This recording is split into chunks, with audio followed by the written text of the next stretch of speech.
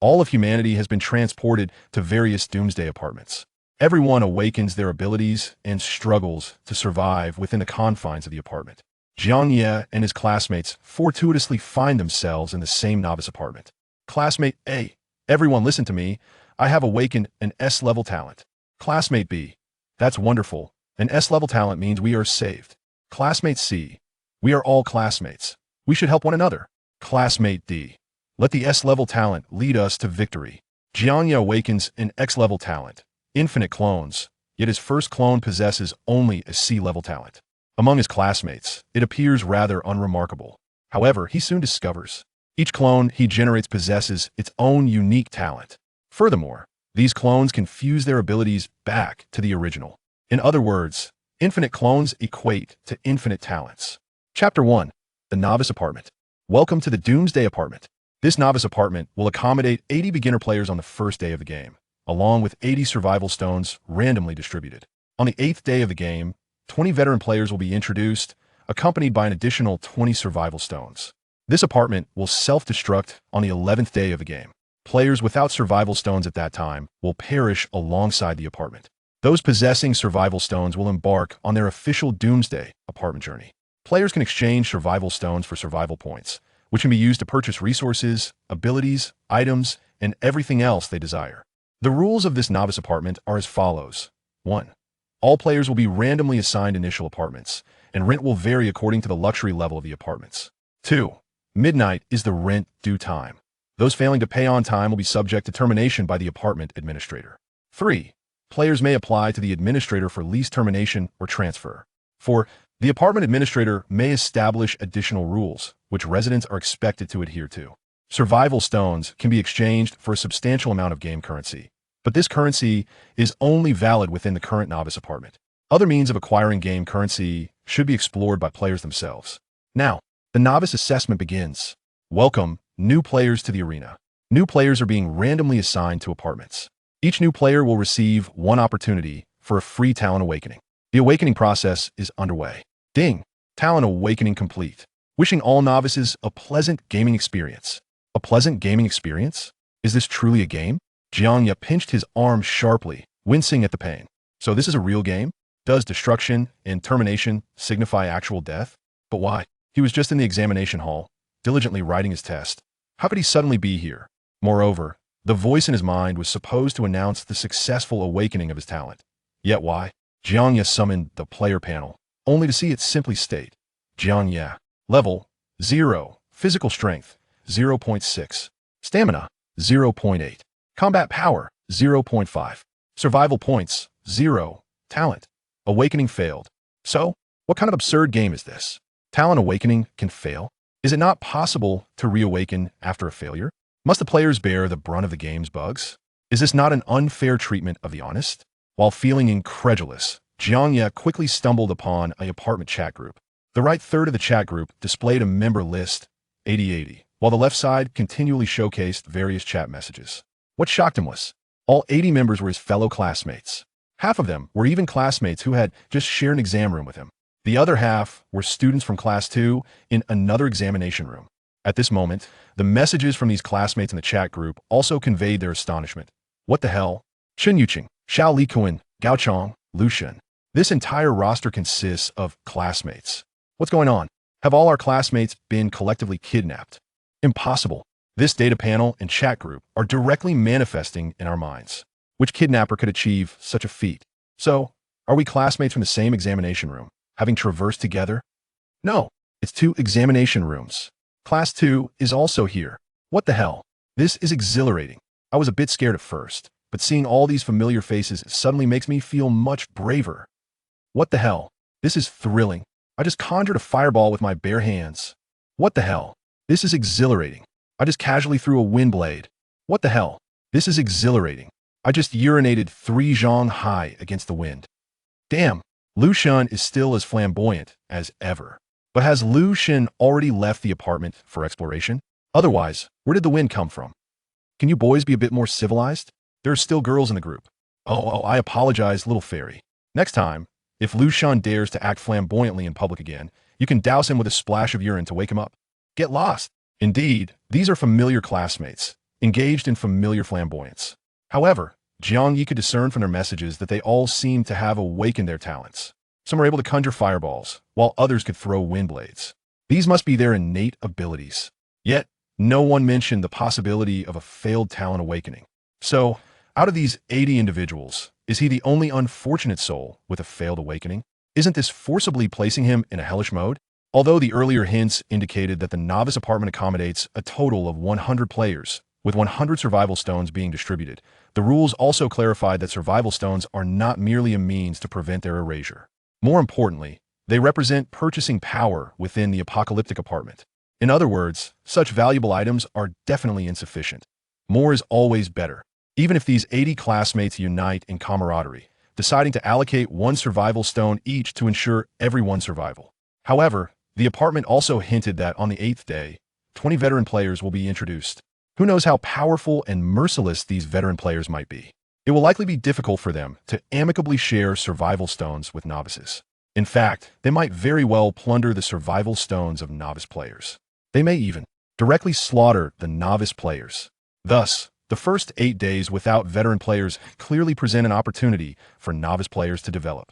Yet, under such circumstances, he finds himself devoid of any talent. This is outrageous. Could it be that he will perish right here in this novice apartment? Jiang Ye felt anxious and had no desire to linger in the group any longer. He switched to the player panel, repeatedly tapping on the talent section while cursing inwardly. Failed awakening. Failed awakening. If I failed, then let me reawaken. What kind of garbage bug is this? Do you dare to believe I would leave a bad review and report it? He was merely venting his frustrations. However, unexpectedly, amidst this tirade, a new prompt echoed in his mind. Ding! Detected that the player's talent awakening has failed. Now arranging for a reawakening of talent. Congratulations, you have awakened the compensatory talent. Infinite clones X. What? They actually reawakened his talent. Does this mean that the tactic of leaving a bad review truly holds some weight? Doge. But what level is this X? Aren't talent levels typically ranked as A, B, C, D, or SSS?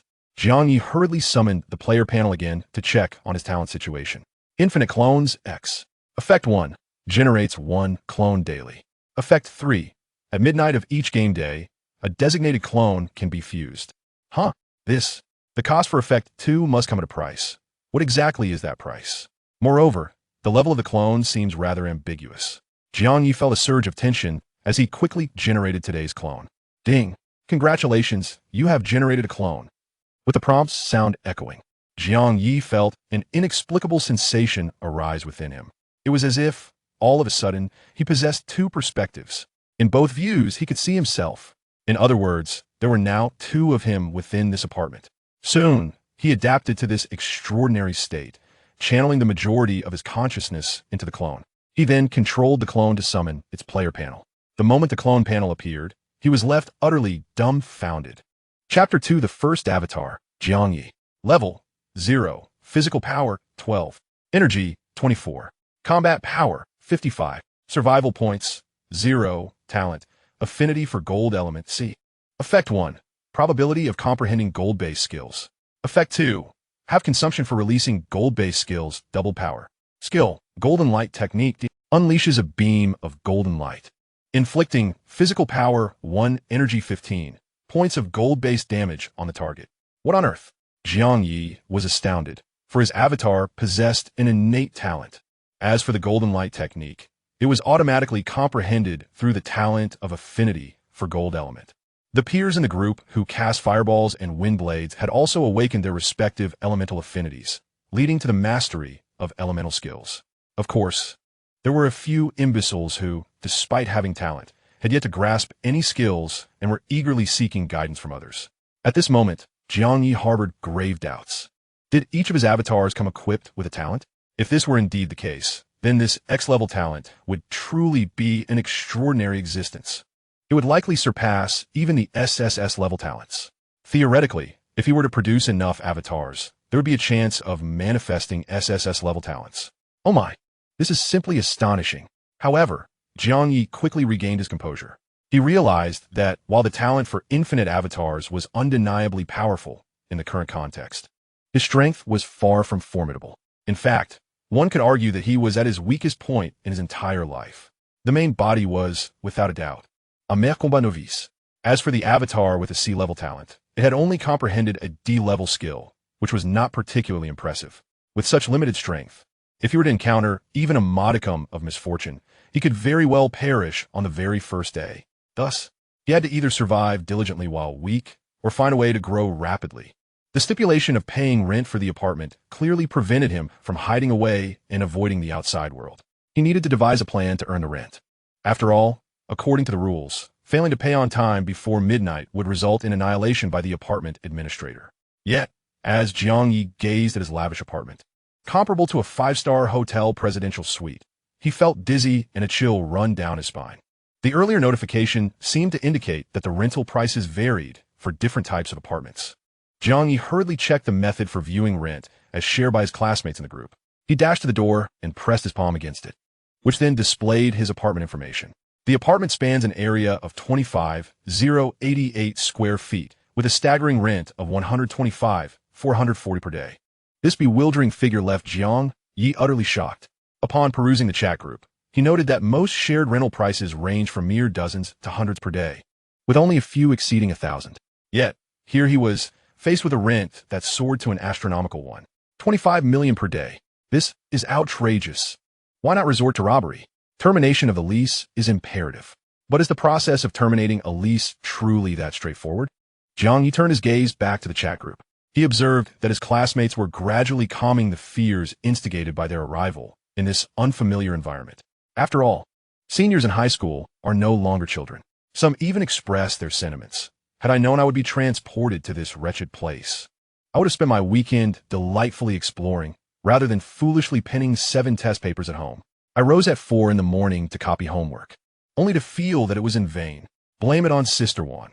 If you had been more resolute in not lending me your notes, I wouldn't have had to copy. Sui Wowan replied, "Is this my fault?" "Just kidding. Don't take it to heart, Sister Wan.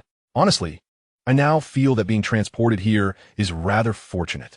No more late-night cramming for tests. No more anxiety over exams. I truly do not wish to return to the grind of senior year. Exactly. No matter how difficult it is here, it cannot possibly be worse than the trials of high school. Aren't you all concerned about our parents? They must be terribly worried about our sudden disappearance. What is there to worry about? Perhaps our parents are participating in their own novice assessments in different apartments. Who knows, once we clear this, we might reunite with them in that so-called doomsday apartment. Indeed, didn't Teacher Yang always say there's no need to overly fret about distant futures? Facing the present with courage is the true answer to life, right? Given the situation, we can only confront it. All right, enough with the constant mention of teachers. There are no teachers here. Our mission is no longer to study, but to conquer this novice apartment. Precisely. Our ultimate goal is to survive until the 11th day, armed with a survival stone. And our immediate priority is to devise a way to earn today's rent. Earning rent and searching for survival stones should be pursued concurrently. Has anyone ventured outside the apartment? Is there danger out there? I peeked outside the apartment door. It resembled a hotel corridor, albeit dimly lit and eerie. I quickly shut the door, too frightened to step out. This won't do. We must eventually venture out to earn rent. Otherwise, if we fail to pay, we will be eradicated tonight. Regrettably, we find ourselves scattered across different apartments. If only we could all be together.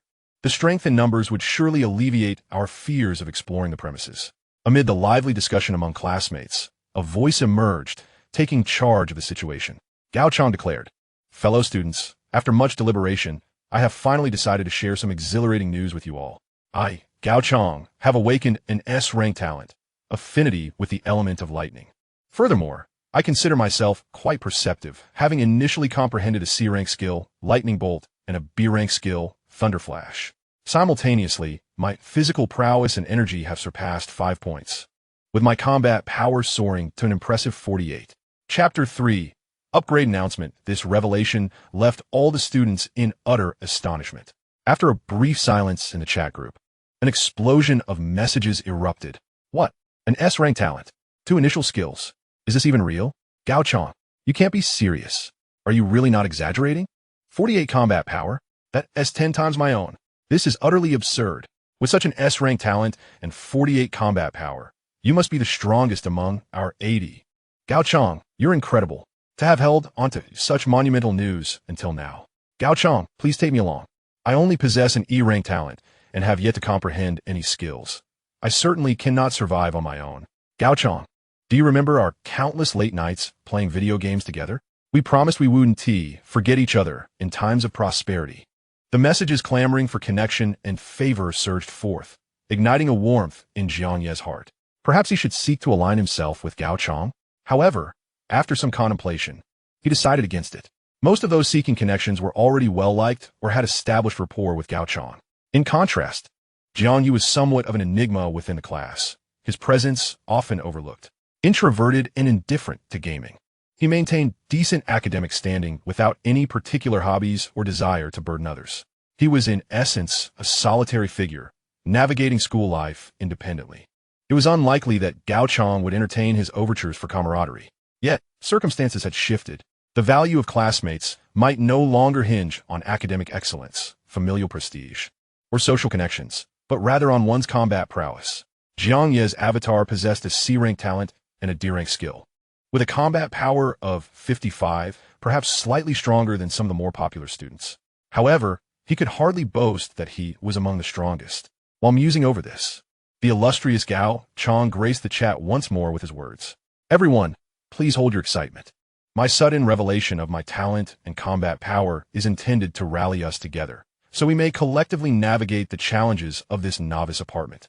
To be candid, I have already departed from my apartment and located the apartment administrator on the first floor. Throughout this journey, I encountered no peril whatsoever. If you all trust my judgment, I believe we could convene at the office of the apartment administrator on the first floor. What do you all think? Upon hearing this, the remaining students were taken aback. Soon, someone responded, that sounds splendid. My rent is a staggering $600. I was just contemplating seeking a refund from the administrator. I too agree with the gathering. When we come together, we can support one another should any danger arise. However, I still feel a bit hesitant to leave the apartment. What should I do? At this moment, Gao Chong interjected. In truth, the corridor outside the apartment is merely dimly lit. There is no real danger. If everyone exits the apartment and heads towards the corridor illuminated by the red light, they will find an elevator. Then, we can simply take the elevator down to the first floor, where we will quickly locate the apartment administrator's reception desk. Moreover, the first floor boasts some unique facilities that everyone can explore. Upon hearing this, the students were instantly filled with enthusiasm. Is that for real? What facilities are available?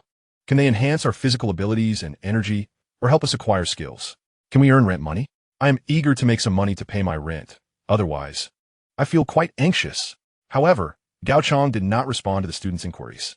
Instead, after a while, a student announced, indeed, Brother Chong was not deceiving us. There was no danger along the way. I've already reached the first floor and reunited with Brother Chong. Moreover, Chong showed me his player panel. His S-tier talent and combat power of 48 are genuine. This revelation prompted other students to quickly affirm, I have successfully reunited too. It truly was just a matter of taking the elevator. There was no danger at all. Subsequently, 3 more students announced that they had joined Gao Chong. The others were immediately filled with eagerness. Is it really that swift? No way. I must take action. All right, I'm heading out of the apartment right now. Brother Chong, wait for me. Wait for me. I will arrive shortly. I have already exited the apartment. There truly is no danger in the corridor. Everyone take note. It seems there is no signal in the elevator preventing the use of the chat group. But do not be alarmed. The elevator descends swiftly and poses no threat. Thus, almost all the students took action, following Gao Chang's advice, and prepared to take the elevator to the first floor to gather. Jiang Ye's avatar stood at the entrance of his luxurious apartment, while his true self reclined comfortably on the sofa. He felt a twinge of hesitation. Should he reunite with Gao Chong? Ultimately, whether to gather or act independently, he still needed to exit the apartment, particularly regarding the matter of vacating the lease. Time is of the essence. Thus, it is imperative for him to make a trip to the apartment manager on the first floor. Judging by the situation in the group, should only 1 or 2 classmates manage to gather, it might be a ruse. However, as more classmates successfully convene, the likelihood of danger diminishes significantly.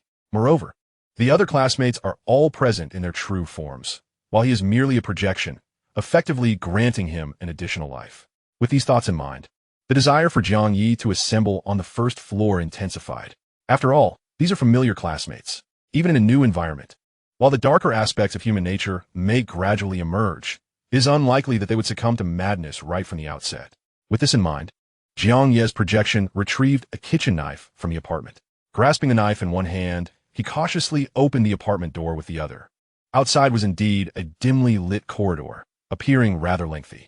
He cautiously peeked left and right, discovering that approximately every 3 meters along the corridor there was a door, presumably corresponding to each apartment room. Each door bore a specific number.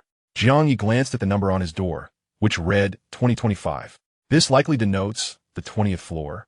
Room 25. It appears that this apartment building is quite tall. Once assured of the absence of danger, Jiang Ye carefully stepped outside his room.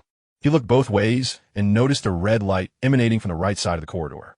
According to Gao Chong, the red light signifies the direction of the elevator. Jiang Ye's projection tightened its grip on the knife and cautiously proceeded towards the glowing red light. Meanwhile, his true self, lying on the sofa in the apartment, monitored the group messages while pondering the situation.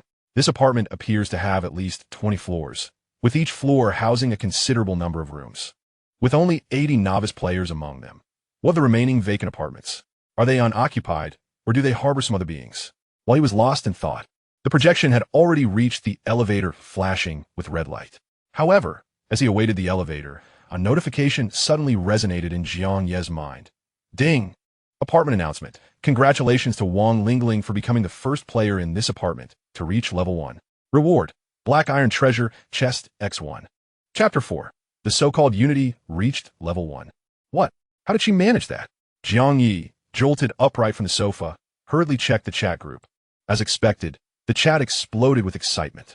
Oh my gosh! Wang Lingling from Class 2? She leveled up to 1. I heard it. I just stepped out of the elevator and was startled by the announcement. Wait, how did Wang Lingling level up? Did she defeat monsters? Does this not imply that the apartment is fraught with danger?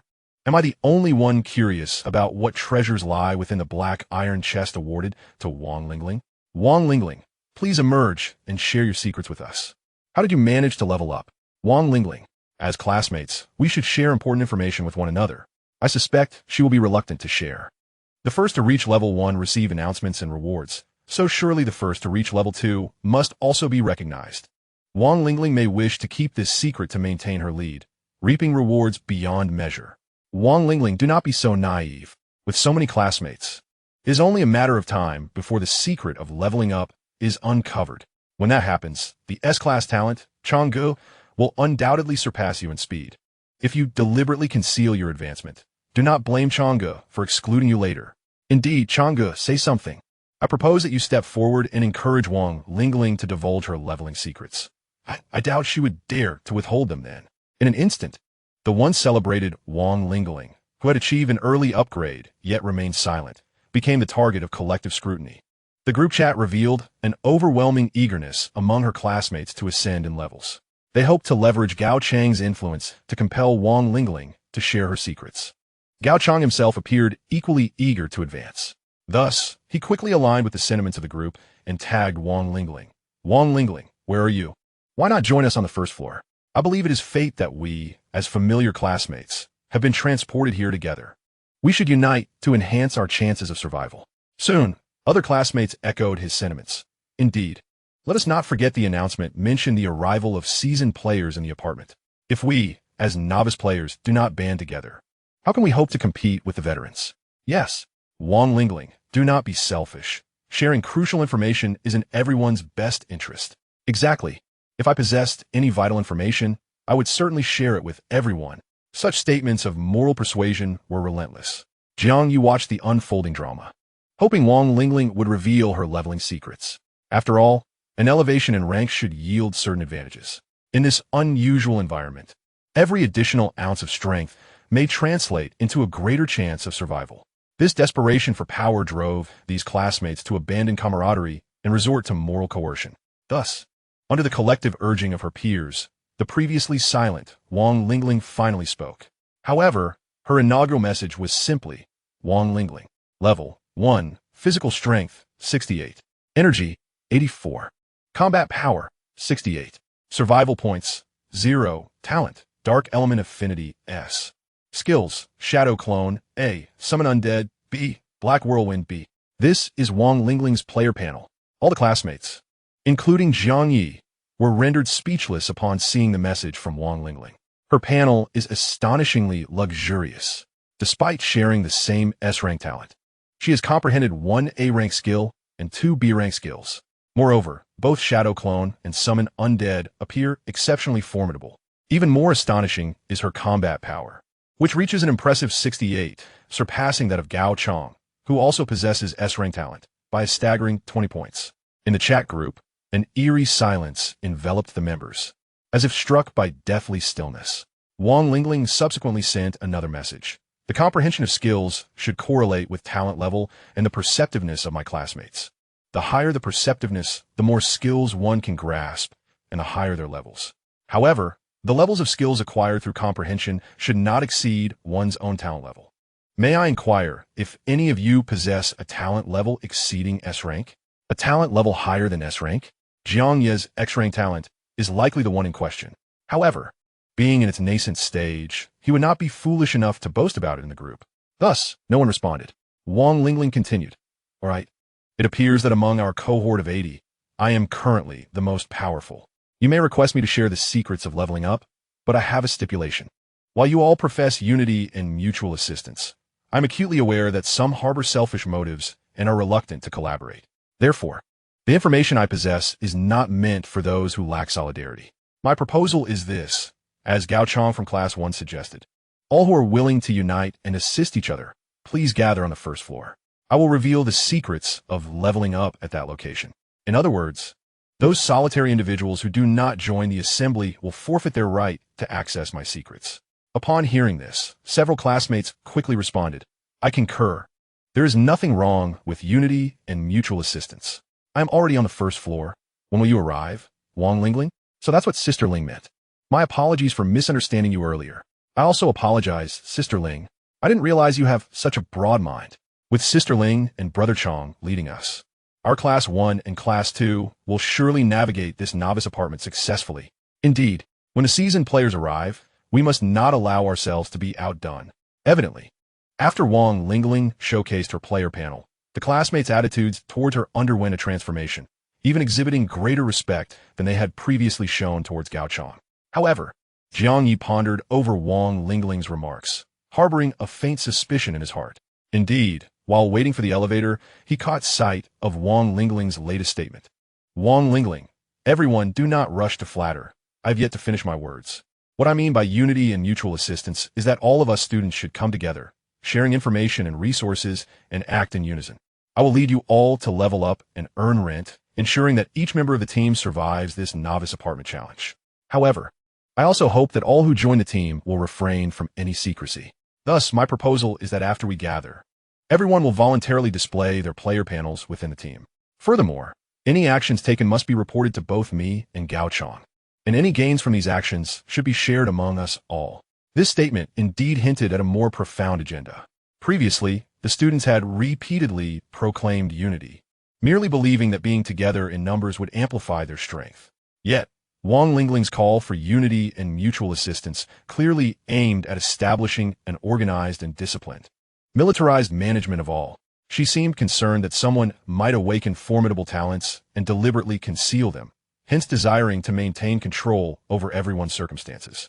Following her address, the other students' reactions were, unsurprisingly, not as enthusiastic as before. Nevertheless, it wasn't long before someone voiced, "That's fine. As long as Sister Ling and Brother Chong are willing to guide me, I am more than willing to heed your words. Displaying the player panel is a given. I have no objections either, but once the organization is formed, there shouldn't be any intentionally dangerous tasks assigned to those of lesser strength. Right?" Gao Chong responded, "Of course not. Our organization is named the Unity and Mutual Assistance Group. Its purpose is to foster better unity and assistance. Let us not overthink it." Now, Sister Ling has already reached the first floor to join us. All of us gathered on the first floor have agreed to Sister Ling's proposition. Those wishing to join the team should hurry over to assemble. If there are any who wish to act alone like a lone wolf, do not expect to invoke the bonds of camaraderie when facing danger, and expect our Unity and Mutual Assistance Group to come to your aid. With such a declaration, those few students aspiring to be free-spirited lone wolves suddenly felt the pressure. Meanwhile, those yet to gather increasingly leaned towards joining the team. Jiang Ye's avatar finally awaited the elevator. With a chime, the elevator doors opened. Chapter 5. An unexpected encounter with classmates. The interior of the opened elevator was a square, cylindrical space. It bore little distinction from an ordinary elevator, save for the dim lighting, which subtly emanated a red glow. After a brief moment of contemplation, Jiang Ye's avatar ultimately stepped into the elevator. In his heart, he certainly had no desire to join any unity and mutual assistance group and be subject to its whims. After all, once such an organization is established, it is invariably the leader who reaps the benefits, while the ordinary members are destined to become mere beasts of burden. When the situation demands, those with lesser strength may very well be cast aside as cannon fodder. Jiang Ye's inherently solitary nature predisposes him to aspire to be a lone wolf. However, it is not difficult to foresee that when Wang Lingling and Gao Chong explicitly propose the formation of a united support group, those who stubbornly refuse to join may very well find themselves marginalized and targeted by the collective. Clearly, only the strong are suited to be lone wolves.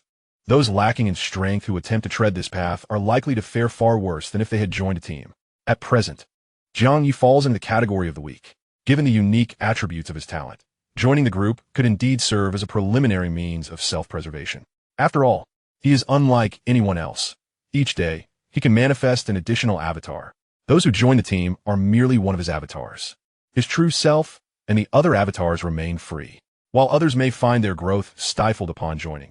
As long as he survives, his strength will incrementally improve each day. Moreover, much like a great hidden presence within the mundane world, if he refrains from joining the team, he will inevitably attract the attention of Wang Lingling and Gao Chong. However, by entering the team with an avatar of C-rank talent, he will likely be perceived as unremarkable, hovering in mediocrity, thereby evading their scrutiny. Thus, his chances of navigating the initial days within the team unscathed are rather promising. Consequently, when the elevator reached the first floor, Jiang Ye had already made his decision. Yet, he found it peculiar. Logically, at this juncture, numerous classmates should be riding the elevator to gather on the first floor. However, the apartment corridor seemed to feature only a solitary crimson elevator. Throughout his descent, Jiang Ye encountered no one else, and the elevator did not stop at any of the floors between 20 and 1. This apartment's elevator surely harbors some mysteries. Nevertheless, the journey itself unfolded without incident. As Jiang Ye stepped out of the elevator, a voice exclaimed, "What the hell?"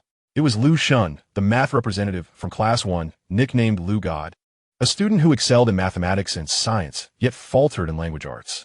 Lu Shun, clearly startled by Jiang Ye's sudden appearance, clutched his chest and exhaled heavily, saying, "Dude, I just came out of the elevator. How did you come out right after me? I thought I was seeing ghosts." He then glanced back at the elevator, adding, "This elevator definitely has issues. There's only this one, and yet we emerged without encountering one another." Just then, the elevator doors opened once more, revealing Bai Rowan from Class 2 stepping out. Her skin was fair, her face round, and her eyes large, embodying a charming blend of gentleness and cuteness typical of a young girl. Although they were not in the same class, it was evident that she was acquainted with the prominent figure, Lu Shun. Upon exiting the elevator, she brightened at the sight of him and exclaimed, "Lu Shun, what brings you to this elevator? Are you waiting for someone?" Lu Shun, being quite affable, promptly replied, "Not waiting for anyone. I just came out of the elevator as well, coincidentally right behind you. I suspect there might be an issue with this elevator." At his remark, Bai Rowan instinctively shrank her neck and retreated behind him, appearing rather apprehensive. It was at this moment that she noticed Jiang Ye and, after a moment as contemplation, spoke up, "You're the one from Class 1. Clearly, she did not recognize Jiang Ye. He introduced himself, Jiang Ye. "Oh right, Jiang Ye." Bai Rowan feigned recollection to cover her embarrassment at not knowing him. Jiang Ye, however, was indifferent and preferred to maintain a low profile, wishing that no one would pay him any mind. Lu Shun, having found no answers regarding the elevator, shrugged and remarked, "Well, if it's problematic, so be it. As long as it's not dangerous, that's what matters. By the way, you two, what are your talents and combat abilities like?" Bai Rowan, evidently gifted, answered without hesitation, "I awakened a B-rank talent of spatial element affinity, and I have comprehended the initial passive skill of personal space." Upon hearing this, both Lu Shun and Jiang Ye were taken aback. After all, in their previous discussions, several classmates had revealed their talents, most of which were elemental affinities like metal, wood, water, fire, earth, as well as wind, lightning, and ice, already quite rare. Wang Lingling's dark affinity talent was particularly exceptional. Some scholars speculated that among elemental affinities, there might also be light attributes. Yet, no one had ever considered the existence of a spatial attribute.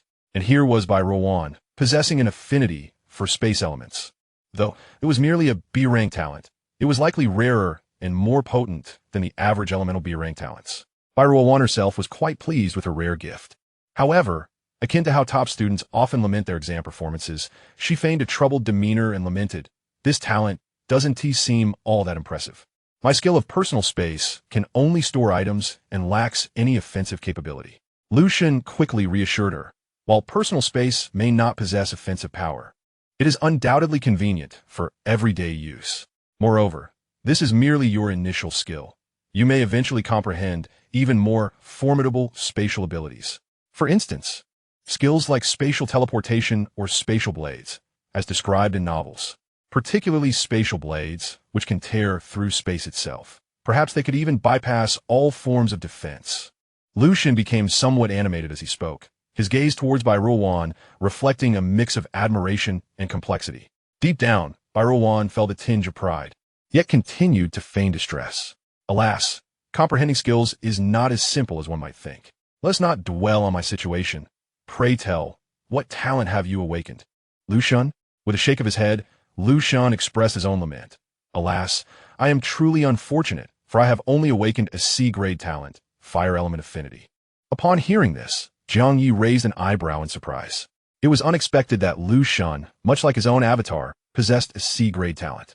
However, it stands to reason that among classmates, those with C-grade talents likely comprise the majority, belonging to that middling tier of mediocrity.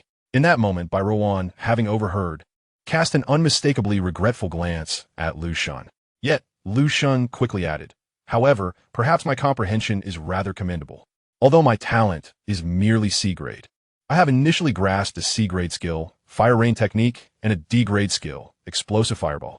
Upon hearing this, both Bai Ruowan and Jiang Ye were taken aback. After all, according to the information shared within their group, most classmates typically comprehend skills that are 1 or 2 grades lower than their talent.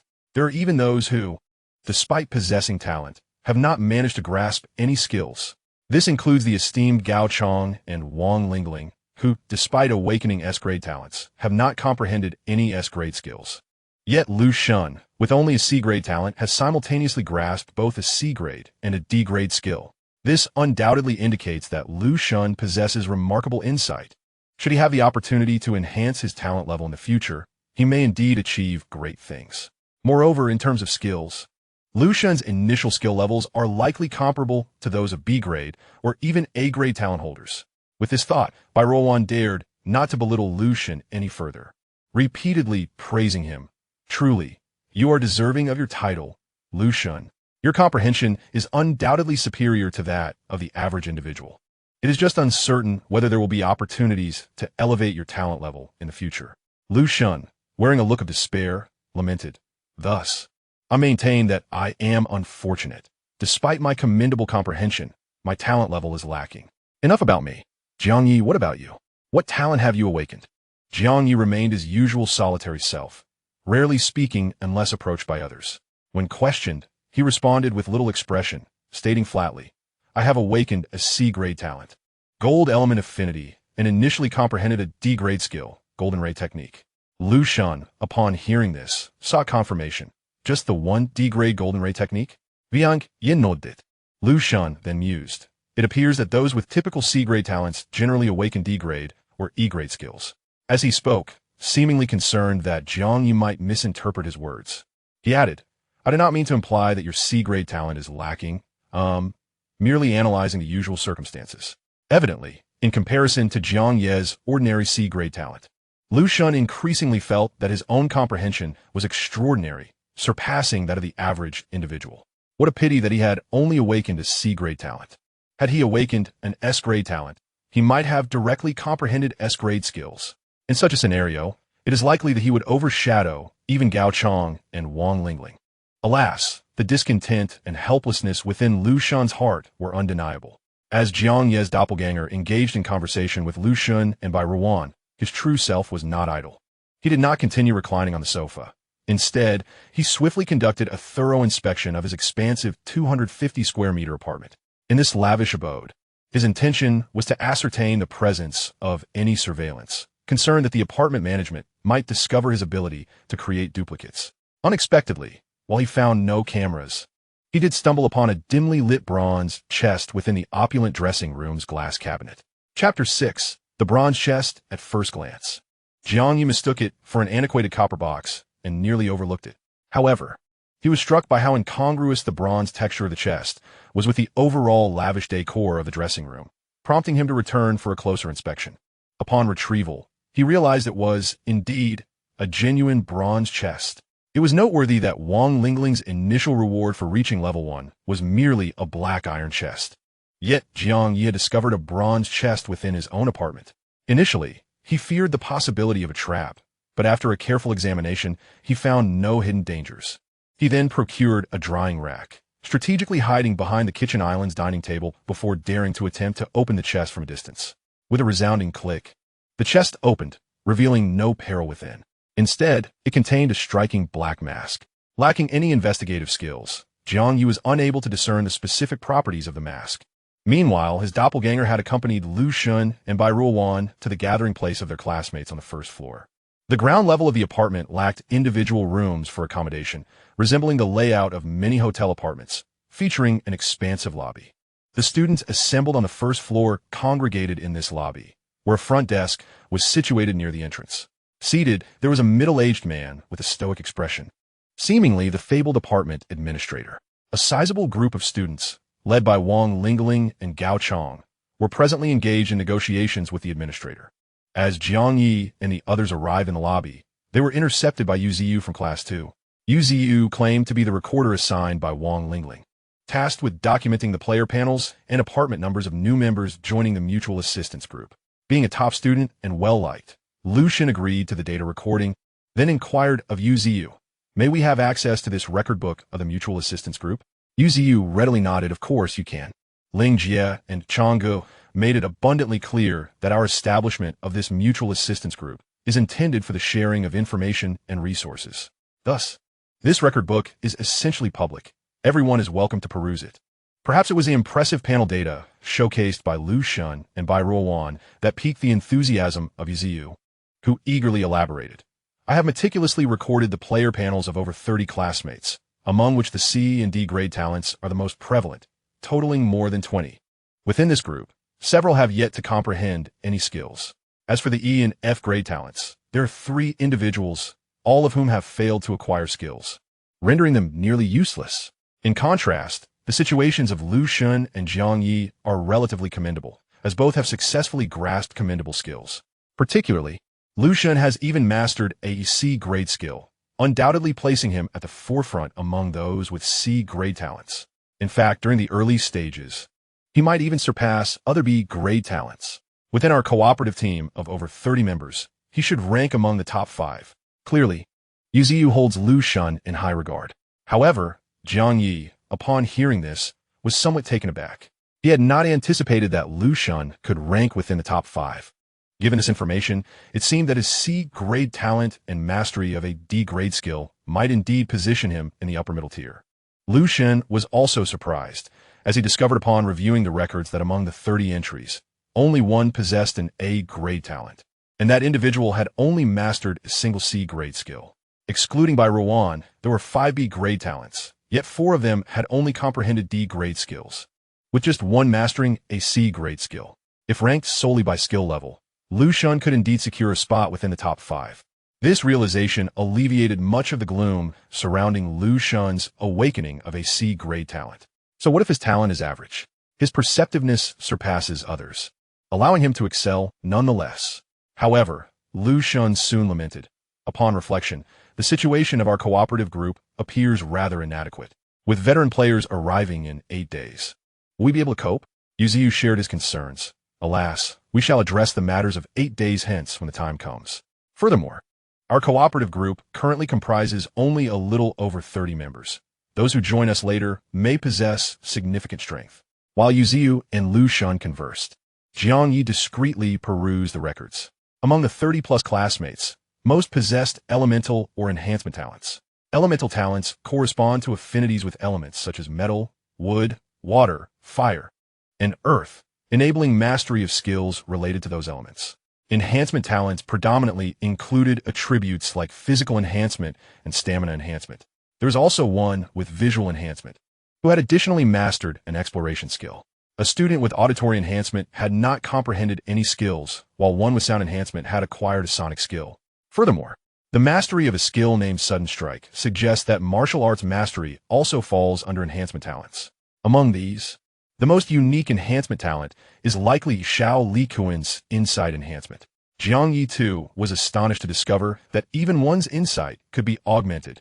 It remains uncertain how many days it will take for him to manifest the talent of enhanced insight. Curiously, despite Awaken's heightened perception, he has yet to grasp any skills. Perhaps he possesses insight without any accompanying talents? If Awaken were to acquire additional talents, he might truly soar to new heights. However, many circumstances remain unclear. No one knows if others can still obtain new talents or if existing talents can be further developed. Regardless, after reviewing the records, Lucian's confidence has notably increased. Yuziu holds him in considerable esteem. By the way, Lucian, have you discovered a black iron chest in your apartment? Upon hearing this, Jiang Ye perked up with interest. Lucian was startled by the inquiry. What do you mean? There are treasure chests in the apartment. I didn't see any. How come no one mentioned this in the chat group? I'm going back to search right now. Hey, Lucian, please don't get too excited. Yuziu chuckled, quickly clarifying that not every apartment has a treasure chest. Among our current group of over 30 individuals, only Su Yubuan from Class 1 has found a black iron chest in her apartment. Inside it was a red fruit, which she hesitated to consume due to concerns it might be poisonous. After bringing it to the mutual aid group, Chen Yuchen used her detection skills and identified it as a spirit fruit that enhances vitality. Both Lingjie and Chang'e exhibited great generosity, showing no intention to claim Su Yubuan's fruit for themselves. Subsequently, Su Yubuan consumed the fruit and immediately increased her vitality attribute by 0.5 points. Other classmates also searched upon returning, but they found no treasure chests in their apartments. Thus, Chang'e speculated that the probability of treasure chests appearing is likely very low. However, each floor of the apartment contains numerous rooms, and as novice players, we occupy 80 of those rooms. Therefore, it is possible that scattered treasure chests await discovery in other apartments. Upon hearing this, Lucian's mind began to race with possibilities. Yet, other apartments might also harbor dangers, right? Could Wang Lingling's advancement involve battling monsters in other apartment rooms? Well, Yuziu shook her head, noting that Lingjie has yet to reveal her secrets regarding leveling up, indicating she will clarify everything when everyone is present. However, from what I gather, it seems her progression does not involve exploring monster-infested apartment rooms. Moreover, it appears she cannot level up to level 2 in the short term. She's also curious about the conditions in other apartments, which is why she is currently negotiating with the apartment administrator. If it is confirmed that there are no dangers, Lingjie will likely arrange for someone to specifically explore the apartment rooms in search of more treasure chests. At this point, Jiang Ye, who had been relatively silent, suddenly inquired, "Are all the items within those treasure chests useful? Could there be hidden dangers within?" Upon hearing this, Yuzu scrutinized Jiang Ye and countered with a question. "Why? Have you discovered a treasure chest in your apartment room as well?" Jiang Ye hurriedly shook his head, expressing no. "I merely feel that the apartment we have been transported to should inherently possess some dangers. Yet, up to this moment, it seems we have encountered none." Lu Shun, standing nearby, nodded in agreement, indeed. The previous hints clearly referred to this as an apocalyptic apartment. One would expect that with the term apocalypse involved, there should be numerous perils, akin to a biochemical crisis. However, we have yet to face any threats. Bai Ruan, with an innocent demeanor, remarked, "But this is merely a novice apartment. It's quite normal for a novice apartment to lack danger, isn't it?" Yuziu also nodded precisely. "Moreover, we are not entirely devoid of risks. Did the earlier hints not mention that failing to pay rent would result in annihilation?" At this juncture, he turned to Jiang Ye. "Jiang Ye, your room number is 2025, which is on the 20th floor, correct?" Jiang Ye confirmed yes. Yuziu continued, "That makes your room the highest on my records. What is your daily rent?" After a moment of silence, Jiang Ye did not conceal the truth. The rent exceeds 1.25 million. Upon hearing this figure, Yuziu by Ruan and Lu Shun were rendered utterly speechless. Bai Ruowan exclaimed, "So expensive. I thought the rental fees in our group that were in the thousands were already outrageous. Yours is in the tens of thousands." She stammered, "You must withdraw from the lease." Jiang Ye nodded. However, before he could speak, Yu Ziyu solemnly stated, "Given your situation, withdrawing from a lease may not be as simple as it appears." Chapter 7. A Fortune of Inheritance. Some classmates had already inquired with the apartment administrator regarding the process of lease withdrawal. Here, the rules dictate that if one wishes to withdraw in the morning, a penalty of 50 of the rent must be paid. In the afternoon, the penalty rises to 80. After 10 p.m., the withdrawal channel closes, requiring a payment of 100 of the rent. With such a high rental fee, accumulating half of it, which amounts to 60,000 as a penalty in the morning, is nearly impossible. If you delay until the afternoon, the 80 penalty will soar to a staggering 100,000. Your rent alone surpasses the combined total of the other 79 individuals. Yu Ziyu appeared conflicted, struggling to articulate his thoughts. Lu Shun and Bai Ruowan discerned the unspoken implications in his silence. Jiang Ye's predicament could very well lead to his annihilation on the very first day due to an inability to pay rent. Bai Ruowan, being soft-hearted, instinctively thought, "The mutual aid group has strength in numbers. They should be able to assist Jiang Ye in gathering the penalty for withdrawal, right?" Yet, these words remained unvoiced. Though her heart was tender, she understood that in such an environment, one cannot be overly altruistic. The penalties of 60,000 and 100,000 are no trivial sums. As Yu Ziyu pointed out, Jiang Ye's rent exceeds that of all 79 others combined. To assist Jiang Ye in this situation would likely require a significant sacrifice from all members. But why should they bear such a burden? They are merely classmates, not Jiang Ye's parents. The mutual aid group is just that, mutual assistance, not charity. Moreover, Jiang Ye's talents and skills are not of paramount importance, and his social connections are rather average. Bai Ruowan is well acquainted with the students from both classes, yet she fails to remember Jiang Ye. Thus, in this context, it is unlikely that anyone would agree to assist Jiang Ye. Consequently, Bai Ruowan remained silent, pretending not to comprehend the unfinished words of Yu Ziyu. Lu Shun shared a similar mindset, believing that it was not his unwillingness to help, but rather that Jiang Ye's rent was exorbitantly unreasonable. Upon hearing Yu Ziyu's words, Jiang Ye felt a slight unease, fearing that he might not survive even the first day due to his inability to pay rent. Nevertheless, he maintained a calm demeanor. After a brief moment of contemplation, his alter ego proposed an idea. "I recall a previous hint mentioning that survival stones can be exchanged for game currency. If I can locate a survival stone, perhaps I could exchange it for a substantial amount of game currency and manage to pay this outrageous rent." This is indeed a promising thought. However, Yu Ziyu furrowed his brow and responded, "Yet, the previous hint also stated that with 100 players, there would be 100 survival stones.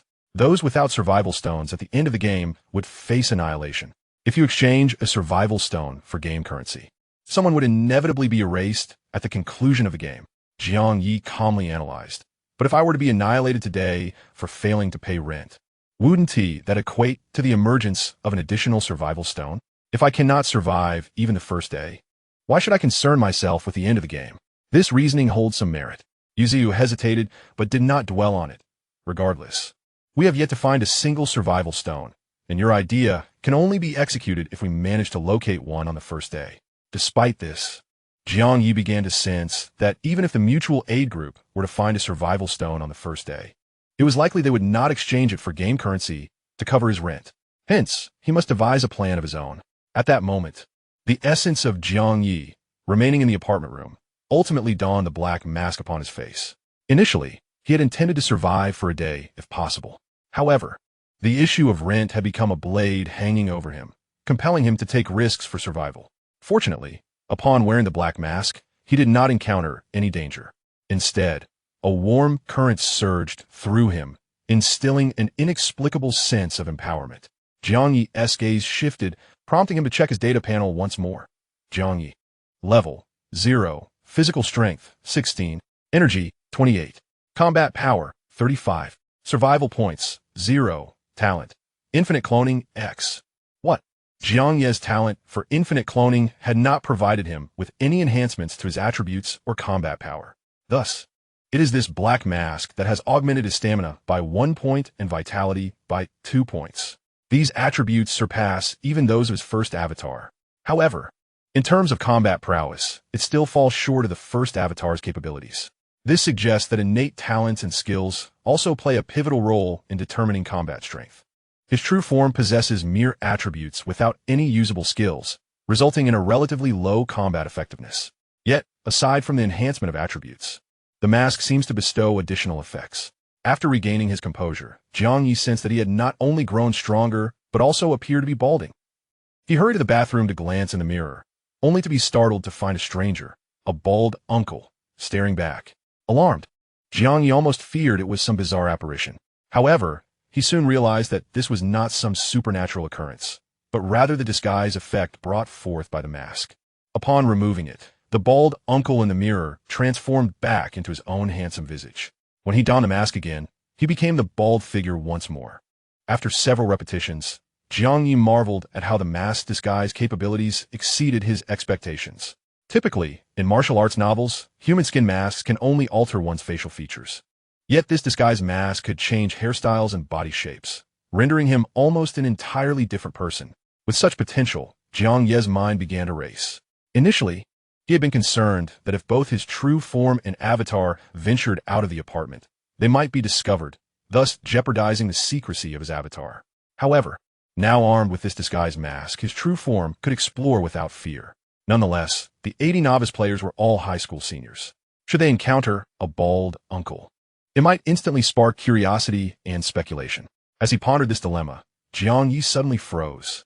He had just realized that the bald uncle in the mirror had vanished. Raising his hand to touch his face, he discovered that he had become invisible.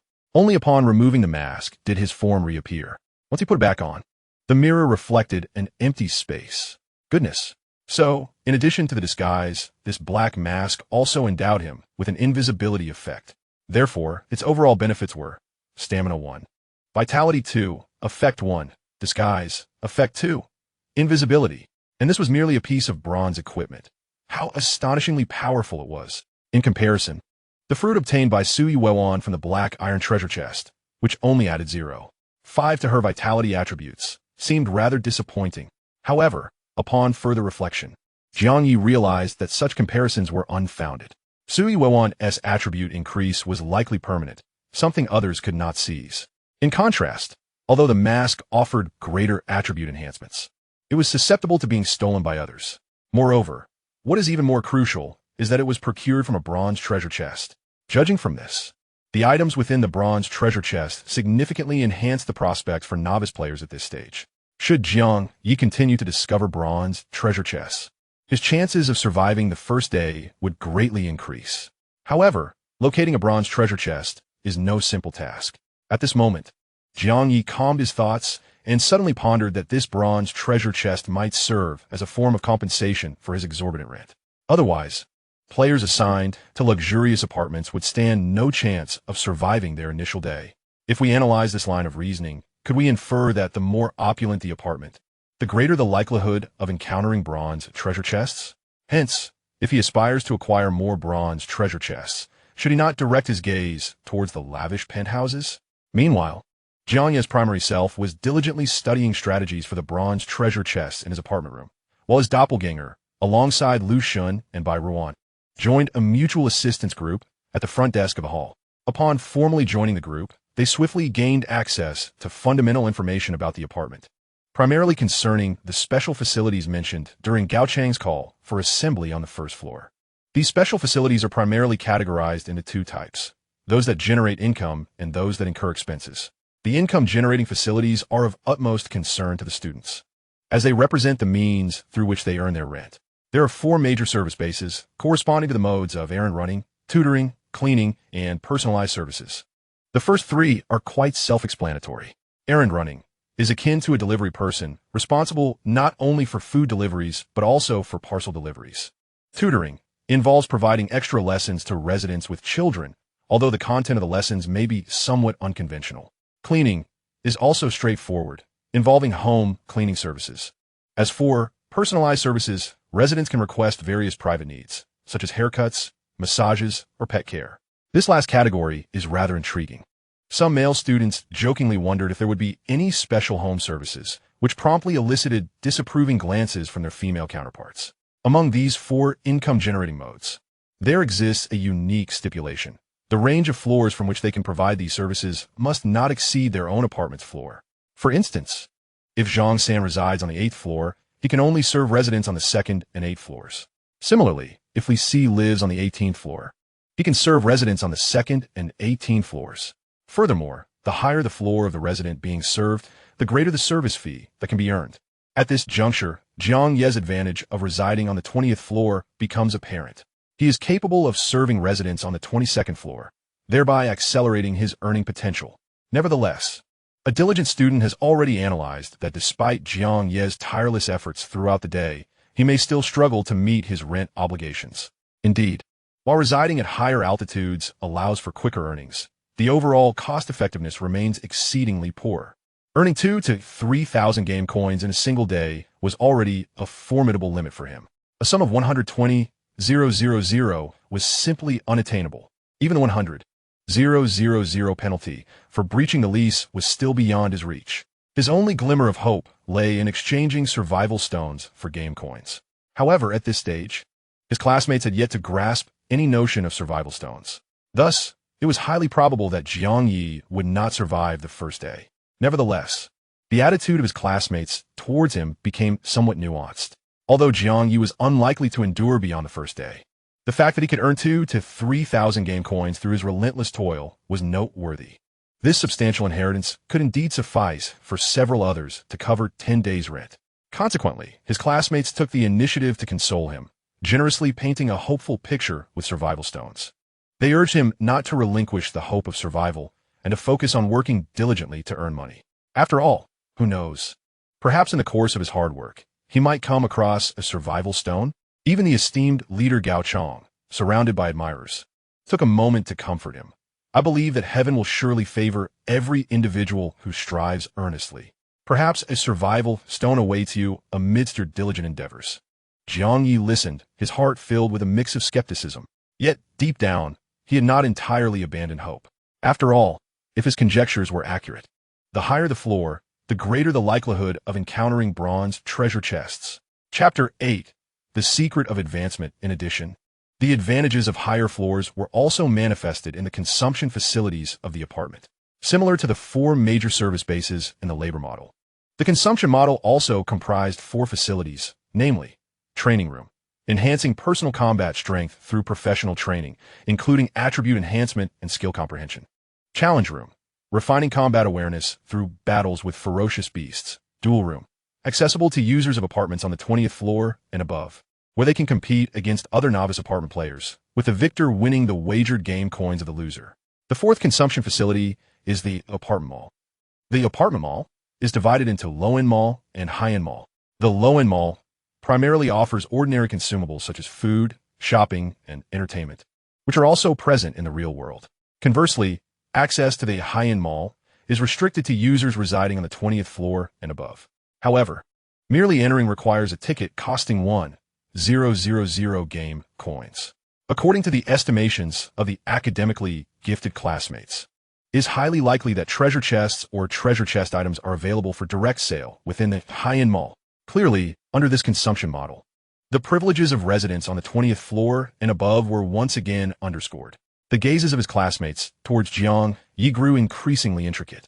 Wang Lingling, an elegant glasses-clad lady exuding a mature charm reminiscent of Heiji Hattori from Detective Conan, pushed her glasses up and directly analyzed. The entire setting of the apartment facilities is evidently guiding players to reside on higher floors. Due to the rapid financial gains associated with higher floors, players are afforded a more upscale consumption experience, which significantly benefits their development. However, based on my analysis, players will require a few days of accumulation before they can aspire to reside on the uppermost levels. Otherwise, as in the case of Jiang Ye, who occupied a high floor on the very first day, affording the rent would prove exceedingly challenging. With this thought, she turned her gaze towards Jiang Ye, calmly reassuring him. But rest assured, Jiang Ye, the primary intention behind establishing our mutual aid group is to ensure that everyone can survive. If we find a survival stone on the first day, and you genuinely cannot pay your rent, I am willing to exchange it for game currency to assist you in covering your rent for that initial day. Wang Lingling spoke with utmost conviction, her demeanor serious, leaving the entire A group somewhat perplexed. Some students pondered, is it really wise to waste a survival stone just to help Jiang Ye pay his rent? If someone truly finds a survival stone, wouldn't Jiang Ye be benefiting without merit? That hardly seems fair. Jiang Ye perceptively sensed their scrutinizing gazes. Wang Lingling noticed this as well and promptly added, however, this mutual aid group is not a charitable organization. Helping you pay your rent is to ensure your survival. But I hope you will strive to repay that amount later. Furthermore, if our group consists of 80 members and we only manage to gather 79 survival stones, the individual who ultimately misses out on a survival stone will be you. I hope you can comprehend this. Naturally, if an opportunity arises to seize a survival stone from an experienced player, we will certainly assist you. After all, the foundation of our mutual aid group is to ensure that all students can endure, and we will not easily abandon you. Wang Lingling spoke with sincerity. Yet Jiang Ye, inherently aloof, remained unmoved, finding the rhetoric of this girl from class too impressively sophisticated. On one hand, she had pacified this top-tier laborer, ensuring that he would diligently toil on the first day to amass a significant inheritance. On the other hand, she had successfully endeared herself to the group. Her words were not solely directed at him. They were primarily aimed at the members of the mutual aid group. These 18-year-olds, still relatively inexperienced in the world, would likely be deeply touched by her sentiments. Coupled with a sense of competitive spirit, they would undoubtedly become increasingly devoted to her guidance. Gao Chong probably sensed that Wang Lingling's standing within the mutual aid group far surpassed his own, prompting him to quickly inquire, is there anyone among us, aside from Jiang Ye, who is facing pressure to pay rent? Sui Wan, are you all right with your rent exceeding 2,000? Su Wang, an academic achiever with a rather independent personality, disliked burdening others. After a moment as contemplation, she stubbornly replied, if I manage my time well, I should be fine. Gao Chong nodded. Indeed, we need to act swiftly. It serves no purpose for so many of us to wait around for everyone to gather. In my opinion, we should split up and take action now. The Wanderer Fish shall remain here to welcome the new members joining the mutual aid group. Meanwhile, the other students can promptly set about earning game currency. Upon hearing this, the students nodded in agreement, exclaiming, indeed, we can no longer afford to dawdle. It is time for us to earn money. Although I could easily earn my rent today, I yearn to accumulate more wealth, enhancing my capabilities through the consumption model. I feel the same. I haven't even grasped my skills yet. I am eager to experience the training room for skill comprehension. Sigh. Previously, I thought studying was arduous. But now I realize that money is paramount. Earn money. Earn money. However, one student promptly reminded, but Sister Ling has yet to reveal the secrets of leveling up. At that moment, Wang Lingling decided to share, stating, everyone has exited their respective apartments, all heading towards the corridor illuminated by red light, where they found the red light elevator. I wonder if any student has ventured in the opposite direction of the red light? Upon raising this question, Lu Shun immediately replied, I have walked in that direction. However, the deeper I ventured, the darker it became. Eventually, I could not see my hand before my face, nor could I discern the apartment doors or their numbers. Fearing hidden dangers, I swiftly turned back. Soon, other students echoed, I also ventured a bit, found it too dark, and quickly turned back. Could it be that Sister Ling encountered danger while exploring that direction and then leveled up by defeating monsters? Sister Ling, how formidable were the monsters you faced? For those of us with lower combat power, it seems unlikely we can hope to level up anytime soon. Wang Lingling's expression grew serious as she explained, indeed, I achieved my level up while exploring that direction. However, I do not truly understand what transpired. Like Lu Shun, I walked for a while, but found it excessively dark and dared not proceed further. The difference is that I possess an A-grade skill of shadow clone. Thus, I dispatched my shadow clone to continue the exploration. Lacking the perspective of my clone, I remain unaware of its experiences. When I suddenly received the notification of leveling up to level 1, I was quite astonished. Yet, it weighed heavily on me that shortly after my upgrade, my shadow clone perished. Should I wish to employ this skill again, I fear I must wait until tomorrow. At this juncture, Wang Lingling's expression revealed a hint of pain. The shadow clone was meant to be her formidable ally, yet it met its end during the exploration of the corridor. She felt that the loss could not be compensated by the upgrade or the reward of the black iron treasure chest. Haichong pondered for a moment before curiously inquiring, I wonder how much combat power your shadow clone possessed. Wang Lingling pursed her lips and solemnly replied, conservatively estimated, it had nearly 20 combat power. Hiss. Upon hearing this, the students gathered at the assembly point collectively gasped in astonishment. To my astonishment, Wang Lingling's mere avatar surpasses them by 4 or 5 times in strength. The critical point is that this avatar ultimately perished. Had they ventured further down that corridor, they would have likely met their demise without a chance for advancement. Moreover, it seems nearly impossible for Wang Lingling to ascend to level 2 now. Lu Shun, filled with trepidation, remarked, "Goodness. Fortunately, I had an inkling of foreboding and turned back in time. Otherwise, I might have met my end." However, scarcely had he voiced his reflections when a piercing scream erupted among the classmates. "Did you call for a soul? Ding dang. You nearly startled me to death." "Indeed. Ding dang, what are you shouting about?" The classmates turned their attention to Ding Dang from Class 2, who appeared pallid and terrified. "You all need to look at the chat group." "The chat group? I haven't seen anything extraordinary in the discussions." "Good grief. It's not the discussions, it's the member list. Look at the member list. It has changed from 8080 to 7880. What? This means 2 individuals have gone offline." "Offline? How could they go offline? I haven't seen anywhere to exit the game." "Are you foolish? Going offline typically signifies death. So just now we lost 2 classmates." "No, it can't be. Are they really gone?" "It's Fan Yuhang and Shin Yuan from Class 2. They must have ventured towards the corridor's red light and were consumed by some monstrous creature." "Please, stop speaking. It's unnerving. Thank goodness we formed a mutual aid group. Otherwise, I would be too frightened to leave my house upon seeing the reduced member list. However, when we undertake errands to earn rent, could we also encounter danger?" Upon uttering this, the once enthusiastic classmates, eager to work, were suddenly filled with apprehension. Meanwhile, as Gao Chong and Wang Lingling attempted to soothe the crowd, Jiang Ye felt a weight in his heart. In truth, when he learned of Wang Lingling's advancement, a thought crossed his mind. He suspected that Wang Lingling might have attained level 1 through the act of killing. Although he knew she had not committed murder, it was possible that Fan Yuhang and Chen Yuan had fallen victim to another classmate. After all, among those who had not gathered, some might speculate that Wang Lingling advanced through violence. Such thoughts could lead to corresponding actions. Nonetheless, this was merely Jiang Ye's conjecture. At that moment, a slightly plump girl among the classmates, her eyes reddened with tears, spoke with a quivering voice. "Fan Yuhang might have met with an accident while exploring the corridor. But Chen Yuan was my dearest friend. She is exceedingly timid. I truly cannot fathom her daring to explore the corridor like Lingjie, Lu Shun, and the others." Upon hearing this, Lu Shun's expression shifted dramatically. He immediately adopted a grave demeanor and thoughtfully analyzed.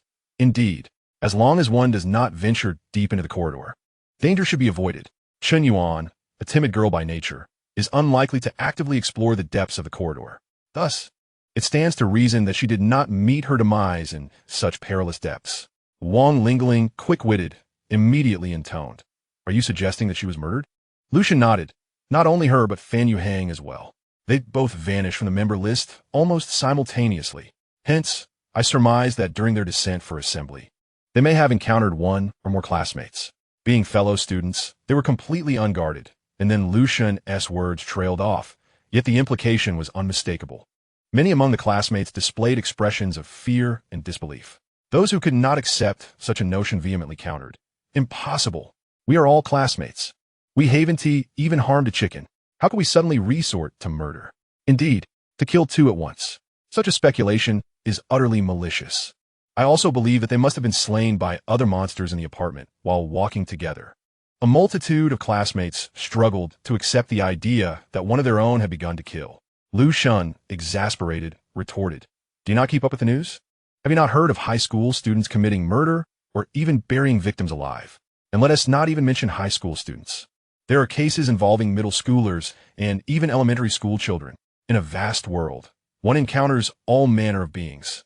Such realities exist in society. And in this apocalyptic apartment, the issues will only be magnified. You are incredibly naive. To label my reasonable conjecture as malicious is simply." Lu Shun was at a loss for words. However, Wang Lingling suddenly interjected, calming the classmates. "Lu Shun's analysis does possess merit, yet the thoughts of the classmates are also quite understandable. However, as the saying goes, One should harbor no intent to harm while remaining vigilant against potential threats. I hope that no student in our mutual aid group will take the initiative to kill. Simultaneously, I urge everyone to keep a watchful eye on each other to avoid being harmed by those they trust. I believe that should you indeed face malevolent attacks from a classmate, you can promptly leave the details of the assailant in the chat group. Thus, even in the face of misfortune, our mutual aid group can assist in seeking retribution. Wang Lingling's words were thoughtful and successfully swayed a number of hearts. Gao Chang, seizing the moment to assert his presence, expressed his willingness to accompany Wang Lingling to investigate the causes of death for Fan Yuhang and Shen Yuan. If they could locate the bodies, perhaps they could discern whether the cause of death lay at the hands of a classmate or a monster. However, Wang Lingling calmly shook her head. We can only reach the floor where our own apartment is situated. And if the floor where Chen Yuan and Fan Yuhang met their end is above us, we will have no opportunity to discover the bodies. Instead of dedicating our time to uncovering the cause of death through a morbid investigation, it would be far more prudent for each of you to remain vigilant while working on your respective floors. Should anyone happen upon the bodies of the two individuals, we can analyze the circumstances surrounding their demise at that juncture. This assertion holds considerable merit. Gao Chang's expression momentarily faltered. He contemplated voicing that since Jiang Ye could access the upper floors, he should undertake the investigation himself. However, Wang Lingling, seemingly attuned to his thoughts, interjected. While Jiang Ye is indeed capable of probing the cause of death, his time is better spent generating income, thereby creating greater value. Furthermore, we have already squandered ample time. It is imperative that we act swiftly to ensure today's rent is settled without delay.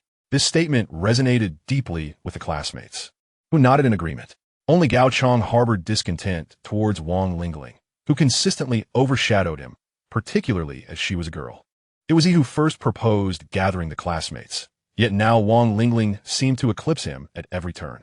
The atmosphere between these two formidable individuals was evidently delicate. Nevertheless, Jiang Ye remained unfazed. At this moment, his doppelganger was finally afforded the opportunity to take action. Among the 4 service bases, he opted for the role of a cleaner, as this position would allow him to leverage his advantage of operating for the higher floors to its fullest extent. Firstly, the tutoring position was not even a consideration. After all, this apocalyptic apartment was not a place for mundane subjects like language or mathematics.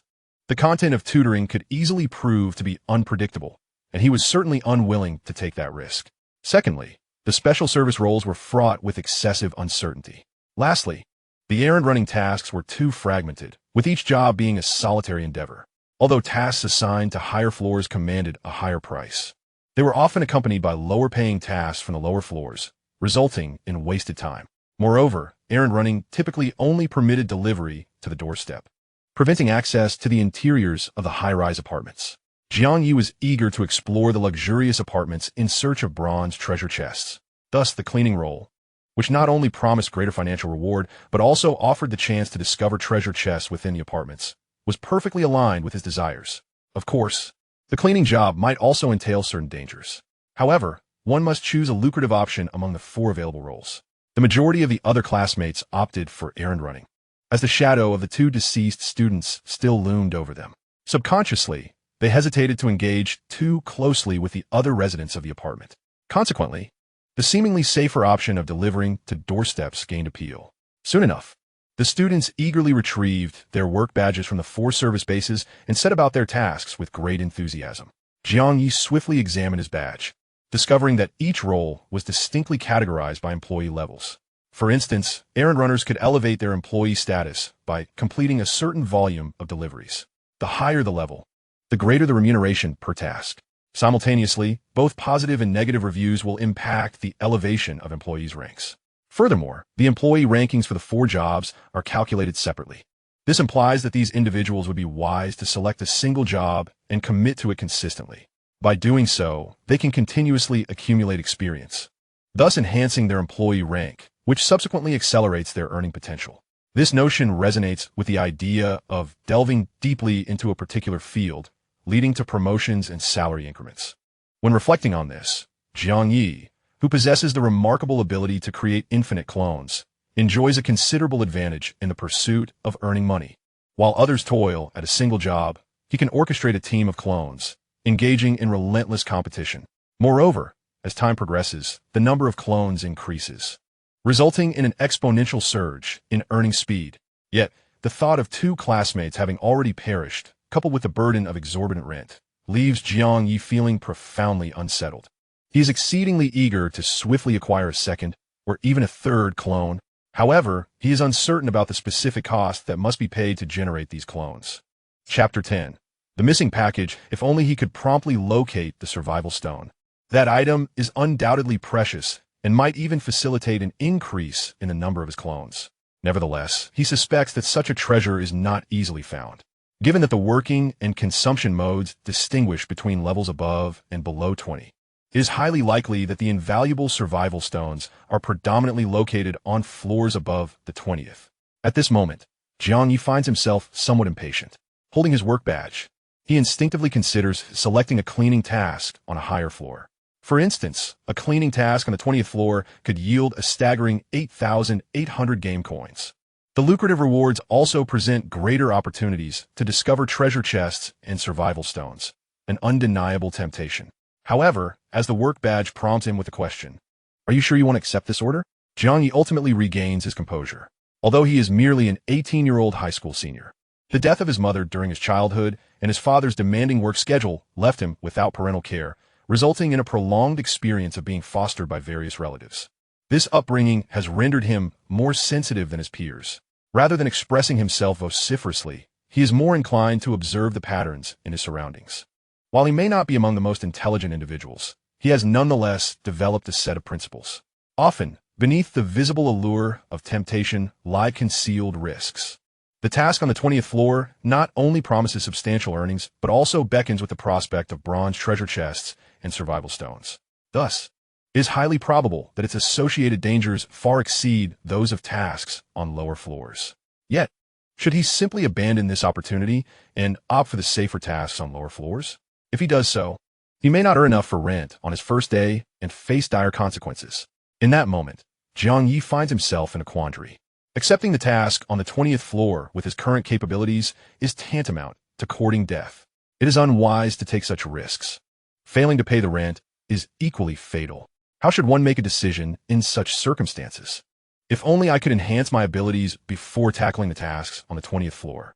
Perhaps I should complete tasks on the lower levels while searching for treasure chests to strengthen my prowess before ascending to the 20th floor. Yet, this approach seems to squander time. Tasks that allow entry into the apartment rooms typically consume several hours. Furthermore, the probability of treasure chests appearing in the lower-level apartments is quite low. They're often merely basic black iron chests, offering little assistance. Is there any expedient and effective way to bolster my strength? In the midst of this internal conflict, a fellow worker, holding a courier badge, approached me. "What troubles you? Jiang Ye, why aren't you hastening to complete your tasks?" He leaned in to glance at my badge, offering his commendation. "Given your unique circumstances, it is indeed more lucrative for you to engage in cleaning." Mistakenly believing I was hesitant about the work, he added, "This apocalyptic apartment is akin to a game. We have all become workers, and no one would deride cleaning jobs. We are all here to earn a living, after all." I nodded in gratitude and explained, "It is not the work I disdain, but rather the potential dangers that lie ahead." He understood my concerns, for in this strange and eerie environment, fear is a common sentiment. Thankfully, we were among acquaintances. Otherwise, the presence of strangers would likely heighten our apprehension. With a quick mind, he proposed, "Actually, considering your situation, there exists another option besides labor. In the consumption model of the battle room, the most basic combat mode requires only 100 to engage in a match. If you triumph over players from other apartments, not only do you recover your initial investment, but you also seize their funds. It is indeed a commendable way to earn money. Unfortunately, I do not meet the prerequisites for using the battle room. Otherwise, I would be eager to give it a try." I had contemplated the battle room as a means to earn, but while he spoke lightly of winning and profiting, the reality is that this method is not particularly swift, nor is it stable. Given my current abilities, the likelihood of defeating players from other apartments is dismally low. Sensing my doubts, he further elucidated, "You need not worry excessively. If I am correct, it seems that all of humanity has been transported to various apocalyptic apartments. In our apartment, you are the only one initially assigned to the 20th floor. Your capabilities rank among the upper tier of our 80 residents. The players in other apartments assigned to the 20th floor are likely chosen at random, and their starting abilities may not exceed yours. They could very well possess merely a D-grade talent, lacking any skills. Based on our apartment composition, this possibility is quite substantial. If fortune favors you while matching opponents, securing victory should not be an arduous task. It must be acknowledged that Lu Shan's analysis holds merit. However, unbeknownst to him, Jiang Ye has also opened a bronze treasure chest in his 20th floor apartment. If this factor is taken into account, it is highly probable that players on the 20th floor of other apartments have similarly opened bronze treasure chests. Even if their initial talents are not formidable, those players can enhance their strength through the bronze treasure chests. The mask Jiang Ye obtained from his chest is evidently an auxiliary item, currently in use by his main body. Given this, his doppelganger facing off against the 20th floor players from other apartments truly stands little chance of triumph. Furthermore, the rate of earning money is rather mediocre. Unless he can decisively overpower all competitors, his earnings will not significantly increase. As he grappled with these thoughts, both of them were suddenly startled by a cacophony emanating from the direction of the courier service station. Just as Lu Shan intended to investigate, Jiang Ye's gaze shifted, prompting him to exclaim, "Quick, check the chat group." Upon doing so, Lu Shan involuntarily gasped, instinctively tightening his grip on the package he held. This reaction was prompted by a message from Ding Dang of Class 2, who lamented that the package he was responsible for delivering had gone missing. The consequence of this loss was dire. He had until midnight to either recover the package or compensate for its value, which amounted to over 8,000. Such a price was utterly beyond Ding Dang's means, leading him to collapse in tears at the courier service station. Lu Shan, upon reading this news, furrowed his brow intensely. He soon noticed a fellow student in the chat group inquiring, how could a package go missing? Was it stolen? Surely it can be recovered. Yet, the distraught Ding Dang was too consumed by despair to respond to his classmates' inquiries. Before long, another message popped up. Gao Chong wrote, "Damn, my package is missing too." This revelation left all students who had opted for courier service in shock. Gao Chong was among the top-tier warriors in their class. How could even his package have vanished? Fortunately, Gao Chang's demeanor was far more composed than Ding Dang's. He quickly continued messaging in the chat to all students using courier service. "Please do not take your packages into the elevator. My package disappeared in the elevator. I have no idea what kind of entity it was, but swooped in and snatched it away. I fumbled around in the elevator for ages, clueless as to how to retrieve my package. At this rate, it seems unlikely to be found, and compensation will be my only option. Luckily, my package was only worth a little over 1,000, so I can just about afford the loss." Ding Dang, was your package also lost in the elevator? Chapter 11. A frantic notion indeed. There is evidently an issue with the elevator. Ding Dang swiftly replied in the chat group. Indeed, my package also vanished mysteriously in the elevator. I searched for ages, and I don't even know what has stolen my parcel. This bombshell revelation led the classmates to swiftly conclude. Thus, for those of us who choose to deliver, we must avoid the elevator, lest our packages inexplicably disappear. Goodness. Thankfully, I haven't entered the elevator yet. But wait, I just took the elevator to deliver my first order, and my package did not go missing. It must be a matter of probability. It doesn't happen every time. I feel we cannot gamble on this probability. Otherwise, like Ding Dang, we might lose precious parcels, which we simply cannot afford. Gao Chong interjected. It's not just about affordability. I received a warning regarding lost packages. If a runner loses 3 packages at level 1, their account will be suspended. What? Suspended? Does that mean we can't continue working as runners? Therefore, this delivery job can only be undertaken via the stairs. Stairs? Are you kidding me? You want me to carry a package to the 12th floor on foot? It's merely 12 floors. Consider whether it is worth exhausting yourself to deliver the package safely, or risking a nerve-wracking elevator ride, where one stroke of bad luck could result in a lost package and a hefty compensation. Moreover, I suspect that the higher the floor, the more valuable the package. The compensation would also be greater. Goodness. So we must opt for the stairs. Otherwise, gambling with the elevator means we won't even earn today's rent. But climbing the stairs is manageable for 1 or 2 trips, but to earn enough for rent. How many flights must we ascend? It feels utterly exhausting. Looking at it this way, I think I might as well choose a cleaning job. Wouldn't that be easier? Come on, we've already uncovered the pitfalls of delivery work. We just need to avoid the elevator. Cleaning jobs surely have unknown pitfalls as well. And one wrong step could lead to a life-threatening situation. You are absolutely right. I suggest we all stick to delivery work. It may be tiring, but at least it is not dangerous. Forget it. I shall go climb the stairs to deliver the package. Goodness, this parcel I accepted is so heavy. Climbing 8 flights is truly exhausting. Aware of the pitfalls of delivery work, the students who chose this job unanimously decided to forego the elevator and laboriously ascended the stairs. Meanwhile, those who opted for cleaning and other jobs grew increasingly anxious. After all, if delivery work has its pitfalls, other jobs are likely fraught with risks as well. If it were merely a matter of losing money, that would be acceptable. What is truly concerning is the potential for life-threatening dangers. Thus, although the chat group was filled with complaints about the arduous stair climbing, an increasing number of students chose to ascend the stairs to deliver packages. Lu Shun, having observed the chat group, felt relieved that he had not taken the elevator to deliver his goods. He let out a sigh of relief and remarked to Jiang Ye, "If we resort to climbing the stairs, our efficiency will plummet. I must take action swiftly. Otherwise, I won't earn enough for today's rent." Jiang Ye.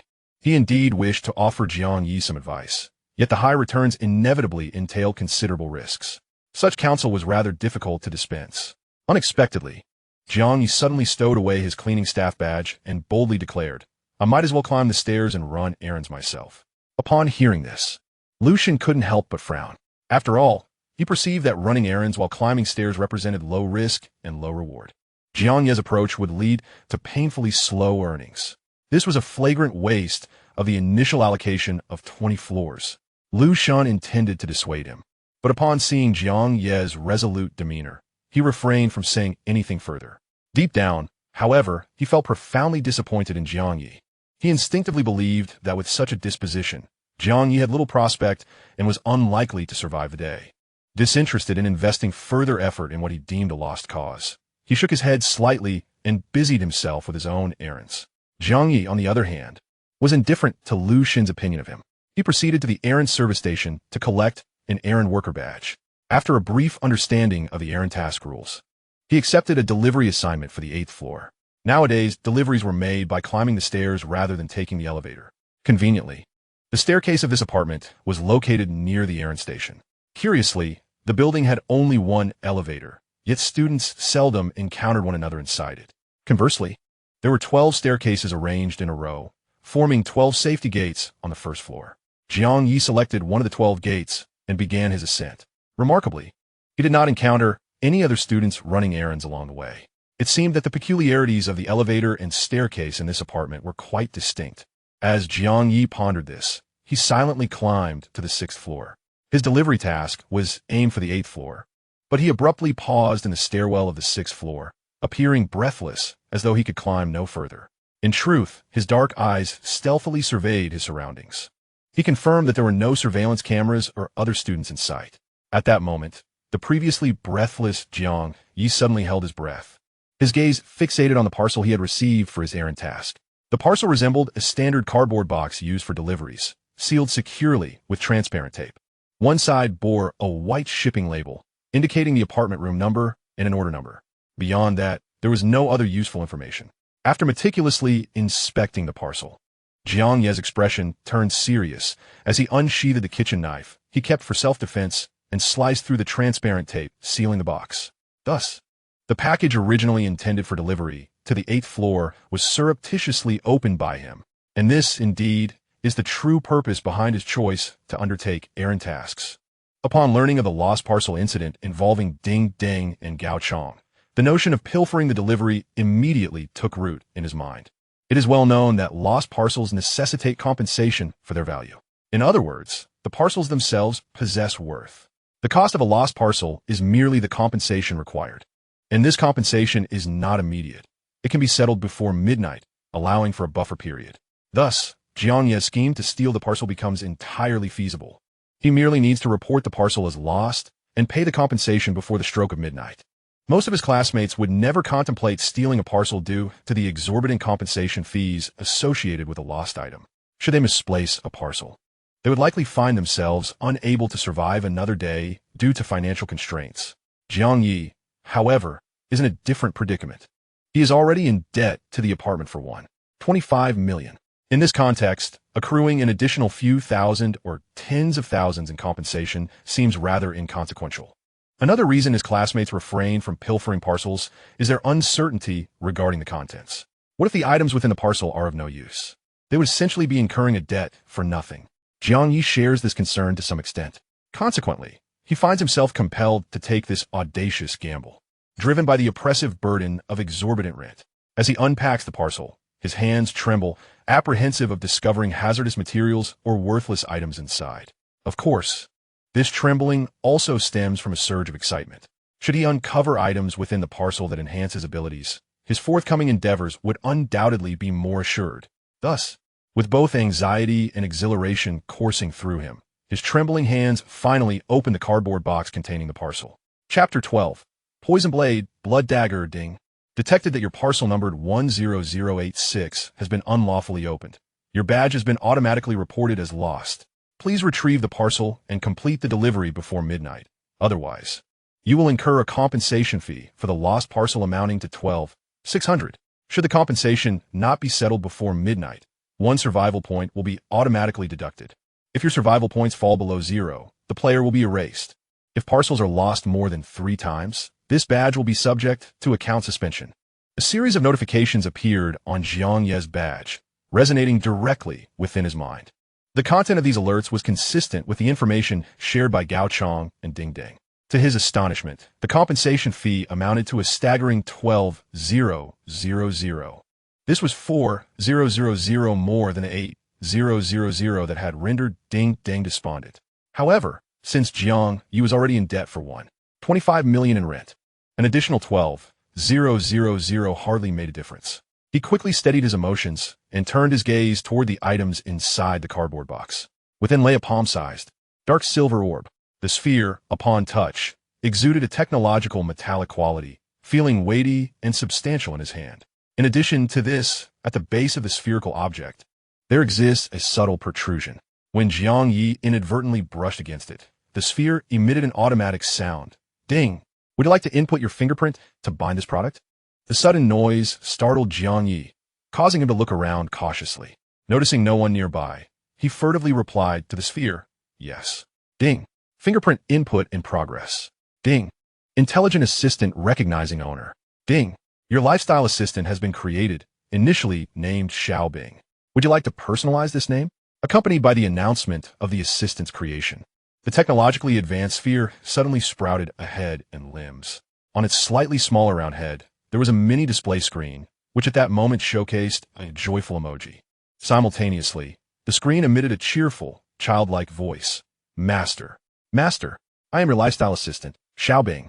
Would you like to personalize my settings now? Hearing the term lifestyle assistant, Jiang Ye felt a chill deep within his heart. He had taken considerable risks to steal the package, hoping to enhance his strength swiftly. Moreover, this was a survival apartment, not a vacation residence. He had no leisure to indulge in the pleasures of a lifestyle assistant. What he craved was tangible combat power. Yet, this diminutive gadget had burdened him with a debt of 120,000. Jiang Ye felt a twinge of disappointment. With no life to speak of, he certainly lacked the time to personalize a lifestyle assistant. Thus, he bypassed this step and directly inquired of the small device. Xiaobing, please introduce yourself and your capabilities. I can provide basic housekeeping services for you, such as cleaning and garbage disposal. I can also offer emotional support, like singing, chatting, and telling jokes. By the way, here is my data panel. Please take a look, Master. As Xiaobing spoke, a data panel appeared on the display screen. Xiaobing, level 0, physical strength, energetic capacity, combat power, 2, talent, none, skill, detection. Upon viewing this data panel, Jiang Ye felt an icy wave wash over him. This meager physique and paltry combat power could hardly assist him. Cleaning and providing emotional support? This was utterly inadequate for his pressing needs. However, a thought quickly crossed his mind, prompting him to ask Xiaobing eagerly, can you go to the service station to obtain a work badge and perform cleaning duties? Xiaobing playfully blinked. I cannot do that. The cleaning tasks I'm able to perform are of a very basic nature and cannot replace a cleaning staff member. Additionally, as I'm not a living being, I cannot obtain a service badge. Not only was he incapable of performing cleaning tasks, running errands, tutoring, or providing specialized services, but he also felt utterly despondent. Yet, with a glimmer of hope, Jiang Ye inquired once more, do you possess even the slightest combat capability? After a moment of contemplation, Xiaobing hesitantly replied, I possess a self-destruct ability the explosive force of which can instantaneously extinguish the life of any player with a combat power not exceeding 10. For those with a combat power not exceeding 20, it inflicts severe injury. However, once the self-destruct sequence is initiated, I will be forever severed from my master. As these words escaped its circuits, the little device displayed a sorrowful emoticon on the screen. Upon receiving this information, Jiang Ye felt a faint sense of solace. After all, this self-destructibility could be considered a trump card, albeit one that seems somewhat unworthy compared to its price of 12,000. However, there was no recourse. The package had already been unwrapped. Could it possibly be repacked? Suddenly, Jiang Ye asked Xiao Bing, "Are you aware that an open package can be repackaged and resent?" Xiao Bing's screen displayed a face of incredulity before responding. Generally speaking, as long as the contents show no signs of use and the recipient has not refused the item, this can be done. Signs of use, Jiang Ye mused, turning to Xiao Bing with another query. Can the signs of your usage be erased? Well, master, you may sever your connection with me, but as an intelligent robot, the signs of usage cannot be deleted unless I am returned to the factory for a factory reset. After this exchange, Jiang Ye felt that Xiao Bing was not entirely without merit, for it seemed to possess considerable knowledge. He then inquired further, "Do you know where your factory is located?" Xiao Bing appeared perplexed, displaying a questioning expression. "The factory, of course, is at the factory." Jiang Ye said, clarifying, "No. What I mean is your factory also an apartment?" "Not at all. The place of my origin is called a factory, not an apartment. Factories and apartments are distinct structures. Factory, apartment." Jiang Ye pondered it. So, in this survival game set in an apartment, are there other buildings beyond the apartment? Yet, these matters seemed beyond Jiang Ye's current reach, so he chose not to dwell on them. After concealing the miniature robot, he returned to the errand service base to accept a second task, having learned that packages without signs of use could potentially be repackaged for redelivery. His confidence had significantly increased. Moreover, losing more than 3 packages would result in account suspension. Thus, he opted for a package destined for the 18th floor. Theoretically, this package, being on a higher floor, likely held greater value. May a remarkable item emerge that could instantaneously elevate his prowess. Otherwise, burdened by insurmountable debt, he might not survive the day. Jiang Ye resorted to his old tactics, clutching a package as he ascended the staircase once more. This time, he eschewed the arduous climb to the 6th floor, choosing instead to pause at the corner between the 3rd and 4th floors. Before clandestinely unwrapping the parcel, he meticulously surveyed his surroundings. In that moment, he also glanced at the chat group, only to be met with shocking news. What is happening? Why is there yet another absence in the group? It's Kai Daming from Class 1. I recall he undertook a courier task. What does that imply? Could a courier task truly be perilous? Could it be that he encountered danger while running errands, perhaps venturing elsewhere? I have no idea. And what if Fan Yuhang and Chen Yuan? Their bodies remain unfound, and we are left in the dark about their demise. Sai, my fear is mounting. What should I do?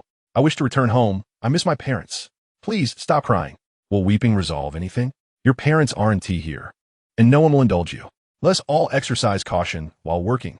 Let us earn enough for rent swiftly and then enhance our abilities. Things should improve thereafter. Why didn't T. Kai Daming send a message to the chat group before his untimely end? At least we would know how he perished. Perhaps danger struck too swiftly, leaving him no time to communicate? Sigh. If such peril exists, the rest of us would likely meet a similar fate. The atmosphere within the chat group was thick with despondency. Some timid girls had succumbed to tears from fear. A weight hung heavily in Jiang Ye's heart as his resolve to grow stronger solidified. At that moment, his true self donned a disguise, adopting a bald appearance as he collected his courier badge from the service base. This act, of course, drew the attention of fellow couriers. However, they dared not provoke him, opting instead to whisper among themselves in the chat group, refraining from any direct confrontation. Thus, Jiang Ye, in his guise, successfully acquired his courier badge and his first task. Meanwhile, his doppelganger adeptly unwrapped the second parcel. This time, the badge indicated a staggering compensation of 260,000. Inside the cardboard box lay a pitch-black dagger, its blade appearing exceedingly sharp, faintly glimmering with a crimson hue. A spark of inspiration ignited within Jiang Ye, prompting him to retrieve the small ice figure concealed upon his person and instructed, "Come, little ice, utilize your probing technique to assess this dagger." "Of course, master." Little Ice responded eagerly. Soon, its miniature display illuminated with details regarding the dagger. Poison blade blood dagger. Physical power, 4. Energy, 2. Poisonous attack, 10. Probability of triggering deadly poison and bleeding effects. Hiss. The effect of this dagger is evidently far superior to the disguised mask obtained from the bronze chest. Not only does it provide greater attributes, but it also possesses a poisonous attack. Moreover, it has a chance to trigger deadly poison and bleeding effects. Although the specifics of these effects remain unknown, it is apparent that new players are generally unarmed. To put it bluntly, aside from select few classmates with slightly superior skills, the rest are merely novices. With this dagger in hand, Jiang Ye is undoubtedly ahead of 99 of his classmates. Even if he were to enter the battle room, the odds of winning would surpass those of losing. However, just as he was about to draw out this venomous blade, he suddenly heard a voice emanating from above in the staircase, from the 4th floor. "Oh, what good fortune! You found a powerful item." Chapter 13. The Outlier Among Strong Independents. The voice startled Jiang Ye, sending a chill down his spine and causing his heart to skip a beat. Instinctively, he grasped the dagger tightly. A warm sensation surged through his palm and into his body, instilling him with an inexplicable sense of strength. This newfound vigor enabled him to quickly regain his composure. Upon regaining his senses, Jiang Ye was not only astonished by the unexpected presence of a voice in the stairwell, but more significantly, he recognized that voice. Indeed, as he turned his gaze toward the 4th floor, he saw a familiar figure descending. It was Yang Wenchao from Class 1. Yang Wenchao, slender and clad in a black windbreaker, directly called out his name. "It's you, Jiang Ye." As classmates, it was unsurprising that he knew Jiang Ye. However, the somewhat reclusive Jiang Ye had shared a modicum of camaraderie with Yang Wenchao. Jiang Ye's social withdrawal stemmed from his low profile, lacking friends, and being the type that teachers and classmates seldom noticed. Yang Wenchao also exhibited social detachment, but his circumstances were marked by poor relationships and exclusion from many peers. The root of this animosity seemed to be a rumor from their freshman year regarding Yang Wenchao allegedly stealing money. However, Jiang Ye and Yang Wenchao were not in the same class during their first year, and he was not one to indulge in gossip, so he only had a vague awareness of the theft incident. Their paths crossed during their senior year in the same class. He recalled it was a Friday when Kai Daming's tablet, which he had secretly brought to school, went missing. Without much investigation, he directly suspected Yang Wenchao as the thief. Consequently, the classmates pointed fingers at Yang Wenchao, bringing up his alleged past transgressions. Yang Wenchao vehemently denied the accusations. Yet none of his classmates believed him and insisted on searching his backpack. Jiang Ye's disposition was generally one of indifference to the affairs of others. At that moment, he was engrossed in solving a physics problem related to electromagnetic conversion, and the incessant chattering around him was exceedingly bothersome. Thus, he decided to intervene and quickly helped Kai Daming locate his tablet. It turned out that Kai Daming had crafted a tablet case resembling a textbook, allowing him to both attend class and indulge in tablet use. However, he seemed to have forgotten or misplaced it, leading to the tablet being wedged among a pile of textbooks, rendering it unrecognizable to him. Ultimately, it was a misunderstanding. Kai Daming merely laughed and complimented the coolness of his new tablet case, showing no intention of apologizing to Yang Wenchao. The other classmates also felt he owed no apology. At that time, Yang Wenchao remained taciturn and did not demand an apology, but he did express his gratitude to Jiang Ye with a simple thank you. This marked the extent of their brief interaction, a singular dialogue between two individuals who seemed out of place among their peers during their senior year. Jiang Ye was taken aback to encounter Yang Wenchao in the stairwell. Moreover, this individual appeared entirely transformed from his demeanor at school. In the academic environment, he perpetually kept his head down, his gaze cast low, intentionally isolating himself from others. Yet now he stood tall and confident, his eyes resolute, exuding an air of authority that was almost palpable. The tone he had just used was imbued with an assertive superiority that starkly contrasted with his previous self. Jiang Ye could hardly suppress his suspicions. Could it be that he had been possessed? Or perhaps he had undergone a rebirth? Of course, it was also plausible that recent events had catalyzed a drastic shift in Yang Wenchao's mindset and aura. Regardless of the possibility, Jiang Ye had ample reason to be wary. Yang Wenchao's current prowess was likely formidable. Furthermore, just recently, Kai Daming had been discovered deceased in their chat group. It was entirely possible that he had met his end at Yang Wenchao's hands. Another perplexing matter was that Jiang Ye had not encountered any other classmates in the stairwell prior.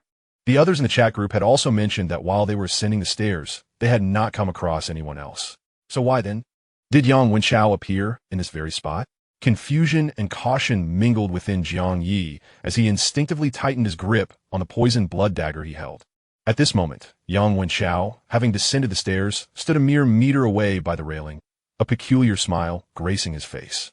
"I never thought you would dare to tamper with the packages," he remarked, glancing at the dagger in Jiang Ye's hand. "Given its appearance, the compensation must be in the thousands, right?" He then cast a sidelong glance at the domestic assistant robot beside Jiang Ye and mused, "With this little gadget, if you open 2 packages, your compensation might well reach 30,000, wouldn't it?" Jiang Ye, clutching the dagger, maintained a cautious demeanor and refrained from responding. Yang Wenchao seemed entirely unfazed by his silence, casually adjusting the wristbands adorning both his wrists. Jiang Ye discerned that those wristbands were likely powerful combat gear. It may not be inferior to his venomous blade and blood dagger. After exploring a pair of bracelets, Yang Wenchao continued, "In truth, I have also considered the advantages of these deliveries. However, unlike you, I do not accept and dismantle orders myself. Rather, I opt to rob others' parcels." At this juncture, Jiang Ye felt an increasing sense of anxiety. His mind raced, contemplating whether Xiaobing's self-destruct capability, in conjunction with his venomous blade and blood dagger, could triumph over Yang Wenchao. Alternatively, should he appeal to their camaraderie and request to join the robbery team? Or perhaps send a distress message in the chat group? The current situation was becoming alarmingly clear. Yang Wenchao was specifically there to rob parcels. Although Jiang Ye had already opened the packages, they could still be seized, followed by silencing the witness. Kai Daming most likely met such a fate. Jiang Ye's heart raced, pounding as if every ounce of blood surged towards his scalp. Yet, Yang Wenchao's subsequent words took him by surprise. With a peculiar smile, Yang Wenchao slowly addressed him. "Under ordinary circumstances, if I were to encounter anyone else, the ensuing narrative would invariably involve murder and theft. But it happens to be you, Jiang Ye.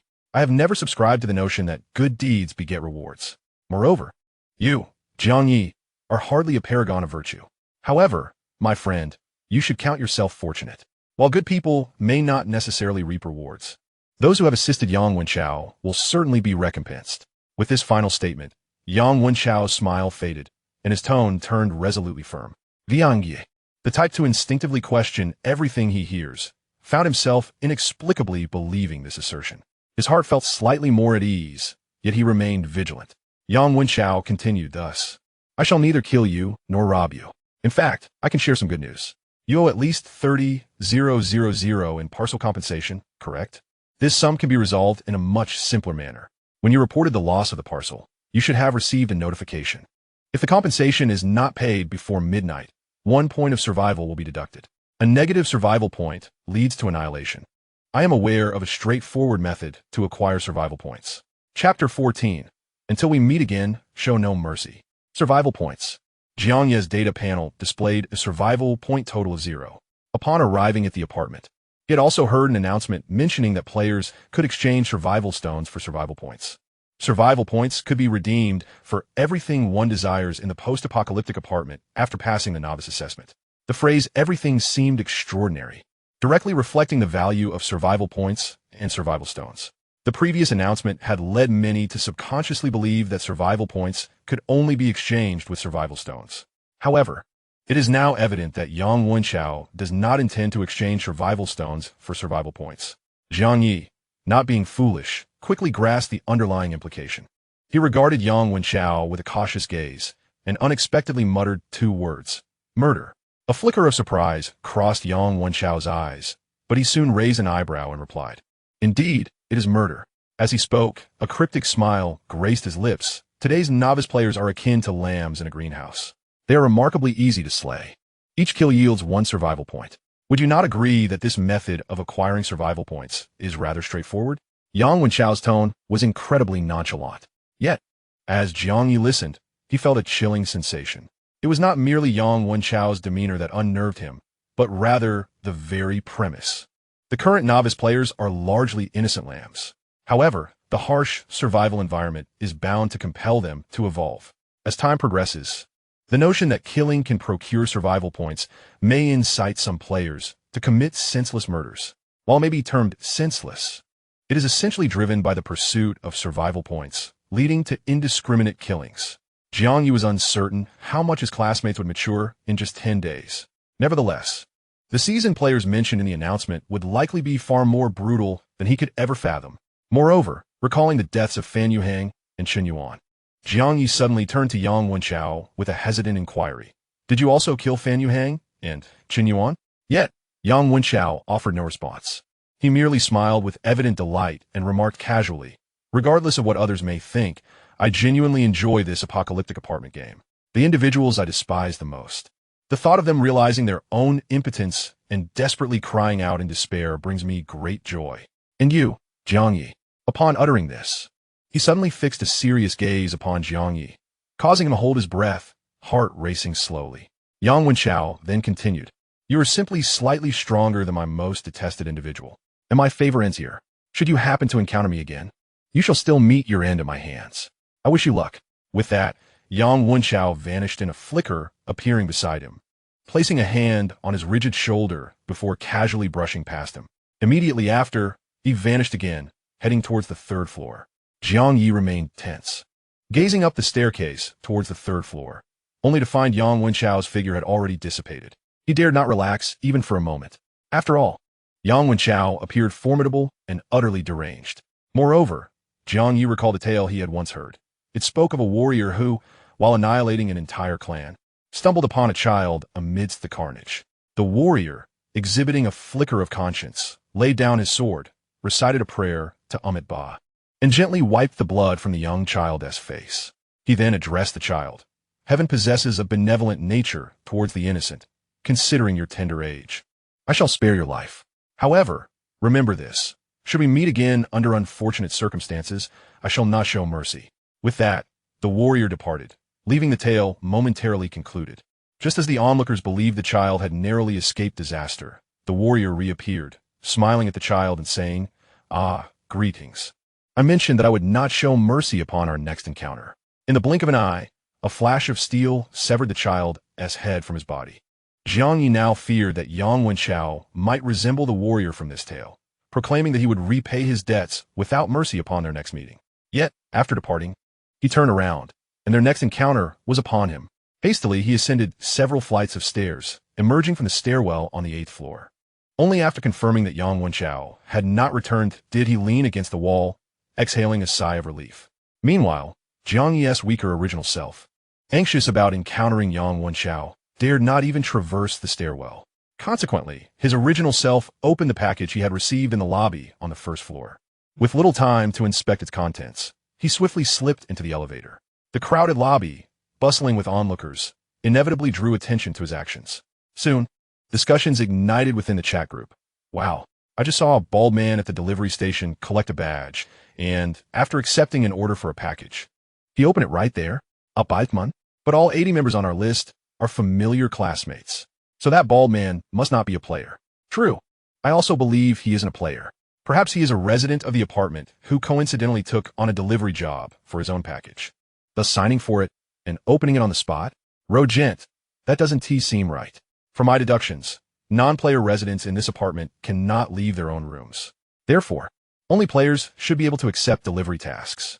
However, all players are classmates. There is no bald man among us.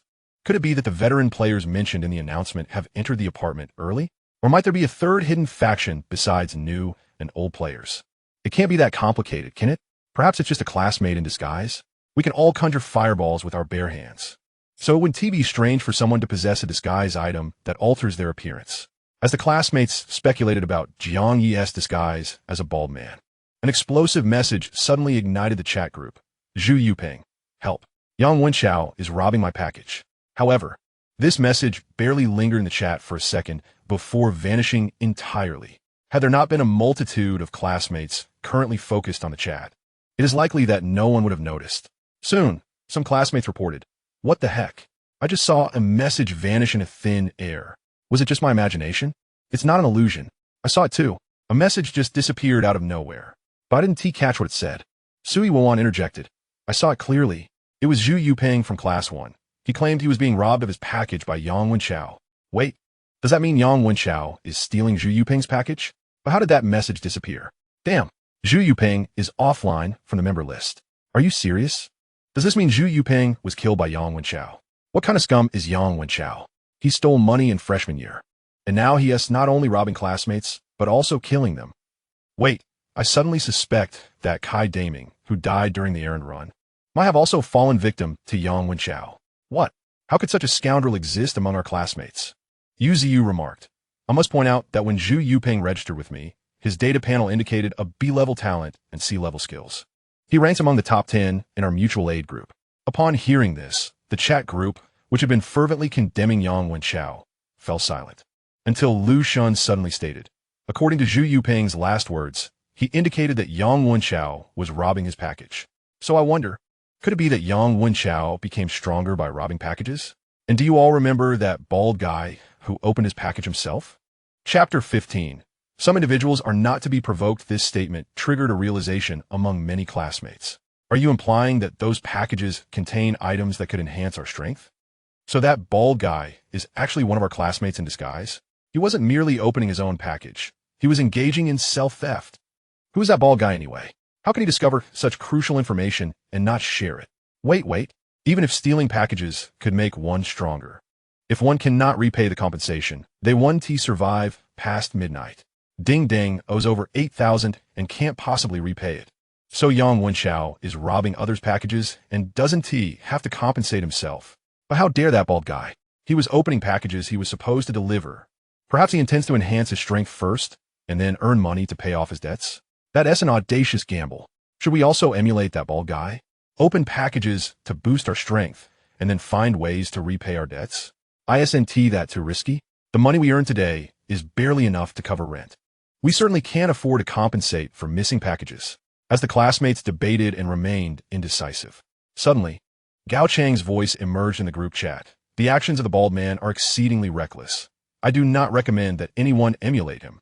As for Yang Wenchao, I believe his behavior has transgressed the most fundamental boundaries of humanity and poses a grave threat to the safety of other students. Upon hearing Gao Chang's remarks, the other classmates erupted in outrage, eagerly echoing their sentiments. Indeed, Yang Wenchao has gone too far. It is one thing to steal someone else's package, but murder is utterly unacceptable. I think we should avenge Kai Daming and Zhu Yuping. Absolutely. Who knows, Fan Yuhang and Chen Yuan might also have been his victims. I suggest we deal with Yang Wenchao first. Otherwise, no one will be able to deliver packages in peace. Yes, this matter must be taken seriously. We must make an example of him to deter others. Yang Wenchao must be eliminated to prevent anyone else from emulating his actions. Wang Ling Ye. Please share your thoughts. Jiang Ye gazed at the messages in the chat, feeling a sense of disbelief. He had not anticipated that his classmates would dare to openly discuss murder so soon. Clearly, their adaptability to the new environment exceeded Jiang Ye's expectations. Moreover, there was not a single student among the two classes who spoke in defense of Yang Wenchao. However, just as he thought this, he soon came across a message defending Yang Wenchao. The speaker was none other than Wang Lingling. Wang Lingling stated, regarding whether Yang Wenchao truly committed murder, we have yet to conduct a thorough investigation. I hope everyone remains calm and does not incite emotions. Upon hearing this, Jiang Ye felt a twinge of surprise. But soon, Wang Lingling continued, Yang Wenchao, I am willing to give you an opportunity to defend yourself. You may explain why Zhu Yuping died immediately after claiming in the group that you stole his package.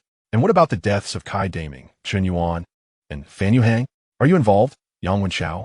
This statement granted Yang Wenchao a considerable degree of respect. Jiang Ye speculated that Wang Lingling was not merely acting out of compassion. She genuinely intended to protect Yang Wenchao. She seemed uncertain about his capabilities.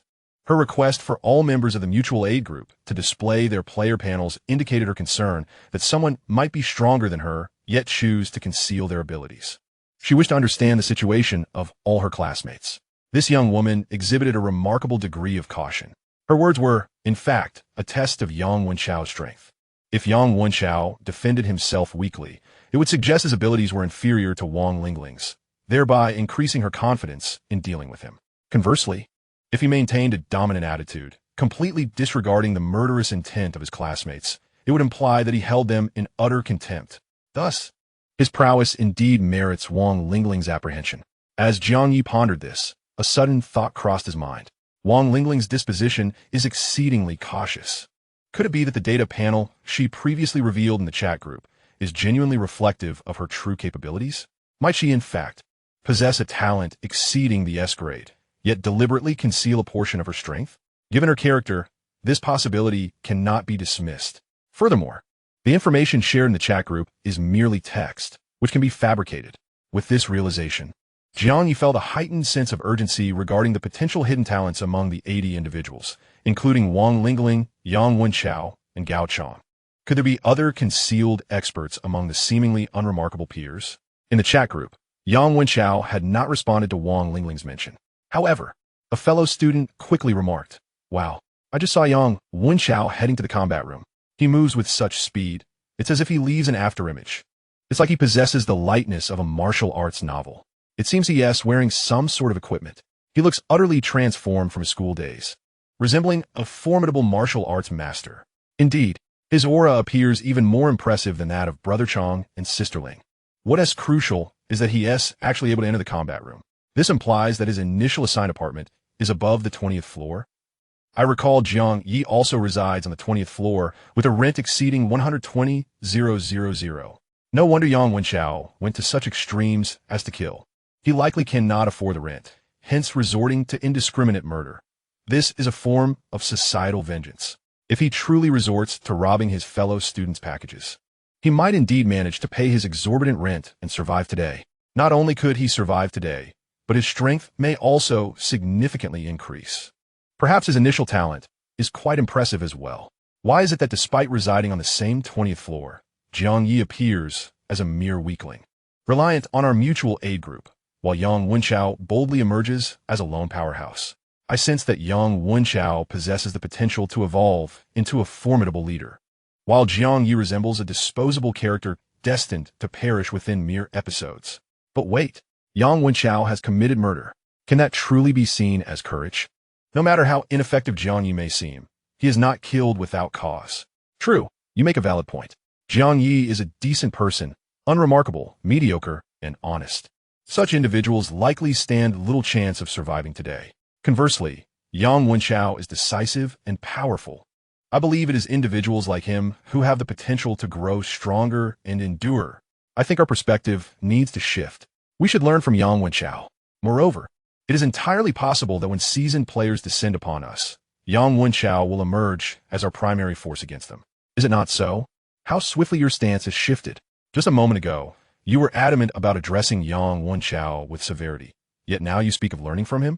This is because I witnessed firsthand on the first floor the extent of Yang Wenchao's prowess.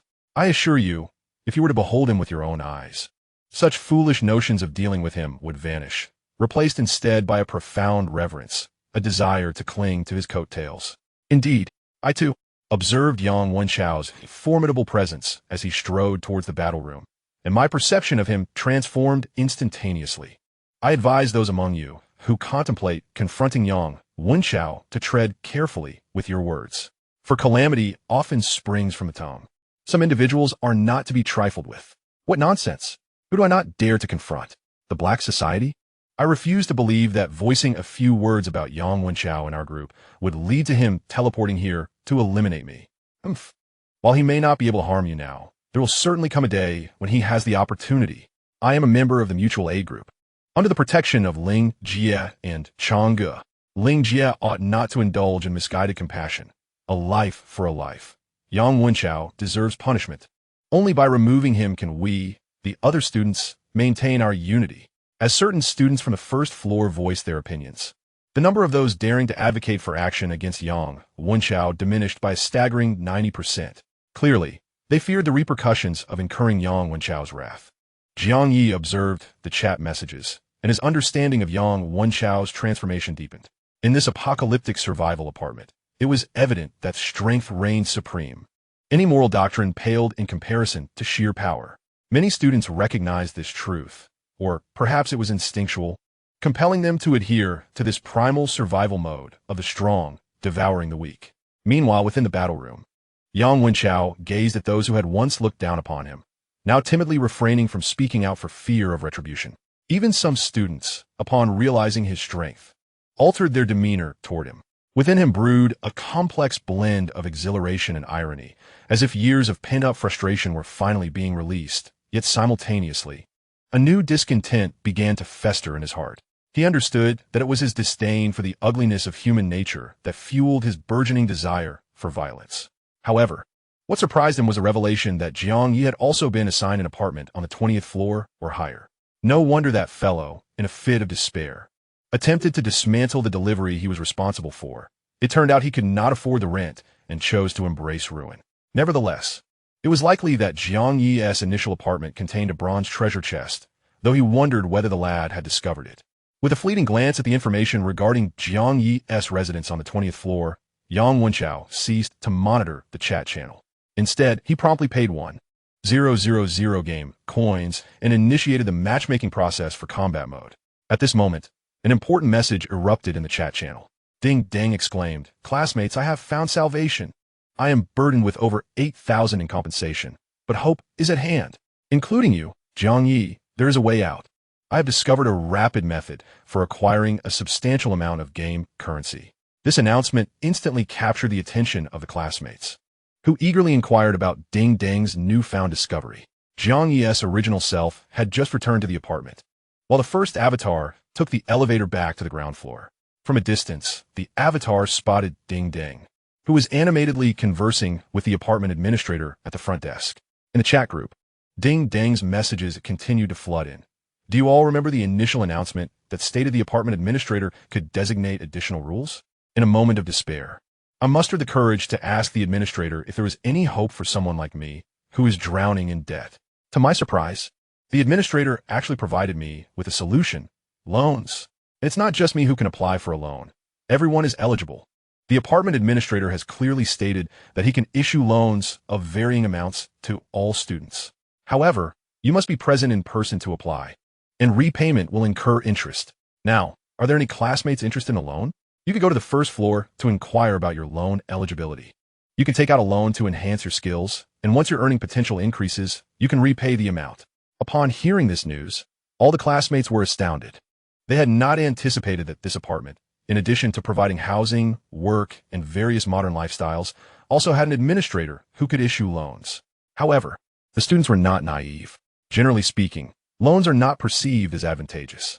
The optimistic notion of enhancing one's earning capacity before diligently repaying seemed overly simplistic.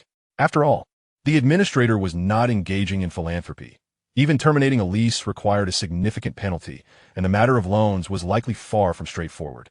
As the students began to inquire about the details of the loans, Ding Dang engaged in a deeper conversation with the administrator. Soon, the excitement on his face transformed into disappointment and anger. Just then, Jiang Ye's first avatar approached. Upon seeing Jiang Ye, Ding Dang's eyes lit up, and he called out, "Quick, quick, quick, Jiang Ye, come here." Without regard for Jiang Ye's consent, he pulled him closer and addressed the administrator. "Administrator, look at him. If he agrees to be my guarantor, how much loan can I apply for?" Upon hearing this, Jiang Ye frowned deeply. The middle-aged administrator, with a stern visage and an indifferent expression, scrutinized Jiang Ye before responding emotionlessly. "If he consents to act as your guarantor, your loan limit can be raised to 50,000. In an instant, Ding Dang's eyes widened, utterly incredulous. So much. He turned to Jiang Ye, gazing at him as if he were a prized delicacy, even swallowing hard before he spoke. "Jiang Ye, will you be my guarantor? The loan of 50,000 will ultimately be repaid by me, and it will have no bearing on you as my guarantor." Jiang Ye rolled his eyes internally, unable to suppress his thoughts. How could this possibly not concern him? If being a guarantor had no implications, why would such a role even exist? Thus, he ignored Ding Dang and directed his inquiry to the administrator. "May I ask what responsibilities a guarantor must assume?" The administrator maintained a stoic expression. Responding in a matter-of-fact tone, "It is quite simple. If the borrower fails to repay within the agreed time frame, or if the borrower dies and cannot settle the debt, then the guarantor will bear the burden of this debt." As soon as the administrator finished speaking, Ding Dang hurriedly interjected. "The administrator just told me that if the borrower does not repay on time, they will be erased. Therefore, to avoid such a fate, I will definitely repay on time. You can rest assured, Jiang Ye." His fervent assurances left Jiang Ye speechless. This guy is truly amusing. The administrator's meaning was abundantly clear. He was worried that Ding Dang might not live to see the repayment date, hence the need for a guarantor as a scapegoat. This fellow seemed completely oblivious, entirely disregarding his own mortality, firmly believing he could repay the loan. Where did this unwarranted confidence stem from? However, Jiang Ye chose not to confront him directly. He turned once more to the apartment administrator. Is it mandatory to have a guarantor to secure this loan? The administrator shook his head. No. However, with or without a guarantor, the loan amount, repayment period, and interest rates differ significantly. For instance, if this student Ding Dang were to apply without a guarantor, he could only secure 50. Upon hearing this, Ding Dang's expression darkened instantly. He stiffly explained to Jiang Ye, "It is precisely because the terms are so disparate that I hope you will act as my guarantor." Ignoring him, Jiang Ye asked the administrator, "If I were to apply for the loan without a guarantor, what would the amount be?" The administrator replied, 50,000. Those two simple words seemed to freeze the atmosphere momentarily. Ding Dang stared at Jiang Ye in disbelief for a long while before abruptly turning to the administrator. How is that possible? Why can he secure 50,000 while I can only manage 50? The administrator, still expressionless, replied, "Different individuals warrant different amounts. I naturally have my own criteria for judgment." Upon hearing this, Ding Dang appeared utterly deflated. His face flushed with humiliation as he begrudgingly asked, "Then how much could I secure if I were to act as his guarantor?" Administrator, "It's also 50,000. This indifferent response filled Ding Dang with an increasing sense of humiliation. At this moment, he vaguely realized that the administrator did not believe he could repay the loan at all. The reason for granting him a credit limit of 50,000 was merely to wait for his demise, allowing Jiang Ye, as his guarantor, to repay the debt. This administrator was exceedingly disdainful. Had he not heard the saying, 30 years on the east bank of the river, 30 years on the west bank. Do not despise the youth in poverty? Since the administrator looked down upon him so much, he was determined to prove himself. He would grow stronger.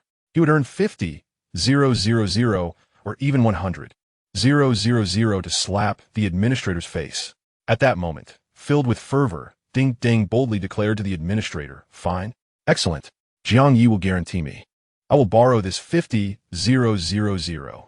His words, directed at the administrator, were resolute, clearly disregarding Jiang Ye's own willingness. Jiang Ye was truly exasperated. Although the players in the apartment were classmates, he was from Class 1, while Ding Dang belonged to Class 2. They were not familiar with one another at all. Before being swept into this apocalyptic scenario, they had never exchanged a single word. How could this fellow have the audacity to assume such an entitled tone and request him as a guarantor? Without hesitation, Jiang Ye replied to the administrator, "No, I never agreed to be his guarantor." Upon hearing this, Ding Dang's already humiliated expression became even more rigid. He glared at Jiang Ye, his tone less than amiable. "What do you mean? Do you look down on me too, thinking I cannot repay that 50,000? Jiang Ye wanted to retort with a bold, "Indeed, I do look down on you." However, he was reluctant to engage with such a brainless individual and opted for a different approach. "Of course not. I merely believe that as someone from Class 1, it would be more appropriate for you to seek a guarantor from your own Class 2, like Wang Lingling. Not only would she be more familiar with you, but importantly, as a guarantor, she could secure you a higher credit limit." This statement held merit, and for a fleeting moment, Ding Dang was genuinely persuaded. Nonetheless, he was not entirely lacking in intelligence. What status did Wang Lingling hold that would compel her to be his guarantor? He could almost foresee that if he approached her, she would flatly refuse without offering an additional reason, and he would leave in shame, not daring to pursue her further. However, he certainly would not voice this thought, and instead quickly stated, "Wang Lingling is busy dealing with Yang Wenchao's matters. How could she possibly have time to be my guarantor? Besides, I only intend to borrow 50,000, and since you are here, it is most suitable for you to act as my guarantor. It saves time and achieves a perfect outcome. Why not?" Ding Dang spoke with conviction, and Jiang Ye began to see through him. This individual is not devoid of intellect. Rather, he simply fears those who are stronger. Realizing this, Jiang Ye felt utterly disinclined to uphold any semblance of camaraderie. He immediately adopted a frosty demeanor and declared with indifference, "I apologize for my earlier deceit. I truly look down upon you, and genuinely believe you are incapable of repaying 50,000. To even utter a potentially offensive remark to the administrator, if I were the apartment manager, You wouldn't even qualify for a mere 50. Chapter 17. Yang Wen Chao es demise? Such words were rather ungracious. Ding Ding's complexion shifted from red to pale, his fury barely contained, as if he were ready to engage in a brawl. However, at that moment, the administrator chillingly interjected. The 50 credit limit was just established. Now, he does not even possess a limit of 50 with me. What an utter disgrace. This was an unparalleled humiliation.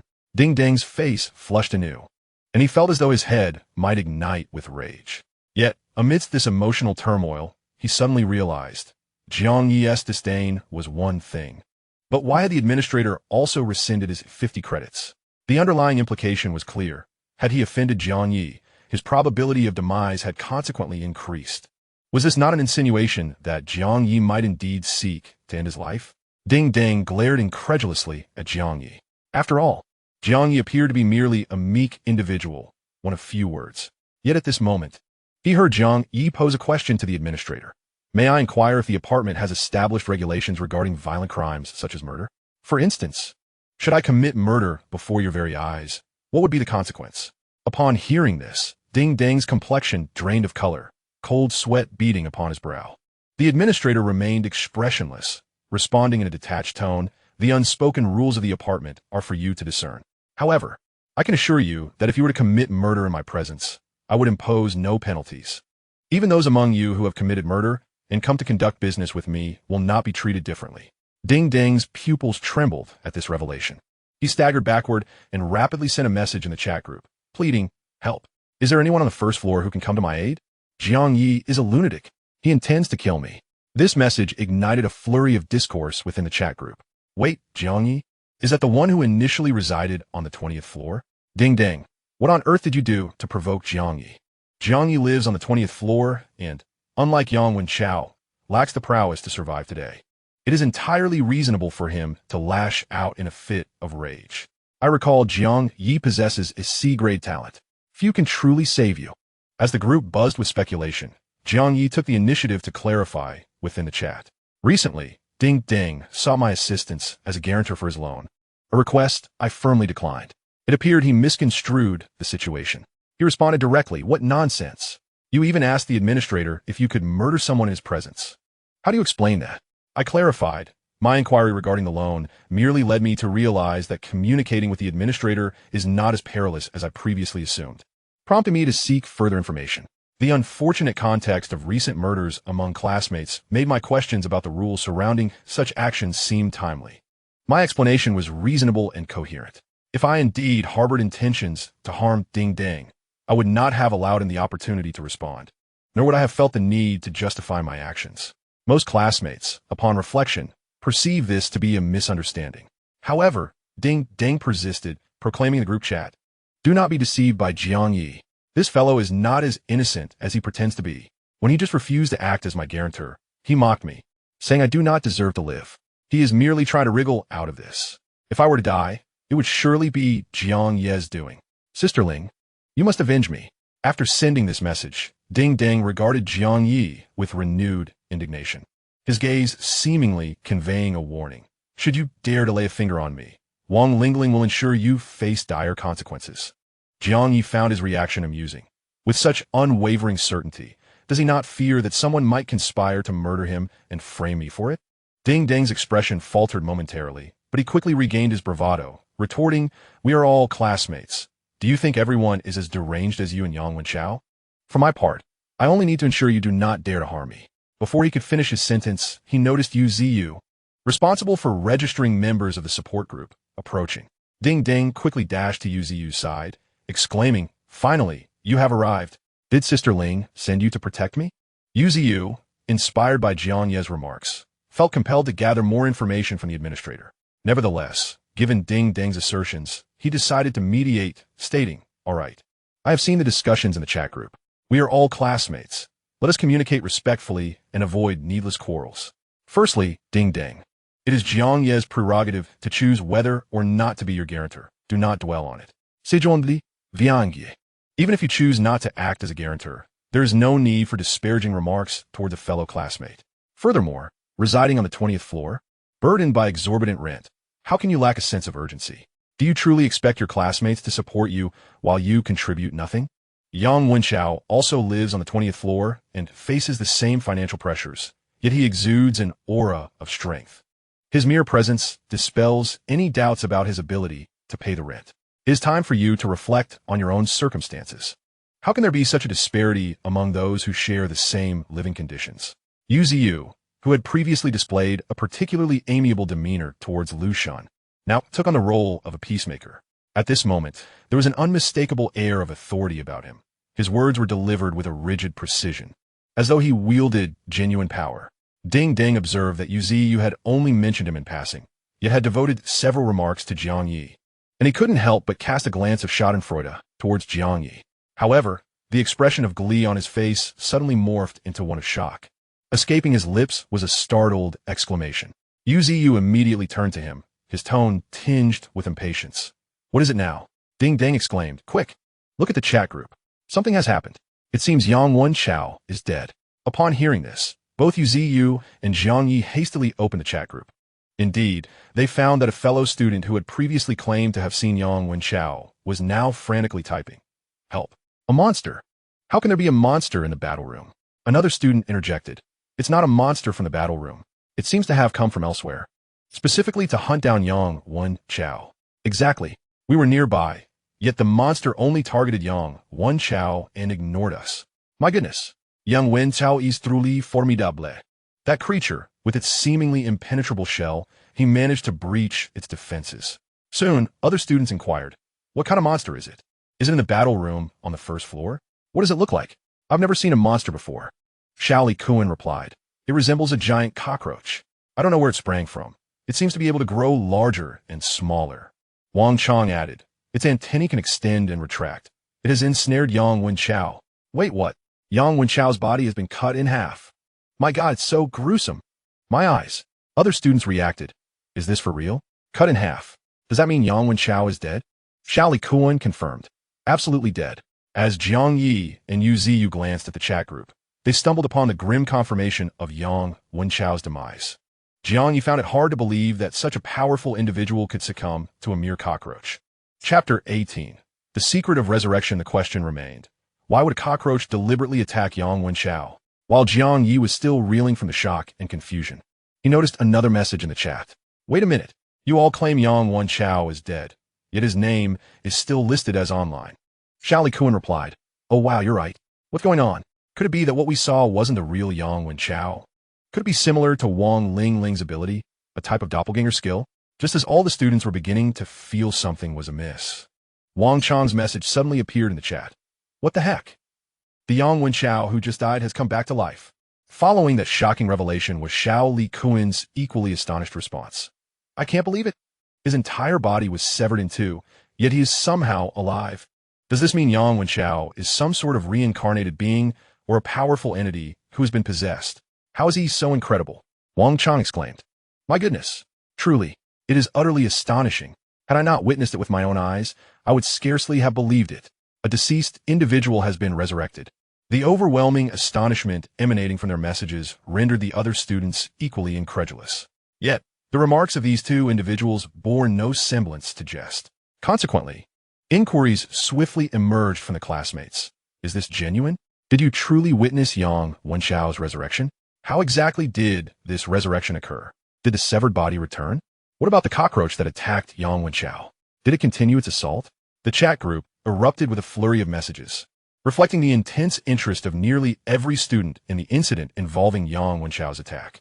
After a considerable pause, the two students at the scene finally responded in the group. "Incredible. The resurrected Yang Wenchao dispatched that cockroach." The giant cockroach left no remains, merely transforming into a beam of white light. When the white light dissipated, it revealed a black iron treasure chest. Moreover, a golden light emanated from Yang Wenchao. At that moment, Wang Lingling interjected, "That golden light signifies that Yang Wenchao has attained level 1. Ding Ding remarked, "So, you mean to say that Yang Wenchao, while still at level 0, could contend with the cockroach monster?" Lu Xun pondered, "There are 3 pertinent questions for our consideration. First, what accounts for Yang Wenchao's extraordinary prowess? Second, why did the cockroach monster choose to attack Yang Wenchao? Third, How exactly did Yang Wenchao achieve resurrection? Sui Wawan suggested, if this survival game in the apartment indeed allows for resurrection, it would be monumental news for us. Bai Ruoan added, resurrection must surely require certain conditions to be met, right? I believe this crucial information should be shared by Yang Wenchao with his classmates. Almost all students were enraptured by the notion of resurrection, eager to pry the secrets of revival from Yang Wenchao. Amidst this fervent atmosphere, Lu Shun quickly cautioned, everyone, let us remain calm. Resurrection is certainly not something that can be easily achieved. Yang Wenchao is exceptionally unusual. Perhaps he possesses a talent that surpasses even sisterlings. And resurrection might be his distinctive ability. For the rest of us, replicating his resurrection capability may prove exceedingly difficult. Despite these words, many classmates remained discontent, relentlessly bombarding the group with inquiries and tagging Yang Wenchao with fervor. Whether out of annoyance from the incessant questioning or for another reason, Yang Wenchao unexpectedly chimed in. Right. Considering my recent upgrade and the good mood it brings, I shall answer the questions you seek. First, addressing the initial query. Why did the cockroach monster specifically target me? This aspect remains somewhat unclear to me. However, through my analysis, I can surmise that there are two primary reasons. First, I've taken a life. Second, I have pilfered a precious parcel from Kai Daming, which could potentially belong to the cockroach monster. Therefore, if any classmates have also engaged in the theft of parcels or have opened others' deliveries, they ought to be wary of potential retribution from the parcel's owner. Upon reading this, Jiang Ye felt a shiver run down his spine. He realized that Yang Wenchao's words were directly aimed at him, as he too had opened someone else's delivery. This implied that he could be threatened at any moment. Jiang Ye's body and mind instantly tensed, bracing for the possibility of an unexpected monster emerging to send him away with a single strike. In the group, Yang Wenchao continued, the second question, why am I stronger than you? Haha, does my strength require justification? If it must be elucidated, it would be because I dare to kill, and I dare to slay monsters. The third question, how did I come back to life? Upon the announcement of this revelation, nearly all players in the apartment held their breath, eagerly awaiting Yang Wenchao's secret to resurrection. Fortunately, he did not prolong the suspense and quickly divulged. It's quite simple. I possess survival points. My analysis suggests that one survival point equates to a single opportunity for resurrection. Now, you may wonder why I have survival points. As a courtesy to my classmates, I shall continue to enlighten you. The method to acquire survival points is straightforward. By taking lives. I killed Qin Yuan and Fan Yuhang, earning 2 survival points. I also killed Kai Daming and Zhu Yuping, gaining another 2 survival points. Thus, I have secured 4 chances at resurrection. All right, I have answered all pertinent questions. Those who are sensible should cease tagging me, or else I shall ensure that anyone who does so vanishes from the apartment. Such a declaration radiated an undeniable aura of dominance. Yet, at this moment, all classmates were fixated on the secret of resurrection. Their minds buzzed as if they had forcibly been thrust open to a new realm of understanding. Killing could yield survival points, which were tantamount to resurrection tokens. Was this not compelling them towards murder? At this rate, how many of the 80 classmates would successfully pass the initial assessment? In this moment, some students rejoiced while others were filled with dread. The joyous ones found the method to acquire resurrection tokens alarmingly simple, merely by committing murder. Conversely, the anxious ones foresaw the grim reality of how many classmates would inexplicably perish following Yang Wenchao's revelation, regardless of whether they felt joy or trepidation.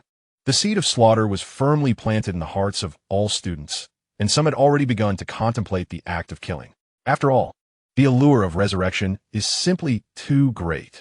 Even Jiang Ye cannot refuse it. However, at this moment, he harbors considerable doubt regarding Yang Wenchao's assertions. Could it be that Yang Wenchao truly resurrected through survival points? His claims are unfounded, and it is entirely plausible that he is fabricating a story. It is conceivable that he employed other methods to achieve resurrection while intentionally concocting this narrative, perhaps to incite his classmates to engage in a brutal struggle for survival points and the chance to revive. Given Yang Wenchao's twisted nature, this possibility is indeed significant. As Jiang Ye pondered this analysis in his mind, an abrupt chill surged from his soles to the crown of his head. Almost instinctively, he raised his hand and grasped a wrist that was lunging towards him with great force. In that hand, he discerned a short blade approximately 10 centimeters in length. Ding Dang bared his teeth, his expression grotesque, seemingly exerting all his might to thrust the knife violently toward him.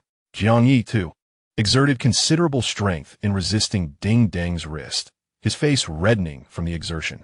In the midst of their struggle, Yu Ziyu stood frozen in shock. However, he quickly regained his wits. It was Yang Wenchao's words that had provoked Ding Dang. Thus, he sought to slay Jiang Ye in pursuit of survival points and the opportunity for resurrection.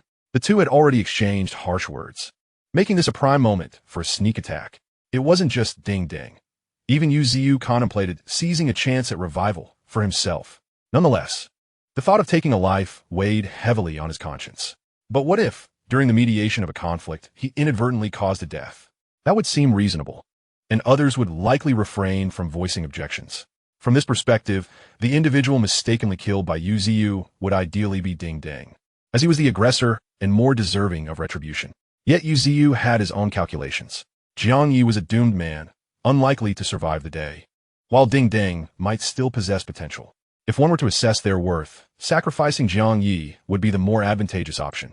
Furthermore, at this moment, Ding Dang's blade was aimed squarely at Jiang Ye. Approaching to mediate, Yu Ziyu feigned an attempt to separate the two while subtly guiding the knife toward Jiang Ye, making the maneuver simpler. In the blink of an eye, a decision crystallized in Yu Ziyu's mind. He immediately adopted a posture of authority and indignation. Rebuking Ding Dang, "Ding Dang, what are you doing?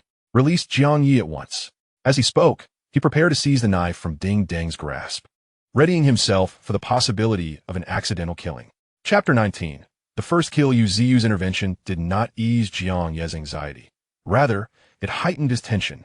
In truth, he believed that his doppelganger's strength should exceed that of Ding Dang. However, Ding Dang struck first, and he hastily defended himself, bending his legs and arching his upper body backward. This was evidently an unsuitable posture for exerting force. Thus, his resistance was far more laborious than Ding Dang's. If this stalemate continued, he could indeed fend off Ding Dang, but it would require time. The sudden intervention of Yu Ziyu unsettled him greatly. He was uncertain whether Yu Ziyu genuinely intended to assist him or harbored ulterior motives. He could not allow the situation to deteriorate further. Decisive action was necessary. Therefore, just before Yu Ziyu reached out to seize the knife, Jiang Ye let out a fierce shout from his mouth. However, it was not to urge Ding Dang to release his grip, but rather to invoke the golden light technique. Whoosh! A beam of golden light shot straight towards Ding Dang's grotesque face. Jiang Ye aimed for the center of his brow, but his aim faltered, and the golden light pierced through Ding Dang's cheek, instantly creating a blood hole the size of a grain of rice on his face. He screamed in agony. Yet, Jiang Ye's actions were far from over. Seizing the opportunity while Ding Dang was momentarily weakened, he swiftly retaliated by thrusting the short knife back at him. But that was not the end. He drew forth his own poison dagger and plunged it fiercely into Ding Dang's body. Thud! Thud! The dark-hued dagger was immediately stained with viscous blood. It was Jiang Ye's first act of murder, and naturally, it could not be executed with a clean and swift stroke. Instead, he frantically stabbed one blow after another, his hand trembling violently as he gripped the knife. Although Yu Ziyu had harbored murderous intent, he had never witnessed such a scene. He was momentarily paralyzed by shock, and only after some time did he regain his senses and shout at Jiang Ye, "Stop! Jiang Ye, you must cease at once. You're going to kill Ding Dang. Ding, you have slain a level 0 player. Congratulations, you have gained 1 survival point." Jiang Ye was jolted back to reality by this notification. With a clatter, his hand weakened, causing the dagger to fall to the ground. Yet almost instantaneously, he picked up the poison dagger again, his gaze wary and vigilant towards Yu Ziyu. Observing Jiang Ye's state of mind, Yu Ziyu naturally dared not approach any closer, and his thoughts of mistakenly killing Jiang Ye quickly dissipated. After all, in a direct confrontation, he had no confidence in overcoming Jiang Ye. Moreover, Jiang Ye had now acquired a survival point, which meant he had obtained a chance for resurrection. Even if he were to kill him, Jiang Ye would likely revive just as Yang Wenchao had, possibly using that resurrection to mount a counterattack. Yu Ziyu not only refrained from killing Jiang Ye, but also felt a twinge of fear towards him. He took a few steps back before sternly declaring, "What? Do you still wish to kill me as well?" At that moment, within the chat group, someone also discovered, "Oh no, the member list has decreased again." Ding Dang from Class 2 is dead. No way. So what Ding Dang said about Jiang Ye wanting to kill him was true? Just after learning the secret of resurrection, Jiang Ye has killed Ding Dang. Could it be that someone else killed Ding Dang and deliberately framed Jiang Ye? I find it hard to believe that Jiang Ye would be the type to take the initiative to kill. As the discussion unfolded in the group, Jiang Ye, while observing Yizu, responded, just moments ago, after Yang Wenchao revealed the secret of resurrection, Ding Dang suddenly ambushed me. I acted in self-defense, which led to my counterattack. This point can be corroborated by Yizu, who was present at the scene. Indeed, Yizu had seen Jiang Ye's message. After a moment of contemplation, he replied, indeed, I was there, and it was Ding Dang who struck first. Upon hearing this, the group fell silent for a brief moment.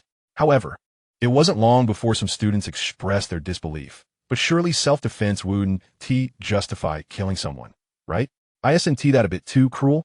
Jiang Ye, can you honestly say that when you killed Ding Dang in self-defense, you didn't consider the possibility of gaining a chance at resurrection through his death? Clearly, the students were deeply concerned about the concept of survival points. The conversation soon shifted back to this topic. Lu Shun also chimed in with a question. Jiang Ye, did you really acquire survival points?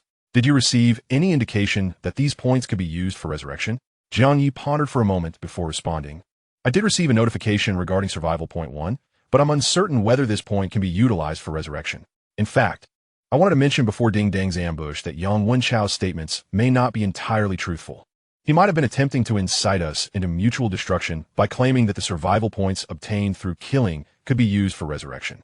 Upon hearing this, top students like Wang Lingling, Lu Shun, and Su Yuewan suddenly realized the validity of Jiang Ye's argument.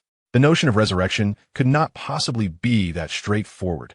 It was entirely plausible that Yang Wenchao had concocted a deceit. However, not everyone possessed the intellect of a top student. Most of the classmates, blinded by the allure of resurrection, retorted sarcastically, now that you have survival points, you act all high and mighty, insisting they can't be used for resurrection. What is the difference between you and a wealthy tycoon claiming indifference to money? Exactly. You've already reaped the benefits, yet expect us to starve. How is that different from experts suggesting paid work? If you truly wish to know whether survival points can be used for resurrection, the solution is simple. Just kill Jiang Ye and see if he comes back to life. Jiang Ye was taken aback by such comments, feeling utterly absurd. This was not how his classmates had behaved previously. Clearly, the information revealed by Yang Wenchao had stoked the flames of desire within them, leading their remarks to become increasingly hostile. At that moment, Yang Wenchao, who had previously boasted about not wanting to be mentioned, specifically tagged Jiang Ye in the group. Accusing me of fabricating information? Have you considered the consequences of provoking me, Jiang Ye? Just as you have opened packages and acquired survival points. One can never be certain when a creature may emerge and bring about your demise. Rather than face such a fate, would it not be more prudent to offer me this head instead? What do you think, Jiang Ye? Would you consider granting me this favor? Clearly, Yang Wenchao is merely reveling in the chaos. Upon hearing his remarks, the other students chimed in. What? Jiang Ye has open packages? Does that not mean he too is destined to be hunted by monsters? Even if he escapes the monsters, he cannot pay his rent and is unlikely to survive today. Thus, Yang Wenchao isn't entirely mistaken. Rather than let Jiang Ye fall prey to the beasts, why not turn him into our opportunity for revival? Just as public sentiment swayed overwhelmingly in this direction, Wang Lingling stood up and asserted, everyone, please remain calm. Today, you may kill Jiang Ye in pursuit of this so-called chance at resurrection, but tomorrow, others may use the same justification to take your lives. Let us consider the situation from his perspective. What if you were the one marked for death? Do not merely think that you can gain revival through murder. Be wary that you may become a means for others to achieve their own revival. Thus, we cannot set this precedent. Whether Jiang Ye will be slain by the monsters remains uncertain, but we must not resort to taking his life for such reasons. Not only Jiang Ye, but all members of the mutual aid group deserve this consideration. These words silenced the group for a moment. After a brief pause, several female students responded. Lingjie is right. Do unto others as you would have them do unto you. If we treat Jiang Ye this way today, we may find ourselves in a similar predicament tomorrow. Agreed. We are human beings, superior creatures. We must not devolve into beasts, losing our humanity. I support Lingjie. It is our fortune to have such a formidable protector within our mutual aid group. In an instant, Wang Lingling garnered an array of supportive voices, elevating her esteem once more. However, while opinions were voiced, the true sentiments of the students remained elusive. Jiang Ye, relieved that he was no longer the focal point of scorn, exhaled deeply. He quickly used his concern over being hunted by monsters as an excuse to bid farewell to Yuziu. Concurrently, the looming threat of the monsters compelled him to swiftly accept a cleaning task on the 20th floor before taking the elevator back. Yet, he did not immediately commence his cleaning duties. Instead, he first returned to his apartment on the 20th floor. Inside, Jiang Ye's true self and his doppelganger shook hands. The single survival point possessed by the doppelganger automatically transferred to his true self. In that moment, Jiang Ye's true self received a notification. Do you wish to consume one survival point to create a new clone? Chapter 20. The second clone indeed. Survival points can also be utilized to create clones. Jiang Ye felt a surge of ecstatic joy as he listened to the notification. A new clone signifies a new source of labor. This would undoubtedly elevate his earning potential to new heights. More importantly, the new clone would possess fresh talents. Just as Jiang Ye was on the verge of instinctively selecting yes, a thought suddenly crossed his mind, prompting him to refrain from making an immediate decision. Instead, he instructed Clone 1 to retrieve his assistant, Xiaobing, and place her on the coffee table in the living room. On the table lay a miniature lantern, no larger than a pinky finger. At first glance, it appeared to be an ordinary pendant. However, it was, in fact, an item Jiang Ye had recently unwrapped while in his bald persona. Astonishingly, this small trinket had prompted a compensation notice of 1.88 million. Upon receiving the notification, Jiang Ye was left in a state of shock. This exorbitant compensation was even higher than his daily rent. He nearly shoved the lantern back, contemplating a way to have it redelivered. Nevertheless, he understood that a higher compensation indicated the preciousness of the parcel itself. At that moment, he instructed Xiaobing to employ an inspection spell on the miniature lantern. Soon, the display screen revealed the lantern's information. Fortune Lantern. Activates for 1 hour, slightly enhancing luck attributes. What? Just 2 simple lines and 1.88 million vanished? However, luck attributes? Is this a hidden attribute not shown on the data panel? If all players possess a concealed luck attribute, Jiang Ye seriously suspected that Yang Wenchao was the owner of an extraordinarily high luck value. As for Wang Lingling and Gao Chong, they must also be quite fortunate. As for Jiang Ye's own luck, it remained debatable. On one hand, he was the sole individual to experience an awakening failure. On the other, he later awakened an extraordinary X-level talent. Thus, perhaps there exists but a fine line between extreme fortune and extreme misfortune? Jiang Ye was perplexed. However, considering that the luck attribute might influence initial talents, his eyes widened in sudden realization. If he activated the Fortune Lantern while creating a new clone, would that not significantly enhance the likelihood of the new clone possessing a more powerful initial talent? If he truly could obtain a clone with an SSS grade talent, then spending 1.88 million would be worth every penny. Yet, with this line of thought, Jiang Ye found himself wavering. The effect of the Fortune Lantern would only last for 1 hour upon activation. If he could possess more survival points and subsequently create multiple avatars within a short span of time, then the efficacy of the Lucky Lantern will be maximized. Currently, generating merely 1 avatar per hour seems rather inefficient. However, the apparent waste of refraining from creating avatars to enhance luck is even more pronounced. Thus, one cannot have both fish and bear's paw. Jiang Ye did not hesitate for long before activating the Lucky Lantern. The diminutive lantern indeed radiated colorful light. At that moment, Jiang Ye made his choice. Yes. Ding! Congratulations on generating an avatar. A flash of white light enveloped him, and indeed, another version of himself emerged in his field of vision. Yet, at this juncture, Jiang Ye suddenly experienced a wave of dizziness, a profound fatigue sweeping over him. He hastily reclined on the sofa, vaguely surmising that it was likely due to his insufficient energy attribute, which hindered his ability to effortlessly control 3 bodies simultaneously. This realization underscored the significance of his primary attributes. He faced a choice: either enhance his attributes to enable the control of more avatars or merge them, thereby strengthening his original form while reducing their number. Therefore, his focus must remain on his main self. By the time the game clock strikes midnight, he ought to contemplate merging avatars to enhance his core self. Contemplating this, Jiang Ye promptly examined the data panel of his second avatar. Upon doing so, A kaleidoscope of brilliance flickered in his weary eyes. Jiang Ye. Level 0. Physical strength 52. Energy 52. Combat power 46. Survival points 0. Talent. Hard work is rewarded S. Effect. Your deliberate practice will undoubtedly yield results. Skills. Absolute focus A. Combat stance. Absolute focus A. Immerse yourself completely in a single task for 1 minute. Depending on the level of focus, attributes, and comprehension, you will gain a certain degree of enhancement. Combat stance. When you enter combat stance, your physical attributes receive a temporary boost. Upon exiting the combat stance, your combat awareness is enhanced to a certain degree. Goodness. An S-level talent. Moreover, he has comprehended 2 A-level skills, both of which can temporarily elevate attributes. Notably, the absolute focus skill can even enhance comprehension. This implies that the investments Jiang Ye made in the training room will yield returns far exceeding those of others. Simultaneously, the combat stance skill will accelerate his growth even further. Additionally, the attributes of this avatar have surpassed 5, with combat power reaching an impressive 46 points. In comparison to Gao Chang's 48 points, it is hardly lacking. However, Gao Chang wields formidable lightning attribute skills, while this avatar's development evidently leans towards close combat.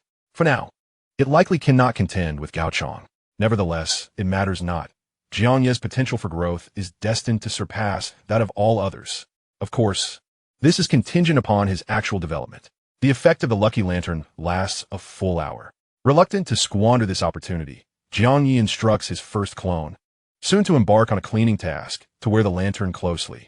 Concerned for the clone's safety against potential monster attacks, he hands a disguise mask to the second clone, who will stealthily accompany the first. After a moment's hesitation, he also allocates the poison dagger to the second clone. The assistant, Xiaobing, equipped with self-destruct capabilities, remains with the first clone. Thus, all arrangements are meticulously made. The first clone moves openly, while the second remains concealed, and together they depart from apartment 2025. As for Jiang Ye's true self, weary in both body and mind, he reclines upon the apartment sofa. The cleaning order assigned to the first clone targets apartment 2064, necessitating a journey in the opposite direction of the red light elevator. From a distance, the light in that direction appears notably dimmer, evoking a sense of lurking danger. Jiang Ye does not allow himself to become complacent due to the strength of his second clone. Each step he takes is deliberate and cautious. In the murky light, the first clone carefully discerns the room numbers, while the second clone vigilantly observes the surrounding changes. As they approach apartment 2048, the first clone feels no particular apprehension. Yet the second clone sharply senses a chill in the air. Both clones immediately tense their nerves. In that instant, a hissing anomaly emerges from the dim corridor, accompanied by a chilling gust of wind. The first clone instinctively tightens his grip on the kitchen knife, only to suddenly feel a chilling, slick sensation at his wrist. Startled, he jerks his hand, catching sight of a dark shape darting away from his wrist. It appears to be a slender creature reminiscent of a venomous snake. Its inky form possesses a remarkable ability to conceal itself in the dim environment, seemingly vanishing into thin air. Jiang Ye faintly perceives his entire right hand beginning to stiffen and tingle, even feeling a disconcerting weakness in his grip on the knife. Lacking combat experience and unable to identify the creature that ambushed him, a sense of unease washes over him. Fortunately, the second clone retains some strength. Without hesitation, he activates the skills Absolute Focus and Combat Stance. In an instant, the second clone enters a state of complete immersion. In the shadowy corridor, time appears to stand still. Thus, within this seemingly frozen moment, even the slightest rustle becomes remarkably pronounced. Hiss, whoosh, an unusual sound, a rush of wind. The second clone suddenly opens his eyes, his gaze sharp and fierce. He raises his hand, wielding the knife, and with a swift motion, a sound echoes. Hiss, hiss, thud. At this moment, the hissing has taken on a tone akin to a scream. The serpent, with its flickering tongue, suddenly expels a noxious, viscous substance. Jiang Ye's 2 doppelgangers narrowly evaded the attack. The second doppelganger, undeterred for a moment, continued with an unwavering demeanor, once again brandishing the poison dagger toward the slender creature. Due to the dim lighting, he could not ascertain whether it was indeed a serpent. Nevertheless, adhering to the principle of striking at the vital point, he aimed for the creature's critical spot. With a sharp thrust, the blade found its mark, The previous time Jiang Ye had slain Ding, he exhibited noticeable tremors. Yet this time, as he lunged at the slender being, his dagger wielded a newfound decisiveness and ferocity. Following the last piercing hiss, a flash of white light erupted. Concurrently, a notification resonated in Jiang Ye's mind. Successfully defeated a level 1 shadow ring snake. Earned 10 energy points. Ding. Your level has risen to level 1. Your physical strength has increased by 1 point. Your stamina has increased by 1 point. From the dissipating white light, emerged the shape of a black iron treasure chest. Chapter 21. The peculiar cleaning task. What a stroke of fortune. Not only had he leveled up, but he had also acquired a black iron treasure chest. Jiang Ye's first doppelganger swiftly retrieved the chest, while the second doppelganger promptly examined the data panel. Jiang Ye. Level 10100. Physical strength 62. Stamina 62. Combat power 54. Survival points 0. Talent. Diligence is rewarded as. Skills. Absolute focus A. Combat stance. Indeed, his physical strength and stamina had each increased by 1 point. His combat power had surged to 54. Such prowess positioned him among the elite within the apartment's cohort. Moreover, according to the notification, he had just vanquished a level 1 monster, the Shadow Ring Snake.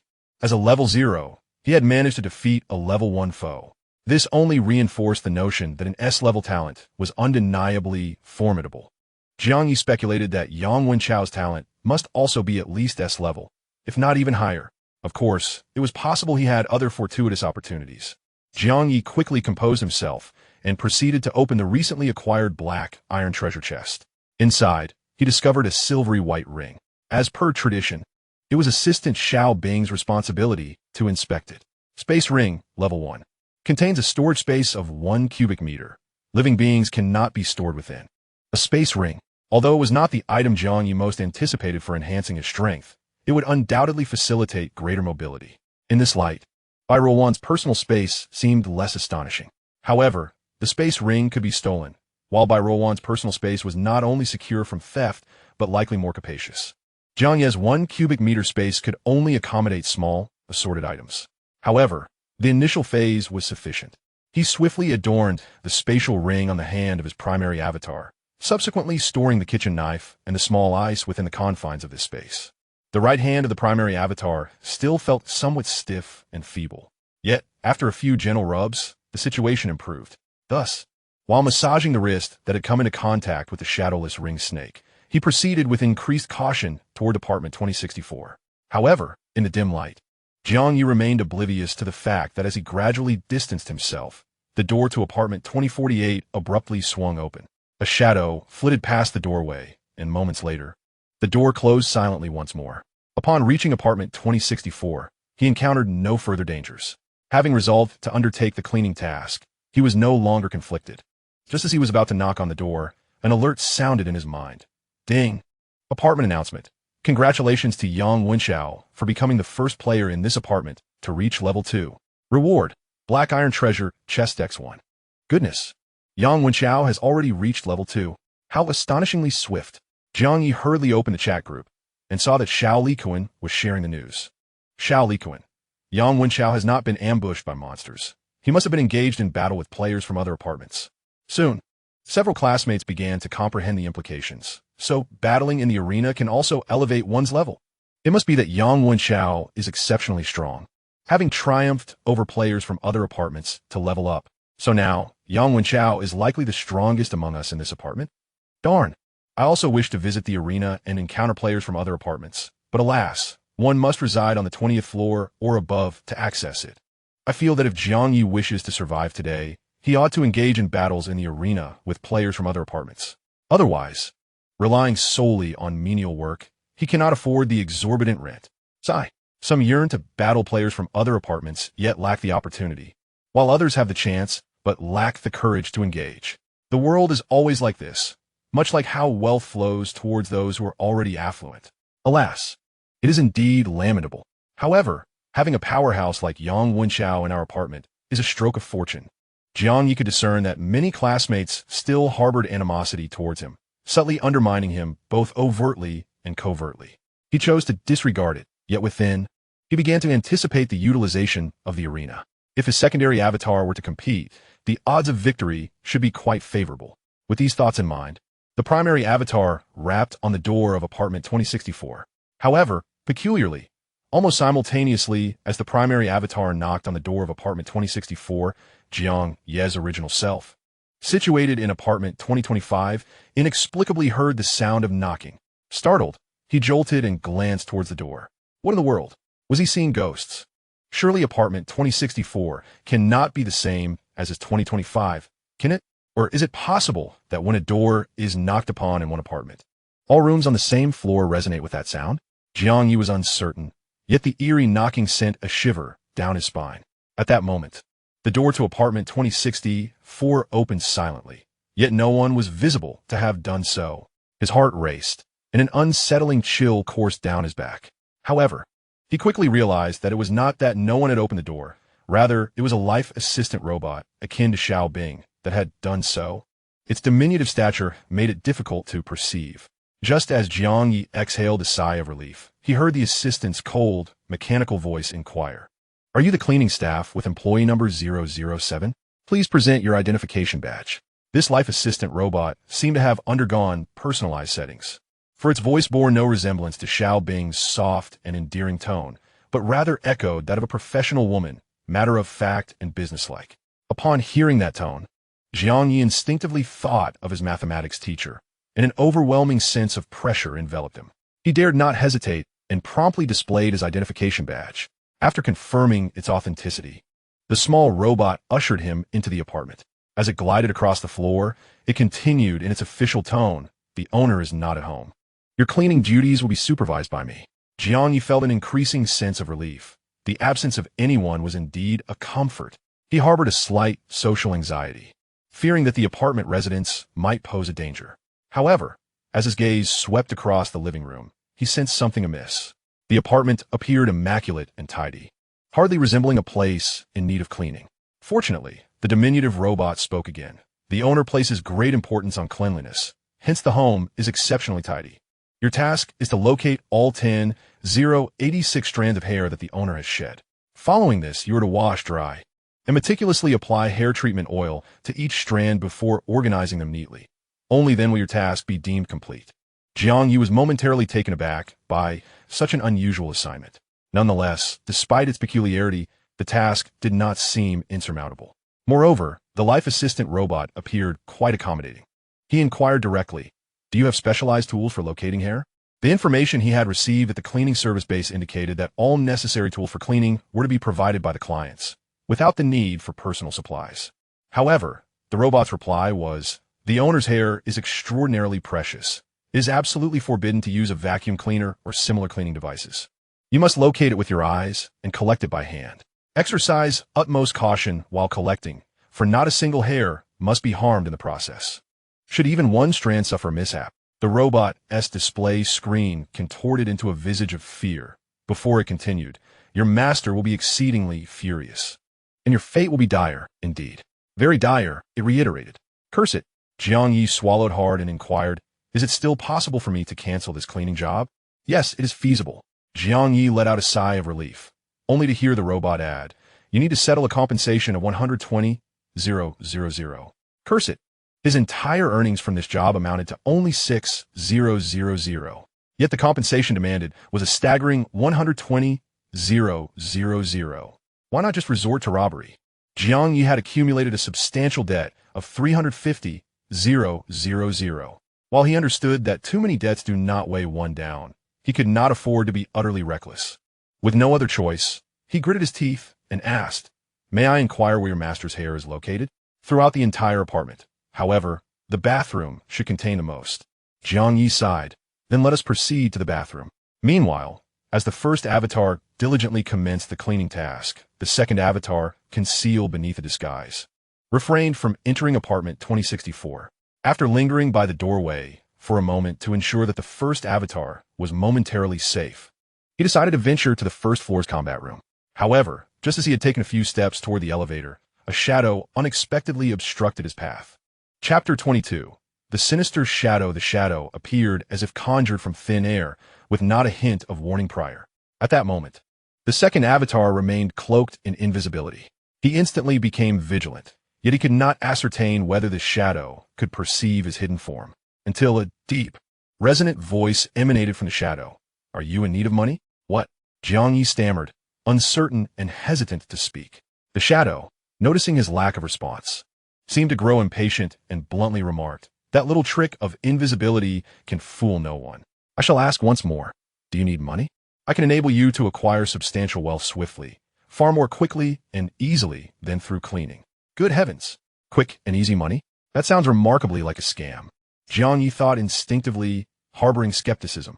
However, unsure of the shadow's true nature, he refrained from outright rejection. Instead, he replied in a low voice, "What do you mean by quick money? What must I do?" "Very simple." The shadow, seemingly an entity shrouded in a black robe, gestured with a hand. A jade token was tossed in Jiang Ye's direction. He caught the token, examining it as he listened to the shadow explain. "Wear this, and the survival points you gain from killing will be stored within this jade pendant. Afterward, seek me on the 20th floor. I am willing to acquire this jade token for the price of 100,000 survival points. For instance, if you collect 5 survival points, you may exchange this jade token for 500,000. Upon hearing this, Jiang Ye was taken aback. He currently owes a staggering debt of 350,000, which he cannot repay merely through labor. According to the method of transaction proposed by the shadow, he would only need to eliminate 4 individuals. Not only would he be able to clear his debts, but he would also have some extra funds. This indeed sounds enticing. Jiang Ye harbored serious doubts that Yang Wenchao's propensity for violence, which surpassed that of ordinary classmates, was possibly due to a pact with the shadow. However, Jiang Ye's circumstances differ from those of Yang Wenchao. His survival points are capable of directly generating avatars. Calculating this, the exchange rate of 100,000 for 1 survival point is undeniably unfavorable. Moreover, he surmised that the true worth of survival points and survival stones should far exceed 100,000. The shadow, ostensibly collaborating with him in this transaction, was, in reality, taking advantage of him.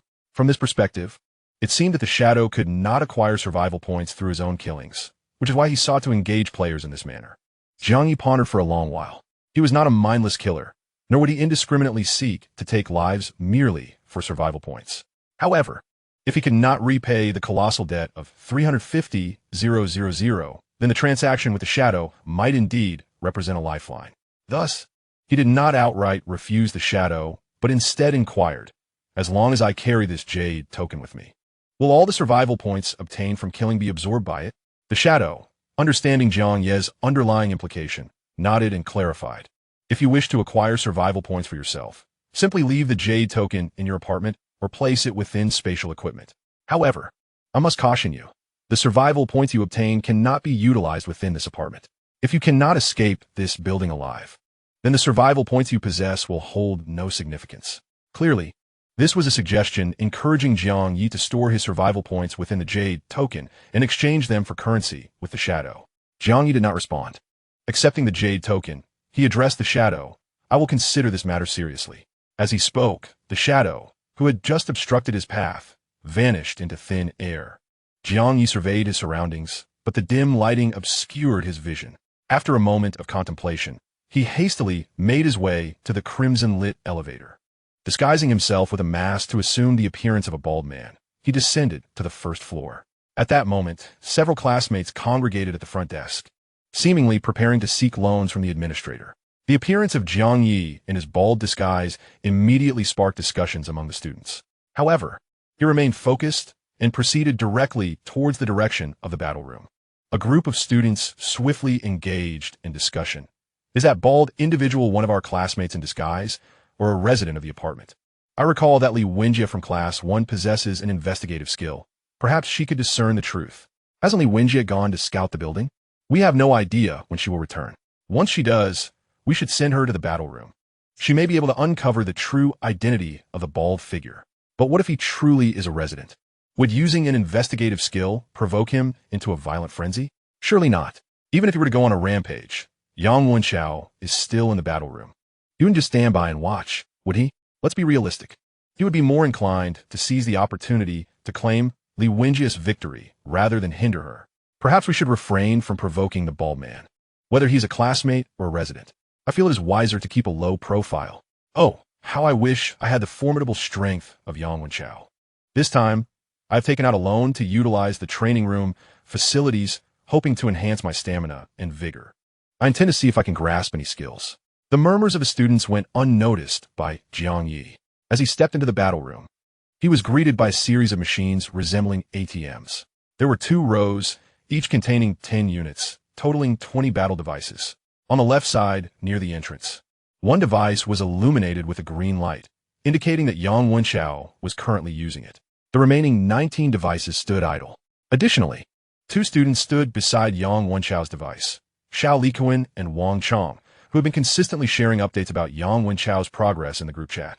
Upon spotting Jiang Ye's bald appearance, their expressions shifted to one of vigilance. However, Jiang Ye confidently approached and cast a glance at Yang Wenchao's device. This glance illuminated the reason for Xiao Likuan and Wang Chong's presence. The enclosed machine, akin to an ATM, featured a display screen the size of an A4 sheet. The screen showcased Yang Wenchao's battle footage. The scene depicted a combat arena the size of a basketball court, where Yang Wenchao was engaged in a match against an agile young woman, presumably a player from another apartment, appearing to be in her 20s, resembling a university student. She seemed to possess athletic prowess or martial arts training, holding her own against Yang Wenchao impressively. Witnessing this spectacle left Jiang Ye somewhat astounded. He had expected Yang Wenchao to dominate the battle room effortlessly. It became evident that formidable competitors from other apartments were not to be underestimated. Fortunately, the outcomes within the battle room pertained solely to financial stakes, not life or death. Even in defeat, one would merely incur monetary loss, rather than face fatal consequences. Thus, the battle room operated as a form of virtual gaming. Jiang Ye observed for a while. Upon observing that no trouble was stirred, Xiao Likuan and Wang Chong felt their tense emotions gradually dissipate, redirecting their focus to Yang Wenchao's battle. As they noticed Yang Wenchao beginning to falter, Wang Chong could not suppress his regret, remarking, "It seems Yang Wenchao has wagered around 100,000, right? If he loses, it would be akin to a return to square one."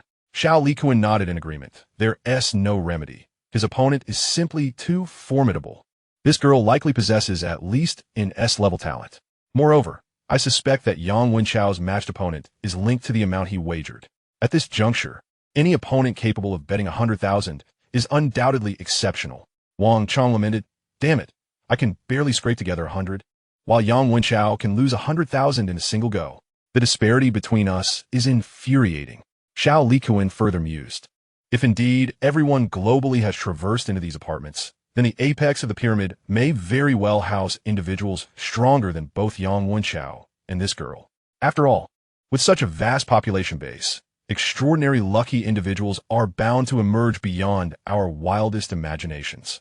Wang Chong, astonished, exclaimed, "Could these extraordinarily lucky individuals be the possessors of SSS-level talents? Oh, how I wish my parents were SSS-level talent holders. Then, when reunited, I will be nothing short of a wealthy heir." Xiao Likuan found himself speechless. Yet upon reflection, he considered that if his parents indeed ascended to become top-tier powerhouses, their survival would enable a reunion, thus allowing him to enjoy the privileges of a wealthy heir. The thought was indeed delightful. However, just as the two indulged in their fanciful musings, a new notification echoed in their minds. Ding! Apartment announcement. 8 individuals have ascended to level 1. Automatically activating the apartment ranking list. Chapter 23. Apartment ranking list. Newbie apartment number 1008 ranking list. First, Yang Wenchao, level 2. Second, Wang Lingling, level 1. Third, Zhang Jintian, level 1. Fourth, Gao Chong, level 1. Fifth, Kuzheng Fei, level 1. Sixth, Lu Shun, level 1. Seventh, Jiang Ye, level 1. Eighth, Sui Wuan, level 1. The entire ranking list occupied a third player function, distinct from the data panel and chat group, displaying a sparse 8 players. With its emergence, the chat group erupted in excitement. What? Already 8 individuals have reached level 1. Gao Chong, such a powerhouse, only ranks 4th. This ranking list must order players of the same level by their upgrade time, right? Zhang Jintian and Kuzheng Fei, who have kept a low profile and Haven T joined a support group, have surprisingly both ascended to level 1. Most astonishingly, Jiang Ye has also reached level 1. Could it be that he leveled up while defeating Ding Ding? The wandering fish mused. It seems that Jiang Ye has not leveled up. For it is said that a golden light flashes during such an upgrade, yet there was none at that time. So, Jiang Ye was later pursued by monsters? Remarkably, he survived and even ascended to level 1. This suggests that the monsters must not be particularly formidable, right? Not formidable at all. I recall Yang Wenchao mentioning that Jiang Ye had previously unwrapped a delivery. He must possess some powerful artifacts obtained from those packages, which enabled him to turn the tables on the monsters and achieve level 1. Damn, I wish I could steal deliveries too. I advise against such impulsiveness. Stealing deliveries is purely a gamble. The likelihood of obtaining something valuable is uncertain, but the compensation will undoubtedly be exorbitantly high. Yet, I can't help but feel envious. Those who reach level 1 not only grow stronger, but also ascend the rankings.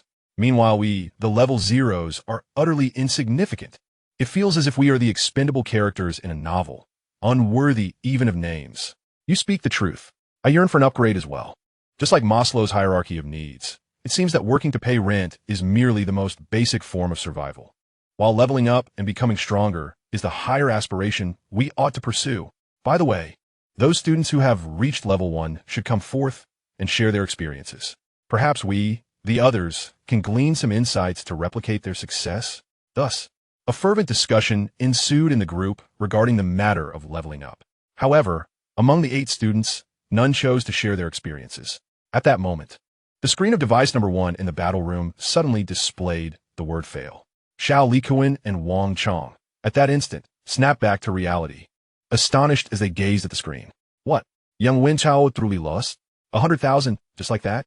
I remember the rent for a day on the 20th floor is merely 120,000. He is indeed extravagantly rich. I sensed that with a loss of such magnitude. Yang Wenchao's mood must be quite foul. Should we withdraw to avoid incurring his wrath? Let us retreat. Quickly. With that, Xiao Likuan and Wang Chong hurriedly exited the battle room. Jiang Ye, upon seeing the fail on the screen, felt a pang of anxiety and thus followed suit in leaving the battle room. He still wished to utilize the battle room to contend with the strong from other apartments. However, using the battle room required funds, and at present, he was mired in debt. Consequently, he made his way to the front desk where the apartment administrator was stationed. A few students still lingered there, visibly tense and hesitant to engage him. Jiang Ye disregarded them and directly inquired of the administrator, "May I ask what my loan limit is?" Previously, his first avatar had learned that the loan limit was 50,000. Now, he approached as his second avatar. The administrator, with an impassive expression, glanced at him and replied, 300,000. Upon hearing this figure, the students present were rendered speechless and utterly astonished. The gaze directed at Jiang Ye was akin to encountering a ghost. At that moment, they had vaguely surmised from Jiang Ye's loan behavior that this bald individual was merely a disguise of one of their classmates. However, what astonished them was the revelation that this enigmatic classmate could secure a loan limit of 300,000 yuan. For ordinary students like them, obtaining a few hundred in loans was already a cause for gratitude. The few who managed to surpass 1,000 were exceedingly rare, and those who could reach 10,000 were, in their experience, non-existent. Yet here was this bald figure, astonishingly capable of acquiring a loan limit of 300,000. How utterly outrageous! They were well aware that loan limits were determined by their potential as assessed by the administrators. The higher the developmental potential, the greater the loan limit. This meant that the mysterious classmate masquerading as a bald man was undoubtedly extraordinary. Could he possibly be the inconspicuous Zhang Jintian or Ke Zhongfei, lurking on the leaderboard? Several classmates began to speculate about Jiang Ye's identity. However, after inquiring about loan interest, Jiang Ye ultimately applied for a mere 500 yuan, promising to repay 600 before midnight. As he held the loan approval, preparing to head to the battle room, he noticed the chat group suddenly buzzing with activity. The commotion stemmed from a classmate extolling the prowess of players in their novice apartment, proclaiming that, in such a short time, there were already 8 level 1 players. As other classmates cheerfully praised the leaders on the leaderboard, Yang Wenchao, who had just lost 100,000, abruptly doused their enthusiasm with cold water. Only a handful of level 1 players, and you all are this elated? Truly, you are unaware of the vastness of the world. I must be the strongest presence in our apartment, he continued. Yet the players from other apartments encountered in the battle room are nothing short of formidable. Countless rivals match my strength, or even surpass it. If you continue with such optimism, devoid of any sense of urgency, you may very well be reduced to cannon fodder, failing even the novice apartment's assessments. Had such words been uttered by an ordinary classmate, they might have been met with disdain and ridicule. However, spoken by Yang Wenchao, many felt an immediate weight of pressure. Just as the classmates shifted from optimism to pessimism, Yang Wenchao made another remark. Through the battles in the room, I've discovered that once one possesses strength, earning money becomes remarkably simple. A single match could yield a profit of 80 to 100,000. Of course, the prerequisite is that you must win. I just lost 100,000 in a single match. Upon hearing this, the entire class was left in utter shock. They hadn't even paid 10,000 in rent over 10 days. And here was Yang Wenchao losing that amount in one battle. The disparity was simply staggering. Indeed, regardless of the environment, those at the pinnacle of the pyramid always seemed to outshine the ordinary. As the students were left in awe, Yang Wenchao continued, "It's merely 100,000. If we lose, we lose. As long as we enhance our abilities, we can certainly reclaim our victories later."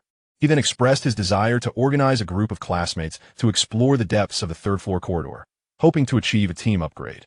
Upon hearing this, the students erupted with excitement. "Wow, a team upgrade? What a brilliant idea. I've longed to elevate my level," exclaimed one, "and to have a big shot leading us. This is simply exhilarating." Another chimed in, "Incredible. Who would dare speak ill of Wenchao now? I, Su Kai-Xian, will be the first to confront them." Someone declared, "Wenchao is amazing. I'm dropping everything to join you." Clearly, the emergence of the level rankings had ignited an unprecedented fervor among the students. The mere mention of a team upgrade sent them into a frenzy, as they felt they could latch onto a golden opportunity. However, Yang Wenchao swiftly added in the group chat, "Exploring the depths of the corridor, even in a team, will inevitably involve risks. What I require are those who can face these risks and combat monsters, not those seeking to cling to the strong or hinder progress. Therefore, students with combat power below 20 need not apply. For those with combat power exceeding 20 who wish to level up swiftly, gather at the third-floor elevator entrance within 10 minutes. This decisive announcement elicited mixed reactions among the students. Many, whose power levels fell short of 20, lamented their earlier excitement as misplaced. Meanwhile, those who exceeded the threshold were few and far between. They hesitated regarding Yang Wenchao's proposal for a team upgrade. While they were eager to level up, they recalled his previous violent actions. What if he turned against his teammates? Yet, partnering with the formidable Yang Wenchao would significantly mitigate the risks of exploring the corridor's depths. This dichotomy of advantages and disadvantages left them in a quandary. Jiang Ye, too, felt conflicted. Should he join the team for an upgrade and enhance his strength before engaging in battle? Or should he dive straight into combat to earn money while observing his classmates' exploration of the corridor? Chapter 24. The War God Rankings. Stubborn bronze, Jiang Ye hesitated for but a moment before decisively heading towards the battle room with the recently borrowed 500. After all, he now bore the image of a bald uncle. Participating in a crowded team upgrade would surely invite a barrage of questions. Even if he shed his disguise and joined the team as Jiang Ye, it would be inappropriate given that he had previously showcased his data panel using his first avatar, which clearly indicated his talent as a C-level gold element affinity. When it comes to team formation, the requirement to present a data dashboard transforms into an S-grade talent of diligence is rewarded, inevitably leading to unnecessary complications. Thus, it is prudent to avoid the crowd and first comprehend the advantages of the battle chamber. Concurrently, as the second avatar returned to the battle chamber, the first avatar in apartment 2064 finally cleared away all the hair from the first bathroom, totaling over 1,000 strands. Each damp, long strand of hair inexplicably stirred a sense of discomfort within him. Following the guidance of the domestic assistant, he stored the more than 1,000 strands in a vessel resembling a water tank. Subsequently, he proceeded to the master bedroom's bathroom. At this moment, Jiang Ye was pleasantly surprised to discover that a bronze treasure chest was prominently displayed at the bay window. Upon closer inspection, he felt the bronze chest was incongruous with the pristine ambience of the apartment. A bold idea suddenly struck him, and he walked directly toward the bay window. Simultaneously, he explained to the domestic assistant robot, "I will begin cleaning from the bay window in the master bedroom." The robot showed no objection. "As you wish." as long as you ensure that all 86 strands of hair are found intact. Jiang Ye nodded, arriving at the bay window and promptly pressed down on the bronze chest. At that moment, his body was tense and his mood was strained. Yet he feigned nonchalance and inquired, "Do I need to clean what's inside as well?" The domestic assistant robot paused momentarily, asking, "What do you mean inside?" Under the blanket at the bay window? Hair from Master is unlikely to fall beneath the blanket, but if you are concerned, you may check. Upon hearing this, a flicker of surprise flashed in Jiang Ye's eyes. This indicated that the domestic assistant robot seemingly could not see the bronze chest. However, it was uncertain whether it was solely the robot that was blind to it or if all non-player residents in the apartment were similarly unaware. Without hesitation, Jiang Ye swiftly stored the treasure chest into his spatial inventory. Thereafter, he continued cleaning the hair as if nothing had occurred. Meanwhile, the second avatar in the battle chamber sensed the first avatar's acquisition and felt a surge of elation. He opted to enter the second machine in the battle chamber, his mind wandering with the thought that with 20 battle devices available, should he one day possess 20 avatars, he could monopolize all 20 machines by himself. How delightful that notion was. However, given that the novice period lasted only 10 short days, he deemed it unlikely he could simultaneously control 20 avatars. Jiang Ye composed himself and redirected his focus to the second battle machine. This device, akin to an ATM, provided an experience reminiscent of withdrawing money from an ATM. Upon his entry, the door automatically closed, creating a commendable seal. Meanwhile, a voice verified his identity as a tenant on the 20th floor and automatically deducted a fee of 100 for the use of the battle machine. As Jiang Ye took a seat, it seemed as though he had inadvertently triggered some mechanism. A technologically advanced headset enveloped his head. Instantly, he felt a wave of disorientation, as if slipping into a dream, and found himself in an entirely new realm. The space was vast, reminiscent of the lobby on the ground floor of his apartment. The hall was teeming with people of all ages and genders, seemingly all players of the Doomsday apartment. Above their heads hovered a black title, unnamed Black Iron. Additionally, the largest crowd congregated to the north of the hall. Behind this gathering, a colossal electronic screen displayed the God of War rankings. First place, Zhu Jing, Stubborn Bronze 100. Second place, Jiang Wenhan, Stubborn Bronze 100. Third place, Shabo, Stubborn Bronze 100. Fourth place, Li Junqi, Stubborn Bronze 100. Fifth place, Wang Chengjin, Stubborn Bronze 100. Sixth place, Ku Peng, Stubborn Bronze 923. The entire God of War rankings was dominated by Stubborn Bronze. In contrast, the players Jiang Ye observed in the lobby were uniformly unnamed Black Iron. It was evident that unnamed Black Iron was a lesser rank than Stubborn Bronze. Those who ascended to the God of War rankings must surely be at the pinnacle, the elite among players. The rankings recorded 100 names.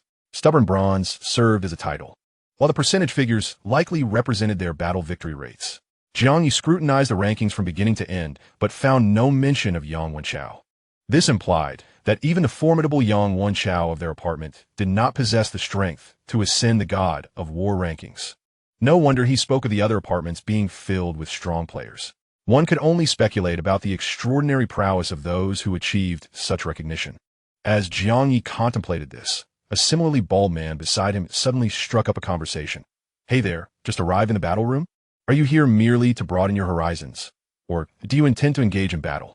After a moment of hesitation, Jiang Ye did not rebuff the man's approach and directly inquired, "I primarily came to witness the spectacle. My strength is too feeble to engage in combat with any assurance. However, how exactly does one initiate a battle here?" "Oh, that's quite simple." The man, upon hearing Jiang Ye's admission of weakness, became increasingly enthusiastic. This entire battle room is essentially a virtual space connecting numerous apartments, much like the games we used to play. The structure of this space is quite similar to that of the apartments, divided into several layers. New players invariably find themselves in the ground floor hall, where they can gaze upon the illustrious leaderboard, admiring the unparalleled prowess of the elite warriors who remain beyond our reach. Ascending to the second floor allows for combat matchmaking, and for those willing to invest a little more, there exists the opportunity to observe the duels of others. As for the third floor, access is granted only upon achieving the title of Stubborn Bronze. Thus, we humble novices are confined to the first and second floors for the time being. Jiang Ye nodded, his gaze sweeping across the hall. It is no wonder that all players here are unnamed Black Iron. This first floor hall is likely filled with newcomers like myself, who have just begun to explore the combat arena. The bald man's eyes glimmered with a hint of amusement as he thought to himself, "It is not merely beginners who fill this space, but also seasoned players who delight in preying upon the inexperienced." However, he refrained from divulging this to Jiang Ye, instead nodding cheerfully. Indeed, that seems to be the case. He then comforted Jiang Ye, saying, "Brother, you mentioned your lack of confidence due to your perceived weakness. Yet in truth, those who have just arrived in this first floor hall are generally of similar strength. After all, those fortunate enough to enter the combat arena are merely those assigned to apartments on the 20th floor or higher. Many possess Awaken talents of D or E rank. Those who awaken AC rank talent are already considered formidable. In this scenario, challenging fellow novices yields a considerable chance of victory. Moreover, the combat arena is a virtual environment, akin to playing a game. Even in defeat, one merely incurs a financial loss without any risk to life." As he spoke, the bald man leaned in closer, lowering his voice conspiratorially. "I arrived a bit earlier and have gathered some insights about the newcomers. If you're interested in trying your hand at combat, I can introduce you to a weaker opponent to test the waters." Chapter 25, Brother. Led me the bald man exuded the demeanor of a warm-hearted, well-meaning individual. However, Jiang Ye was no fool. His school had conducted lectures on fraud prevention, and he was not inclined to believe the bald man's tales. Nonetheless, he did not outright refuse. Instead, he inquired with genuine curiosity, "Is it not the case that the combat arena employs a random matching system? Can one not choose their opponents?" The bald man smiled and elucidated, "Indeed, the combat arena features both a matchmaking mode and a challenge mode. However, within the matchmaking mode, while it is described as random, the opponents you face are typically of comparable strength. In such cases, the probability of winning is 50-50, making it difficult to earn money, and those with ill fortune may even incur losses. Conversely, in challenge mode, one can select weaker opponents, thereby increasing the likelihood of winning." Yet, Jiang Ye found a flaw in this reasoning. If everyone were to challenge the weaker players, would not those of lesser strength be bankrupted in no time and deterred from returning to the combat arena? The bald man chuckled and shook his head. "It is certainly not as simple as that. The battle arena remains remarkably equitable. The challenge mode necessitates mutual consent from both parties to initiate a contest. A formidable individual may challenge a weaker opponent, who retains the right to decline such a proposition. However, as newcomers, we all begin as nameless blacksmiths, mere shadows in the grand scheme. At first glance, one cannot discern the strengths and weaknesses among us. Thus, the challenge mode may frequently result in a significant disparity in prowess between the competitors. For the stronger party, this situation is akin to seizing an unexpected opportunity.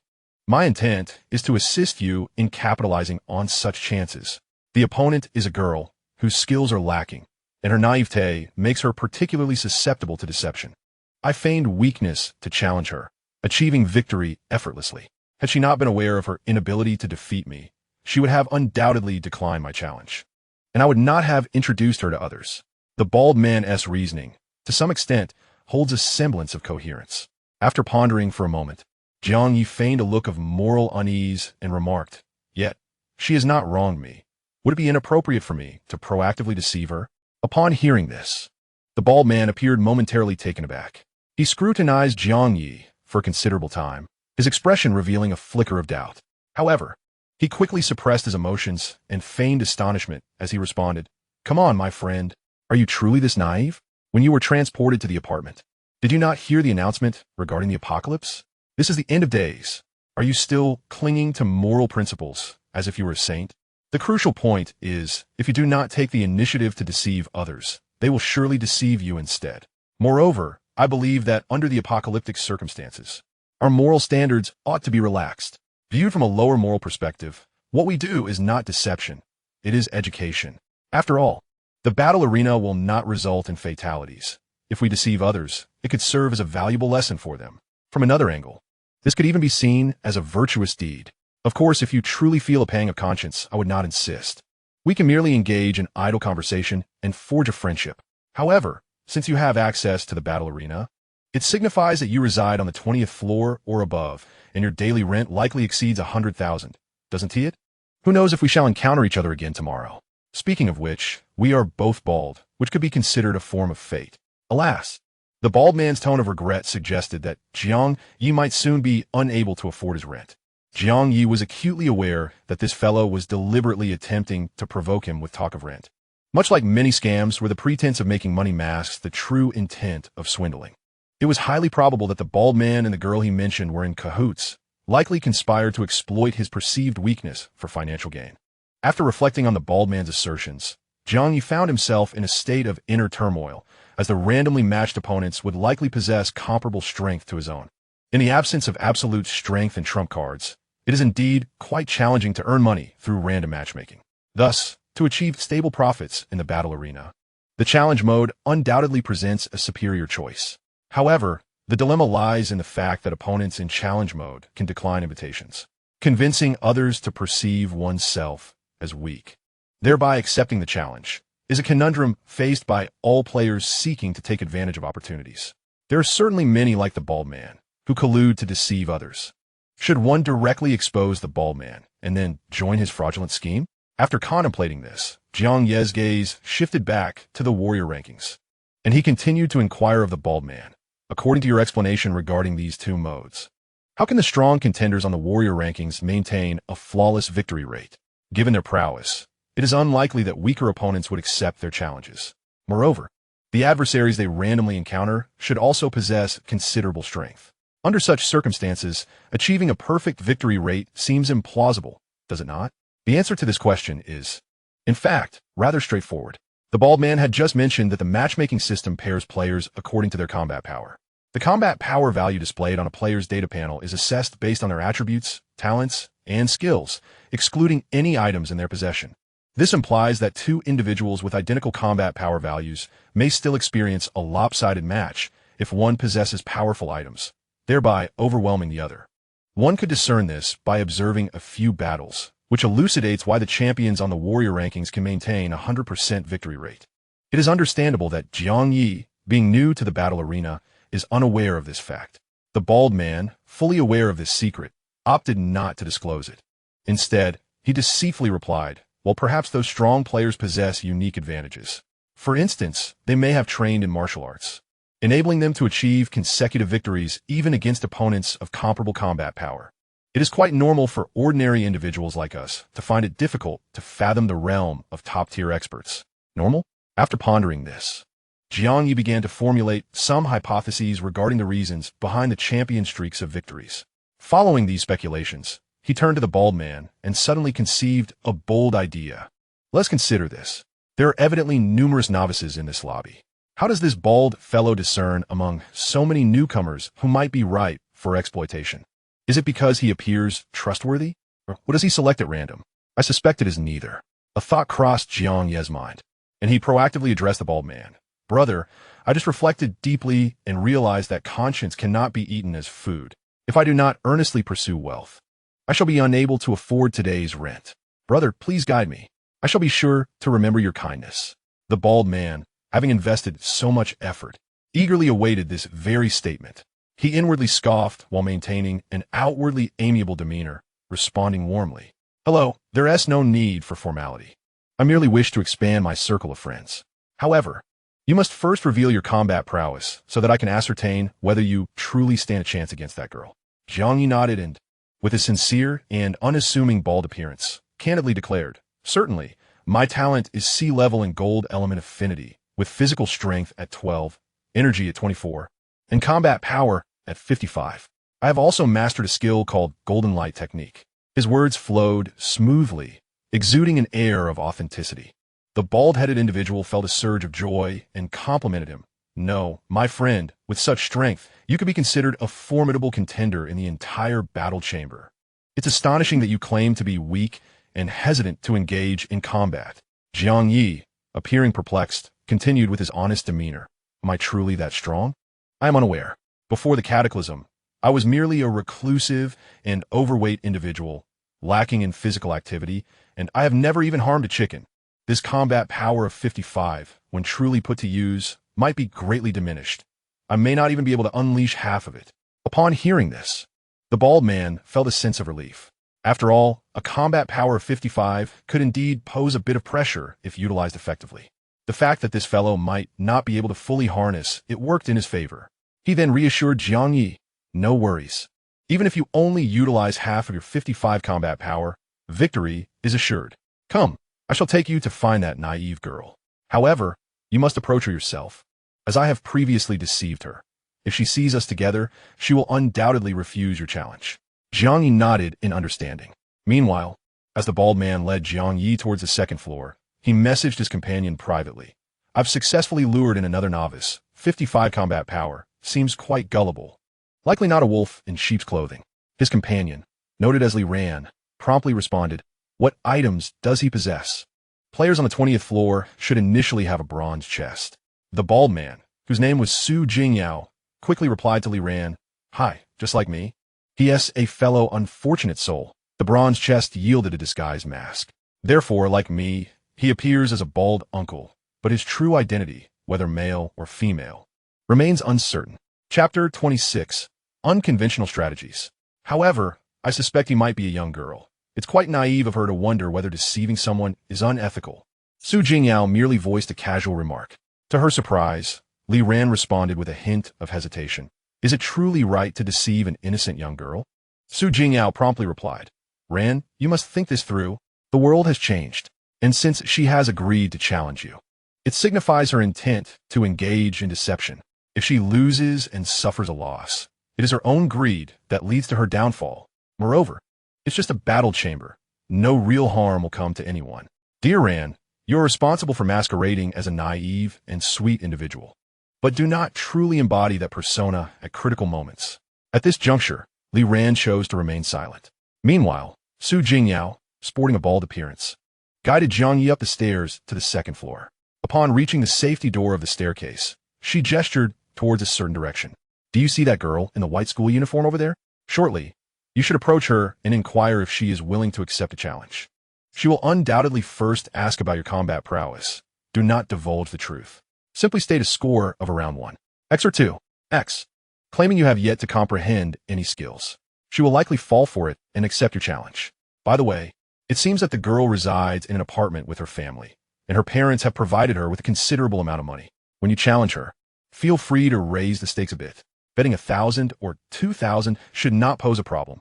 Jiang Ye, looking visibly anxious, replied, "But I don't have 1,000 or 2,000. I only have 500 in total, and that's borrowed from the apartment manager. After paying 100 for the battle room fee, I am left with merely 400. Su Jingyao, upon hearing this, felt increasingly reassured.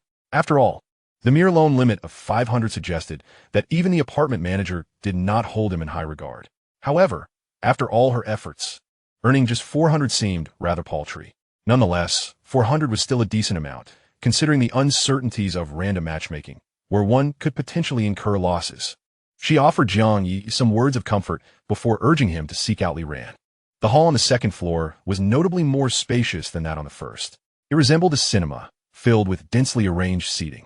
When players settled into their seats, an operational panel would materialize in their minds, displaying the maps of both the first and second floors.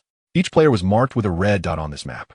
It was at this moment that Jiang Ye realized that in challenge mode, he did not need to confront his opponent in person. Instead, he could initiate a challenge directly through the mental map by targeting the red dot.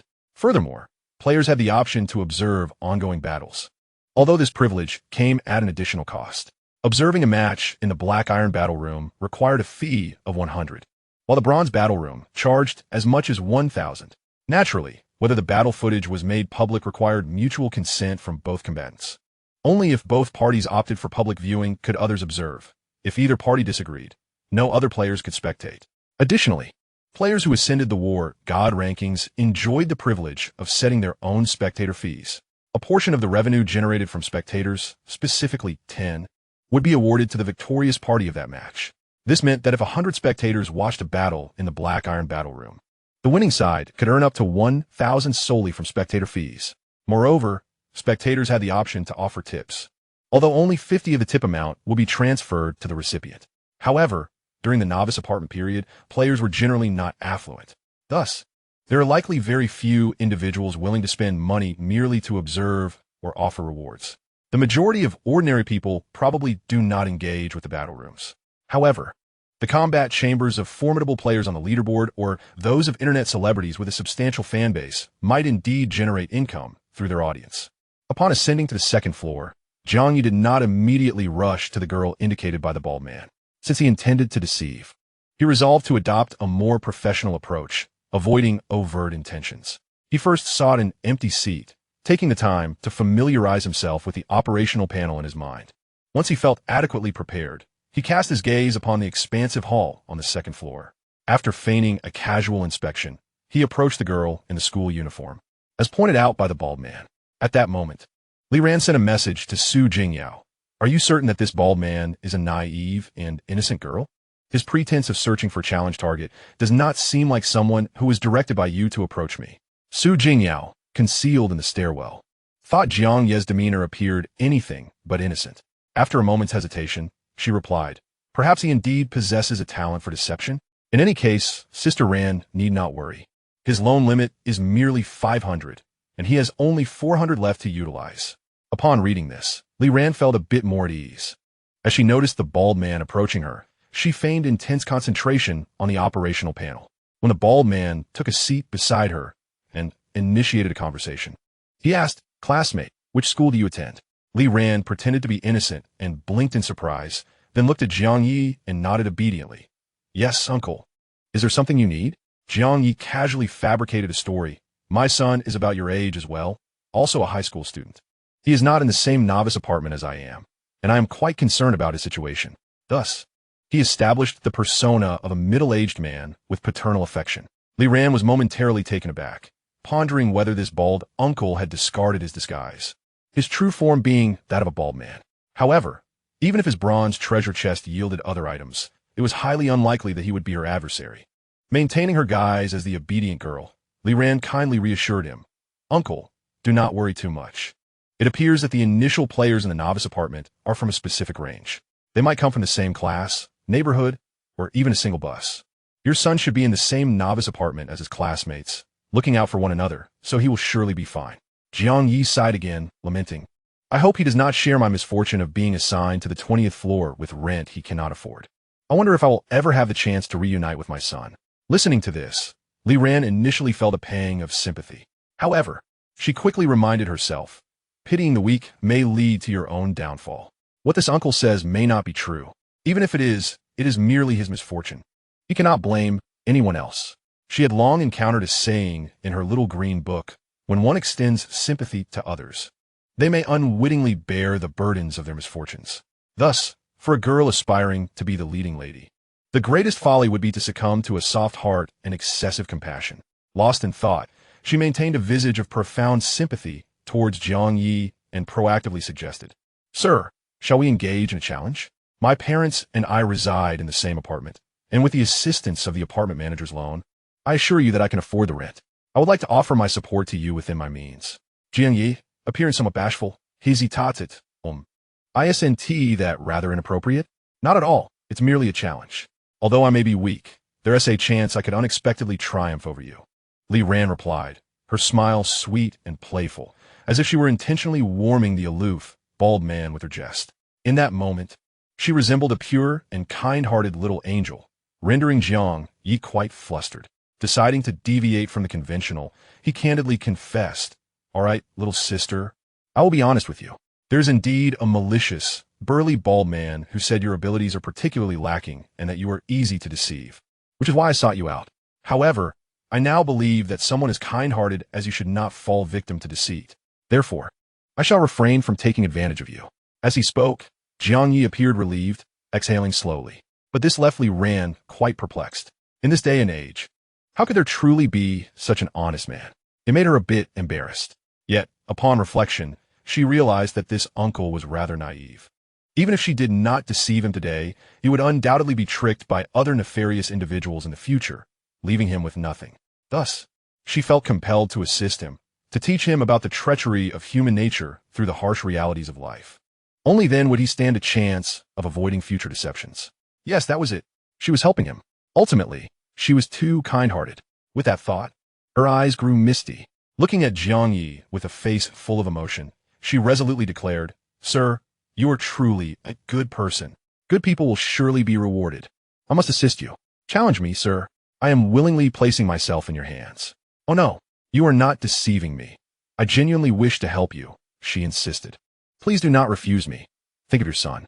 With my assistance, the chances of you reuniting with him will be greatly enhanced. Upon hearing this, Jiang Ye understood that the girl was determined to ensnare him.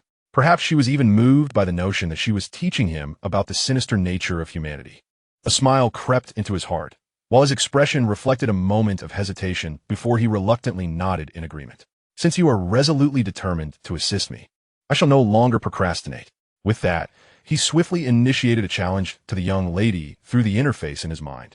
His entire fortune amounted to a mere 400. Thus he set the wager at the same value. Upon Li Rant's acceptance of the challenge, their consciousnesses abruptly plunged into the depths. In a fleeting moment of disorientation, Jiang Ye found himself standing upon an arena the size of a basketball court. Surrounding the arena was a ring of empty seats, indicating the absence of spectators. However, within the combat room of Jiang Ye's apartment, Xiao Liquan and Wang Chong were stationed outside his designated combat machine, as arranged by Yang Wenchao. They were able to observe Jiang Ye's battle through the display screen of the combat machine at no cost. Having participated in numerous matches, Yang Wenchao was well acquainted with the nuances of the game. Thus, while the ordinary students were still speculating, he had already surmised that the bald individual was merely a disguise created by someone using a mask. Moreover, such a disguise could only be obtained from a bronze treasure chest, which typically appeared in apartments on the 20th floor or higher. Among the known residents on the 20th floor, there were only Yang Wenchao and Jiang Ye. Consequently, he instinctively assumed that the bald figure was Jiang Ye in disguise. However, upon further reflection, that could not be accurate. According to information relayed in their chat group, the bald figure had appeared on the first floor, while Jiang Ye was busy stealthily unboxing a delivery in the stairwell. In fact, Yang Wenchao himself served as an alibi for Jiang Ye. Hence, it was quite likely that there existed another player on the 20th floor of their novice apartment. Was it Zhang Jintian or Ke Zhengfei, who remained inconspicuous on the leaderboard? Or perhaps another classmate who had yet to reach level 1? Yang Wenchao remained uncertain.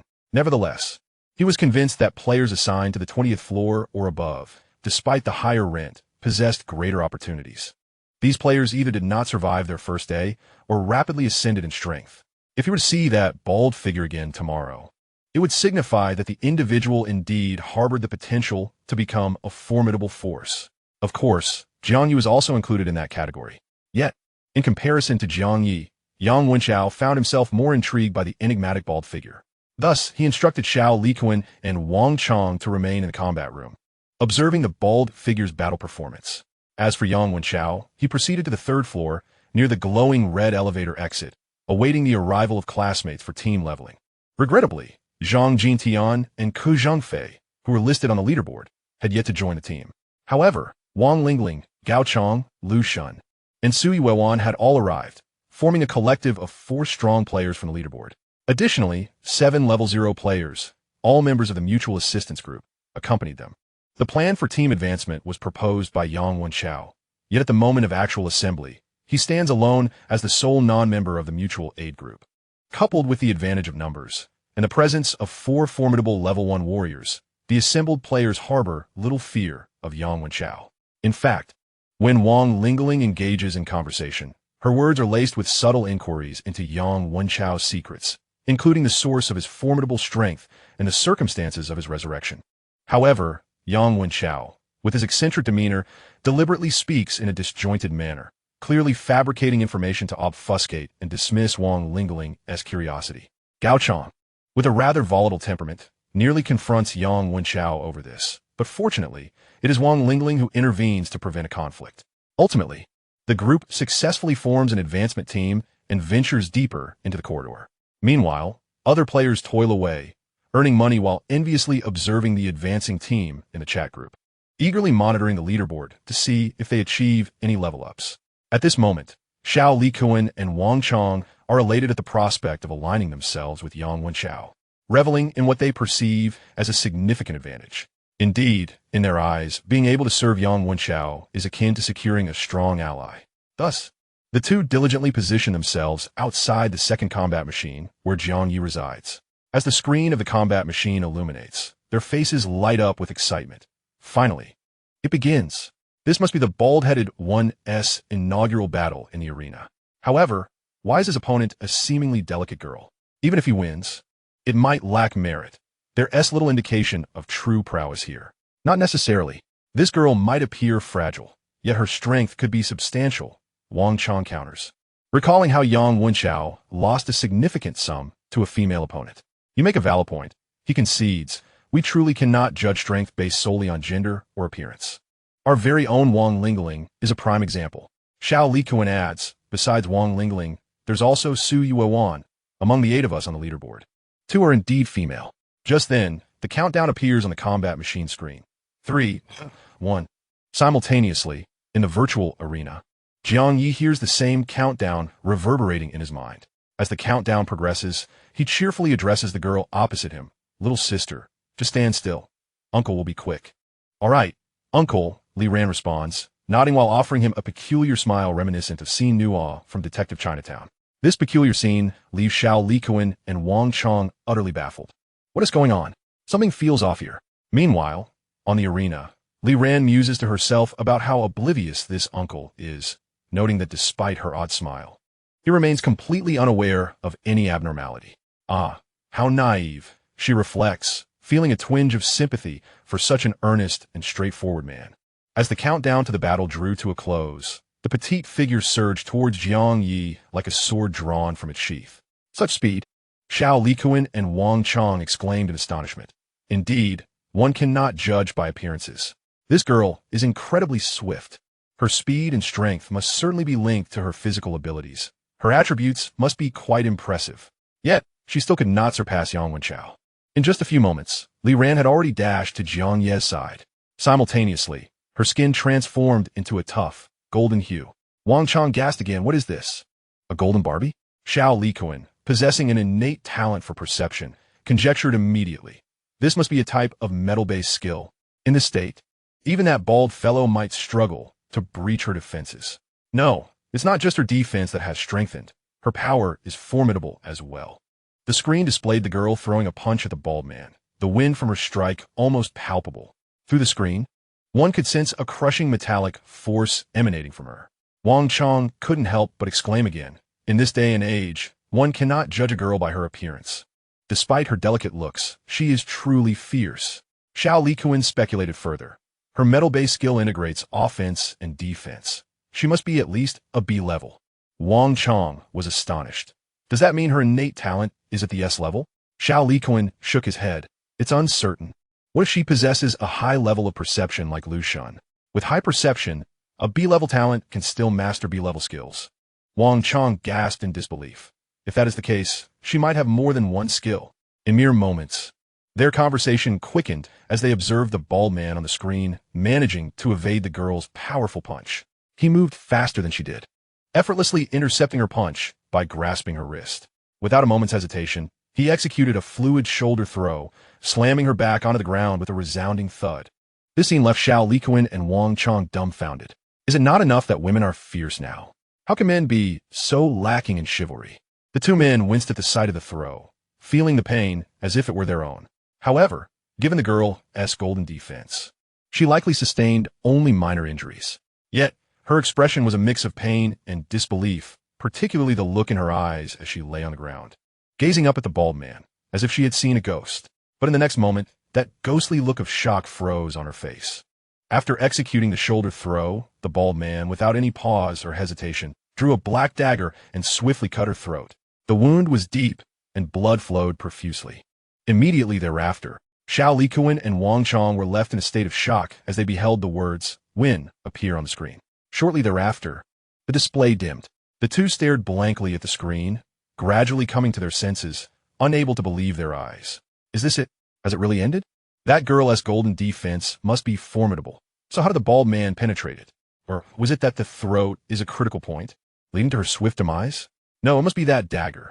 It should be a powerful item, akin to Brother Chao's bracelet. The bald man's attributes are likely far superior to hers. So, this bald man possesses great strength. But could he be the low-key Zhang Jintian, or Ke Zhongfei? Or perhaps another formidable figure? Wait, look at the leaderboard. Another player has just ascended the ranks. At that moment, a new line appeared on the leaderboard, boldly stating, Ninth place, Lu Shun, level 1. Lu Shun from class 1? Could it be him? This fellow seems to be an athlete and rarely speaks in a group. Damn, it feels like those with genuine strength are quietly amassing wealth, while we mere pawns scramble for attention in the chat. How infuriating. I've decided to be more composed and refrain from flooding the chat with messages. Meanwhile, in the virtual combat space, on the second floor hall, two adjacent seats bore witness to a tense exchange. Li Ran's expression hardened as her sparkling eyes shot daggers at the bald uncle beside her. The sudden movement of her hair seemed to reflect her fury. How could she not be enraged? This uncle was utterly shameless. Even at this moment, he wore an innocent expression, cheerfully thanking her, saying, "Thank you, little sister, for gifting me 400. You're truly a good person, and good people will surely be rewarded." His naive tone and repetitive words nearly made Li Ran spit blood in frustration. At that moment, she saw no need to feign innocence any longer. Her gaze towards Jiang Ye was now filled with resentment and a hint of caution. After a brief pause, she coldly speculated, "If I'm not mistaken, you don't actually have a son my age, and you're certainly not the bald uncle you pretend to be. Your appearance is merely a facade. What is your true identity? Are you male or female? How old are you?" Jiang Ye smiled. "What is the matter? Are you seeking revenge? That bald companion of yours must also be wearing a disguise, right?" I was initially curious as to why, in such a crowded first-floor hall, you chose to focus on me. I thought it was simply because we both share a bald appearance. But then I realized, indeed, it was because we are both bald, which is why you recognized that the item I obtained from the apartment's chest was a disguise mask.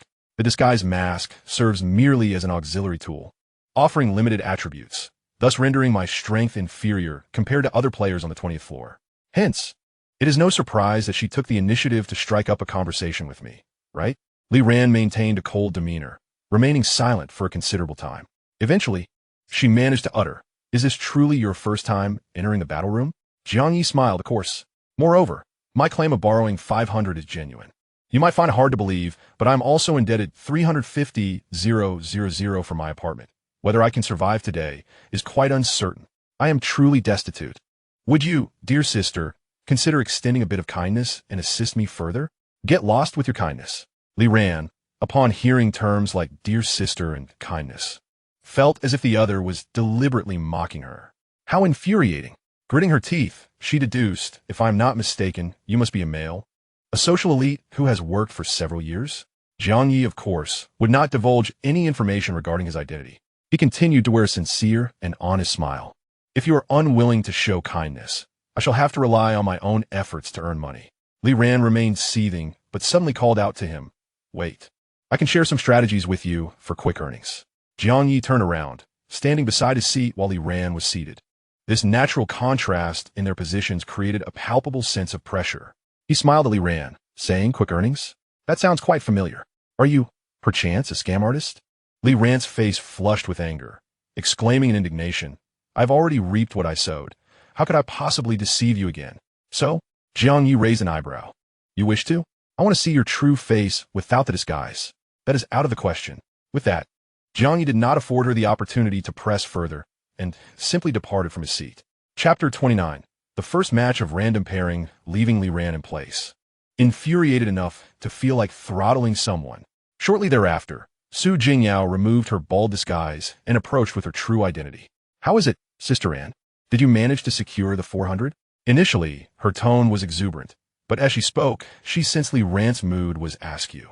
The enthusiastic tone diminished, replaced by incredulous probing. "No way. Sister Ran, you didn't make a mistake? Or soften your heart?" Li Ran gritted her teeth. "Neither a mistake nor a soft heart. We were both deceived by that bald-headed individual. He was merely pretending to be a fool, while already discerning that we were in cahoots. He turned the tables on me." Su Jingyao's eyes widened in disbelief. "How is that possible? Is he stronger than you?" Li Ran pursed her lips, too embarrassed to admit she had almost been defeated in an instant, simply nodding. "His attributes nearly overwhelmed mine. Moreover, aside from the disguise mask, he possesses another bronze-grade item." Xu Jingyao found the situation utterly absurd. How could she be so unfortunate? To inadvertently cross paths with a cunning master while merely trying to deceive someone? Was this not an ironic twist of fate? She couldn't help but feel a twinge of anxiety, pondering what should be done. Would that master harbor a grudge against them and seek revenge? Li Ran remained silent. her heart simmering with indignation. After all, she had lost 400. How dare that scoundrel retaliate against her? If revenge were to be sought, it should rightfully be hers. However, she refrained from uttering such petulant thoughts. After a prolonged moment of contemplation, she gravely declared to Jiang Ye, "I no longer wish to engage in the challenge mode." Jiang Ye was taken aback, quickly imploring, "Don't, Sister On. It was just a single mistake. We mustn't let one setback deter us. This mode is the quickest and most stable way to earn money.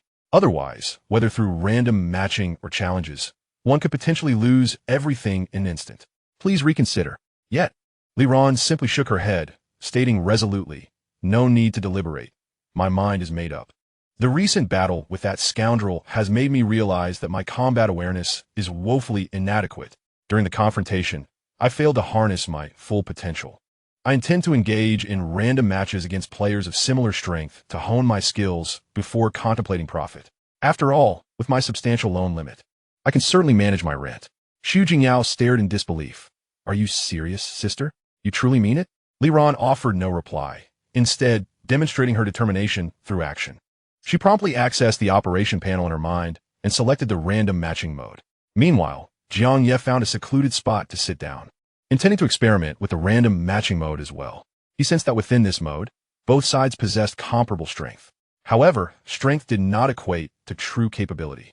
His battle power remained the same whether he wielded the poison blade blood dagger or not. This indicated that external equipment and items did not enhance the battle power displayed on the data panel. Thus, the random matching mode was not entirely equitable. Players equipped with a plethora of items had a higher likelihood of success in random matches. Moreover, it appeared that combat awareness also significantly influenced a player's actual prowess. Two players may share the same battle power of 20, yet one who had never engaged in combat might only be able to exert a fraction of that, while another who had trained rigorously or was a seasoned combatant could showcase far greater strength. This elucidated the perfect win rate of the top 5 on the Battle God rankings. They either possessed overwhelmingly powerful items or had developed exceptional combat awareness prior to the apocalypse, or perhaps they were fortunate enough to possess both. In this environment, one no longer relies on influence or background to succeed. Rather, it is the skill in combat that prevails. Those adept in battle possess a markedly higher probability of acquiring powerful items, fostering a positive feedback loop. Fortunately, within the framework of random matchmaking, Jiang Ye also holds a certain advantage. Previously, he believed that his two skills, absolute focus and combat posture, paled in comparison to the destructive potential of elemental skills possessed by others. However, his encounters with a student revealed to him that these two abilities are by no means inferior to elemental skills. Both skills enable him to temporarily enhance his attributes during combat. In the recent battle, Jiang Ye personally experienced the benefits derived from attribute supremacy. The student, it seemed, possessed more than one gold-tier skill and likely had items obtained from a bronze chest. Yet, she barely had the chance to utilize them before being defeated in an instant. The reason was simple. Under the effects of absolute focus and combat posture, Jiang Ye's attributes utterly overwhelmed those of his opponent. In the realm of absolute attributes, all tactics appear as mere embellishments. Moreover, the effects of combat posture enhance Jiang Ye's combat awareness after each encounter, implying that he will grow stronger with each battle.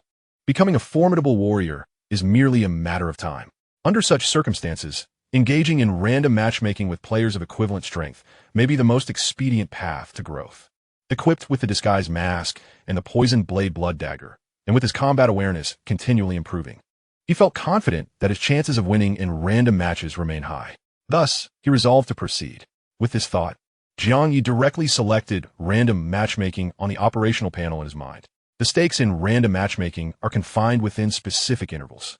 For instance, if he chooses to stake 800, he may be matched against a player with similar strength who has staked between 100 and 900. Upon completion of the match, the final stake is determined by the lower of the two amounts. If his opponent stakes 200, the final stake for the battle would be 200. Conversely, if his opponent stakes 900, the final stake would be limited to Jiang Ye's 800. This mechanism allows participants to make an initial assessment of their opponents based on the final stake at the onset of the match.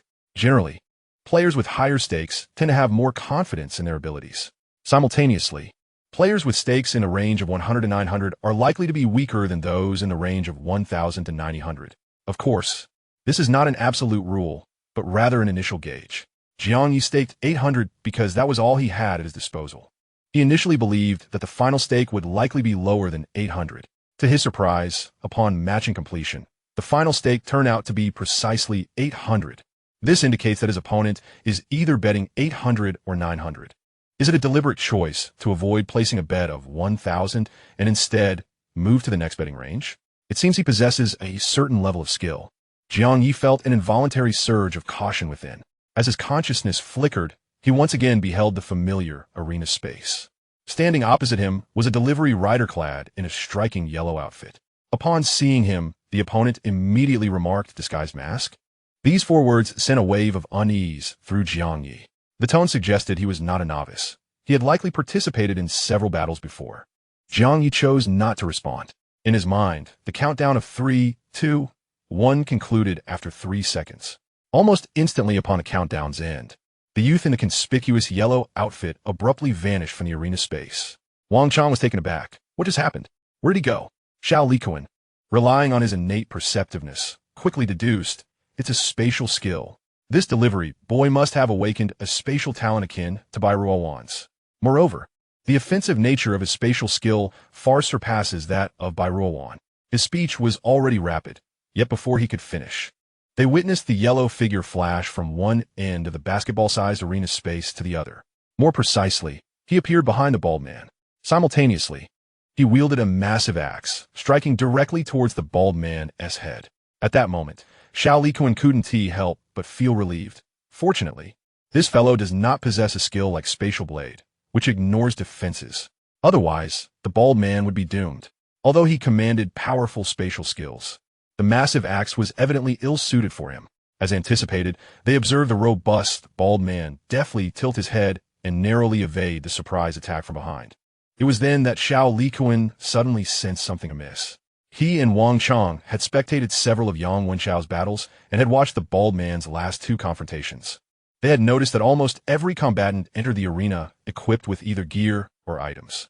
Initially, Xiao Likuan presumed that these formidable individuals had all shopped at the high-end mall in their apartment, purchasing items with their wealth.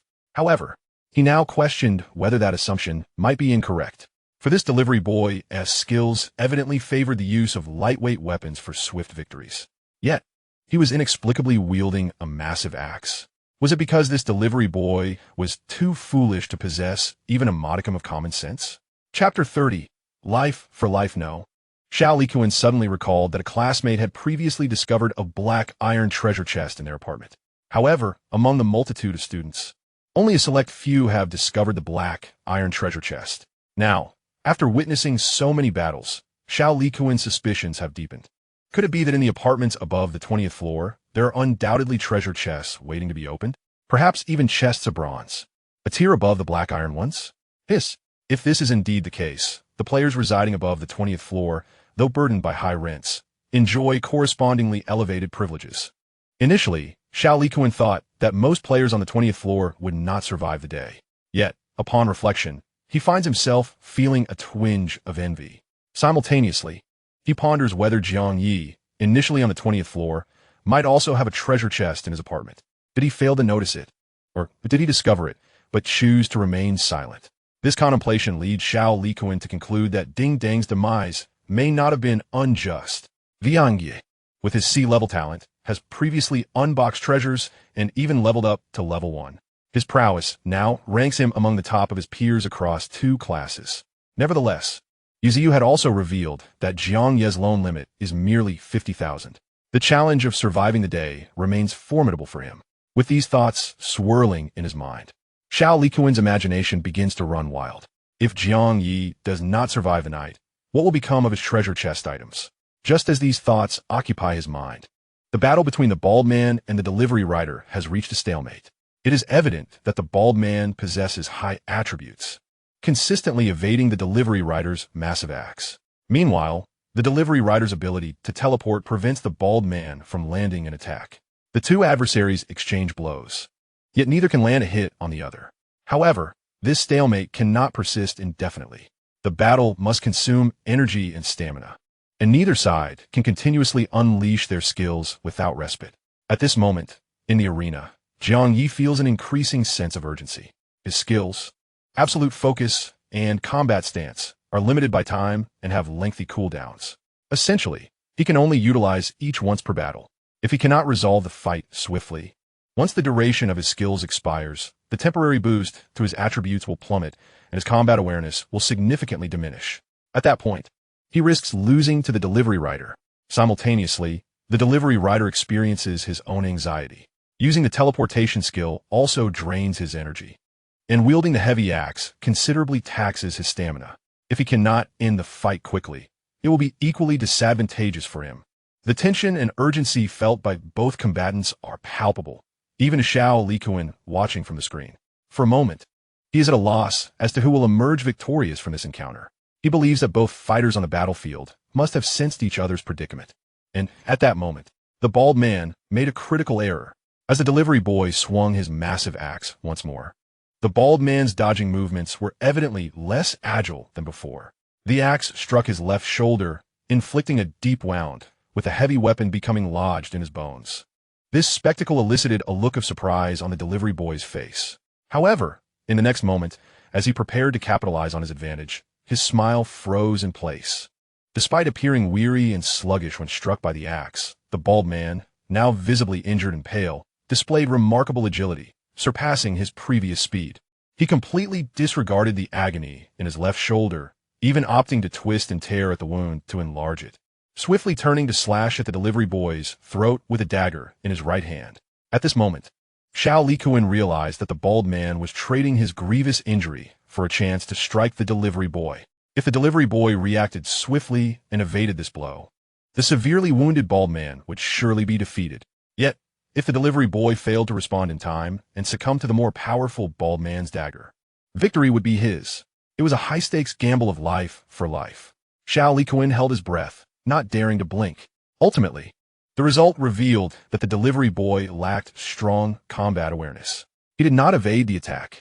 Thus, the joy of striking his opponent froze on his face, his pupils widening momentarily before slowly fading as his throat was slit. The bald man's prowess was indeed formidable. With his dagger, he nearly severed the delivery boy's head. Fortunately, the horrific scene did not linger for long. As the screen displayed the word win, Wang Chong was once again left dumbfounded, exclaiming in astonishment, "Is this bald man really a classmate of ours? I feel as though he is trained. Do you know if anyone among our 80 classmates in both classes has specifically trained in martial arts?" Xiao Likuan pondered. Perhaps Lu Shun? He seems to have practiced Taekwondo. Wang Chong, filled with envy, replied, "Damn. I actually wanted to learn Taekwondo or karate when I was younger, but my family's circumstances were modest, and my parents wanted me to focus solely on my studies. In the end, what good is excelling in academics? Being strong in a fight is the true path." Xiao Likuan shot him a glance, unable to suppress a smirk, thinking, the key issue is that your studies aren't that impressive either. Meanwhile, as Jiang Ye returned to his seat in the second-floor hall of the virtual space, he instinctively covered his left shoulder. Although the battle was virtual, the pain that penetrated to the core felt all too real. If it weren't for the combat stance keeping him utterly composed, he might have faltered due to the pain, allowing his opponent to evade that lethal strike. Indeed, it was exceedingly thrilling. He increasingly realized the significance of combat awareness. However, at that moment, he found himself in a quandary. Having already amassed a total of 1,600, should he continue to engage within the betting range of 100,900, honing his combat instincts further? Or should he boldly challenge the betting range of 100,090,000? While he was lost in contemplation, a familiar announcement chime suddenly echoed in his mind. Player Zhao Yudi has issued an announcement in the battle room. "Hello everyone, I am Zhao Yudi, who portrayed the female lead in The Overbearing Master, 3 Lifetimes of Entanglement. I will be conducting a random match in 5 minutes. Those wishing to observe my battle can search for battle room number 151 after 5 minutes. Thank you all for your support. Yudi is immensely grateful." The announcement, aside from the initial system prompt, was indeed the voice of the star, Zhao Yudi. Jiang Ye was utterly astonished. How could a player issue announcements? Around him, others were murmuring, expressing disbelief. Is this really Zhao Yudi? Wow, I'm a fan of hers, but I've only ever seen her on television. I've never had the chance to meet her in person. Wow, is she planning to leverage her star power to gather a massive audience? If she draws 100 spectators, that could yield $1,000 for her. No joke. Given Zhao Yudi's fame, a mere 100 spectators is quite an underestimation, right? I bet on at least 1,000. I suspect it will be even more. She specifically made an announcement. Even those who aren't her fans might be inclined to watch her battle. So, I estimate the audience could potentially exceed 10,000. Exceeding 10,000 seems a bit exaggerated. Doesn't it? During the novice period, there shouldn't be that many willing to spend 100 to observe. Am I the only one curious about how Zhao Yudi issued the announcement? It's quite simple. If one achieves 3 or 5 consecutive wins in random matches, they receive a small reward. The ability to issue an announcement must be one of Zhao Yudi's rewards for her consecutive victories. So does that mean Zhao Yudi is exceptionally strong? Of course. If she weren't strong, how could she dare to invite people to observe? After all, the fees generated from spectators ultimately go to the victorious side of that match. If she were to lose, it would mean she essentially dressed her opponent in finery. All the spectator fees would end up benefiting her opponent. Wow. With that in mind, I almost want to be Zhao Yudi's opponent in that match. Come on. If Zhao Yudi dares to play this way, her combat power must be formidable. Moreover, she likely possesses more than one powerful item. She might even have the potential to ascend the war god rankings. Wow. Truly, she is my goddess. A breath of fresh air in the entertainment industry. And now she has become a powerhouse in this apocalyptic arena. Come on. Where is there a breath of fresh air in the entertainment industry? Several players began to discuss Zhao Yudi, and it was through their conversations that Jiang Ye gained insight. Originally, after achieving consecutive victories through random matchmaking, players would be rewarded at random. Thus, could Yang Wenchao's ascension to level 2 be attributed to the rewards for consecutive wins? Surely, he must have received some reward after winning 3 matches in a row. With this thought in mind, he was inclined to continue playing within the betting range of 100,900, aiming for 2 more matches. This way, his probability of achieving consecutive victories would likely increase. Therefore, he placed a bet of 900 and commenced a new round of random matchmaking. He paid little attention to Zhao Yudi's battles. However, within the bustling second-floor hall, many players were keenly observing, including Li Ran, who had just concluded a random match and couldn't help but feel envious upon hearing the announcement. In this era, being a star is indeed delightful. Even as the world nears its end, one can still profit handsomely from the celebrity effect. Su Jingyao also felt that this was profoundly unfair. She couldn't resist making a biting remark. I hope Zhao Yudi matches with a formidable opponent and loses. Then all the audience fees generated from her announcement will go to her adversary. Li Ran glanced around at the other players and couldn't help but express. I suspect many players share your sentiment. In fact, they might even hope to defeat Zhao Yudi themselves in 5 minutes and rake in a fortune. Su Jingyao's eyes lit up at this. If Sister Ran, you could match with Zhao Yudi and defeat her, we could make a significant profit. This potential windfall far exceeded any deceitful schemes we could devise. Yet, Li Ran shook her head, stating, given my strength, my odds of winning against an equally matched opponent are already slim. Facing Zhao Yudi, who can declare at least 3 consecutive victories, is another matter entirely. She boldly invites everyone to watch, showcasing her confidence in her abilities. Even if her power is comparable to mine, I certainly cannot prevail against her. Su Jingyao sighed softly upon hearing this. Meanwhile, Jiang Ye secured an effortless victory in his second random match. Unfortunately, as his opponent only wagered 100, he only earned that amount. Fortunately, the skill, battle posture, ensured he gained something from each combat encounter. The more battles he fought, the more he appreciated the remarkable strength of the talent heaven rewards the diligent. He strongly suspected this talent might be the pinnacle among S-level talents. The growth it provided was undeniably evident. If all went according to plan, at the next midnight, Jiang Ye would merge this significant avatar into his main body to foster its development. With this in mind, he made a brief adjustment and promptly initiated a new round of random matchmaking. Chapter 31. 2 new players on the other side. The first avatar sat in room 2064. Jiang Ye had initially anticipated that this hair-finding task might encounter some issues. However, to his surprise, the entire process went exceedingly smoothly. After thoroughly searching every room in the apartment, he astonishingly gathered exactly 86 strands of hair, all intact. However, these hairs were undeniably peculiar. Typically, a normal person's hair varies in length, and the thickness differs between the root and the tip. Yet, the hairs he collected were uniformly thick, with each of the 86 strands possessing the same length. When arranged meticulously, They evoked an inexplicable sense of dread within Jiang Ye. Just as he was about to conquer his fear and inquire with the domestic assistant robot on how to proceed with these hairs, a sudden noise emanated from the direction of the living room. Turning to investigate, he was taken aback to see the enormous screen television inexplicably flicker to life. The image that unfolded was that of a woman in a white dress with long hair, emerging from the television. It was an archetypal horror film trope. Yet Jiang Ye found himself transfixed. During this moment of rapt attention, he noticed something unsettling about the scene of the woman crawling out of the television. It appeared to be an endless loop. Initially, the woman emerged from the screen, then the scene shifted, revealing that the world outside the television was merely a continuation of the plot. Thus, she continued to crawl out, and again, the subsequent scene remained within the narrative. She persisted in this eerie endeavor, seemingly breaking through countless screens. As Jiang Ye grew increasingly numb to the spectacle, a sudden jolt coursed through him. The latest iteration of this crawling scene felt distinctly different. Wait a moment. How on earth did this enormous television shatter? This woman in white, she is emerging from the television. Frozen as if under a spell, Jiang Ye stood motionless. The woman maintained a hunched posture at a 120-degree angle, her long black hair obscuring her face. From this angle, she should not have been able to see Jiang Ye or her surroundings. Yet, she skillfully advanced a few steps, her bony fingers clawing at the air like a zombie, seemingly attempting to tear through this television realm. Holding his breath, Jiang Ye dared not make a sound, hoping that this spectral entity would eventually crawl out and vanish as if she had never existed. However, after what felt like an eternity of clawing, she suddenly halted.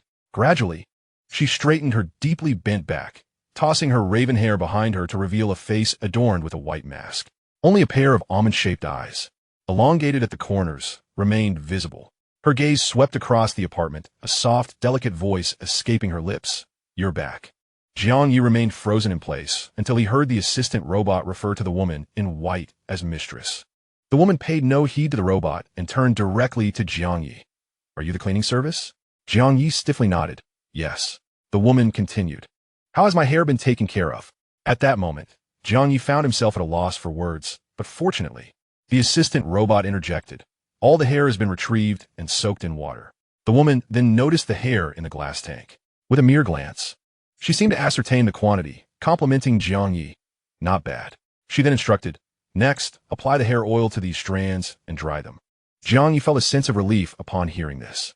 However, unexpectedly, the woman suddenly looked up at the ceiling and said, "It's just dawn. The sun is quite nice today. Take it to the rooftop to dry in the sunlight." "What? The rooftop? Sunlight?" A sense of foreboding arose in Jiang Ye's heart. He tentatively inquired, "May I ask where the rooftop is?" "Of course, it's on the top floor of the apartment. Didn't you know?" The woman replied matter-of-factly. Jiang Ye felt a jolt in his chest. He attempted to negotiate, but according to the apartment rules, I can only access up to the 20th floor via the elevator. I do not have the qualifications to reach the rooftop. Yet the woman dismissed his concern. "No worries, you one teen need the elevator. I can take you directly to the rooftop." Jiang Ye was momentarily at a loss for words, his mind racing with frustration. Why must they go to the rooftop? Who could possibly be up there? The critical point was that he had previously unboxed a delivery, and stepping outside the apartment could expose him to a monster's pursuit. However, upon reflection, he realized that danger and opportunity often coexist. Being the first player to ascend to the rooftop, a place inaccessible to others, might yield unexpected rewards. Of course, without his doppelganger ability, Jiang Ye would never take such a risk. Moreover, the demand set forth by the woman seemed to leave him no room for refusal. After a moment of contemplation, he cautiously asked, "Before heading to the rooftop, may I return for some preparations?" The woman, with a white mask affixed to her face, concealed her emotions well, yet her aura radiated a sense of coldness and authority. Jiang Ye anticipated a refusal, but to his surprise, she pondered briefly and acquiesced. "I can give you 10 minutes. If you exceed this time, I will leave you a negative review. Naturally, if you fail to return at all, this cleaning job will be for naught. You 1T receive payment and will incur a penalty." Jiang Ye nodded. "I will return within 10 minutes. After a thorough discussion, the first avatar departed from apartment 2064. Concerned that even this short distance in the corridor could lead to a monster pursuit, he hastily exited the apartment. Not long after, he retrieved a bronze treasure chest from his spatial ring and decided to open it on the spot. The lucky lantern was still in his possession, so this opening might yield delightful surprises. However, upon opening the bronze chest, he was met with nothing but a blank sheet of paper. It was genuinely a white sheet, devoid of any patterns or text, with a smooth, almost oily texture to the touch. Jiang Ye felt no disappointment and instead summoned his life assistant robot, Xiaobing. With a swift probing spell, the screen displayed the information of the white paper, skill scroll, bronze level. Upon tearing it open, there's a greater probability of comprehending a skill not exceeding one's innate talent level, and a smaller chance of yielding nothing at all. What a remarkable find. A scroll for skill comprehension. Regardless of the situation, equipment and items are mere external possessions. Attributes, innate talents, and skills are what truly belong to oneself. Although the elements recorded on the data panel enhance combat power, they do not guarantee an advantage in randomly matched battles. Ultimately, the improvement of genuine strength is the key to survival in the apocalyptic apartment game. Hence, Jiang Ye was quite satisfied with this skill scroll. He contemplated utilizing the scroll to comprehend a skill while the effects of the lucky lantern still lingered. However, upon further reflection, he realized that this skill scroll would be more effective in the hands of players with higher innate talent levels. After all, the skills comprehended would not surpass one's talent level.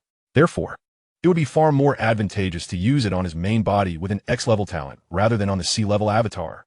Who knows? He might even grasp an SSS-level skill.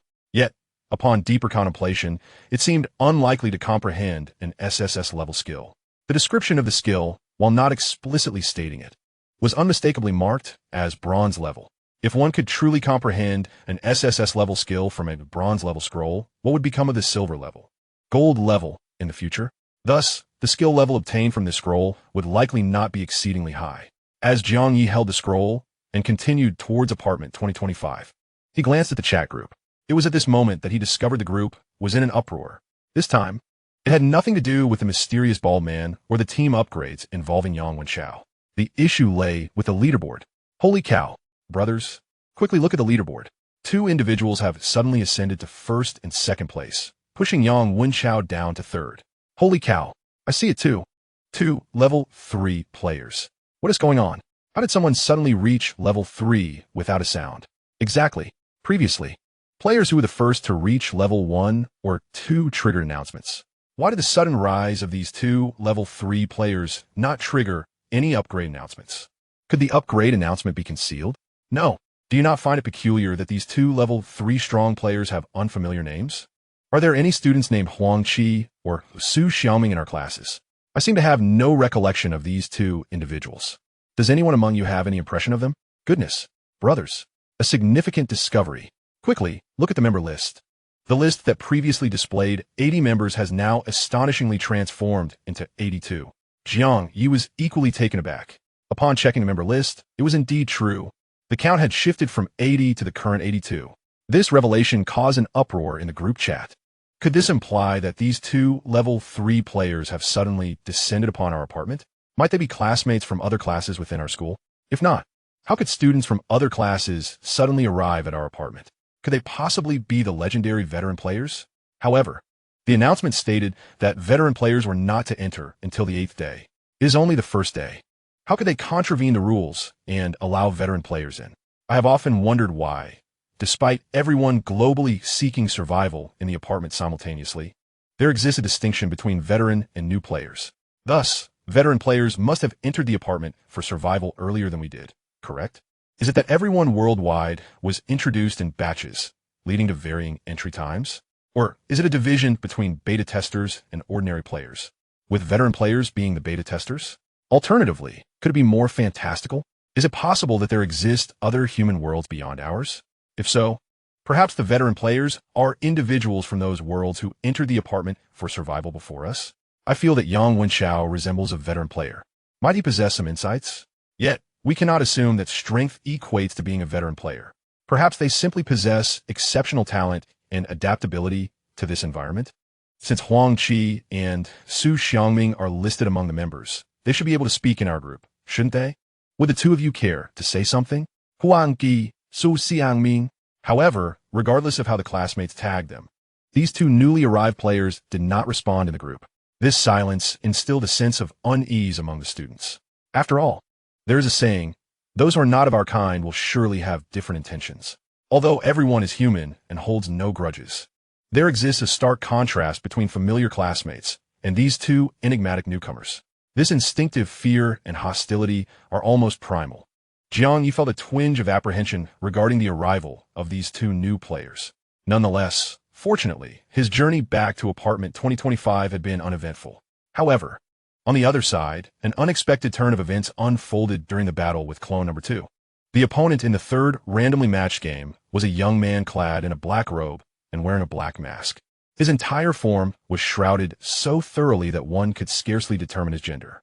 Jiang Ye discerned his masculinity solely because, at the onset of the match, this robed figure engaged him in a protracted tug-of-war, displaying a nonchalant demeanor, seemingly unhurried to conclude the fight, and even initiated conversation with him.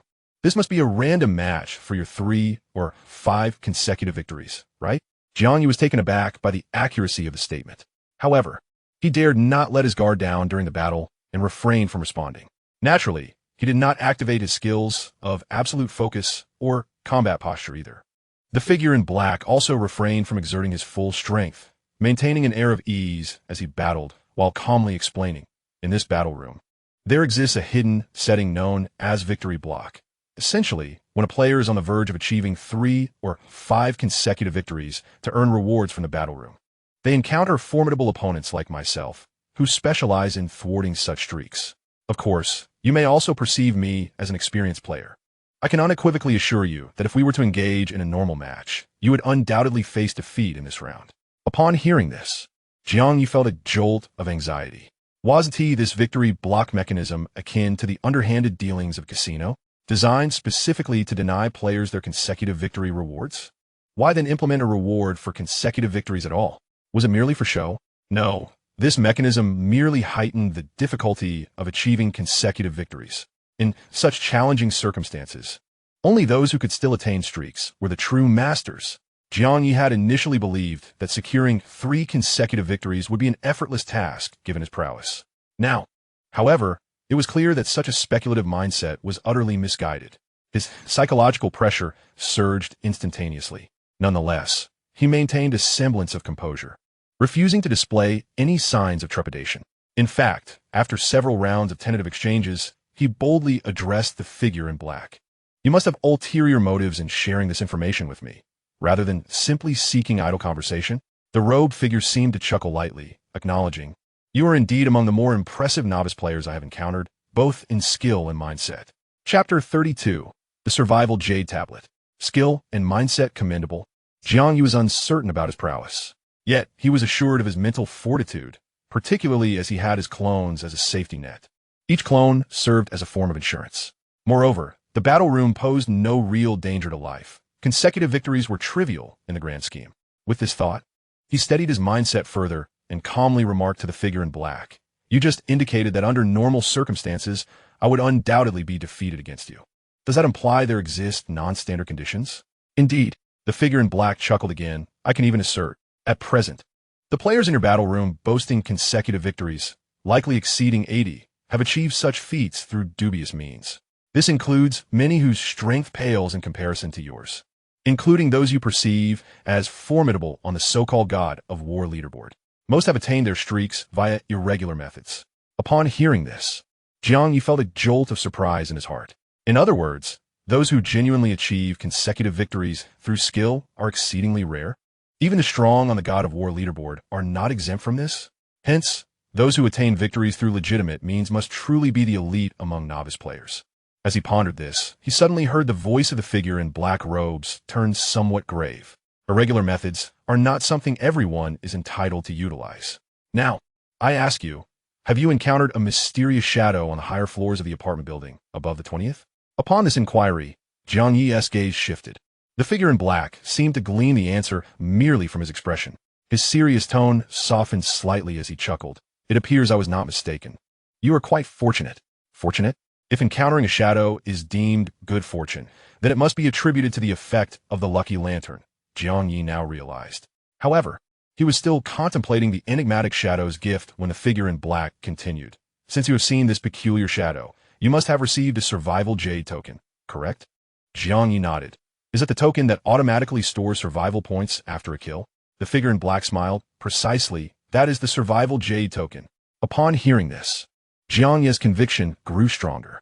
The so-called irregular methods mentioned by the figure in black likely referred to match fixing. The figure had intentionally lost to him, granting him this crucial 3-win streak. Yet for this, he must offer the figure something in return as compensation. It was essentially a transaction. The concept of consecutive victories had become a commodity with a clear price tag. Reflecting on this, Jiang Ye felt immensely relieved. When a shadow had gifted him the Jade token, he had almost rejected it due to his disdain for a single survival point being worth only 100,000. Thankfully, he had not turned it down. However, upon further reflection, Jiang Ye sensed that the situation might not be as straightforward as he presumed. Could the peculiar shadow's gift truly allow him to exchange it for consecutive victories without any other costs involved? Having learned from his earlier experience of being pursued by monsters after tampering with a package, he had become more astute and directly asked the figure in black, "What exactly is this strange shadow? If I give you the Survival Jade token, will I incur its wrath? Give the Survival Jade token to me?" The figure in black chuckled lightly. "What I seek is not the Survival Jade token itself." At this revelation, Jiang Ye instantly recognized his misunderstanding. What the figure desired was not the token, but rather the survival points contained within it, which could be used for trade. It is evident that survival points are indeed invaluable. The initial game announcement indicated the rarity of survival points. The enigmatic shadow that bestowed upon him the survival token also sought these precious points. Moreover, the seasoned player willing to assist him in rigging matches was also motivated by the allure of survival points. Jiang Ye couldn't help but wonder just how precious are survival points. It is said that they can be exchanged for anything one desires. Yet as novice players, we can enhance our strength merely through the chests and deliveries in the novice apartment. I cannot help but contemplate what formidable prowess one might attain by exchanging survival points for items to bolster strength. The cloaked figure seemed to perceive a certain potential in him and patiently elucidated, "You have misunderstood. The true utility of survival points does not lie in the exchange for powerful items, but rather in the essence of survival itself. Indeed, survival points embody the very notion of existence. Without them, one cannot persist, and I mean this in the most literal sense. The reason your novice apartment is termed as such is due to its exceedingly simplistic survival mode. It can even be said to provide a protective period for newcomers. Once you conquer the novice apartment and venture into the true doomsday apartment, you will naturally understand the meaning of apocalypse. Firstly, the rent in the doomsday apartment must be paid with survival points. If you cannot afford it, then it equates to death. Secondly, every individual will face a fixed deduction of 1 survival point at midnight each day, during festive occasions or when sudden event announcements arise in the doomsday apartment. Additional survival points will be deducted. Should 1 survival points fall into the negative, annihilation awaits. Therefore, survival points are tantamount to life. Without them, you cannot endure. As for exchanging survival points for powerful items, that is a pursuit reserved for the elite among seasoned players, something novices need not concern themselves with. Upon hearing this, Jiang Ye finally comprehended why 1 survival point could generate 1 clone. It turns out survival points are indeed this precious. However, he also realized if every individual faces a fixed deduction of 1 survival point at midnight, does this mean that only the main body S point is deducted? Or must every clone also incur a deduction? If each clone is subject to deduction, it would compel him to merge some unnecessary clones. Nevertheless, contemplating such matters seems premature. He merely needs to acknowledge that survival points are, without a doubt, exceedingly precious. After a moment of contemplation, Jiang Ye directly inquired, "Then, how many survival points do you intend to sell for this 3-win streak?" The cloaked figure chuckled softly, and though only his voice was audible, it conveyed an inexplicable eeriness. He introduced in a very formal tone, "As I mentioned earlier, the sale of win streaks is quite commonplace in the battle room and has developed into a considerable commercial enterprise." With that, he gestured toward the black mask adorning his face. As you can see, this black mask serves as the emblem of our organization. He pointed to the position of the right eye of the mask, where a diagonal, upward-angled V-shape is located. The reason for this introduction is to convey that our organization is vast and well-developed, offering various packages tailored to different customers. For instance, purchasing a single 3-game winning streak comes at one price. Acquiring a 5-game winning package, which includes the 3-game streak, is another price, while the 10-game winning package, encompassing both the 3 and 5-game streaks, is priced differently. In essence, As long as you can afford the survival points, our services will undoubtedly be satisfactory. Moreover, we possess specialized contractual tools to ensure that both parties uphold their commitments. Jiang Ye initially believed he was merely participating in a random matchmaking for his third game. Little did he expect that what he encountered was not an opponent, but a businessman. He had previously thought that this winning streak mechanism was generated by the battle room. However, it now appeared that it might be a vast organization of seasoned players deliberately hindering newcomers' winning streaks while simultaneously providing leniency to those willing to pay. On the surface, they appeared to be selling winning streaks. Yet it was they who were actually inflating the probability of winning streaks, part of the same cohort. This was akin to seizing others' possessions and then selling them to others. Was this not the very visage of unadulterated capitalism? At this point, Jiang Ye resolved not to purchase winning streaks with survival points any longer. Nonetheless, he inquired further. Could you elaborate on the price differences between purchasing a single 3-game winning streak, a 5-game winning streak, and the packages? The figure in the black cloak replied with utmost seriousness. It is quite simple. A single 3-game winning streak costs 3 survival points. A single 5-game winning streak costs 5 survival points, whereas the package for 3 and 5 winning streaks only requires 4 survival points. This left Jiang Ye bewildered. How could the combined cost of 2 games be cheaper than purchasing them separately? The figure in black seemed to sense his confusion and elucidated. The package operates as follows. If you buy it while on a 3-game winning streak, we will take responsibility for your 3-game and 5-game winning streaks. The 3-game winning streak can be delivered immediately. However, for the 5-game winning streak, you must complete the 4th game and then match with us. If you fail in the 4th match, the responsibility lies with you, and we will no longer provide delivery for the 5-game winning streak. In other words, the package is cheaper because a portion of the risk must be borne by the customer. Realizing this, Jiang Ye understood that some individuals who purchased the 2-game package essentially only enjoyed the benefits of the 3-game winning streak. Regardless, it was evident that the package indeed offered far greater value than purchasing separately, much like the irresistible discounts offered by many establishments for membership cards. Jiang Ye contemplated that if he were to buy winning streaks, he would most likely opt for the package. Yet, upon further reflection, he recognized that at this price, it was, in fact, not a worthwhile deal at all. Without discussing the use of survival points to create duplicates, let us consider the notion of trading with the eerie shadow. 1 survival point could be exchanged for a staggering 100,000. The 3 consecutive victories yield a total of 300,000. This sum far surpasses the rewards provided by the battle room for achieving 3 victories. Hence, the price for this streak is exorbitantly high and utterly unwarranted. Nevertheless, he had yet to articulate his thoughts on its expense. The figure cloaked in black seemed to perceive his hesitation and continued to extol its virtues. What you must comprehend is that the 3 consecutive victories signify more than just the rewards from the battle room. More importantly, they lay the foundation for 5 and even 10 consecutive victories. Without this foundation, you will inevitably descend into the realm of mediocrity, becoming just another inconspicuous player.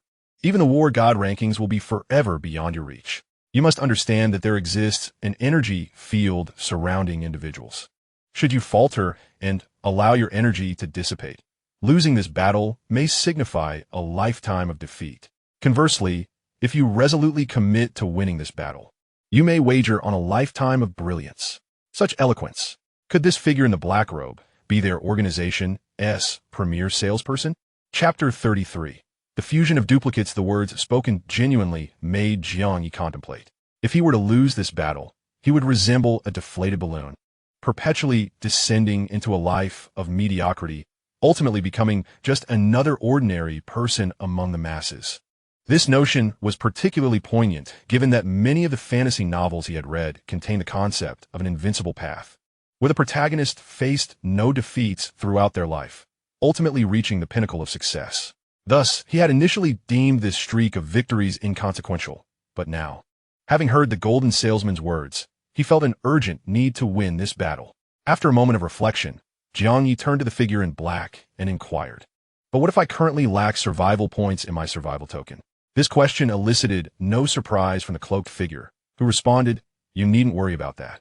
I can arrange for a deferred payment. In essence, you can achieve victory first and then repay the incurred survival points within a specified time frame. However, due to the high mortality rate among players in the survival apartment, the risk associated with deferred payment is borne by the seller. Therefore, the buyer must pay a higher price to compensate for the risk assumed by the seller. Jiang Ye understood immediately and asked, "What is the additional cost?" "Roughly, it will be about double the price," came the reply. "Good heavens, just double?" Originally, 3 consecutive victories required only 3 survival points. Under the deferred payment scheme, it would amount to 6. This was tantamount to usury. But that was not all. The black-robed figure continued to elucidate. Due to the high mortality rate in the survival apartment, the repayment period for deferred payments generally must be within 24 hours. Our automatic deduction typically occurs at midnight in the game. If, during our deduction period, a customer's survival points within the survival token are insufficient to fulfill their repayment, they are granted an additional 24 hours for overdue repayment. However, such late repayment incurs an additional penalty fee should the survival points remain inadequate during this overdue period. According to our contractual stipulations, the debtor will face immediate obliteration by the contractual rules. The obliteration of a player results in the forfeiture of 1 survival point, which serves as a minimum compensation for our organization. Additionally, slaying a player normally yields 1 survival point, a fact you should be aware of. The Dark Cloak spoke with casual indifference. It was at this moment that Jiang Ye began to grasp the true horror of this apartment survival game. Each life represents a walking survival point. If, based on the prior enigmatic shadows valuation, 1 survival point could be exchanged for 100,000, then Jiang Ye would not indiscriminately take lives for such an amount. However, once he accrues a debt of survival points, when the pressure of that debt threatens his very existence, he may find himself compelled to kill indiscriminately in order to secure survival points for his own preservation. He would act thus, and so would others, perhaps even more ruthlessly. This is human nature, the pursuit of benefit while evading harm, where one's own survival supersedes that of others. According to the Dark Cloak, over 80 of the victorious players in the battle chamber have purchased their winning streaks. This implies that these victorious players have either already taken lives to settle their purchase of survival points, or they have incurred debts in survival points that compel them to kill to repay their debts. The genuine peril within this apocalyptic apartment survival scenario does not stem from unknown monsters or unaffordable rent, but from the hearts of men who kill. Jiang Ye's expression revealed to the Dark Cloak a hint of his understanding. The Dark Cloak chuckled lightly, continuing in that same nonchalant tone. "Yes, your speculations are not unfounded. Did the initial announcement of the novice apartment not suggest scenarios for days 8 and 10? Yet in truth, many apartments do not require waiting until the 10th day for self-destruction. Rather, they often meet their demise by the 5th day. Do you believe the arrival of seasoned players is merely for the slaughter of novices? In reality, there is no need to await their arrival. Those who cannot adapt to apocalyptic survival will inevitably become fodder for the strong, converting into survival points for consumption." This revelation struck Jiang Ye with profound shock. He had indeed envisioned a confrontation between new and seasoned players. Yet, according to the Dark Cloak, by the time seasoned players arrive, it is highly likely that few novices will remain. In such circumstances, should a confrontation arise between the two, Jiang Ye suddenly felt an icy dread. He could not help but ask the Dark Cloak once more. "So are you aware of the survival probability for novice players after the assessment concludes?" However, the figure clad in black merely smiled and refrained from responding. He shifted the topic directly, continuing his sales pitch. "In truth, the survival points we sell, derived from consecutive victories, are hardly significant. Among the newcomers I know, several exceptional talents can readily acquire survival points in the range of 10 to 20. Furthermore, there exists a formidable warrior on the leaderboard whose survival points have surpassed 3 digits. Upon hearing this, Jiang Ye was taken aback once more. Surpassing 3 digits in survival points equates to having eliminated over 100 individuals.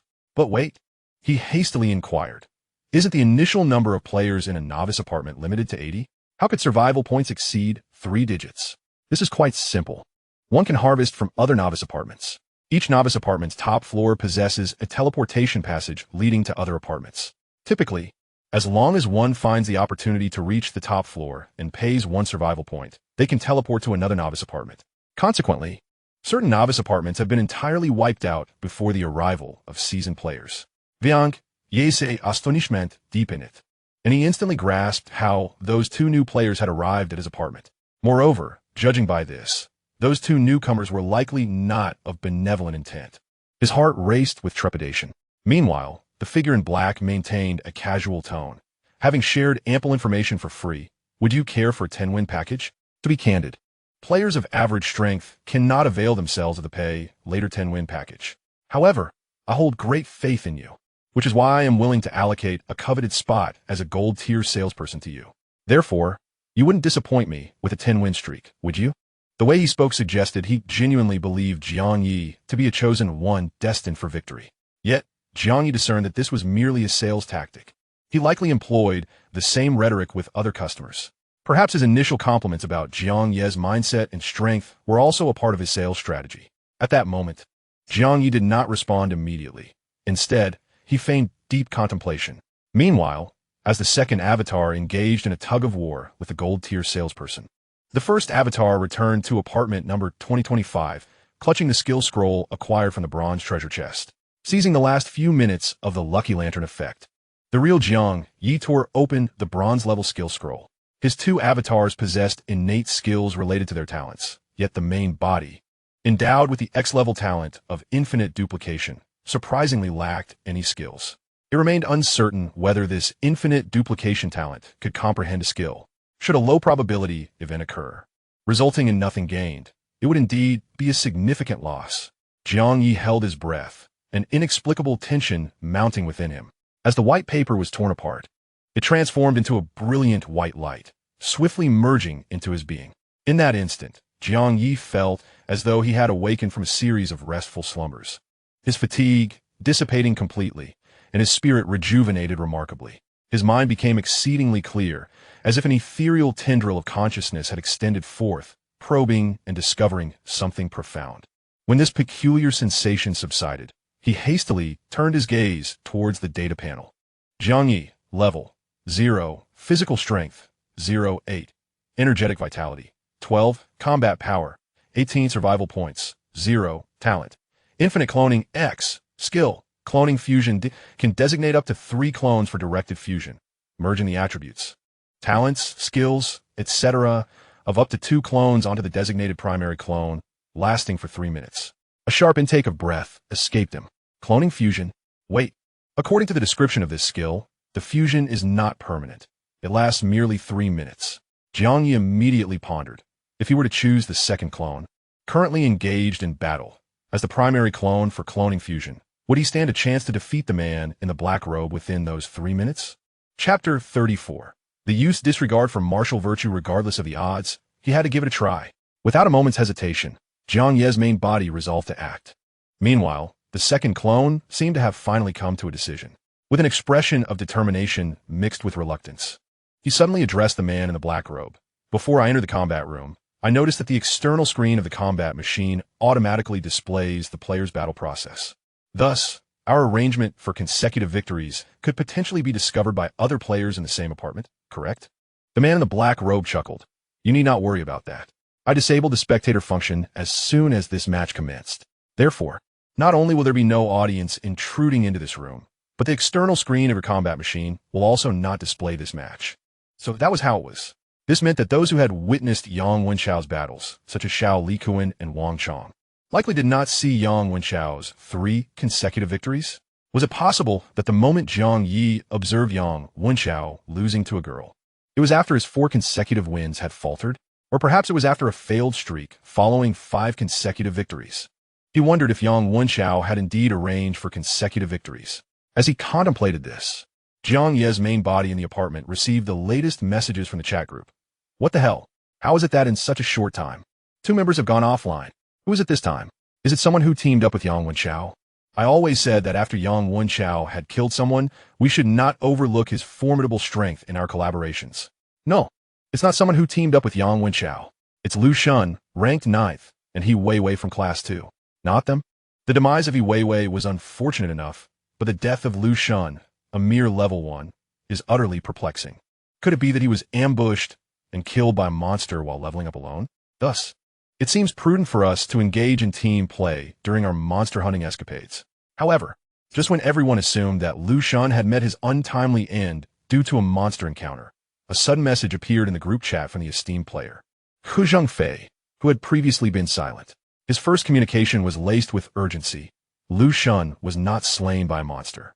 He was instantaneously eliminated by a mysterious, powerful individual, likely one of the two new players among us. Even I am currently being pursued by this formidable adversary.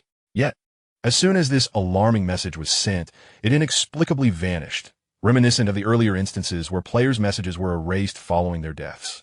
The group members quickly realized that Ku Zhengfei's name had disappeared from the leaderboard, and his status in the member list had dimmed. This meant that the enigmatic figure, revered by his peers, had also succumbed at the very moment he sent his message. In an instant, the chat group was engulfed in an eerie silence, the atmosphere thick with dread. Meanwhile, Jiang Ye's second avatar inquired of the figure in the black cloak, "You previously mentioned a contractual item that could safeguard our transaction?" The cloaked figure, understanding the implication, smirked inwardly, recognizing yet another deal was about to be sealed. He was indeed a top-tier salesman within the organization. Simultaneously, he regarded Jiang Ye with disdain, for as a seasoned salesman, his tactic involved projecting an air of superiority while showering potential clients with compliments to elevate their self-esteem. New players who managed to achieve 3 consecutive victories often resembled arrogant frogs confined to a well, blissfully unaware of the vast world beyond, yet believing themselves to be exceptionally capable. This vanity would only intensify their desire to secure 3 consecutive victories, often leading them to take out loans to achieve their goals. In the cloaked figure's mind, Jiang Ye epitomized this arrogant frog. Just as the cloaked figure began to prepare to elucidate the contract process for Jiang Ye, the latter was engrossed in reviewing the data panel after the fusion of his avatars. Upon glancing at the information, his confidence surged. Jiang Ye, level 1, physical strength, 74, energetic level, 86, combat power, 72, survival points, 0, talent, diligence rewarded S, gold element affinity, C, skills, absolute focus, A, combat posture, A, golden light technique. Indeed, despite the existence of 3 avatars of Jiang Ye at present, his potential seemed boundless. However, the true entity of Jiang Ye does not belong to the clones. Thus, he is unable to perform the clone fusion. Consequently, the only fusions that take place are between Clone 1 and Clone 2. The attributes of both clones indeed sum together. Their talents and skills also accumulate. Yet, the battle power does not simply result from a direct addition. Clone 1 possesses a battle power of 55, while Clone 2 stands at 54. If added directly, the total would fall short of 60. However, the battle power of the fused clone astonishingly reaches 72 points. This magnificently exemplifies that 11 exceeds 2. Jiang Ye acknowledges the formidable strength of the black robe. Nonetheless, according to the matching mechanism, his battle power should be approximately equivalent to that of Jiang Ye's Clone 2, which is around 54 points. Even considering fluctuations, it should not deviate significantly. Yet, the battle power of Jiang Ye post-clone fusion is nearly 20 points higher than that of the black robe. Of course, the combat experience and potent equipment of veteran players may bridge this 20-point gap. However, Jiang Ye is prepared to abandon the ethics of combat. Just as the black robe was elucidating the contract process, he feigned earnestness, appearing resolute in his intent to spend money for consecutive victories. However, at the very moment the black robe was engrossed in his explanation, a flash of golden light suddenly darted before Jiang Ye's eyes. Almost simultaneously, a cold, metallic sensation grazed across his throat. In an instant, blood began to flow profusely from his gullet. The black robe, possessing extensive combat experience, swiftly retreated in a heartbeat. While clutching his throat, he gazed at Jiang Ye in disbelief. Jiang Ye, too, was taken aback. It is worth noting that he had previously employed the lackluster power of Clone 1 to execute a swift kill on Ding Dang with a single golden light spell. With the strength of Clone 2, he also managed to eliminate Li Ran with a throat slash. Yet now, although the mask had mitigated some impact, he had witnessed the golden light indeed penetrate the black robe's brow. Moreover, the poison blade had undeniably sliced open the black robe's throat. Blood was spilling forth. This individual was remarkably quick in his movements. Jiang Ye had only 3 minutes of fusion time. He dared not relax. And with the combined enhancement of absolute focus and combat stance, he charged toward the black robe once more. However, logically speaking, under equal battle power, the black robe's panel attributes should be inferior to his. Yet, his speed was distinctly superior. It dawned on Jiang Ye. This must be due to equipment. The black robe's attire likely constituted a set of armor. He donned pointed black shoes with slightly raised toes. His body was draped in a finely crafted black robe. A pair of black gloves adorned his hands, and a pure black mask concealed his face. Such a standardized uniform was likely part of a complete set. Those who have dabbled in gaming know well that a complete set of equipment far surpasses the power of scattered pieces. It is no wonder that despite Jiang Ye's superior combat strength, the black-cloaked figure remained unvanquished even after enduring a dual ambush from the golden light technique and the poisoned blade blood dagger. Remarkably, he appeared scarcely injured. The black-clad figure retreated hastily, raising a hand to his neck.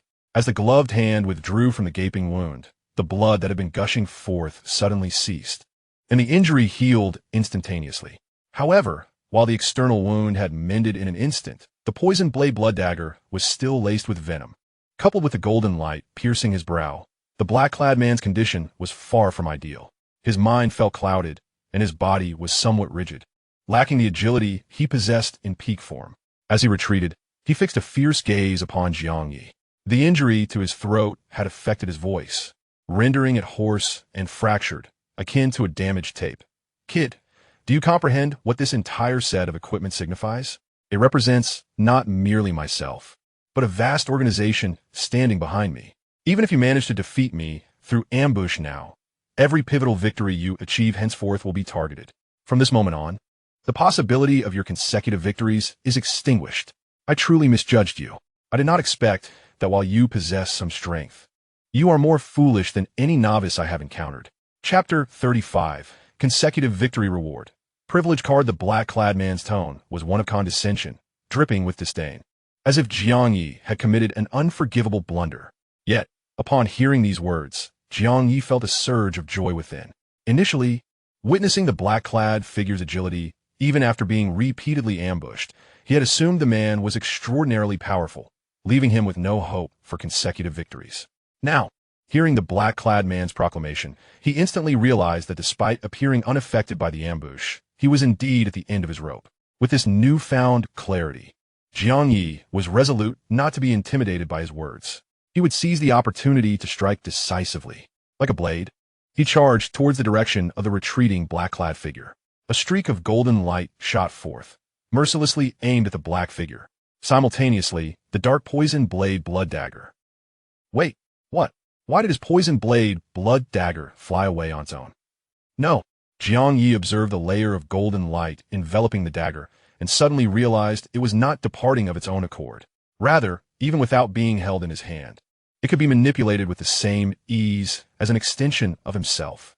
This was a new skill acquired under the enlightenment of absolute focus. In the heat of battle, there was no time to consult the data panel. But this did not hinder his ability to command the poisoned blade blood dagger with unrestrained mastery. The figure in the black robe was oblivious to the fact that this was a new skill that Jiang Ye had comprehended amidst the chaos of battle. Nevertheless, he was profoundly shaken, for Jiang Ye's condition was crystal clear in his eyes. This young man possessed only two pieces of equipment: a disguised mask that transformed him into a bald figure and a poisoned dagger, the effects of which the figure in the black robe was well aware. However, aside from these two items, the young man's raw combat power, according to the matchmaking mechanism, should only hover around 55. At most, it could not exceed 60. Yet, the power he exhibited at that moment was not merely under 60. It had seemingly surpassed 70. This was utterly incomprehensible. Was there an error in the matchmaking mechanism? Or did this young man possess some hidden items that eluded his sight? Perhaps. He was one of those rare prodigies who defy the odds. Generally speaking, combat power and actual strength are two distinct concepts. For instance, if a person's combat power is rated at 100, their actual strength typically aligns with that figure. If their strength reaches 80, one could assert that they can exert 80 of their combat power. If their strength peaks at 100, it can be claimed that they can wield 100 of their combat power. Players who can fully unleash their combat potential are relatively scarce, often referred to as peak flow experts. Beyond this peak flow, there exists a peculiar phenomenon where a character with a combat power of merely 100 can display strength exceeding that threshold while in a bare state.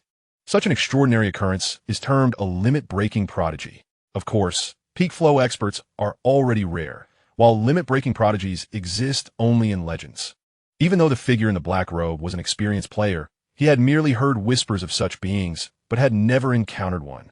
Yet at this moment, he couldn't help but speculate whether this audacious young man might just be one of those exceptional limit-breaking prodigies. How else could one explain his combat power of around 55 and his lackluster equipment, while nonetheless demonstrating the ability to counter and overpower him? The figure in the black robe was struck with astonishment, yearning to engage in further conversation with Jiang Ye, when Jiang Ye, constrained by the 3-minute limit of merging clones, sought to conclude the encounter swiftly. The poisoned dagger danced effortlessly in his hands, striking with lightning speed as it targeted the vital points of the figure in the black robe. Meanwhile, the black-robed figure's evasion became increasingly rigid. Jiang Ye recognized that the effects of his earlier ambush were taking hold, prompting him to capitalize on this momentum. However, in the next instant, he observed that the evading figure in the black robe had suddenly vanished, leaving behind only an empty garment, pierced by the short dagger. The figure itself had disappeared without a trace. Jiang Ye's pupils constricted, and his nerves tightened instantaneously. Fortunately, bolstered by absolute focus, he maintained an acute concentration. In the blink of an eye, the venomous dagger, originally positioned over 2 meters away at an angle before him, suddenly whirled around. A glimmer of cold light swiftly swept past him. A dark silhouette appeared, and blood splattered in every direction. Jiang Ye reacted with remarkable swiftness, pivoting to seize the spinning dagger and thrusting it once more towards the throat of the black-robed figure, who was compelled to reveal himself. The blade flashed with lethal ferocity, as rapid as lightning. The pupils of the black-robed man trembled, and in the next instant, they seemed to dull. Within 3 breaths, his figure completely vanished. Meanwhile, a series of notifications resonated in Jiang Ye's mind. Ding! Congratulations, you have triumphed in this battle and earned a wager of 100. Ding! Congratulations on achieving a 3-match winning streak. Please select your reward for the consecutive victories. With the second notification, 3 cards materialized before Jiang Ye. He was momentarily taken aback, his breath heavy, taking a while to regain his composure. He had won. He had truly defeated an experienced player. Yet, upon reflection, it made sense. His combat power surpassed that of his opponent by approximately 20 points. Coupled with the unscrupulous ambush, he had severely suppressed the black-robed man's state. It was only natural to emerge victorious. Jiang Ye quelled his exuberance, quickly directing his focus to the 3 cards before him. Each card, the size of a playing card, was entirely black, devoid of any distinguishing features. He could only randomly select one from the trio as his reward for the winning streak. As it was random, Jiang Ye designated the 3rd card. After confirming his choice, the 3 cards flipped sequentially. The first card revealed itself as Announcement Card. You may issue a single announcement in your current battle zone. The announcement made by Zhao Yudi earlier must have utilized the announcement card. The second card flipped to display Upgrade Card. If your level is below 10, you will automatically advance by 1 level. If your level exceeds 10, this card becomes ineffective. Goodness, a direct level enhancement. It seemed that Yang Wenchao, being the first to reach level 2, likely drew the upgrade card as his reward for consecutive victories. Shortly thereafter, the 3rd card Jiang Ye selected also flipped over, revealing Privilege Card. Privilege 1. During random matchmaking, you may designate an opponent from those of equivalent combat power. Privilege 2. In this designated battle, the stakes for both parties will not be mutually compatible. Initially, Jiang Ye did not fully grasp the utility of this privilege and presumed the card to be of little significance. However, upon a simple understanding, he realized that if employed wisely, this card could yield substantial profits. Privilege 1 was easy to comprehend. Normal random matchmaking is entirely arbitrary. Yet, with the use of the privilege card, he could actively select an opponent from those fulfilling the criteria among the matched adversaries. If this privilege were the sole feature, the card would indeed offer limited utility. Due to the randomness of matchmaking, it is essential to maintain a balance in combat strength between both parties involved. Within this matchmaking framework, he still selects his opponents. However, with the addition of Privilege Card 2, this card becomes exceedingly useful. The concept of downward compatibility of stakes means that in a scenario where one stakes 100 while the other stakes 900, the final stake is determined by the lesser amount, which is 100. Conversely, when stakes are no longer compatible in this manner, Jiang Ye can stake 100 and choose an opponent who stakes 10, 0, 0, 0. If he wins, he gains 10, 0, 0, 0. If he loses, he forfeits 100. This exemplifies the true utility of this privilege card. Typically, when he stakes 100, his winnings would also be limited to that amount. Yet, with the privilege card, he can leverage a small bet to potentially win large sums, such as 10,000, or even 100,000. Of course, this hinges on his ability to select the right opponent and successfully secure victory. As Jiang Ye contemplated this, the chosen privilege card automatically fell into his possession. He then returned from the arena space to his original seat. At this moment, the effect of the avatar fusion was also nearing its conclusion. Jiang Ye couldn't help but feel a sense of wonder. The X-class talent corresponding to this skill was indeed formidable. The avatar fusion skill, though merely D-class, offered effects far superior to other D-class skills like the golden aura. The combat power augmentation from avatar fusion was already immensely powerful. More crucially, employing this skill in the battle room felt akin to cheating. According to the random matchmaking mechanism, both combatants should possess similar strengths, competing on the basis of equipment and combat awareness. Yet, he could complete the match and then invoke avatar fusion, resulting in a dramatic surge in combat prowess that utterly overwhelmed his opponent. Previously, he had read numerous novels where protagonists relished the thrill of challenging those stronger than themselves. While he found it exhilarating, he now pondered, what joy is there in overcoming the strong with the weak? The true delight lies in dominating the weak with overwhelming force. Delivering a decisive blow. Not only is it pleasurable, but it also provides a sense of security. Thus, when he encounters formidable opponents in the future, he will possess a powerful trump card. Even when weaker avatars act independently, they will also have a safeguard. In summary, Jiang Ye was thoroughly satisfied with the D-class talent of avatar fusion. He even believed this skill surpassed the A-class skills of absolute focus and combat posture in terms of prowess. Just as he reveled in his joy, a sudden prompt echoed in his mind. Chapter 36, VIP Player. Player Xingxiu issues an announcement in the battle room. Clearly, this was an announcement made by a player using an announcement card. Upon hearing the prompt, Jiang Ye initially brushed it off. However, as he listened further, he was taken aback when the announcement was followed by the voice of the cloaked figure he had just encountered, the bald youth with seat number A065525. Are you currently reveling in the rewards and joys of your triumphant 3-game winning streak? I have taken it upon myself to issue this announcement as a reminder. My words spoken in the arena were not mere intimidation. Rather, you shall indeed bear the consequences of your foolish actions. Soon, you will come to realize that my power surpasses your wildest imagination. Savor this experience. The voice of the figure in the black robe exuded an air of lofty criticism and scorn, brimming with arrogance. Meanwhile, the players in the battle room were abuzz with discussions about this perplexing announcement. Is it not so? This player named Xingxiu seems excessively extravagant, wasting an entire announcement card to deliver such a message to another player. My power surpasses your imagination. Has this fellow succumbed to delusions of grandeur? Who does he think he is? He appears to be merely a braggart who, having lost a match, can't help but feign superiority. Indeed, listening to that announcement was quite amusing. Many regarded this bewildering proclamation with derision. However, the laughter did not linger for long as a new announcement resonated in the minds of the players in the battle room. Urgent announcement from the battle room. VIP player is linking 1 million battle machines to this battle zone. The connection of these 1 million battle machines will be completed within 10 minutes. At that time, 1 million veteran players will gain access to this battle zone. This announcement left the players in the battle room utterly astonished. Some remained in a daze, struggling to comprehend, asking, what does this mean? Yet, others with sharper wits quickly grasped the implications. Wait a minute, are you saying that our battle zone will be flooded with 1 million veteran players? This means that the probability of encountering seasoned players during random matches or challenges will significantly increase. Facing veteran players? What a joke. I can barely defeat players of the same rank, let alone seasoned veterans. This influx of 1 million veterans will drastically lower our chances of victory in random matches.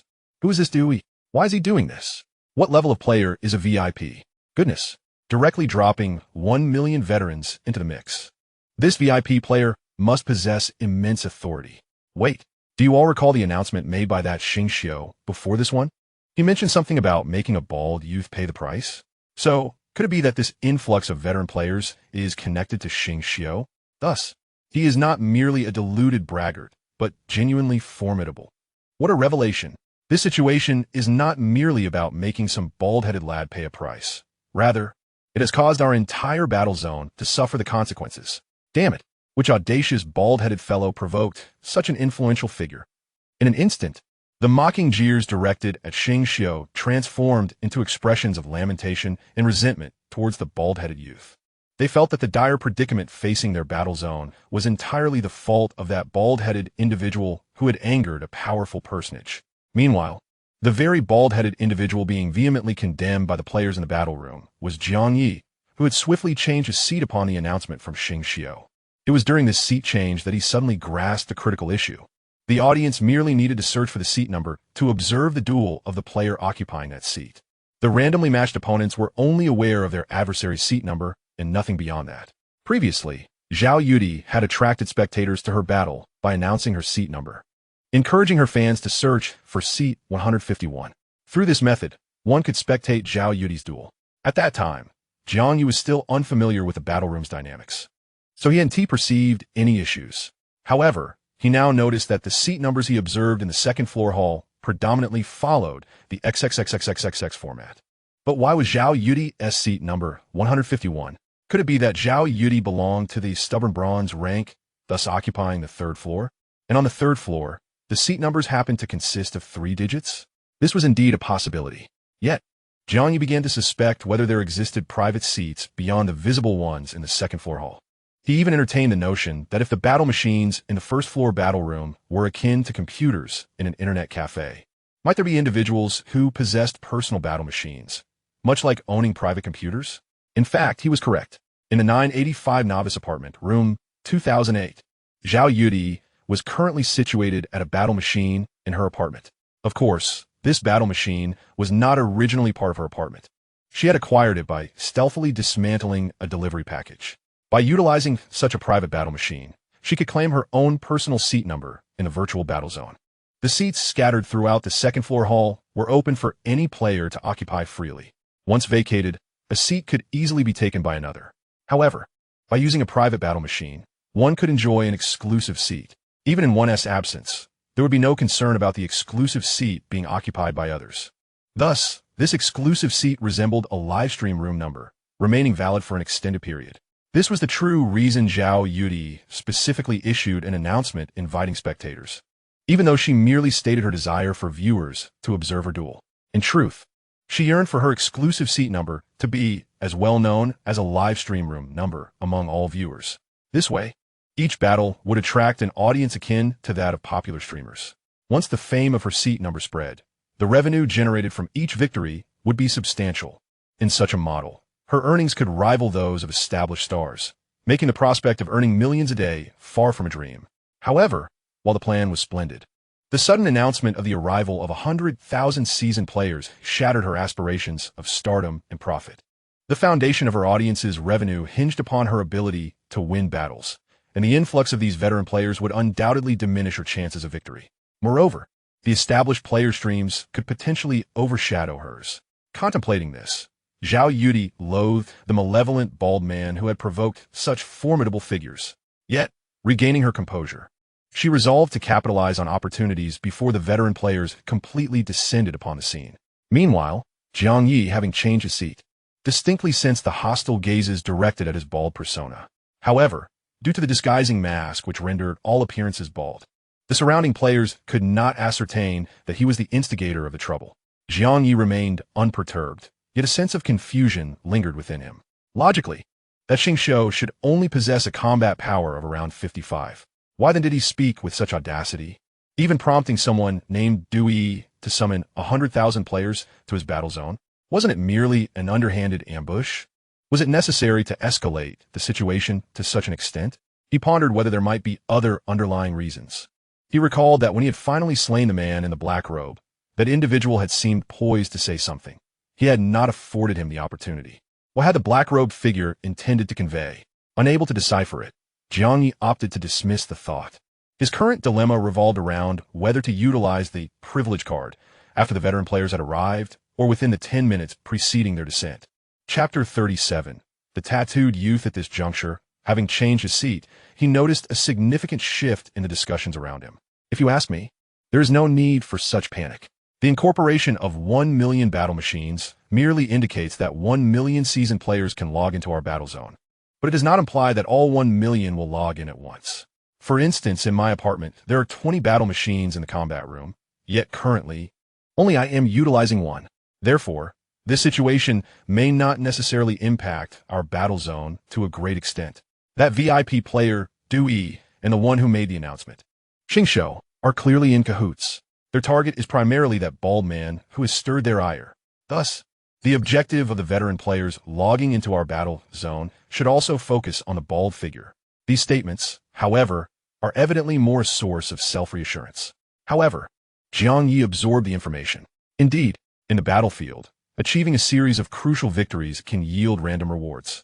The only rewards he is currently aware of are the announcement card, the upgrade card, and the privilege card. Yet, there may be other cards with special purposes that he remains oblivious to. The organization selling these victories must possess immense wealth. It is akin to a colossal conglomerate in the real world, a behemoth. Such an entity, seeking to confront an ordinary person devoid of connections, undoubtedly has myriad strategies at its disposal. Initially, Jiang Ye contemplated waiting for veteran players to descend upon the battlefield before utilizing the privilege card, which might allow him to reap even greater rewards. However, now he believes it prudent to log out of the battle room after the arrival of the seasoned players to avoid drawing attention. Nevertheless, abstaining from the battle room for an extended period would inevitably hinder his earning potential. Thus, it would be most advantageous to make full use of this privilege card to secure a substantial gain before the veterans arrive.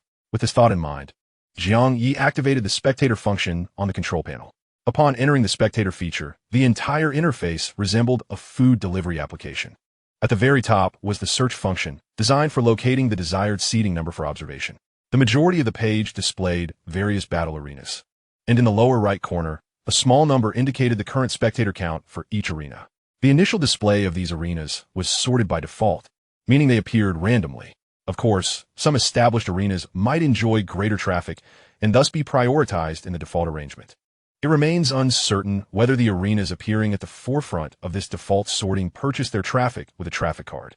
Beyond the default sorting, players could choose to sort by spectator count, combat strength, or title, among other options. Since Jiang Ye intended to capitalize on the privilege card for a significant profit, and he could not ascertain the betting amounts of his potential opponents, he naturally aimed to focus on the spectator fees. If the battle in which he employed the privilege card attracted a large audience, winning the match would yield him a considerable sum from the spectator fees. Consequently, he opted to sort by spectator count, preparing to invest some time in research. Meanwhile, his clone, Clone 1, having completed the cloning fusion, hastily departed from room 2025 and made his way towards room 2064. After all, the time granted to him by the woman in white was a mere 10 minutes. He needed to return and resume his cleaning duties. The corridor from room 2025 to room 2064 was not an overly long distance, one he had traversed twice already. Yet, he remained vigilant, tightly gripping a kitchen knife in his hand. During the battle against the black screen, a new skill was grasped. As the clone fusion concluded, it manifested solely on the data panel of Clone 1. Golden Cicada escapes its shell, by firmly gripping a metallic weapon for 1 minute. One can manipulate it for 3 minutes within a range of 5 meters. This is quite an ordinary D-grade skill. The effectiveness of this skill, it seems, largely depends on the attributes of the metallic weapon. This realization further impressed upon Jiang Ye the notion that the potency of skills is indeed closely tied to one's innate talent. Should he acquire any skill scrolls in the future, it will be far more advantageous to bestow them upon clones with higher level talents. As these thoughts occupied his mind, his gaze remained vigilant. Jiang Ye, in the guise of Clone 1, was passing by room 2060 when he suddenly sensed a surge of murderous intent. Instantly, his body tensed, and the palm gripping his knife grew damp with sweat. He instinctively pressed his back against the corridor wall, scanning left and right with caution. At that moment, a brazen male voice emanated from the shadows to his right. "You must be Jiang Ye from the 20th floor." Accompanying this voice was a slender young man emerging from the dimness of the corridor. The young man sported a buzz cut, with a tattoo on his forehead seemingly meant to conceal some scar. His appearance screamed of a social delinquent, unmistakably not a fellow student from their apartment. Clearly, he was one of the 2 third-tier players who had come from another apartment. Huang Qi, or Yu Xiaoming, Lu Shun, and Ke Jingfei, who had been on the level leaderboard, had perished at the hands of these two and had been eliminated in an instant. What heightened Jiang Ye's tension was the fact that this tattooed youth, after casting a cold glance in his direction, suddenly furrowed his brows in confusion and remarked, "How peculiar. Is it possible that this novice apartment has two individuals named Jiang Ye? Is there another Jiang Ye who is level 1 on the leaderboard?" Upon hearing this, Jiang Ye's heart sank. He feigned a demeanor of nervousness and did not respond. The tattooed youth continued to approach, slowly dissecting the situation. "Or do you possess the ability to prevent others from probing your data panel?" "No, that shouldn't be the case." "Could it be that you have the power to disguise your data panel? Does such a peculiar ability exist?" Seemingly unable to comprehend, the tattooed youth's demeanor hardened as he stated flatly, "Come on, buddy, just confess. Why does your data panel indicate a level of 0, while the Jiang Ye on the leaderboard is level 1? In that instant, Jiang Ye realized that this individual possessed the ability to probe others' data panels. Goodness. Fortunately, what he had managed to probe was merely the data panel of Clone 1. Otherwise, if it had been the data panel of Jiang Ye himself, it would have surely spelled disaster. An X-grade talent would undoubtedly cause an uproar. Upon reflection, it would be prudent for Jiang Ye to remain in the shadows, avoiding unnecessary exposure. He could delegate all affairs to his avatars. Yet, even in the absence of the worst-case scenario, he finds himself at risk of his secrets being unveiled. He is at a loss as to how to elucidate the discrepancy between his rank of level 1 on the leaderboard and a level 0 displayed on his data panel. However, why should he even feel compelled to provide an explanation? This individual is not a classmate of his, and moreover, has previously harmed one of his peers. Jiang Ye's body tensed, his back pressed against the corridor wall, outwardly presenting the visage of a level 0 player gripped by fear.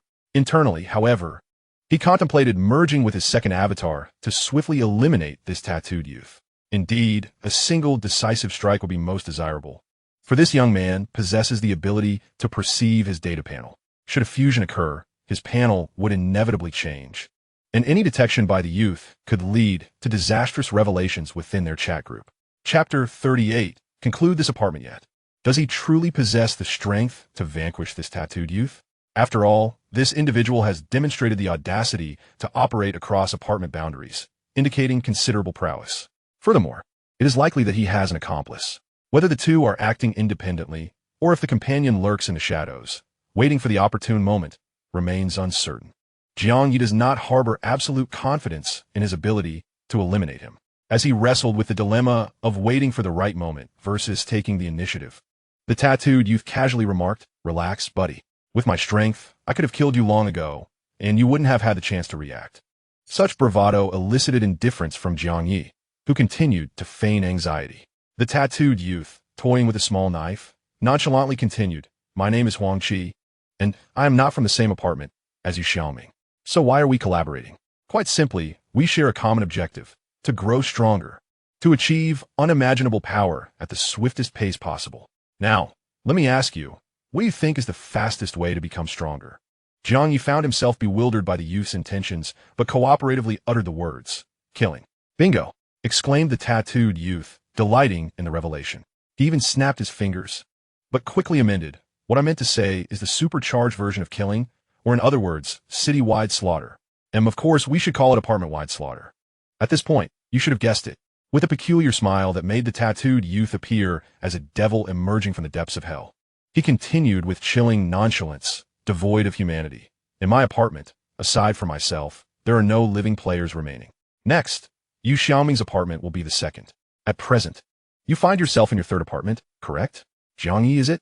You are fortunate indeed, although your abilities may be modest. You have been assigned to the 20th floor from the outset. This has become the very reason for your survival. You could choose to follow in the footsteps of Yu Xiaoming and become my subordinate. I will guide you, one apartment after another, harvesting survival points. Such a pace of growth is undoubtedly far swifter than engaging in menial labor or combat. I shall establish a formidable organization, and those who follow me shall become the esteemed elders of this entity. Of course, I do not entertain idlers. To accompany me, one must be willing to pay the price. For instance, at this stage, my stipulation is that after each apartment venture, my followers must surrender 10 survival points to me. Naturally, if you manage to slay enough adversaries to exceed this quota, the surplus can be utilized for your own advancement. Once the number of individuals in my organization surpasses 8, I will make further adjustments and formulate more detailed regulations. Before I forget, you must possess a survival jade token, correct? The tattooed youth raised an eyebrow, his tone remaining casual and untroubled. Meanwhile, Jiang Ye was profoundly shaken. He had initially believed that the two newcomers to their apartment were merely ordinary level 3 players who had fortuitously discovered the method of apartment teleportation. To his astonishment, they had annihilated all the players in 2 apartments. Jiang Ye felt an overwhelming sense of relief wash over him. Thankfully, he had refrained from acting rashly.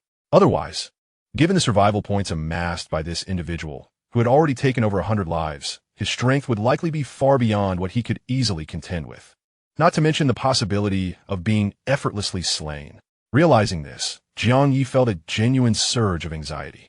He stiffly replied, "I have the survival jade token." The tattooed youth smiled. "That simplifies matters. In a maximum of 2 hours, we shall conclude our business in this apartment and then move on to the next." The casual brutality in his words was chilling and arrogant, utterly disregarding human life. At that moment, Jiang Ye dared not entertain any thoughts of slaying. He maintained a demeanor of tension and discomfort, saying, "I was preparing to work as a cleaner in room 2064. However, he had scarcely finished this delaying tactic when the tattooed youth scoffed. "What are you joking about? Killing someone nets you a quick 100,000, and you dare speak to me of cleaning work?" Oomph. The tattooed youth toyed with a knife in his hand, his tone dripping with sarcasm. "Now I ask you, will you continue your cleaning duties, or will you join me in taking lives?" Jiang Ye's heart raced. Without a moment's hesitation, he resolutely exclaimed, "Killing." He even shouted those 2 words quite loudly. It seemed as though he had resolved to embody the ruthlessness of a tattooed youth, becoming a cold-blooded demon, capable of killing without a flicker of hesitation.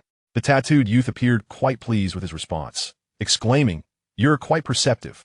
He continued, "Now, answer me a few more questions. Firstly, are you aware of the strength of Yang Wenchao, who resides on the 20th floor? Secondly, the enigmatic bald man mentioned in the chat group likely also lives on the 20th floor. Do you know his background and capabilities?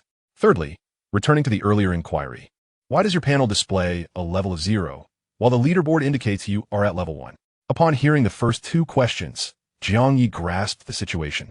This individual likely intended to recruit both Yang Wenchao and the mysterious bald man into his organization. Alternatively, if their strength exceeded his control, they might be prioritized for elimination. Jiang Ye refrained from asking further and responded in turn, "Yang Wenchao possesses formidable strength." He paused momentarily, then added, "During his battle with a monster, it appears he utilized a resurrection ability. He later mentioned in the group that it was the survival point that enabled his revival. I harbor considerable doubts regarding his assertion. Do you, esteemed one, know if survival points can indeed be used for resurrection?" Upon hearing this, the tattooed youth's expression shifted to one of gravity. "Resurrection? Survival points do not inherently possess the capability for revival. Thus, Yang Wenchao's resurrection ability must stem from his innate talent." He inquired further, "Can you estimate the level of his talent?" Jiang Ye pondered for a moment and conjectured, "In our apartment, we have a Wang Lingling with an S-level talent, and Yang Wenchao appears to be even stronger than her. However, whether his talent surpasses S-level remains uncertain. After all, Wang Lingling does not reside on the 20th floor, while Yang Wenchao does, which grants him a distinct advantage." As he spoke, he seemed to recall something and added, "Esteemed one, since you can view my data panel, you should also be able to observe Yang Wenchao's, correct?" Huang Qi shot him a glance, his tone impatient as he replied, "I can only access the data panels of players who are 3 levels below me. Yang Wenchao is currently at level 3, making him beyond my reach." Thus, it became clear that Jiang Ye's low level was why this individual could scrutinize his data panel. However, Jiang Ye surmised that aside from the inability to investigate Yang Wenchao's panel, the tattooed youth likely preferred to avoid a direct confrontation with him, perhaps fearing that Yang Wenchao's strength could lead to unexpected complications. Hence, this individual exhibited a measure of caution. Just as Jiang Ye was about to continue addressing the second question, he suddenly noticed the tattooed youth's expression shift dramatically. Chapter 39. Is this considered a bug? Jiang Ye's own countenance also changed abruptly, for he had witnessed the chat group erupt with frenzied messages. Good heavens! New player Yu Xiaoming has vanished from the leaderboard. His name is also dimmed in the members list. Who on earth did this? Who killed Yu Xiaoming? Lu Shun, it's Yang Wenchao. What? Yang Wenchao has achieved an extraordinary kill against Yu Xiaoming? Are you blind, my friend? Your brother Chow has already leveled up to 3. What? He is already at level 3? Even so, to slay such a formidable opponent across apartments is indeed impressive. Moreover, these two players from other apartments clearly harbor ill intentions. Yang Wenchao's actions are undoubtedly a service to the community. I wholeheartedly support this. Agreed. These two players from other apartments are truly despicable. If it weren't for Yang Wenchao, who knows how many of our classmates would have perished. Wang Chong. I've always said that our apartment desperately needs someone with real strength like Yang Wenchao. I can't believe some people actually wanted to eliminate him. I really wonder what those individuals have in their heads. Xiao Likuan. When will Brother Chow deal with that Huang Qi as well? I feel like these two players from other apartments are specifically here to take lives and ours. Absolutely. Brother Chow, please hurry and take care of Huang Qi. Otherwise, I want to dare to continue delivering packages. Brother Chow is magnificent. Brother Chow is incredible. You're my idol. At that moment, the chat group was filled with praises for Yang Wenchao. It seemed that after he dealt with Yu Xiangming, he had become a hero in the apartment. Meanwhile, those who had previously criticized Yang Wenchao for his actions were now silent. It was uncertain whether they had changed their opinions or were simply intimidated by his might. Simultaneously, those ardently supporting Yang Wenchao naturally wished for him to eliminate Huang Qi as well. Meanwhile, Huang Qi, observing the chat group, wore a grim expression. He narrowed his eyes, a fierce murderous intent flickering within. These jubilant insects are truly irksome. I prefer to watch them beg for mercy as they face their demise. He then coldly turned his gaze towards Jiang Ye. And you? Jiang Ye pressed his lips together, his eyes resolute as he replied, I too wish to become strong. To grow strong, one must be ruthless. Huang Qi remarked meaningfully. What is your relationship with that Yang Wenchao? Jiang Ye pondered for a moment, speaking almost without reservation. Before coming to this apocalyptic apartment, my relationship with my classmates was average. However, there was an instance where I spoke up for Yang Wenchao. And later, when he had the chance to kill me, he spared me, claiming we were even. Oh, Huang Qi seemed somewhat surprised, his eyes darting as he inquired further. So strictly speaking, you are not well acquainted with Yang Wenchao, nor with the other classmates? Jiang Ye nodded, sensing that Huang Qi's inquiry was leading somewhere. Indeed, upon receiving his affirmation, Huang Qi squinted, a glint of intrigue flashing in his eyes. He then resumed a relaxed demeanor, continuing, All right now, please proceed to answer the 3 questions I posed earlier. Jiang Ye nodded and replied in one breath. The circumstances surrounding the enigmatic bald individual remain unclear to me. However, since he is capable of utilizing the battle room, it stands to reason that his initial apartment is also situated on the 20th floor. Moreover, my classmates unanimously believe he must be Zhang Jintian, the one atop the leaderboard. As for the disparity between my panel level and the leaderboard rank, Jiang Ye momentarily paused, exchanging a rare glance with Huang Qi. At that moment, his demeanor shifted from one of anxious timidity to a striking calmness. It was quite simple. I had merely concealed a fraction of my true abilities. His tone was forthright and laden with significance. Huang Qi narrowed his eyes and chuckled softly. Concealing your strength? Interesting. Now, show me your true capabilities. Jiang Ye remained silent for a brief moment before willingly revealing his data panel. Jiang Ye, level, physicality, 74, energetics, 86, combat power, 75, survival points, 0, talent. Diligence is rewarded as gold element affinity, C. Skills, absolute focus, A. Combat posture, A. Golden light technique, D. Golden cicada escaping its shell, D. Indeed. At this juncture, Jiang Ye once again employed his avatar fusion technique. Yet he showed no inclination to strike at Huang Qi. The latter, upon observing Jiang Ye's panel, was clearly taken aback. A peculiar glint appeared in his eyes as he remarked, dual talents. No wonder you chose to conceal your abilities. You're quite clever. Playing the role of a pig to eat a tiger, aren't you? Jiang Ye chose not to respond, but instead adopted a dominant stance, stating, I wholeheartedly concur with your earlier suggestion of systematically eliminating each apartment.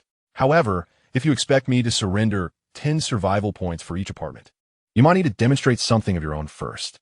At this point, he had shed his previous air of nervousness, exuding the poise of a formidable contender. This transformation elicited another chuckle from Huang Qi. Ah, now that your strength is revealed, you speak with newfound confidence. Nevertheless, your actual power still falls short in my eyes. With that, Huang Qi also chose to reveal his data panel, albeit in a rather peculiar manner. showcasing only 3 attributes. Huang Qi, level 3, combat power, 88. As he displayed this, with a sweeping gesture, a 2-meter-high bronze dressing mirror materialized before him. He continued, addressing Jiang Ye. Having such combat power at level 1 is indeed impressive. However, your naked combat power does not surpass mine. Do you truly believe your equipment can rival someone who has bested 2 apartment players like myself? Jiang Ye, fully in tune with the situation, responded without hesitation. That is perfectly fine. I will pay 10 survival points for each apartment.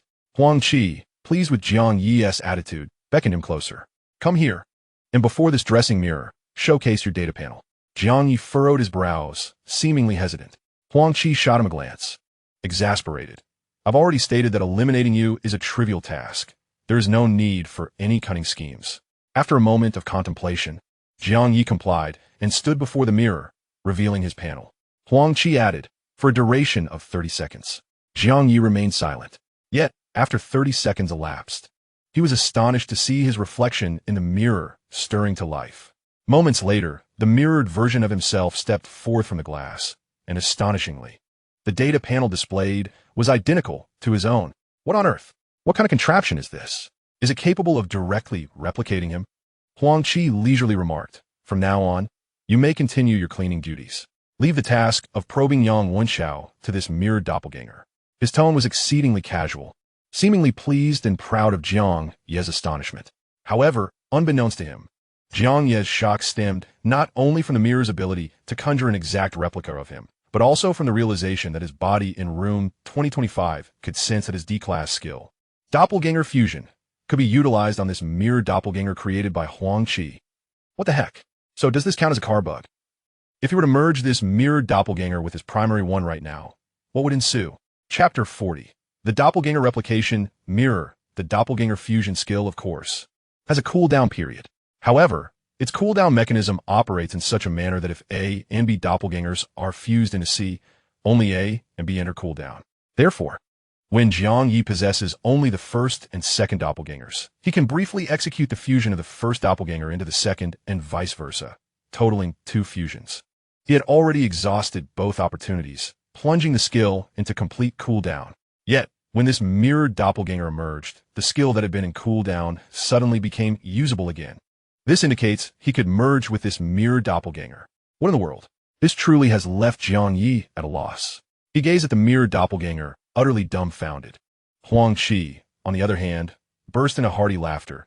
Is it really that astonishing to see merely a mirrored doppelganger? As he spoke, he caressed the antique mirror with a sense of pride, elaborating, the high-end mall in a novice apartment indeed allows players to exchange game currency for certain items. However, to be frank, those items are rather mediocre. Basic fare available to any novice player with sufficient currency. My doppelganger replication mirror, however, is an entirely different matter. It was not with game currency purchased from the high-end mall that I acquired it. Rather, during my exchange of survival points for game currency with Shadow, he noticed that my survival points exceeded 100 and granted me a special privilege. This privilege allowed me to directly utilize my survival points to redeem items from his inventory. The mirror of replication, which serves as my doppelganger, was obtained through this exchange with Shadow, and it possesses a uniqueness of its own. When discussing this, Huang Qi clearly exhibited a sense of pride. After all, not everyone is afforded such favor by Shadow. At this stage, the number of novice players capable of possessing survival point items is indeed quite scarce. Listening intently, Jiang Ye could hardly suppress a swallow. In his eyes, the mirror of replication already felt like a possession within his grasp. Coughing lightly, he thought to himself, I must not appear too obvious. Quickly suppressing his emotions, he shifted his gaze to one of reasonable envy, as if struck by a sudden thought. He asked Huang Qi, so, does this doppelganger created in my likeness obey my commands? Huang Qi, taken aback, responded with a look of disbelief. Are you thinking of Peach? The item I exchanged for over 100 survival points. How could the doppelganger it creates possibly heed your commands? Even if the King of Heaven himself were here, the doppelganger would still be under my command. However, there is a somewhat lackluster aspect to this item. It requires the replicated individual to stand before the mirror and display their data panel for 30 seconds. Thus, it cannot contravene someone else's will to directly replicate a formidable opponent.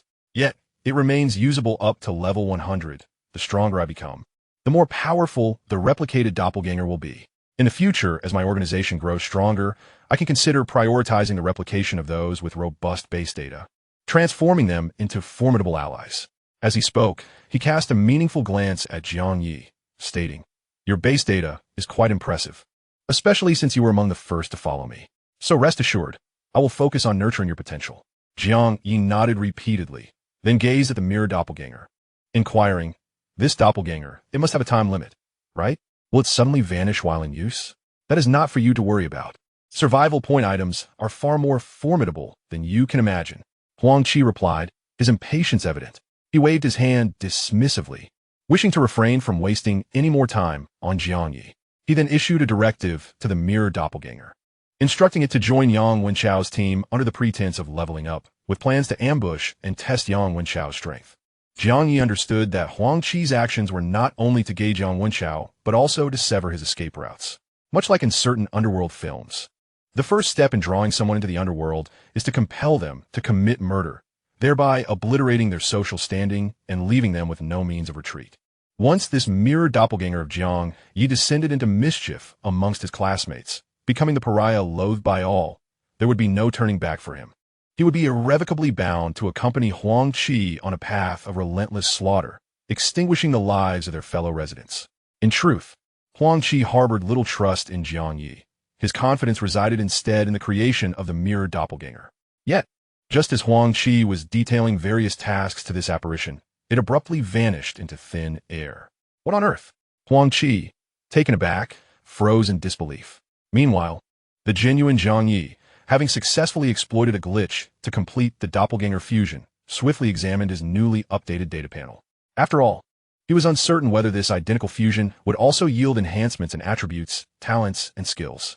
If it merely resulted in a fusion without altering the data panel, he would have to tread carefully. Fortunately, the data he gleaned brought him immense exhilaration. Jiang Ye.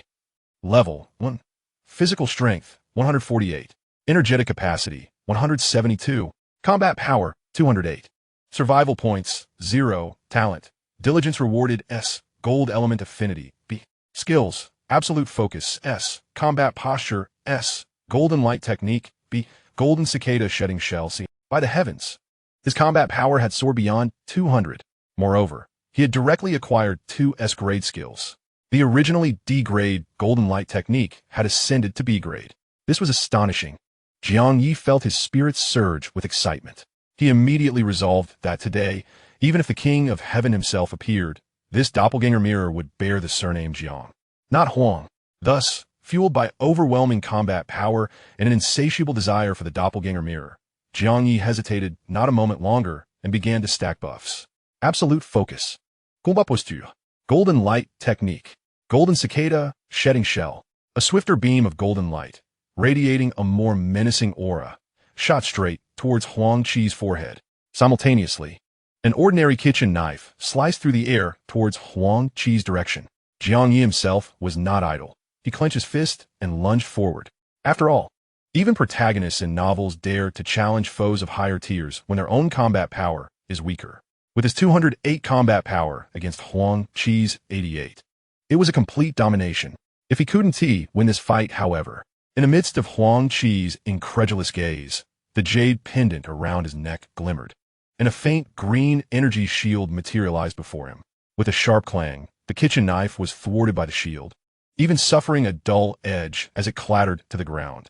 Yet Huang Qi was far from triumphant this time, for in his shattered gaze, he witnessed the piercing golden light directly shatter his shield, penetrating deeply into his fragile brow.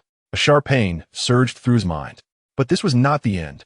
Jiang Ye, with his bare hands, delivered a blow that shattered Huang Qi's defenses as well. It was as if a fist imbued with colossal force struck mercilessly at his chest. Speed and power combined to utterly crush him. Blood seeped from the corner of Huang Qi's mouth, and his shattered pupils were filled with disbelief and shock. How could this be? Was this truly the might displayed by someone with a battle power of 75? Impossible. Absolutely impossible. Yet why? Why was Jiang Ye so formidable? Why had the clone he created suddenly vanished? Until his last breath, Huang Qi could not comprehend. He could only fall, burdened with unfulfilled ambitions and an overwhelming sense of resentment. Chapter 41. the third clone. Almost instantly after Huang Qi's demise, the apartment chat group erupted in fervent discussion. Wow, Huang Qi has vanished from the leaderboard. No way. We just suggested that Chao Gu take him out, and he actually did it. Of course. Have you ever considered who Chao Gu is? With just a slight effort, he can easily dispatch any overlord from other apartments in the blink of an eye. Damn, Chao Gu is magnificent. Chao Gu, I declare that from now on, you are my god, and I am your servant. Xiao Likuan, I must say, Chao Gu is truly powerful. Even the overlords from other apartments are no match for him. Wang Chang, absolutely. Remember, previously Lu Shun and Ku Zhengfei were utterly powerless against the overlords from other apartments, instantly killed. And Chao Ji's speed in taking down these overlords is likely just as swift. So, Yang Wenchao's strength in our apartment is undoubtedly the top tier. I suspect he is not only the top in our apartment, but also ranks among the elite in all novice apartments. Indeed, having an overlord like Chao Gu in our midst is an immense honor for our novice apartment. The entire group continued to echo praises for Yang Wenchao. As for those who harbored disdain for him, fearing he might indiscriminately slay the innocent, they dared not voice their opinions in the face of his overwhelming strength. Meanwhile, in the depths of the third-floor corridor, Wang Lingling's cooperative team could not help but whisper. Yang Wenchao had barely left the team when Huang Qi met his end. The speed of this occurrence is rather alarming, isn't it? Did Yang Wenchao truly slay Huang Qi? Who else could it be? Huang Qi was capable of taking down Ku Zhengfei, an overlord from another apartment. Surely, he wasn't defeated by some random nobody. Indeed, Lu Shen nodded slightly and quickly deduced. Based on Yang Wenchao's ability to swiftly defeat Huang Qi, I suspect he intentionally concealed his true strength while teaming up with us to battle monsters. Wang Lingling also nodded in agreement. His innate talent and comprehension are likely superior to mine. Moreover, having been assigned to the 20th floor from the outset, the privileges he enjoys enable his growth to outpace mine. Gao Chong furrowed his brow and promptly suggested, how about we expedite our efforts to earn money and rent an apartment on the 20th floor? He then lowered his voice deliberately and added, given Yang Wenchao's personality, I genuinely do not trust him to dominate our apartment alone. After all, he has already eliminated 4 of our classmates. Lu Shun glanced around cautiously and echoed in a hushed tone. Chang Gu is right. While Yang Wenchao is undeniably powerful, he is akin to a ticking time bomb. Seeing that they all shared apprehensions about Yang Wenchao, Wang Lingling seized the moment to say, the only constraint we currently have on Yang Wenchao is likely our mutual assistance group. However, to be frank, with his strength to eliminate Huang Qi instantaneously, even all of us combined may not stand a chance against him. Thus, I propose an idea. We could consolidate the manpower of our entire assistance group to support the emergence of a new resident on the 20th floor. The moment these words escaped her lips, Lu Shun, Gao Chong, and the other strong members of the assistance group exchanged glances, their eyes flickering with understanding. They instantly grasped Wang Lingling's intention. She was suggesting nurturing a powerful individual to confront Yang Wenchao. Yet, the underlying implication was unmistakable. She sought to marshal the entire assistance group's resources to elevate herself. Wang Lingling, what a jest. Even though Gao Chong and Lu Shun were also members of the assistance group, they harbored their own ambitions, particularly as males. They were somewhat reluctant to see a girl like Wang Lingling take the lead. Indeed, Wang Lingling's insinuation was sufficiently clear, yet the boys in the group refrained from responding. Only Sui Wawand, another female member, followed Wang Lingling's lead. I believe we could have the assistance group pool together loans, and, after covering each member's rent, use any surplus to see if Lingjie can move into the 20th floor apartment. As she spoke, Sui Yuan hesitated, seemingly reluctant to voice anything too cold-hearted that might jeopardize their camaraderie. Lu Shun then continued her line of thought. Speaking of the 20th floor, that mysterious bald man resides there as well. I wonder how powerful he is, and if we could recruit him into our assistance group. Observing the attitudes of Lu Shun and Gao Chong, Wang Lingling realized that these boys were not yet convinced of her leadership. While she felt a sense of helplessness, she refrained from furthering the idea of nurturing a strong individual. She could only lament her own inadequacy. If only she possessed the absolute strength that surpassed others like Yang Wenchao, then the entire assistance group would be her dominion. At that moment, the likes of Gao Chong and Lu Shun would no longer dare to adopt such an attitude towards her. To put it bluntly, it was simply a matter of insufficient strength. Meanwhile, as the members of the cooperative team harbored their own ulterior motives. Yang Wenchao had just exited the crimson-lit elevator, staring blankly at the chat group. What? He hadn't even located Huang Qi yet. The man was already dead? Who could have done such a thing? Surely it couldn't have been some random passerby who dealt with him so casually? Were the cross-apartment experts truly this inept? He had been contemplating how killing Huang Qi would lead to a stroke of wealth. Yet someone else had snatched the kill. No. With his novice status as an apartment player, there should be no one else capable of defeating Huang Qi. Thus, that individual must have carelessly ventured into the depths of the corridor and met their demise at the hands of a monster. Right? Were cross-apartment players truly this foolish? Yang Wenchao found it hard to comprehend, a sense of inexplicable unease swelling within him. As for the misunderstandings in the chat group, he had always maintained a rather aloof persona, and now he saw no need to clarify anything intentionally. Meanwhile, Jiang Ye, who had truly slain Huang Qi, was busy collecting the spoils, the spatial watch, jade pendant, bracelet, and knife that Huang Qi had dropped. He hastily stowed these items, along with the replica mirror of his doppelganger, into Huang Qi's spatial watch. Then, like a thief, he swiftly dashed towards room 2025. With a combat power exceeding 200, his speed was quite remarkable. Upon returning to room 2025 and slamming the door shut, a surge of ecstasy finally erupted in his eyes, striking it rich. This counterattack against Huang Qi had indeed resulted in a windfall. No wonder the saying goes, killing and arson lead to golden belts. Taking down such a wealthy individual was truly a lucrative endeavor. The survival points and the doppelganger replica mirror were invaluable. Items that could enhance his doppelganger were precisely the top-tier resources he desperately sought. In addition, there were various equipment and items. Jiang Ye immediately summoned Xiao Bing and used the identification technique on each item. Heart Protector Jade. Physical ability 4. Automatically generates a shield upon being attacked. 50 physical defense.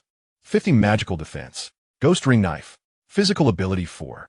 Can be thrown within a 10-meter range and will return a hand upon hitting a target. Has a certain probability of causing a stun effect. Lucky Bracelet. Energy 1. Slightly enhances luck attributes. Duration. 38 minutes. Can be recharged. Goodness. Another item to enhance his luck. Moreover, unlike the Lucky Lantern, this bracelet could be reused. Jiang Ye, without a moment's hesitation regarding how to recharge the bracelet, promptly donned it on his wrist. Following that, he transferred the 1 survival point gained from defeating Huang Qi to his main body. Subsequently, he swiftly utilized this solitary survival point to generate a new avatar. Ding! Congratulations on the creation of an avatar. However, this time the emergence of the new avatar left Jiang Ye's original body utterly incapacitated. A wave of dull pain surged through his mind, and he found himself devoid of any strength. In that moment, he realized that his original body's attributes were far too weak. 3 avatars were already his limit. If he wished to create additional avatars, he must urgently enhance his primary attributes. He hastily commanded his avatars to lift his incapacitated original body onto the bed, managing to view the data panel of the 3rd avatar. To his astonishment, he was met with delightful news. Jiang Ye. Level 0. Physical strength 58. Energy 72. Combat power 58. Survival points 0. Talent Ice Element Affinity S. Skills Frost Domain S. Ice Fog Assault. Extreme Cold Ice Blade B. An avatar endowed with an S-level talent capable of comprehending 3 initial skills. Remarkably, among these initial skills, there existed an S-level domain skill. In addition, both Ice Fog Assault and Extreme Cold Ice Blade were formidable offensive skills. Notably, the A-level Ice Fog Assault could bypass defenses and infiltrate the lungs through respiration. Despite being an Ice-type skill, it was akin to a biochemical weapon, rendering opponents defenseless. It could be said that among Jiang Ye's 3 avatars, this newly generated 3rd avatar possessed the most formidable strength. Of course, the 2nd avatar also held immense potential, though it required some time to develop. However, there was no time to revel in joy. Jiang Ye's 1st and 2nd avatars had pressing tasks. The 1st avatar's cleaning duties needed to be completed within 10 minutes. The 2nd avatar's privilege card had to be utilized before the arrival of veteran players in the combat zone. Jiang Ye could not afford to examine the other items within Huang Qi's spatial watch and redirected his focus to the avatar replication mirror. He wished to test if this mirror could still exploit bugs. since one of his avatars could only undergo fusion once in a short time. The avatars emerging from the mirror should always be considered as new avatars, right? Thus, could he use the mirrored avatar to bypass the cooldown of avatar fusion? Furthermore, could he possibly replicate new mirrored avatars using the fused avatar? Jiang Ye attempted this, but it resulted in failure. A brief investigation revealed that the avatar replication mirror's limitations dictated that only one mirrored avatar could exist at any given time. Even if he fused that mirrored avatar with another avatar, it would still count as an existing mirrored avatar, thus preventing further replication. To restore the replication mirror to a usable state, one must first eliminate the existing mirror duplicates. According to this principle, even when employing the skill of duplicate fusion, the mirror duplicates can only merge once, and it is impossible for a bug to allow for multiple fusions. However, the cooldown of the duplicate fusion skill can indeed be exploited by the mirror duplicates. Each newly created mirror duplicate counts as an entirely fresh entity, allowing for seamless fusion with other duplicates without any cooldown. This implies that Jiang Ye now possesses a mirror duplicate that can disregard cooldowns and continuously merge with others. Consequently, the value of his duplicate fusion skill has surged significantly. At that moment, the first duplicate, having reverted from its fusion state, promptly ventured out once more to continue its cleaning duties in room 2064. With newfound confidence, Jiang Ye felt an increasing urge to explore the penthouse of the apartment. Meanwhile, the mirror duplicate, also released from fusion, was summarily dismissed by Jiang Ye. Subsequently, he utilized the third duplicate in a replica mirror to create another mirror duplicate capable of further fusion. Simultaneously, the second duplicate in the battle room, eager to act before seasoned players descended upon the combat zone, activated a privilege card. Ding! You possess a privilege card. Would you like to use it? Would you like to proceed? Yes. Please select your combat opponent from the matching list. Accompanied by this prompt, a lengthy list materialized before him, displaying the seeding numbers of opponents who met the matching criteria. Indeed, only the seeding numbers were presented, devoid of any additional information. However, Jiang Ye had already gleaned insights into those affluent seeding numbers through the observation feature. He simply filtered through the seeding numbers, and to his astonishment, he discovered that Zhao Yudi's seat, number 151, was included in his matching list. After comparing it with other affluent seeding numbers, Jiang Ye swiftly made his selection. Designate seeding number 151 as the matching target. Ding! Privilege card successfully utilized. Matching completed. With this notification, Jiang Ye found himself in the familiar arena space. Unlike before, this time the surroundings were populated with numerous spectators.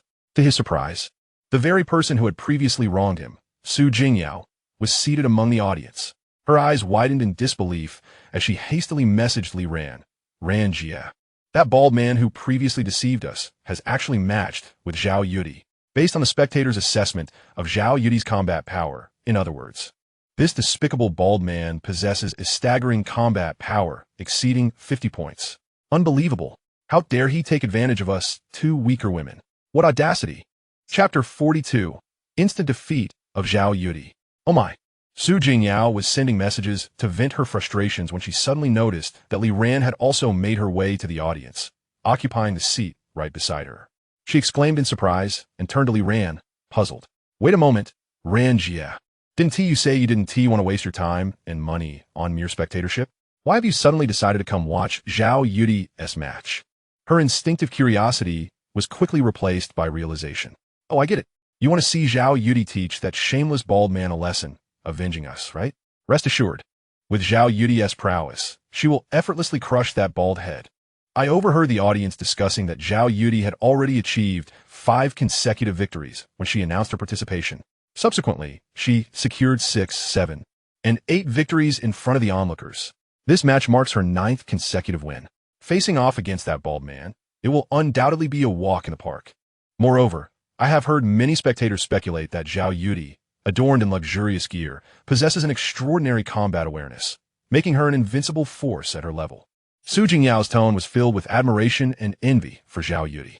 Simultaneously, she seemed convinced that this battle would undoubtedly result in Zhao Yudi claiming her 9th victory.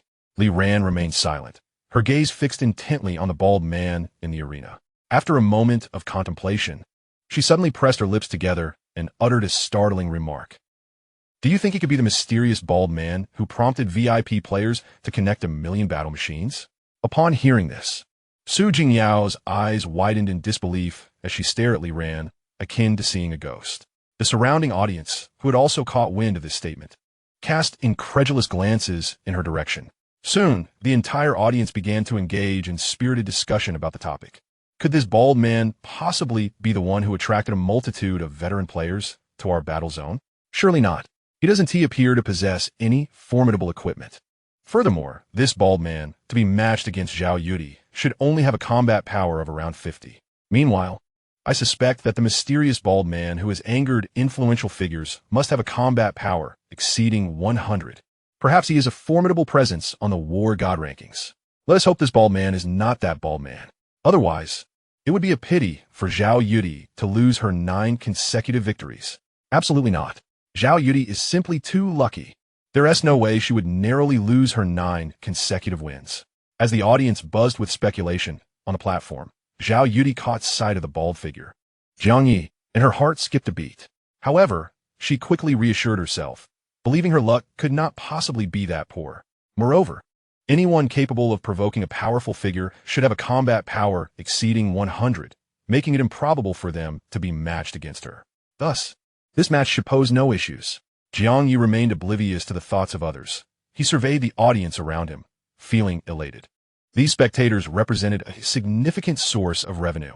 Simultaneously, he noticed, in previous battles devoid of spectators, the combat would commence immediately following a mere countdown of 3. However, this time, whether due to the presence of a considerable audience or the peculiar seating arrangement of Zhao Yudi, there was an unexpected 2-minute preparation period before the match officially commenced. This interval proved fortuitous as more spectators gradually filtered into the arena. Simultaneously, within the confines of the combat room of the novice apartment 1008, Xiao Likuan and Wang Chong gazed, astonished, at the screen displaying the second combat machine. Wang Chong, wide-eyed and stammering, exclaimed, "This woman, how does she resemble Zhao Yudi so closely?" Xiao Likuan swallowed hard and retorted, "What do you mean resembles? This is unequivocally Zhao Yudi herself." Wang Chong's eyes turned red with envy and jealousy as he lamented, "What on earth? Who is this bald man? His luck is astonishing. He encounters the celebrity Zhao Yudi. Moreover, this is the first time I've seen her dressed like this. The black vest and tight-fitting pants accentuate her figure to perfection." Xiao Likuan nodded in agreement. Indeed, a star is a star. Her beauty and physique are beyond reproach. And her spirited demeanor is precisely to my taste. Damn, even if this bald man loses the match, he will undoubtedly be a winner in life. I wonder which novice apartment Zhao Yudi resides in.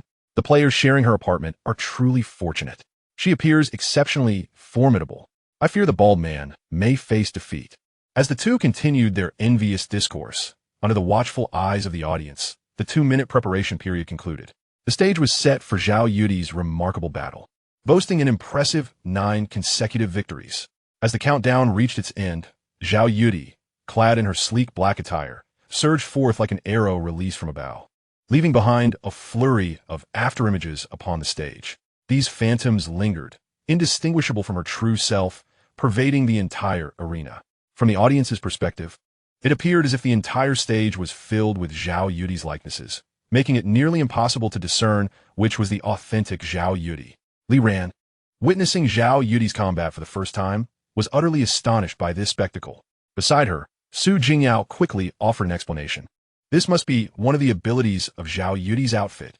These numerous doppelgangers lack offensive power, yet identifying the real Zhao Yudi among them is exceedingly challenging. Moreover, she seems capable of fluidly transitioning between these manifestations. Just as Su Jingyao was about to elaborate on Zhao Yudi's other capabilities, a sudden chill swept across the entire arena. In an instant, all the Zhao Yudi duplicates were rendered sluggish by the cold. Subsequently, every single doppelganger collapsed, without exception. This sudden turn of events left the audience utterly dumbfounded. Most of them were still processing what had just occurred when a familiar notification echoed above the arena. Ding! Congratulations to the contestant seated at G791049 for winning this match. Immediately afterward, both competitors vanished from the stage, leaving the spectator area in a profound silence, akin to death itself. The atmosphere was eerie, and for a long while, no one dared to speak. It wasn't until a chorus of exclamations erupted that the audience began to voice their astonishment. What? Zhao Yudi was eliminated in an instant. And not just her true form, but every single clone was dispatched in one fell swoop. How is that even possible? Such a widespread area attack skill could not be this overwhelmingly powerful. Indeed, they had believed the two competitors to be evenly matched. So how could an area attack possess such lethal force? It defied logic. The icy effect that obliterated Zhao Yudi was certainly not a mere skill. It had to be a powerful item. Skills comparable to Zhao Yudi's strength could not possibly reach such levels of devastation. Yes, it must be a formidable item. One obtained through survival points. Oh no, Zhao Yudi was incredibly unlucky, reaching a 9-game winning streak only to have it abruptly ended. Could it be that this bald-headed fellow provoked a VIP big shot? I can't believe it.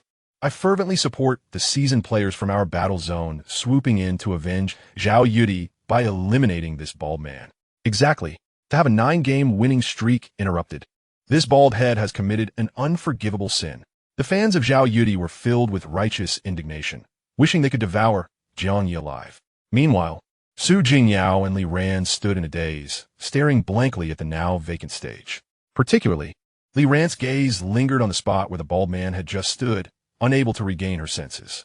It was only when Su Jingyao struggled to swallow nervously and poked her arm that Li Ran snapped back to reality. Sister, I suddenly feel that we might not have been deceived, but rather toyed with. Isn't this just a form of mockery? A powerhouse of such caliber could not possibly have a mere lone limit of 500. Moreover, with his strength, he could have easily stolen the victory in the battle chamber. Yet, he deliberately played along with their performance, winning by only 400. This was nothing short of blatant teasing. What's more, he pretended to be so simple-minded and honest. It was utterly infuriating. Su Jingyao's face flushed with anger as she reflected, but this guy is truly ruthless. Zhao Yudi's 9-game winning streak has been cruelly severed. To think that starting again would be necessary to achieve a 10-game streak. And now, with the arrival of seasoned players, it will only become more challenging. This bald man truly knows how to make enemies. Li Ran, jolted back to reality by Su Jingyao's poke, chose not to respond to her remarks. After a moment of silence, she suddenly exclaimed, "I am truly too weak." Having uttered these words, she promptly departed from the audience area. Meanwhile, in a newbie apartment no. 985, room 2008, Zhao Yudi returned to her designated seat, her beautiful visage marred by an expression of deep frustration. Her impressive 9-game winning streak had been abruptly interrupted. It was utterly regrettable. The bald opponent had possessed the ability to eliminate her in an instant. Had it not been for that swift defeat, she could have negotiated terms. For instance, she could have considered offering a certain amount of game currency or survival points, anything to preserve her 9 consecutive victories. Yet, she had lost so quickly that there was no opportunity for discussion. The more she pondered this incident, the more vexed she became. Zhao Yudi had purchased a package for 10 consecutive victories. This single defeat meant not only would she have to start anew to reclaim her winning streak, but she would also forfeit the benefits of her package. She had initially aimed to achieve 9 consecutive victories before the seasoned players fully arrived. Yet, the opponents matched against her for those 9 victories were undoubtedly more formidable than any seasoned player she had encountered. She suspected that even players of equal strength would struggle to eliminate her with such ease. Had she known it would turn out this way, she would have preferred to wait for the seasoned players to arrive before engaging in matches. Clenching her teeth in frustration, Zhao Yudi became increasingly indignant. Suddenly, her figure vanished from the exclusive box number 151. In the second-floor hall, a tall silhouette clad in tight black attire materialized beside seat G791049. However, at that moment, only an empty seat remained at G791049, with no sight of the bald opponent nearby. Damn that bald head. He runs surprisingly fast. Zhao Yudi, unable to locate him, felt her anger boiling over. Meanwhile, Jiang Ye, having exited the virtual battle space, was oblivious to the aftermath of the confrontation. As he stepped out of his apartment's battle machine number 2, he encountered the astonished expressions of Xiao Likuan and Wang Chong, who were still recovering from the shock of the recent battle and instinctively recoiled several steps. Wang Chong, seemingly dazed by the overwhelming experience, stared at him with wide eyes and blurted out, "Dude, you're amazing." After saying this, he stiffened in fright and retreated a few more steps. Jiang Ye cast a casual glance at the two of them before disregarding them entirely and leaving the battle room. although killing could earn survival points. The act of killing was not as simple as it sounded. Unlike games or novels where death only meant the loss of data or avatars, a real life would be extinguished. Growing up in a peaceful era, Jiang Ye found it impossible to engage in senseless slaughter against familiar classmates without any justification. Perhaps, in a different apartment, facing strangers he did not know, he might have acted differently. He could strike decisively, much like slaying monsters in a game. But Jiang Ye was uncertain. After all, his true form could not withstand any more avatars, so he refrained from hastily taking lives for survival points. Meanwhile, Xiao Likuan and Wang Chong exhaled deeply as they watched the bald figure depart from the battle room. Xiao Likuan couldn't help but express his lingering fear. Fortunately, this bald fellow must indeed be one of our classmates. Otherwise, if he were to turn against us, we would have no means of resistance. Wang Chong, still shaken, patted his chest to calm himself, while indulging in a fanciful thought. If only this bald man were truly Luo Rue. My bond with Luo Rue is the strongest. If he ascends, I could bask in his glory. Xiao Likuan shot him a glare. You certainly have a vivid imagination. It's either your parents soaring or your best buddy. If you were the kind of friend who would elevate you, why would he conceal his identity from you? I suspect this bald man had an average relationship with us before. No enmity. Hence he refrained from attacking us. Yet he is not particularly close, thus he ignored us. We ought to be cautious in our group discussions from now on. If we inadvertently offend a formidable presence with a careless remark, our camaraderie will likely prove futile. Wang Chong nodded vigorously. I've noticed that the number of classmates speaking in the group has dwindled, and those who do speak are increasingly cautious. It seems everyone is a bit fearful. As for the bald man's swift elimination of Zhao Yudi, let us refrain from discussing it in the group. If we provoke this powerful individual, we could find ourselves in grave danger. Initially, Xiao Likuan intended to bring up the incident in the group to prevent anyone from provoking the bald man, but ultimately, he concurred with Wang Chong's perspective. If any classmate were to provoke the bald man, they could only blame their own lack of foresight. It was best to mind their own business and ensure they did not offend strong. Consequently, Jiang Ye's exploits in the battle room did not circulate within the chat group. When he approached the apartment manager regarding his loan, he discovered that the classmates were discussing meal arrangements in the chat group. They had arrived at the novice apartment at the stroke of midnight in-game. Yet the dawn had already broken in reality. Many classmates, exhausted from running errands, sought to alleviate their hunger by exploring the low-end marketplace of the apartment. However, they quickly realized that while entertainment expenses were relatively inexpensive, food prices were notably steep. At that moment, the group was abuzz with discussions about dining. My goodness, a bowl of congee costs 10 coins. A small bowl of vegetables is 20, while meat dishes are 40. This is outright robbery. They dare charge 10 coins for a bottle of mineral water. The tourist attractions I have visited have never been so exasperating. If I were to adhere to my usual spending standards, a single meal would cost me around 1,000, and that is under the condition of my utmost restraint. How infuriating. The meager earnings I toil for, after paying the rent, leave me unable to afford even a meal. Have we come to this apartment merely to be overworked like beasts of burden? Is it true? You have already paid the rent? I have been laboring tirelessly for an entire morning, and not only can I not afford a meal, but I am also unable to pay the rent. Is there any other way to resolve the issue of food? In the past, I would ask my parents for money without a second thought, not minding a meal that costs 1,000. But now, after working myself to exhaustion for a meager sum, I find it difficult to spend. Didn't Ling Jie and Chang go to the 3rd floor to battle monsters? I wonder if the flesh of those slain beasts is edible. If so, it could save us a significant amount of money. However, Lu Shun quickly replied, there is no way around it. Those monsters vanish after being defeated, leaving no edible meat behind. Then can't you think of another solution, Lu Shun? I am truly starving. If my parents knew I was in such a state, they would undoubtedly be heartbroken. Lu Shun replied, enough with the parents. There are no parents to pamper us here. To put it bluntly, our parents in other apartments are not necessarily faring any better than we are. After Lu Shun's statement, silence fell over the group, the atmosphere heavy with unspoken despair. It was not until a girl spoke up that the silence was broken. Wang Rue asked, by the way, do you all know how those 2 cross-apartment players managed to do so? I really want to reunite with my family right now. After this announcement, the group remained silent for a while. With no other choice, Wang Rue had to speak more directly. Yang Wenchao, do you know how to cross apartments? This message prompted another girl to caution. Wang Rue, are you out of your mind? Yang Wenchao had previously warned us not to tag him again. Wankari responded, sorry, forgot. I didn't mean to. I just really want to reunite with my parents. It was evident that Wang Rui had begun to cry. The atmosphere in the group grew increasingly somber. Unexpectedly, Yang Wenchao, who rarely spoke, replied to Wang Rui, "Where are you? I will take you to reunite with your parents, Wang Rui." Upon hearing this, many classmates were astonished. Did Yang Wenchao truly know how to cross apartments?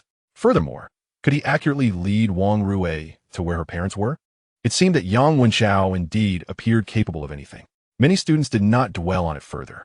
Wang Rui, overwhelmed with gratitude, exclaimed, "Thank you so much, Yang Wenchao. You were such a good person. We had all misunderstood you before. I am currently at the red light elevator on the 6th floor. Yang Wenchao, okay. I'll be there shortly." Such an agreeable Yang Wenchao left his classmates feeling somewhat disoriented. Soon, several other girls expressed their desire to reunite with their families, tentatively asking Yang Wenchao if he could assist them as well. To their surprise, Yang Wenchao responded with gentlemanly kindness, inquiring about their locations and promising to take them one by one to reunite with their families. Many female students were overwhelmed with joy, sharing their whereabouts with him. Numerous male classmates, envious of Yang Wenchao's amiable demeanor towards the girls, speculated that he must have ulterior motives, perhaps enjoying considerable favor in return. However, it was not long before the elation of the girls and the envy of the boys turned into sheer terror. Tragically, not long after, Wang Rui died. Subsequently, the second girl who had revealed her location to Yang Wenchao also met her demise.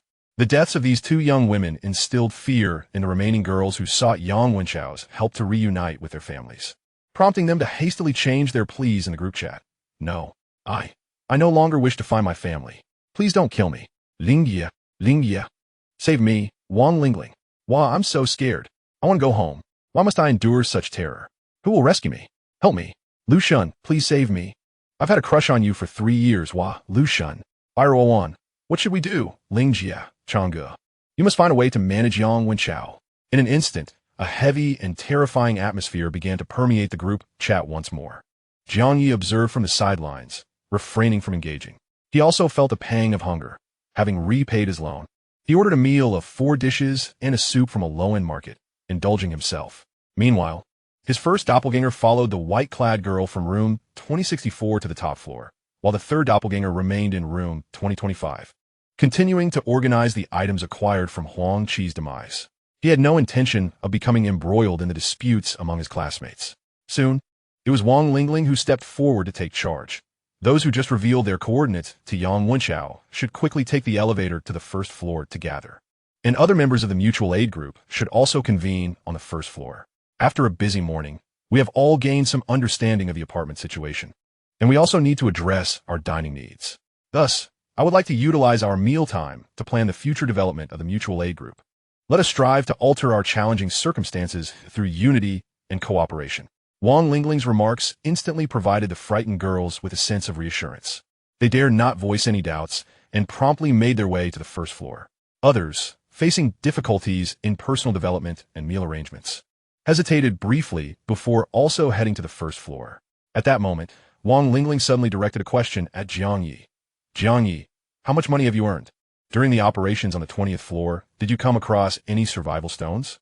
Jiang Ye did not feign ignorance and casually replied, "I am currently on the 20th floor, still attending to my cleaning duties, and I have yet to discover any survival stones." Wang Lingling did not hold much expectation, but made a point to remind, "None of the other students have reported any sightings of the survival stones, which leads me to suspect that they are likely located in the apartments above the 20th floor. If you wish to survive, it seems that your only viable option may be to exchange survival stones for money. Therefore, while you are working on the 20th floor, it will be prudent to keep an eye out for any survival stones, as it concerns your own rent." Jiang Ye contemplated for a moment before responding, "All right, I will be vigilant." Observing the exchange between Wang Lingling and Jiang Ye, the other students quickly analyzed. "Previously, we believed that survival stones should be used for survival, and exchanging them for money was not worth it. However, now nearly 10 students have perished. Thus, it is certain that the 80 survival stones allocated to our apartment are in surplus. Therefore, using some survival stones to acquire money seems to be a wise decision." Just as many students were focusing their attention on the survival stones, a message suddenly appeared in the group chat from a fellow student. "Actually, I have found a survival stone. Upon hearing this, the chat fell into an immediate hush. Even Jiang Ye couldn't help but glance over. For the survival stone was not merely a means of currency. It was the key to surviving and successfully navigating the novice apartment.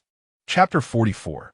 Sunbathing on the rooftop, it was evident that the mindsets of Jiang Ye and the other students had shifted.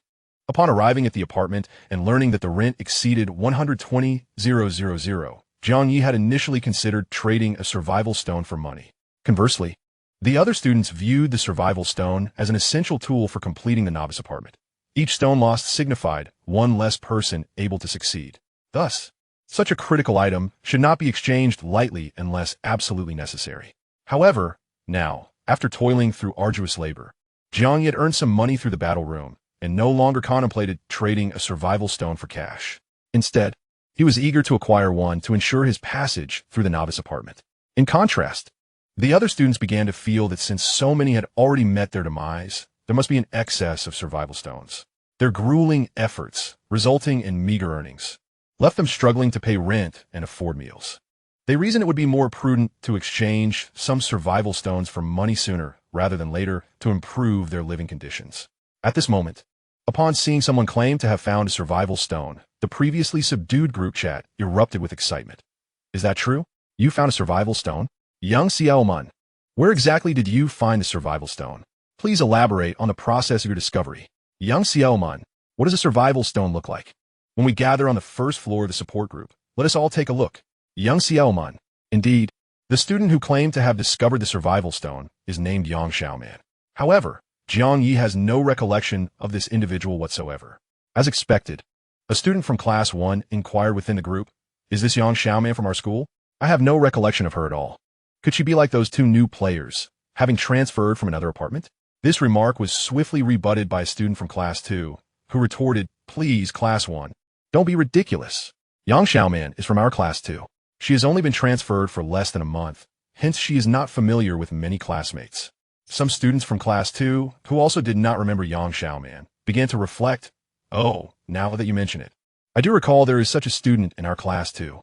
She is a girl who moves as slowly as a sloth, not very tall, yet she sits at the back of the classroom." Another chimed in, "I also remember her, but I can't shake the feeling, Did Yang Xiaoman truly find the survival stone?" Yuziu remarked, "It seems Yang Xiaoman has not joined the mutual aid group. Her information is absent from my registry of group members. Is that true? The more I ponder, the more I suspect that Yang Xiaoman may not have genuinely found the survival stone. Could it be that she is aware of her lack of presence and is deliberately trying to attract attention in this manner?" A few boys, known for their sharp tongues, openly expressed their skepticism regarding Yang Xiaoman in the group. Of course, they might also have been attempting to provoke her into revealing more information about the survival stone. Nevertheless, after her declaration of having found the survival stone, Yang Xiaoman remained silent amidst the ensuing debate. Observing her lack of response, her classmates grew increasingly doubtful of her intentions. However, the controversy did not endure for long. To everyone's surprise, Wang Lingling took the initiative to speak up, stating, "I have interacted with Yang Xiaoman. She is not the type to lie for the sake of seeking attention. Therefore, I believe she has indeed found the survival stone." With Wang Lingling's endorsement, those who had previously doubted her fell silent. Wang Lingling then tagged Yang Xiaoman, saying, "Xiaoman, do you have any reservations? Rest assured, we will not pressure you to relinquish the survival stone that you found on your own. I understand that you have only recently transferred and may not feel familiar with your classmates, but do you trust me, Yang Xiaoman? If you are willing to trust me, please join the mutual aid group. I will protect you, Yang Xiaoman. If joining the group is not something you wish to do, would you be willing to share some information about your discovery of the survival stone? Alternatively, could you leave me a signal so that I might find you, Yang Xiaoman?" It must be said that Wang Lingling, as a girl, is far more reliable in comforting another girl than a bunch of boys. Just by observing the words in the chat group, one can sense the tenderness and patience she extends towards Yang Xiaoman. At this moment, the other students refrained from interjecting, placing their trust in Wang Lingling to take the lead. Jiang Ye, equally attentive, harbored hopes that Yang Xiaoman would divulge the information regarding the survival stones. However, under Wang Lingling's gentle persuasion, Yang Xiaoman refrained from directly revealing the details about the survival stones. Instead, she responded with a rational demeanor. "Initially, I had no intention of discussing the matter of the survival stones. However, in our apartment, the death toll among us 80 novice players has nearly surpassed 10. Therefore, I believe it is imperative to caution everyone. If we truly wish for our apartment to discover as many survival stones as possible, it would be prudent to refrain from indiscriminate killings. If I am not mistaken, each one of us who remains alive corresponds to an opportunity to find a survival stone. The difficulty of locating the survival stones corresponding to those who have perished is exceedingly high. In other words, with each player's demise, the probability of finding their corresponding survival stone diminishes significantly. Yang Xiaoman's statement concluded here, and a profound silence enveloped the chat group for a while. Astute observers could discern that her words were directed at Yang Wenxiao, who had been the most reckless in his killings within their apartment. Presently, nearly 80 of the names on the death list bore his mark. Recently, he had even slain several girls yearning to reunite with their families. However, from this perspective, the students began to harbor doubts about Yang Xiaoman's intentions. Perhaps she had not discovered any survival stones at all, and was merely using the topic to admonish Yang Wenxiao against further senseless slaughter. Nonetheless, as Jiang Ye observed the group chat, she leaned towards believing that Yang Xiaoman was not lying. Her choice of words indicated a preference for referring to her peers as players rather than classmates, suggesting her lack of emotional ties due to her brief time at the school. Moreover, her statements were logical. A logical girl, if she were indeed lying, would have to consider the possibility that Yang Wenxiao was aware of the truth regarding the survival stones. Yang Wenxiao had demonstrated capabilities and insights surpassing his peers. If Yang Xiaoman intended to deceive, did she truly believe that her fabricated narrative could outwit Yang Wenxiao? Thus, it was highly probable that she was truthful. According to her assertions, it implied that each player corresponded to a survival stone, with a higher probability of locating their respective stone while they remain alive. Conversely, should a player perish, the difficulty of finding their corresponding survival stone would increase. From this perspective, where might the survival stones be concealed? Jiang Ye's thoughts immediately gravitated towards the apartment, specifically the initial apartment rooms assigned to each individual. Yet, the question remained. 80 students should have thoroughly searched their initial apartments from the very beginning, including Jiang Ye. Yet, none, including him, discovered the survival stone. Could it be that the issue lies not within the apartments themselves, but rather in the identity information corresponding to each student? Or perhaps there are hidden mechanisms concealed within the rooms. As Jiang Ye pondered, the other students in the group began to murmur in scattered discussions, filled with doubts, speculations, and calls for Yang Xiaoman to divulge more information. However, despite Wang Lingling's patient attempts to guide the conversation, Yang Xiaoman remained silent in the group chat. Gradually, the students began to gather on the first floor. Meanwhile, Jiang Ye's first avatar, clutching a large water tank filled with 86 strands of hair, accompanied the woman in white to the top floor of the apartment. His return to apartment 2064, of course, exceeded 10 minutes. According to the woman in white, he would receive a negative review for this delay. Nevertheless, receiving a poor rating was preferable to an outright cancellation that would incur a penalty fee. Moreover, the so-called negative review seemed merely a tactic of intimidation. Upon returning to 2064, Jiang Ye noticed that the mask on the woman's face had vanished, and she had changed into a languid white bathrobe, appearing as if she had taken a quick shower in the interim. Despite the bathrobe being dry, she seemed enveloped in a misty dampness. Her long, straight black hair, reminiscent of Sadako, was now wrapped tightly in a towel. Upon seeing Jiang Ye's tardy return, she shot him a sideways glance, her gaze sharp as a blade. Nonetheless, she refrained from saying much and merely reminded Jiang Ye to bring along the hair care toolbox and the water tank filled with hair as they ascended to the top floor. This, of course, was not via the red light elevator, but through the enormous television used when the woman in white had appeared in the apartment like Sadako. When Jiang Ye returned, the shattered screen of that television was already restored to its pristine condition. As the woman in white prepared to take him to the top floor, she raised her hand and pressed it against the television screen, instructing him to place his janitor's badge against it as well. To be honest, Jiang Ye felt quite anxious at that moment, having witnessed Sadako emerge from the television with his own eyes. Fortunately, it was merely a sea-level talent avatar. Gathering his courage, he affixed the janitor's badge to the screen. Almost immediately, he felt an irresistible force pulling him into the television. As his vision cleared, he found himself surrounded by bare, leafless dead trees, each adorned with pure white sheets. Some of these sheets were stained with eerie red marks. The trees appeared lifeless, emanating a chilling, ghostly aura. This bizarre scene resembled something out of a horror film. Yet, the woman in white remained utterly composed, guiding him through the grove of desolate trees before selecting a pristine white sheet that was devoid of any red stains. With a decisive motion, he affixed the cleaning staff badge once more, and Jiang Ye felt a surge of audacity. Amidst the chilling and eerie atmosphere, he had even committed to memory the tree chosen by the woman in white and the sheet that had been draped over it. Subsequently, he silently complied, attaching the badge. Soon after, he felt a powerful pull, and as if in a trance, the scene before him shifted dramatically. The previously terrifying and ominous ambience dissipated, replaced by vibrant, blinding sunlight that compelled one to instinctively squint. Within the apartment, whether in the brightly lit lobby on the first floor, the dimly lit corridor, or the pitch-dark elevator illuminated by a crimson glow, sunlight was virtually non-existent. Jiang Ye had not been in this apartment for long. Yet the sudden embrace of sunlight evoked a sense of rebirth within him.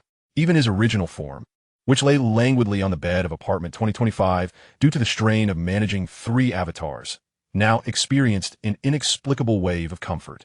Had he not been clutching a water tank for hair, he would have longed to stretch luxuriously in the sunshine. The woman in white exuded an eerie, ghostly presence. Yet at this moment, bathed in sunlight, she appeared unexpectedly cheerful. With a towel wrapped around her head, she tilted her head back and exclaimed, "Such splendid sunlight. My little strands of hair are truly fortunate today." The term little strands of hair struck Jiang Ye as rather peculiar, nearly sending chills down his spine. Then, the woman in white pointed at him and commanded, "In this outer circle, apply hair oil to my 10,086 strands of hair, and lay them out one by one in the sunlight. Your task will be complete." Jiang Ye squinted, slowly acclimating to the brightness, and surveyed the so-called rooftop. The rooftop was impressively spacious, and he found himself within the outer circle as described by the woman. This outer circle resembled a grand, square corridor, with an expansive marble floor basking in ample sunlight. Encircled by the corridor was what could perhaps be termed the inner circle. The floor of the inner circle was dark, composed of an unknown material, and scattered throughout were half-height black consoles. Some of these consoles appeared to belong to someone, adorned with various scattered tools or strewn with unfamiliar objects drying in the sun. Others were immaculately clean, devoid of any signs of use. Jiang Ye wondered if the method of transporting items from the rooftop to other apartments, as hinted by Huang Qi, involved those consoles. He felt a curiosity to explore one of the untouched consoles.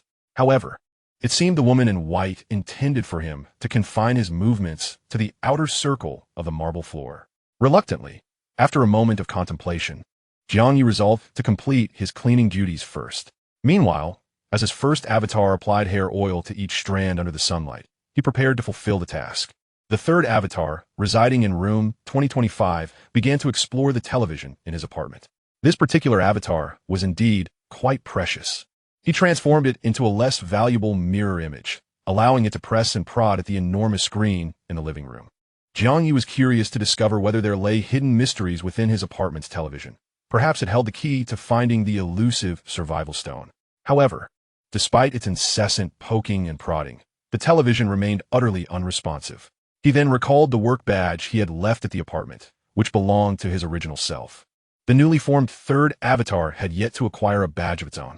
He dared not risk sending his original self into a perilous situation, especially in its current state of complete helplessness. At that moment, the second avatar, having finished its meal, prepared to head to the upscale mall, hoping to procure fruit that could enhance its attributes and subsequently elevate those of its original self.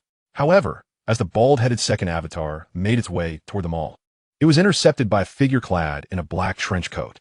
"Hey, wait up!" The familiar voice belonged to Yang Wenchao. As Jiang Ye turned around, he indeed saw Yang Wenchao approaching from the entrance of the mall. To describe his approach as walking would be misleading. He moved with such speed that his legs seemed to glide, reminiscent of a ray of light darting from point A to point B, and then to point C with astonishing swiftness. In mere moments, he stood before Jiang Ye.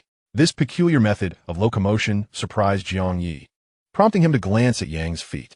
He noticed that the black cloth shoes he wore were of an ancient style, which clashed entirely with his black trench coat. Presumably, they were some form of footwear equipment, perhaps even of bronze quality. Jiang Ye pondered this while remaining vigilant. prepare to merge with his avatar once more to confront Yang Wenchao if necessary.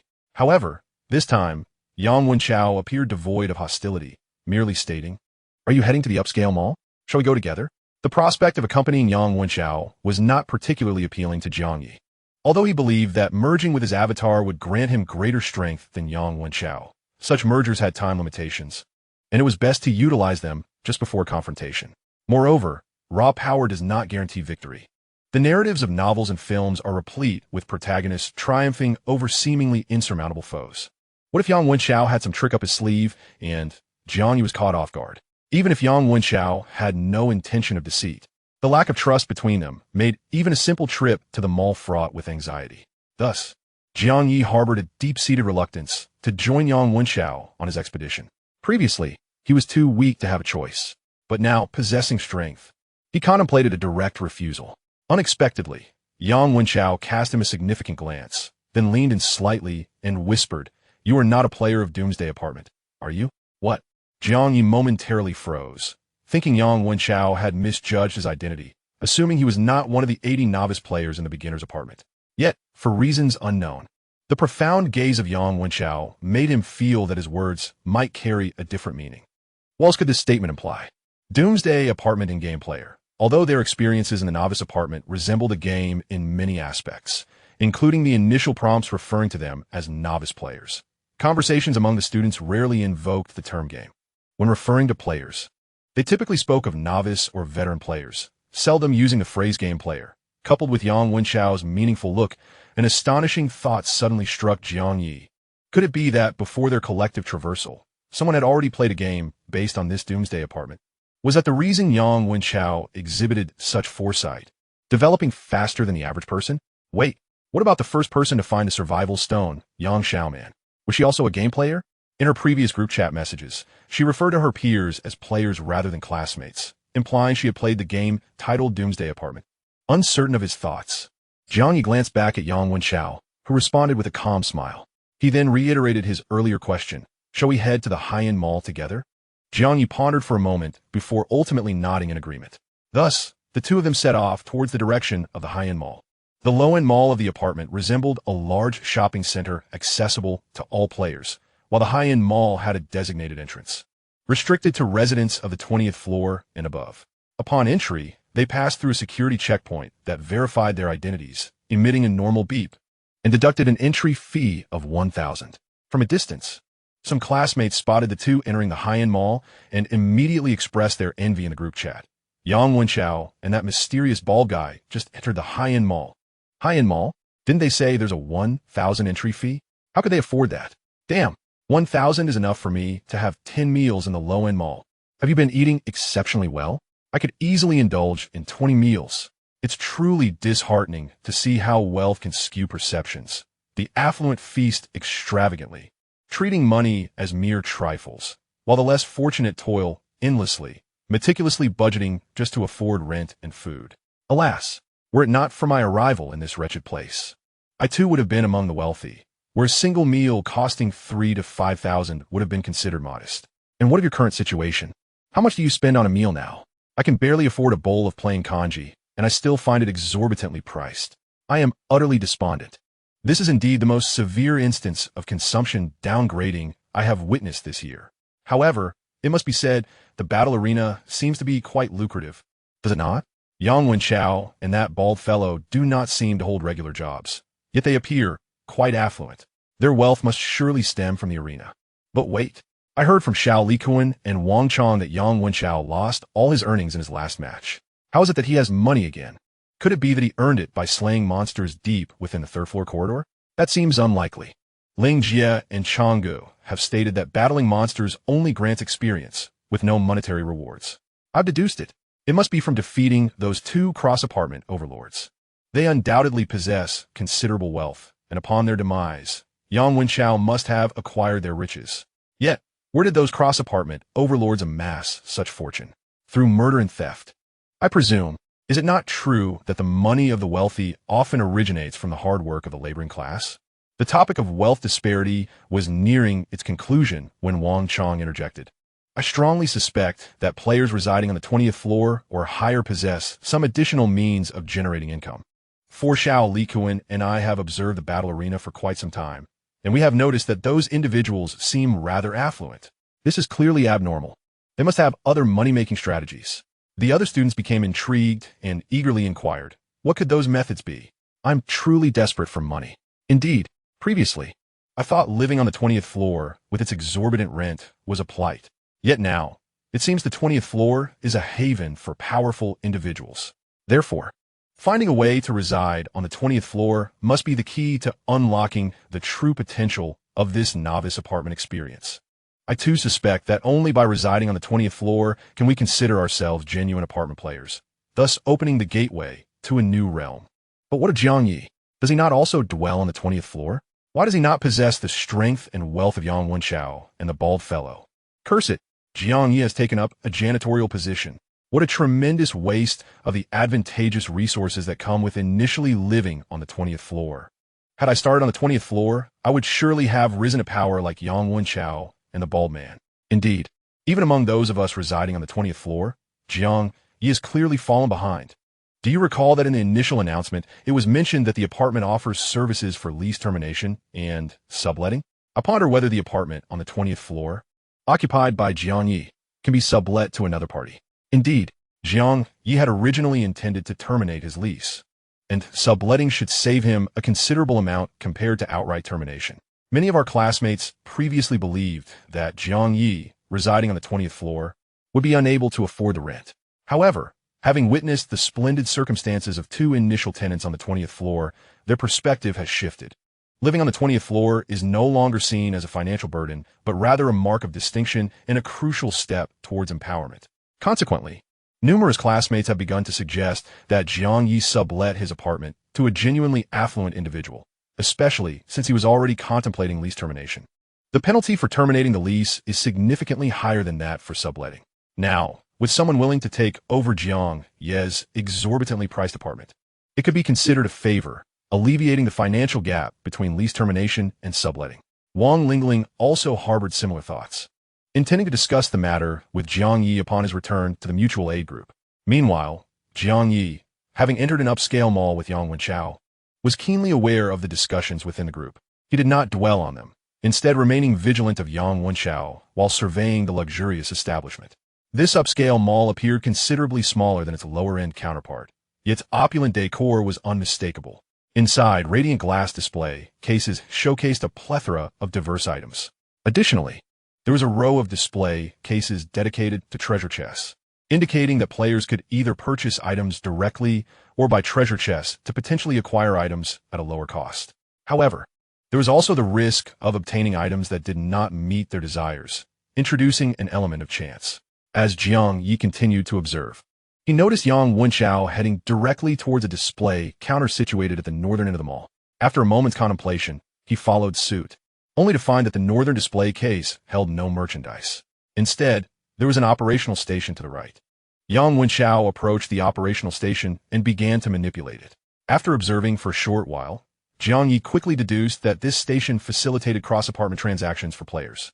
Yang Wenchao nodded, operating the station with a casual demeanor, remarking that the items showcased for sale in the mall were generally overpriced with low value for money. Conversely, when players sought to sell their items, they would typically do so at a price lower than that of the mall. Nevertheless, while the items may be inexpensive, transactions among players resembled those on second-hand platforms, primarily involving pre-owned goods. Jiang Ye had no qualms about second-hand items. Saving money was undoubtedly advantageous. Moreover, some of the items he had discarded could be resold through player transactions, allowing him to recoup some funds. This trading feature, it seems, is quite favored by players. At this moment, Yang Wenchao was engaged in the act of listing his unwanted items in the player trading area. Observing his adept maneuvers, Jiang Ye contemplated inquiring about the players in the game. However, before he could formulate a question, Yang Wenchao abruptly interjected, "You must be Yang Xiao man, right?" "What?" Jiang Ye was taken aback. Yang Wenchao, seemingly lost in thought, continued, "It appears not. Are you Jiang Ye?" Jiang Ye frowned, and Yang Wenchao mused aloud. "It seems that is also incorrect. So who exactly are you?" The disguise mask employed should theoretically provide a more practical invisibility effect than mere camouflage. Yet you opted for the latter instead of the former. What compelling reason do you have for not concealing your identity? Initially, Jiang Ye perceived the calm demeanor of this individual as a genuine attempt to probe his identity, only to realize that he was merely posturing. With confidence stemming from his own abilities, Jiang Ye was unperturbed by the probing, as he prepared to turn the tables and inquire about Yang Wenchao's gaming experiences. Yang Wenchao preempted him with further probing. I heard from Xiao Liquan and others that you utilized an ice-based area attack skill to eliminate Zhao Yudi. Such prowess should negate the necessity for a concealed identity. Wouldn't you agree? Moreover, he paused, his expression suddenly grave, and the complexity of his gaze upon Jiang Ye deepened. Your 3 consecutive victories surely were not achieved solely through your own efforts, were they? Jiang Ye was on the verge of admitting that he had purchased his winning streak, yet he hadn't even composed the draft for the lie. Yang Wenchao, however, struck with precision. The consecutive victory rewards granted to players by the battle room may appear random, as players draw from 3 cards for their rewards. Yet, this is not the case. Generally speaking, if you purchased your consecutive victories, you would typically draw only low-end cards, like the announcement card, which are of little use. But if I'm not mistaken, in your battle against Zhao Yudi, you must have utilized a privilege card. Typically, only those who attain victories through their own merit receive such rewards. Wow, such a hidden mechanism exists? Jiang Ye was completely unaware of this. However, it suddenly dawned on him, the upgrade card must also be a high-end card, right? Did you also achieve your winning streak through your own efforts? His implication was that he indeed acknowledged winning through skill. Yang Wenchao's expression grew more serious, his gaze towards Jiang Ye increasingly cautious. He shook his head, saying the upgrade card is indeed considered a high-end card, yet I also purchased my winning streak. What? Isn't that contradictory? Wasn't it stated that purchased victories yield only low-end cards? Jiang Ye had yet to voice his question. Yang Wenchao took the initiative to explain. Just like the matter of match fixing, some individuals are glaringly obvious, easily discernible as engaging in fraudulent contests. Yet, there are those who can masquerade their deceit so convincingly that it appears genuine. I purchased a series of consecutive victories, but with additional stipulations, requiring my opponent to cooperate and perform convincingly enough to give the impression of my prowess.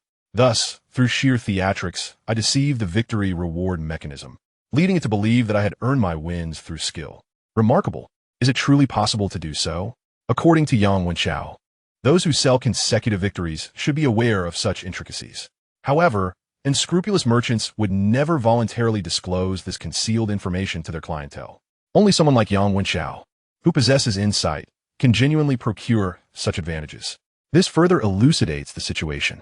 Jiang Ye then seamlessly followed Yang Wenchao's discourse. Before you entered the battle room, you had eliminated 4 competitors, earning 4 survival points. This precisely aligns with the cost of the 5 consecutive victories package. Therefore, prior to entering the battle room, you were already cognizant of the circumstances and the availability of purchasing consecutive victories, even aware of the package price. After all, you are, what shall we say, a gamer? Chapter 46. The shadowy proprietor of the apartment. Jiang Ye's interrogative phrasing took on a declarative tone. After all, Yang Wenchao's conduct was indeed extraordinary.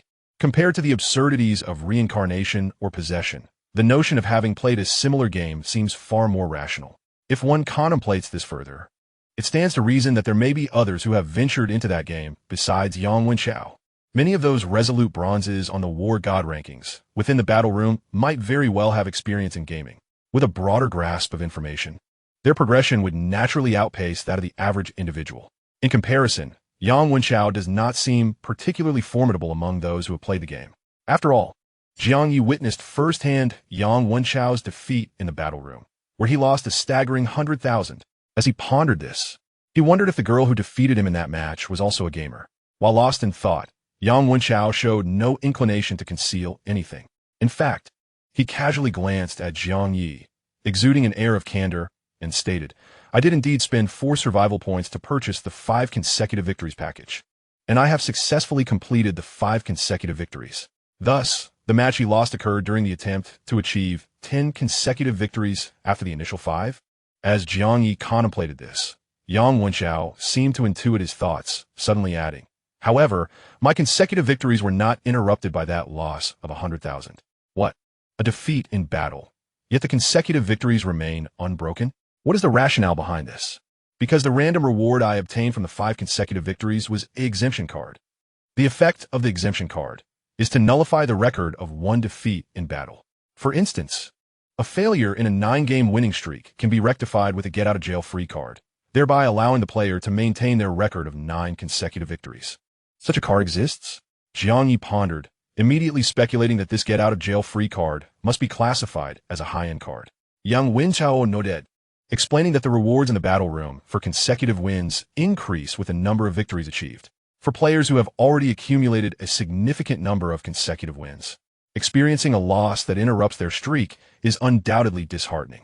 Thus, a card that can prevent such interruptions is naturally quite precious. In fact, in certain respects, it may be even more valuable than a privilege card. Jiang Ye nodded, while he currently felt indifferent about his 3 consecutive wins. He could only imagine the distress of having a streak of 90 suddenly broken. Hence, the get-out-of-jail-free card becomes increasingly invaluable for those who excel in maintaining winning streaks as time progresses. If given the opportunity, Jiang Ye would certainly wish to obtain one as a safety net. However, he wondered aloud whether the rewards accrued in the battle room could be traded among players. Yang Wenchao raised an eyebrow, replying affirmatively. He then gestured towards the operations console, demonstrating. You see, through the trading feature in the high-end mall, various cards obtained from the battle room can indeed be exchanged. Jiang Ye turned his gaze to the display platform, where he discovered a trading list showcasing the available cards for sale. Among them, the announcement card was the most abundant and the least expensive, yet it still commanded a price exceeding 100,000. The price for upgrade cards typically started at 300,000. In contrast, privilege cards were scarce, with only 3 listed, one priced at 600,000, another at 800,000, and the last at 1 million. Such exorbitant prices seemed utterly outrageous. However, upon reflection, it was understandable. For ordinary players, relying solely on labor to earn a living might render them unable to afford rent or even meals.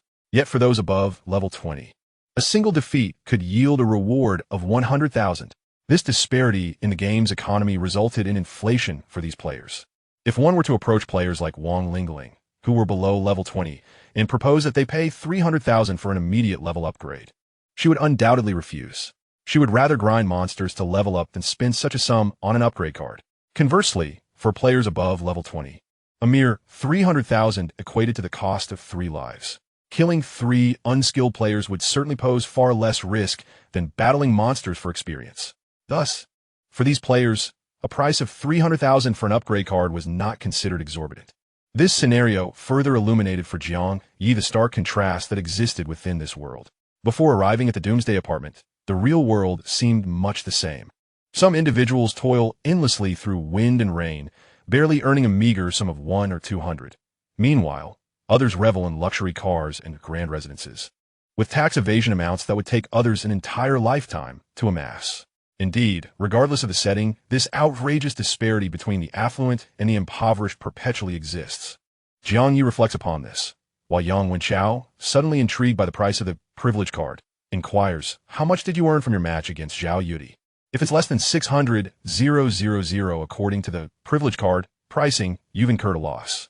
Jiang Ye refrains from answering, yet his emotions swirl in complexity. A loss if it's below 600,000? Initially, after his match with Zhao Yudi, he felt elated upon seeing the money he had earned. However, upon hearing Yang Wenchao's remarks, he instantly feels as though he has indeed suffered a loss. After all, he had not made 600,000 from that match.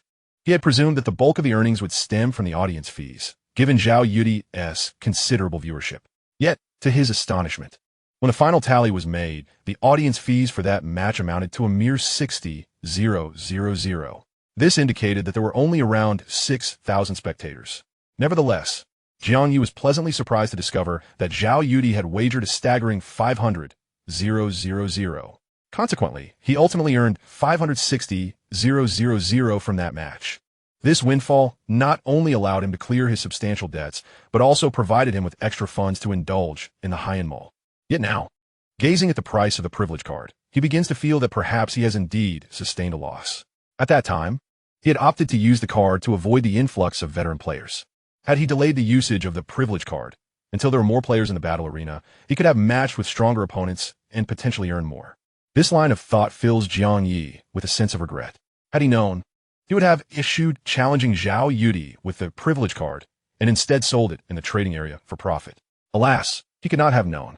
If Zhao Yudi were to become privy to Jiang Ye's thoughts at this moment, she would likely be infuriated, particularly if she were to discover that he had specifically employed the privilege card to profit at her expense, thereby interrupting her streak of 9 consecutive victories.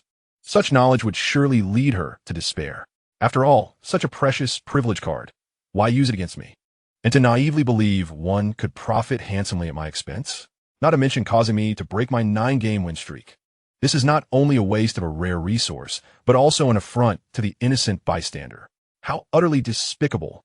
Fortunately, Zhao Yudi remains unaware. Yang Wenchao, however, begins to piece things together, feeling a tinge of sympathy for Zhao Yudi. Yet, there is little to be done.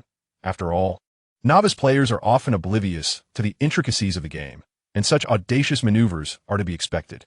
He pondered for a moment and decided to explain to Jiang Ye. To be frank, the privilege card is not something to be utilized in such a manner. Its exorbitant price among players, often reaching millions, primarily lies in its capability to secure consecutive victories. Key streaks, such as 3, 5, or even 10 consecutive wins, can be obstructed by formidable veteran players. Among novice players, there are indeed some who consciously engage in similar tactics, leveraging the privilege card to interrupt players' 8 or 9 consecutive victories, subsequently demanding payment to restore those streaks. Players who have achieved 8 or 9 consecutive wins are generally not financially constrained. Even if they are typically willing to pay a substantial price to maintain their winning streak. For instance, consider your match against Zhao Yudi. After demonstrating your prowess in defeating her, if you had negotiated with her, I believe she would be willing to offer a considerable sum to reclaim her winning streak. In fact, she might even accept a sum in the low millions. Goodness, low millions. Not long ago, Jiang Ye was troubled by a debt of 350,000. Yet, in the blink of an eye, he found himself capable of earning low millions. Indeed, as long as one possesses the requisite skill, earning money is hardly a challenge. However, Jiang Ye then reflected, but if I deliberately lose to her, wouldn't my own winning streak be broken? Yang Wenzhou no debt, in debt. Thus, the optimal destination for the privilege card is the trading zone, to be sold to those organizations that specialize in interrupting winning streaks. Within those organizations, individuals are specifically trained to disregard win rates. Well, it appears that this is indeed the case. Wherever there are people, there exists a community. Among veteran players, certain organizations have formed, and new entrants among novice players are also contemplating the establishment of their own groups.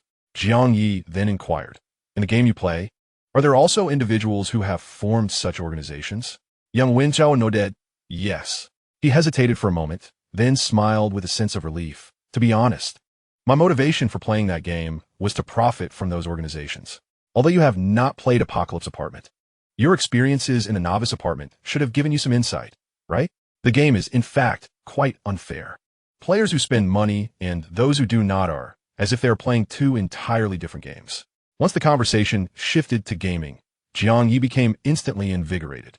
He was eager to uncover what kind of game it was and what hidden information he might not yet know. However, Yang Wenchao deliberately kept him in suspense. Instead of revealing any game-related information, he directly stated his intention. You should realize that I am not a benevolent philanthropist. Therefore, if you wish to know about the game, you must be prepared to offer something in return. Jiang Ye understood his implication. After a moment of contemplation, he incisively remarked, it was you who approached me. Are you suggesting that you wish to engage in a transaction with me based on the information you possess? Yang Wenchao raised an eyebrow. Rather than a transaction, it would be more accurate to describe it as a collaboration. As I previously mentioned, this game offers 2 distinct modes, the standard mode and the premium mode. I propose that we join forces to conquer the novice apartment using the premium mode. Jiang Ye narrowed his eyes, pondering the proposition. It seemed that Yang Wenchao had recognized his capabilities. However, emulating Yang Wenchao, he raised an eyebrow and questioned, are you implying that without the game information you provide, I would be incapable of completing the premium mode on my own? His tone carried an air of pride, reflecting Jiang Ye's confidence in his own abilities. Nevertheless, Yang Wenchao smiled enigmatically. You may indeed be quite formidable yet. He paused, abruptly inquiring, do you know how to traverse between apartments? Jiang Ye raised an eyebrow and replied succinctly, there's a teleportation device on the top floor of the apartment. This information had been relayed to him by the cloaked figure he encountered after his 3rd consecutive victory. Yang Wenchao appeared unfazed and continued with a smile. Do you know the conditions required to activate the teleportation device? Jiang Ye answered directly. It requires the expenditure of 1 survival point. However, this time, Yang Wenchao shook his head no. The survival points paid merely cover the transportation fee. To traverse between apartments, there exists a more crucial condition, earning the favor of the apartment's enigmatic proprietor. The proprietor of the apartment. It sounded as if this entity governed the entirety of the establishment. Yet, Jiang Ye had scarcely acquainted himself with the apartment's administrator, let alone heard of this mysterious owner. Nonetheless, could the shadow he encountered on the 20th floor when he obtained the survival jade token be the proprietor? It seemed unlikely. A figure of such stature would hardly resort to furtive behavior. Thus, having never even met the proprietor, how could he possibly earn their favor? As Jiang Ye reflected, a sudden thought struck him regarding Huang Qi. If Huang Qi had successfully traversed between apartments, did that imply he had gained the proprietor's favor? And what are you Xiaoming? Yet, what qualities did they possess that would attract the proprietor's attention? Suddenly, Jiang Ye turned to Yang Wenchao and posited, is it possible that eliminating all players within the apartment would earn the proprietor's favor? Upon hearing this, Yang Wenchao was momentarily taken aback. Did you deduce this? Or have you come across some information? It was a deduction, Jiang Ye replied, maintaining a composed demeanor while fabricating a response. Yet, it was not entirely a fabrication. He had drawn inspiration from Huang Qi's remarks. It was indeed a conjecture.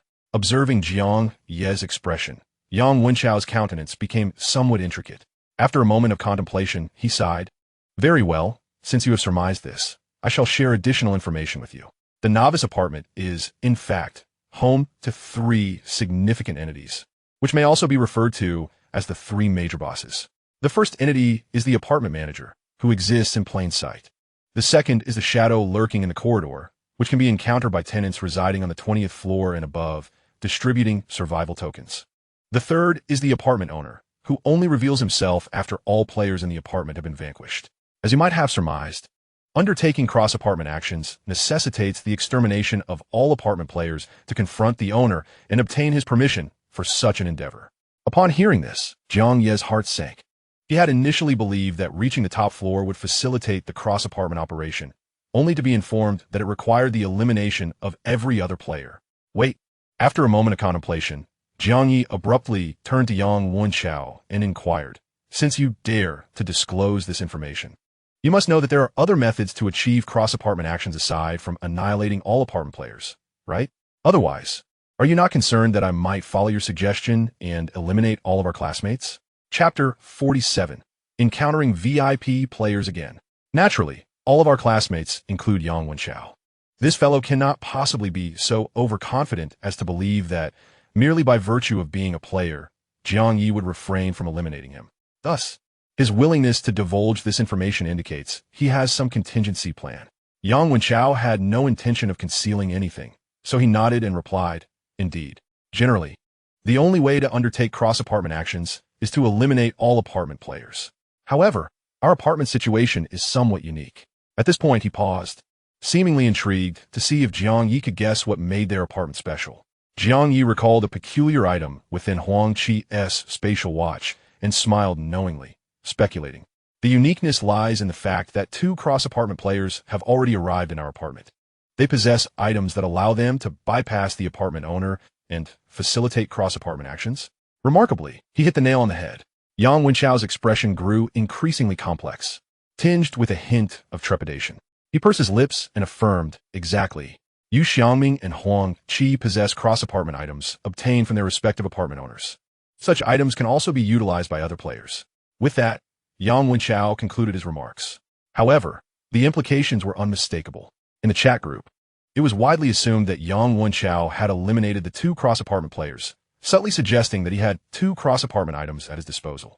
Yet, Jiang Ye was aware that this fellow only possessed the item acquired from defeating Yu Xiangming, while the item belonging to Huang Qi was in Jiang Ye's possession. Nonetheless, Yang Wenchao was evidently oblivious to the fact that Huang Qi had fallen to Jiang Ye, as the timing of Huang Qi's demise coincided with the bald man's presence in the battle chamber. Thus, Yang Wenchao aimed to create the illusion that he possessed 2 cross-apartment items, using this as leverage in his negotiations with Jiang Ye. Jiang Ye pondered for a moment, but chose not to expose him.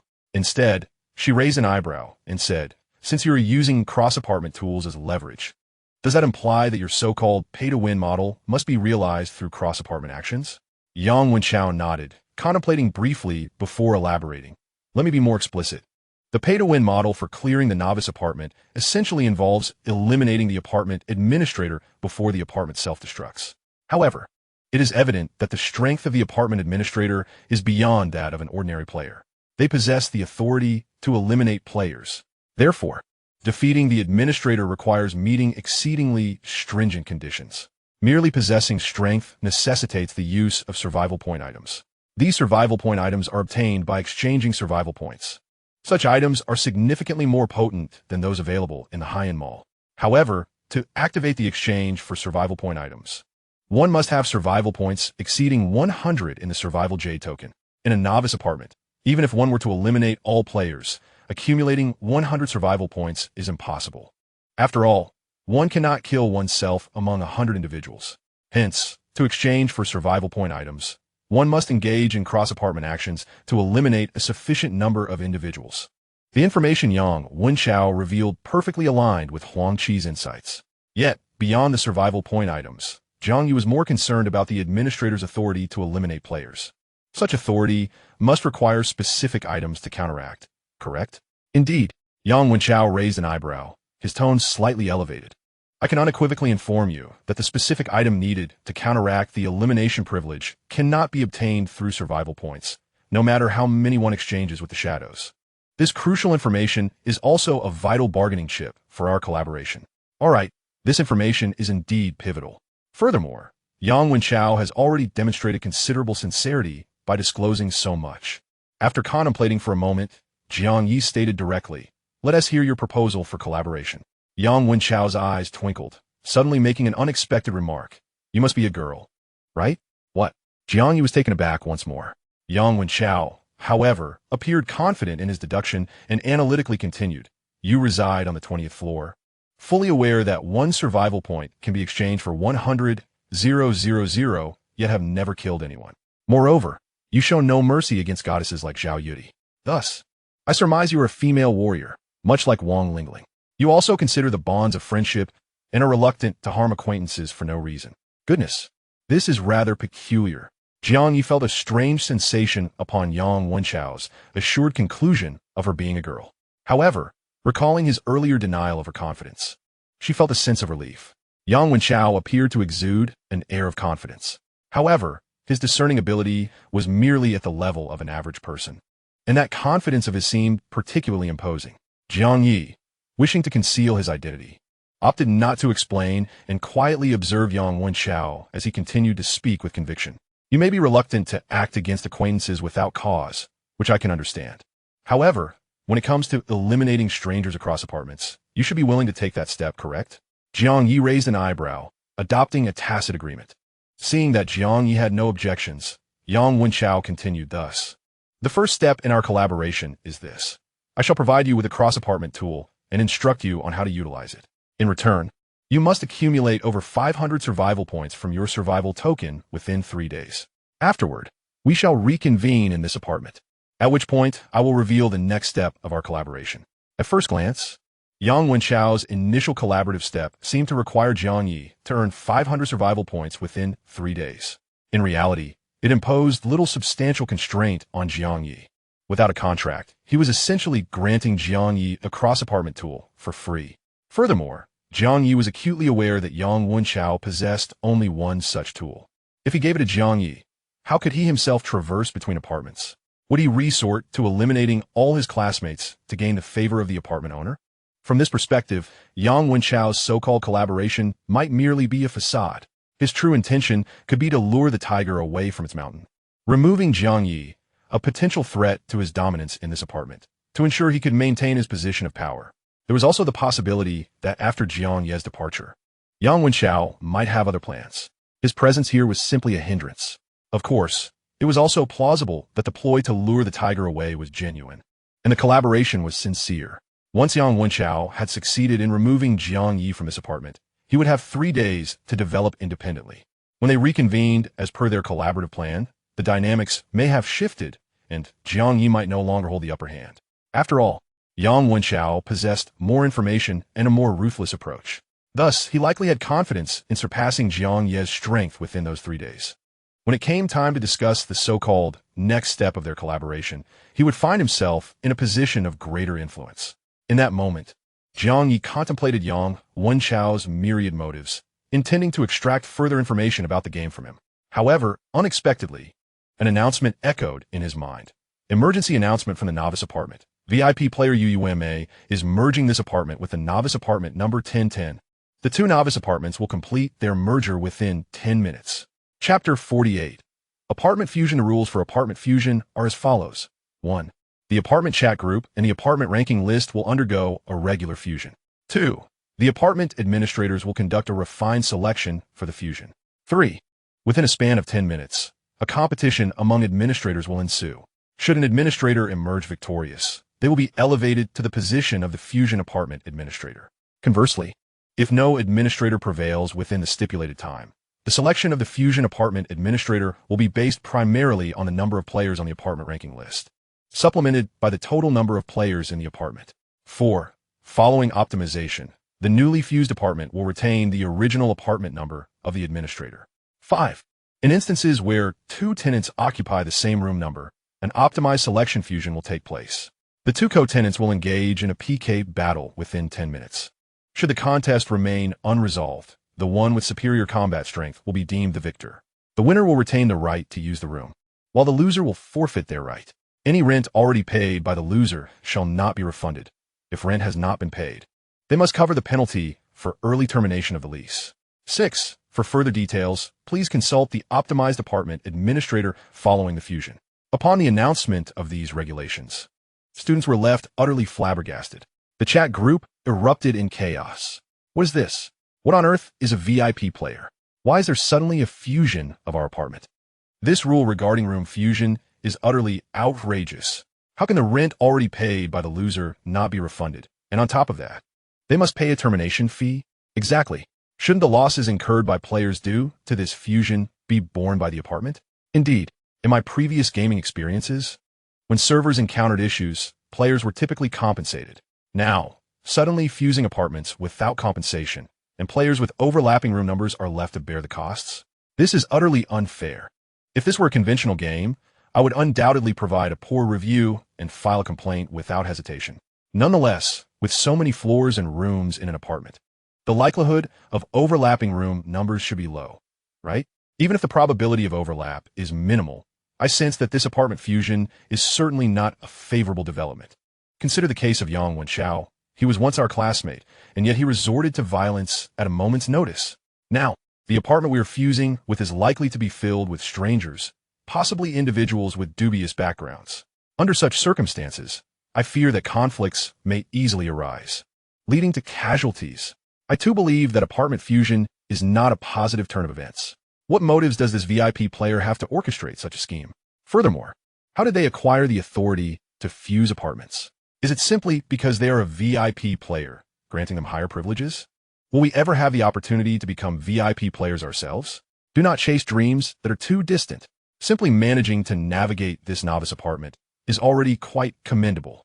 I reckon among us, only the likes of Yang Wenchao, the top-tier expert, stand a chance of becoming a VIP player. Even Wang Lingling seems to fall short in comparison. By the way, do you think our apartment integration has anything to do with Yang Wenchao? After all, the chat group is public. Now, everyone is aware of Yang Wenchao's prowess, and when he is mentioned, the tone becomes somewhat cautious. Following this wave of conversation, the group indeed fell silent for a moment. After quite a while, someone finally responded. Didn't the announcement clarify? This apartment integration is the work of VIP players. Why do you all want to pin everything on Brother Chao? Isn't it simply because Yang Wenchao stands out too much while the others know so little about him, leaving them to rely on their imaginations? Many classmates now suspect that Yang Wenchao might be a reincarnator or possess an SSS-level talent. Some even believe he is the destined protagonist with an unlimited future. Numerous classmates dream of clinging to his coattails. Jiang Ye, having personally interacted with the seemingly mysterious Yang Wenchao, has thus seen through the facade. He glanced at the group chat and, finding little of substance, decided to seize the opportunity to inquire about VIP players and the apartment integration from Yang Wenchao. However, while he remained steadily in the high-end mall, A situation arose on the top floor, where his first avatar, basking in the sunlight and leisurely drying her hair, encountered an unexpected turn of events following the announcement of the apartment integration. Specifically, the one causing the stir was the woman in white. She seemed to have a great fondness for the sun. While Jiang Ye tended to his hair on the rooftop, the woman in white set up a lounge chair, donned sunglasses, and basked in the sun at her own leisurely pace. In that state, those who knew she was on the rooftop could see her, while those unaware might have thought she was on a sun-kissed beach. Jiang Ye feared that she might suddenly call out to him, "Come here, handsome. I'll pay you to provide me with a special service." Of course, such inappropriate scenarios did not unfold under the sun. Yet, after the announcement of the apartment integration, the expression of the woman in white shifted abruptly. The blissful comfort she had while lounging in the sun transformed instantaneously into anger and terror. After a moment of hesitation and contemplation, she appeared to suppress her emotions and sprang to her feet. Jiang Ye, positioned nearby and tending to his hair, naturally felt tense, causing his hand, which was applying hair oil, to tremble slightly.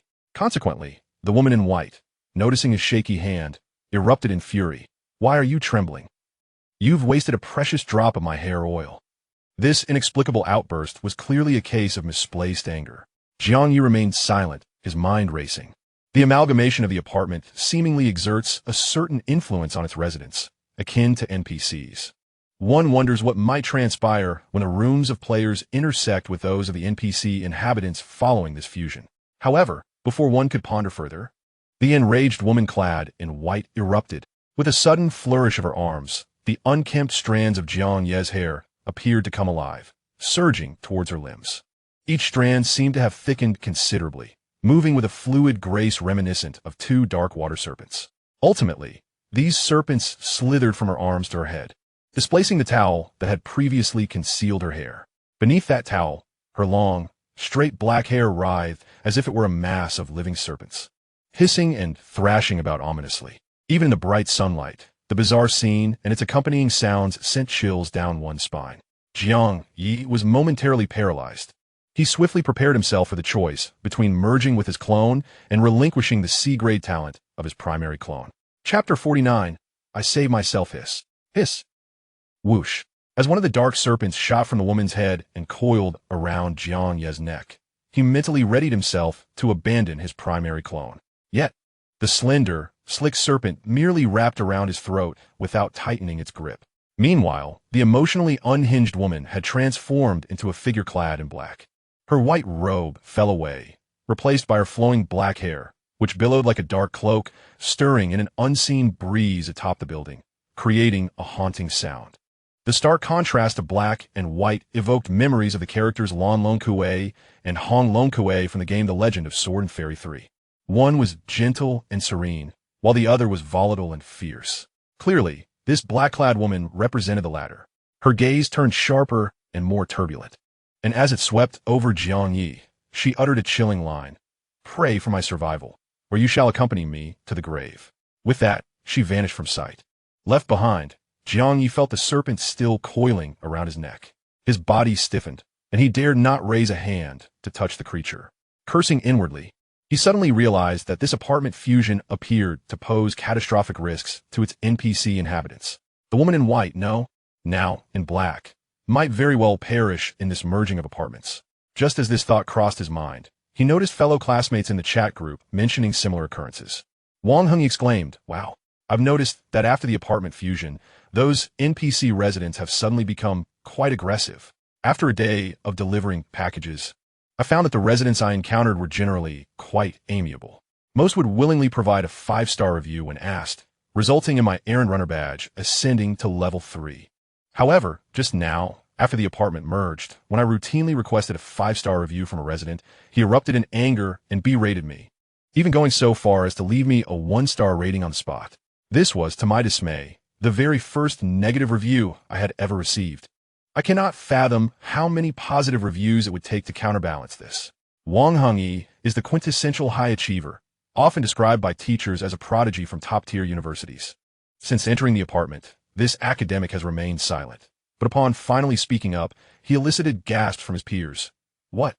Hengyi's errand runner badge has reached level 3? How on earth did he manage that? Indeed, A scholarly genius remains unmatched, even in a new environment, if the comprehension of initial skills is truly correlated with intelligence. Hung Ye must possess formidable starting abilities, much like Lu Xun. Not necessarily. Lu Xun, despite rarely studying and spending his days gaming, still aces math tests. Hung Ye, on the other hand, is diligent, though his intelligence may not surpass that of Lu Xun. What good is high intelligence? Lu Xun's talent is merely rated C. Perhaps Hung Ye's potential is even greater?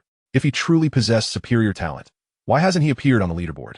Honestly, reaching level 3 isn't that impressive. It's merely a mark of being an advanced worker. In this apartment survival scenario, only leveling up and becoming stronger offers a way out. Working as a laborer leads nowhere. How ridiculous. Working has no future. Is it your sister Ling or brother Chong who pays your rent? Yang Wenchao has never worked a day in his life and still flourishes, completely overshadowing former top scholars. This ignited yet another inexplicable argument.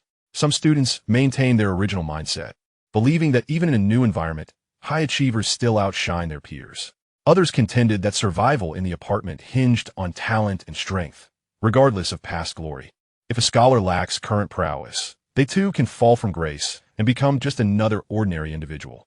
Ironically, the issue of the increasingly irritable apartment NPCs, raised by Hung Ye, garnered little discussion. Jiang Ye pondered for a moment before deciding to contribute to the conversation. The apartment's NPC residents have indeed become quite irritable. Currently, I find myself trapped on the top floor of the apartment by a resident I'm serving. Upon hearing this, the group's attention swiftly shifted. Even Wang Lingling responded. The top floor? How'd you get to the top floor, Jiang Ye? Jiang Ye, intending to establish an ordinary persona using his clone number 1, did not conceal the truth and replied candidly. The resident requested me to dry my hair, which is why they took me to the top floor. Continuing, Wang Lingling inquired further about the circumstances surrounding the top floor, and Jiang Ye, without reservation, shared what he had observed. He also conveyed his predicament of being trapped on the top floor, hoping his classmates could devise a solution. However, the other students had no constructive suggestions. They merely advised him to rely on his own fortune, wishing that the woman in white would survive and subsequently release him. On the other hand, Wang Lingling, through the information relayed by Jiang Ye and Hung Ye, speculated that the apartment fusion might bring about changes for the NPC residents of the apartment.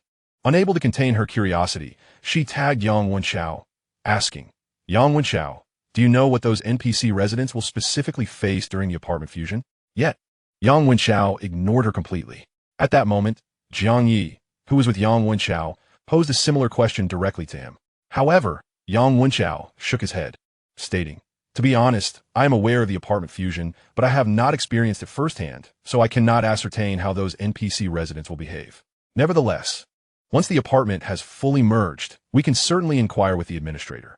Jiang Ye remained uncertain whether Yang Wenchao was genuinely unaware or deliberately withholding information. He refrained from pressing further and instead speculated. According to Jiang Ye, the woman in white did not kill him outright. Rather, she confined him. Moreover, he had not heard any reports of classmates being slain by NPC residents in the chat group. Does this imply that those NPC residents are unable to kill players? Yang Wenchao nodded, subsequently conjecturing. That seems to be the case. Under normal circumstances, NPC residents cannot actively kill players. However, during the apartment fusion, when their own lives are threatened, they naturally would no longer concern themselves with the fate of the players. The implication from the woman in white is clear. If she perishes, Jiang Ye will accompany her in death. At this point, Yang Wenchao could not help but frown. Jiang Ye is quite bold. He does not seem to be a typical gamer, yet he dares to ascend to the top floor.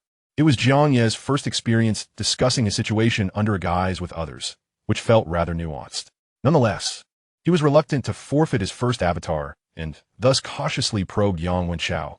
Is my fate solely reliant on the life or death of that woman in white? You previously mentioned that our first step in collaboration would involve assisting me in traversing the apartment, while also revealing the method to reach the top floor. If I manage to reach the top floor, is there a chance to save Jiang Ye? Initially taken aback, Yang Wenchao blurted out, You wish to save Jiang Ye? However, upon reflection, he recalled that this bald-headed individual had never taken a life and seemed genuinely concerned about the bonds of friendship among classmates. After pondering for a moment, he surmised, the black water serpent that confines Jiang Ye likely belongs to a special type of artifact. It is inanimate, yet possesses a certain sentience. It must have received instructions. Once the woman in white meets her demise, it will strangle Jiang Ye. Upon reaching this juncture, Yang Wenchao paused for a moment. His gaze suddenly sharpened, and his tone elevated several degrees. I cannot guarantee that I can save Jiang Ye, but if fortune smiles upon us, we may just manage to tame that blackwater serpent. The mention of taming the blackwater serpent startled Jiang Ye, and he was about to inquire further when Yang Wenchao interjected with remarkable rapidity. If you have truly made up your mind, there is no time for lengthy explanations. We must act immediately. Every second counts, for time is of the essence. What Jiang Ye sought to rescue was no ordinary classmate, but rather his very own avatar. He thus resolved without hesitation. All right, just tell me what to do. This decisive and resolute moment led Yang Wenchao to seriously ponder whether the girl behind the bald figure harbored a secret affection for Jiang Ye. After all, one could not deny that Jiang Ye possessed a certain charm. It seemed only natural to be admired by a lovely girl. Yang Wenchao dismissed such thoughts and swiftly moved to the right console, making several adjustments before shaking his head. No, then we shall have to purchase it from a marketplace. As he spoke, he darted through the various display cases of the high-end marketplace, simultaneously calling out to Jiang Ye. The item we need will cost approximately 300,000. However, saving Jiang Ye and taming the Blackwater Serpent may not necessarily succeed. Are you willing to bear this risk? 300,000. Jiang Ye had a little over 560,000 on hand, meaning this endeavor would consume a significant portion of his resources. Moreover, based on the exchange rate of survival points, 300,000 equated to 3 survival points. Enough for him to regenerate 3 avatars. Was it not better to let the first avatar perish? Perhaps the new avatar, created with survival points, might possess even greater talents than the first. However, Jiang Ye soon reconsidered, realizing that it was not as simple as that. 1 survival point could indeed be exchanged for 100,000, but 100,000 could not be traded back for survival points. Veteran players collected survival points during winning streaks, while new players utilized privilege cards to achieve victories and gain game currency. According to Yang Wenchao, in his match against Zhao Yudi, Jiang Ye could have amassed several million game currency. Notably, purchasing survival points for 10 consecutive victories only cost 10 points. Thus, one could argue that the fee for 9 consecutive victories was more expensive than that for 10. Yet, this was not the correct way to assess the value. No amount of game currency could compare to survival points. In fact, to seasoned players, game currency might hold little worth, while survival points remained the only truly valuable asset. Therefore, from this perspective, Jiang Ye felt less burdened by the prospect of spending 300,000. The significance of the avatar outweighed the cost. Thus, he resolutely declared, I am willing to bear the risk of 300,000. Very well. Yang Wenchao continued his search amidst the various display cases. As Jiang Ye seized the opportunity, he glanced at the player trading functionality on the console. His primary objective in entering the high-end mall was to procure attribute fruits, which could directly enhance his attributes, thereby enabling his main body to sustain more avatars. However, after conducting a search, he discovered that the player trading area had no attribute fruits available for sale. Consequently, he inquired of Yang Wenchao, do you know where attribute fruits can be found in this high-end mall? Attribute fruits? Yang Wenchao replied, Somohataken abuk. After all, while both were of the bronze level, the attributes enhanced by attribute fruits were inferior to those provided by bronze-grade items. Furthermore, the combat power augmented by attribute fruits would be reflected directly on the data panel. Once the combat power displayed on the panel increased, it was highly probable that match players would be considerably stronger. Additionally, the prices of attribute fruits, even at the same bronze level, were significantly higher than those of equipment items. Thus, many players would prefer to purchase bronze-level equipment rather than consider attribute fruits. This, of course, applied to ordinary players.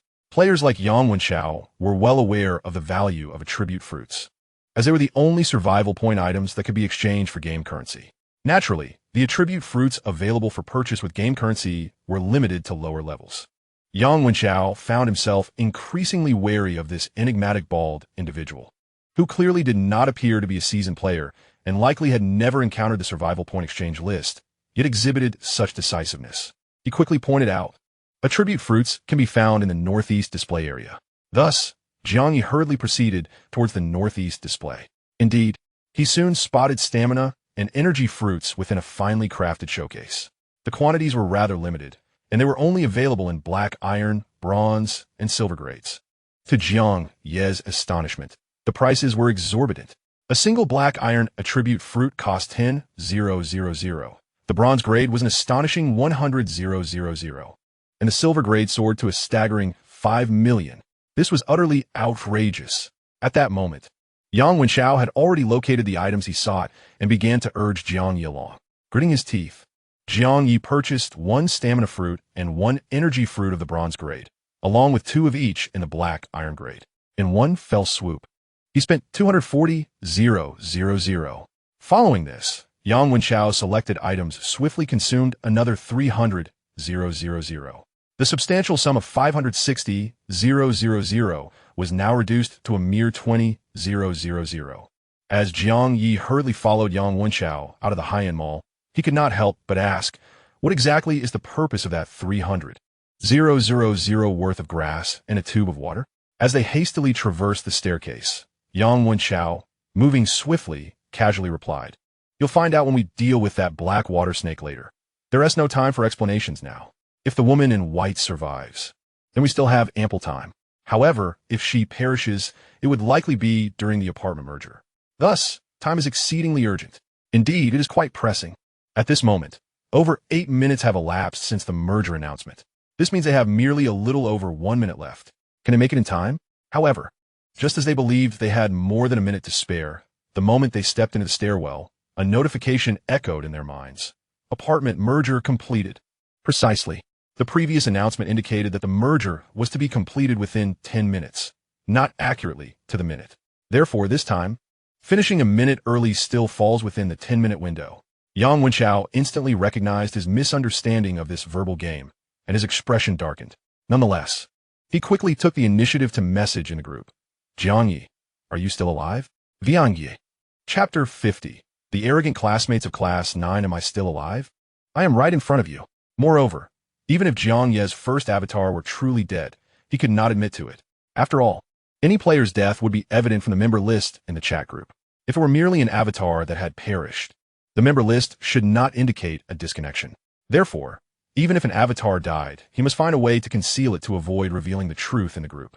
Fortunately, his first avatar on the top floor has not met its demise.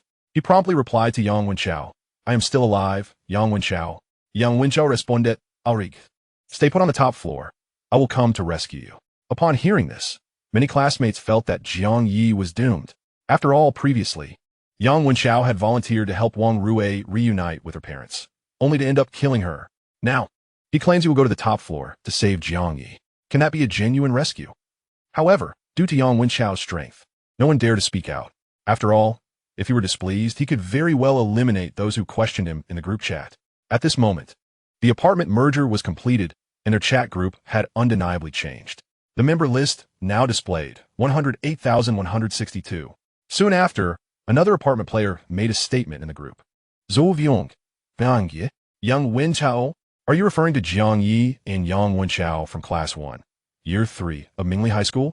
Ranzi, what the hell? Lu Shun, Xiao Likuan, and Gao Chong. Aren't they all familiar classmates? Xin Hang, oh hot me. Really, this apartment 1008 seems to be filled with our high school mates. My goddess, Su Yuewan is also here. Xing Man, damn it. Why is Wang Rui's name grayed out? Who is it? Who killed Wang Rui? Soon, the students from apartment 1008 began to realize the situation. What? This merged apartment 1010 is filled with our fellow classmates. This is wonderful. It's Teacher Zhou. We are saved. Could it be that the close numbering of 1008 and 1010 increases our chances of encountering familiar faces when we cross apartments? Xing Man and Ranzi seem to be from Class 9, right? I thought we would have to face strangers from society after the apartment merger, but unexpectedly, they're still our classmates. Moreover, we even have a teacher. What nonsense! Did you not see the member list? Our apartment originally had 70 residents. After the merger, the total number is 108. This means only 38 people from apartment 1010 survived the fusion. Over half of them are dead. How could so many perish? Aren't we all classmates? Surely, we wouldn't resort to killing each other. Perhaps they died during monster battles? Just as the students of apartment 1008 were astonished by the survival count from apartment 1010, a response quickly emerged from the other side. Zhou Qiong, it's not about monsters. It truly was mutual slaughter among classmates. I never anticipated that 70 of you in apartment 1008 were still alive. However, beneath this reply, another comment promptly appeared. Xingman, Teacher Zhou, you still love to chatter. It seems you have no gratitude for me sparing you. Upon hearing this, the students in apartment 1008 were left dumbfounded. Zhou Qiong is both the Chinese teacher for Class 1 and Class 9. At this moment, several students from Class 1 immediately expressed their shock in the group. Wait, is that so? Teacher Zhou was merely speaking normally. Are you threatening her, Xingman? Exactly. Your words are far too harsh.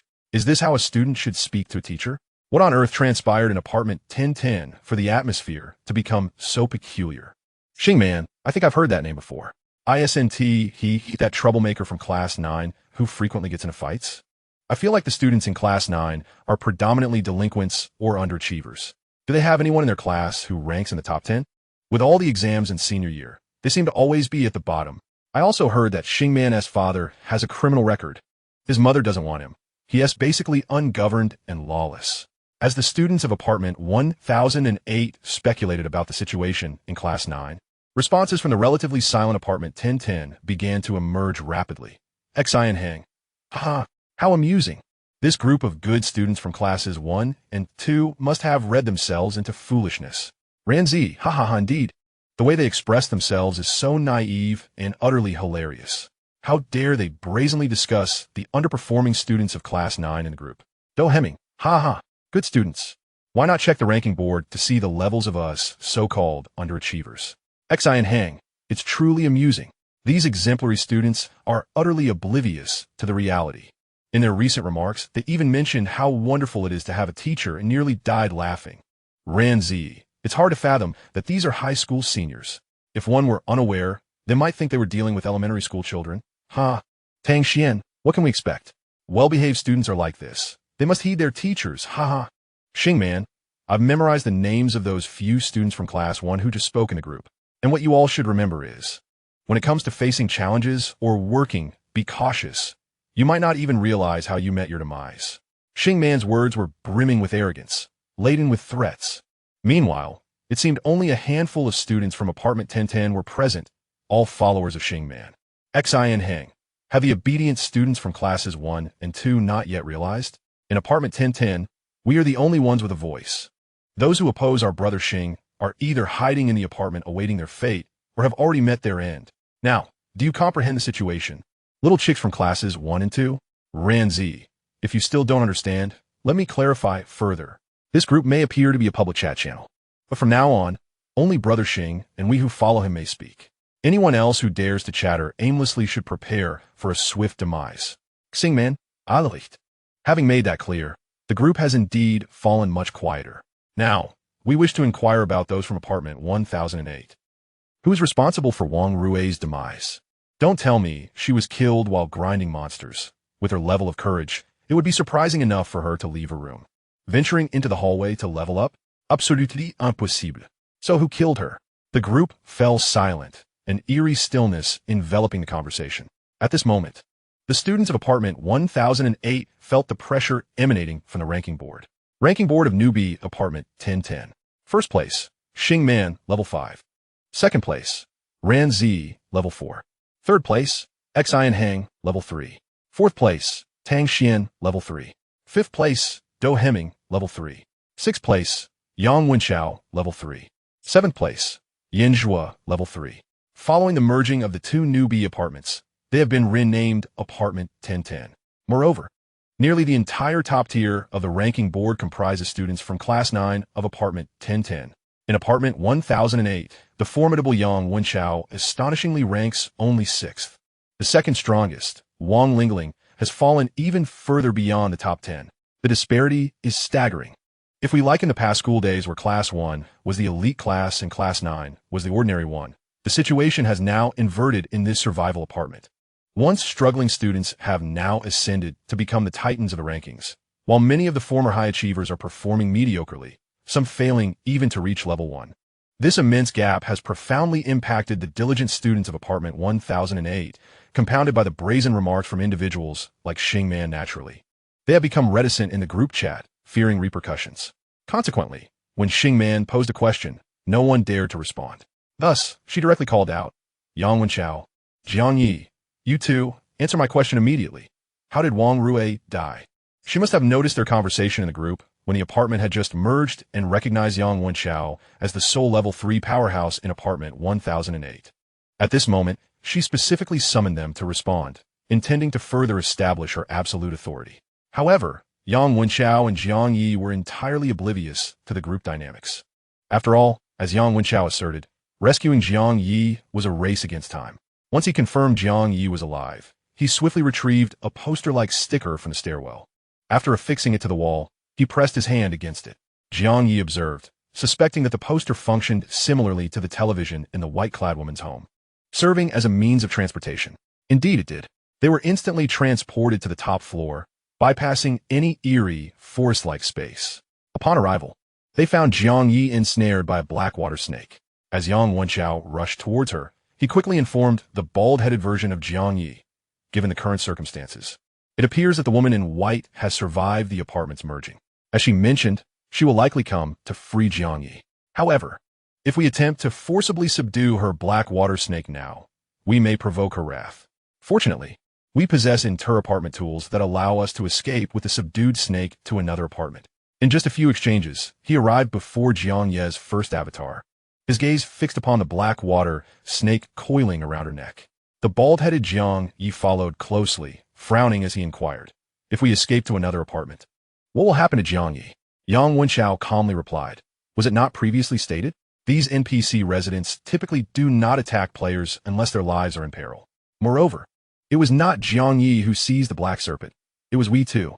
Thus, Jiang Ye would at most receive a poor review or fail to obtain the cleaning fee, but ultimately, it is not a significant issue. While Yang Wenchao spoke, he squeezed the small grass-like prop purchased from the upscale mall and fed it to the black water serpent. He appeared composed, yet his hands trembled slightly. Upon witnessing the black water serpent flicking its tongue and moving toward the grass prop, he gradually exhaled in relief. Nonetheless, he still appeared somewhat anxious. With unwavering focus on the black serpent, he handed a dark diamond-shaped chip to the bald version of Jiang Ye. This chip represents a cross-apartment prop. The control panel over there can be activated with this chip. Subsequently, one must pay 1 survival point to teleport within the same area of apartments. Transferring to more distant apartments would require additional survival points, which is unnecessary. Of course, accepting this chip implies your tacit agreement to the collaboration we discussed earlier. It is evident that Yang Wenchao is resolutely intent on relocating the mysterious bald man. This operation ostensibly aims to provide the bald man with a special prop, but in reality, it also places him at odds with the woman in white, thereby furnishing him with a new rationale for cross-apartment movement. Furthermore, the urgency of the situation compels the bald man to act without sufficient contemplation. However, Jiang Ye had already contemplated these matters in his mind. He had initially intended to arrange for a doppelganger to traverse the apartments. Faced with Yang Wenchao's scheming, he was naturally inclined to play along. He grasped the diamond-shaped chip that Yang Wenchao offered, yet furrowed his brow and inquired, but what if I have no survival points? Yang Wenchao, with an expression of exasperation, did not question him. After all, the identities of those who perished in their apartment, aside from Huang Qi, had been largely deduced within their group. This bald man had indeed never taken a life. Yet, from the group chat information, Yang Wenchao quickly recalled that Jiang Ye had previously killed Ding Ding.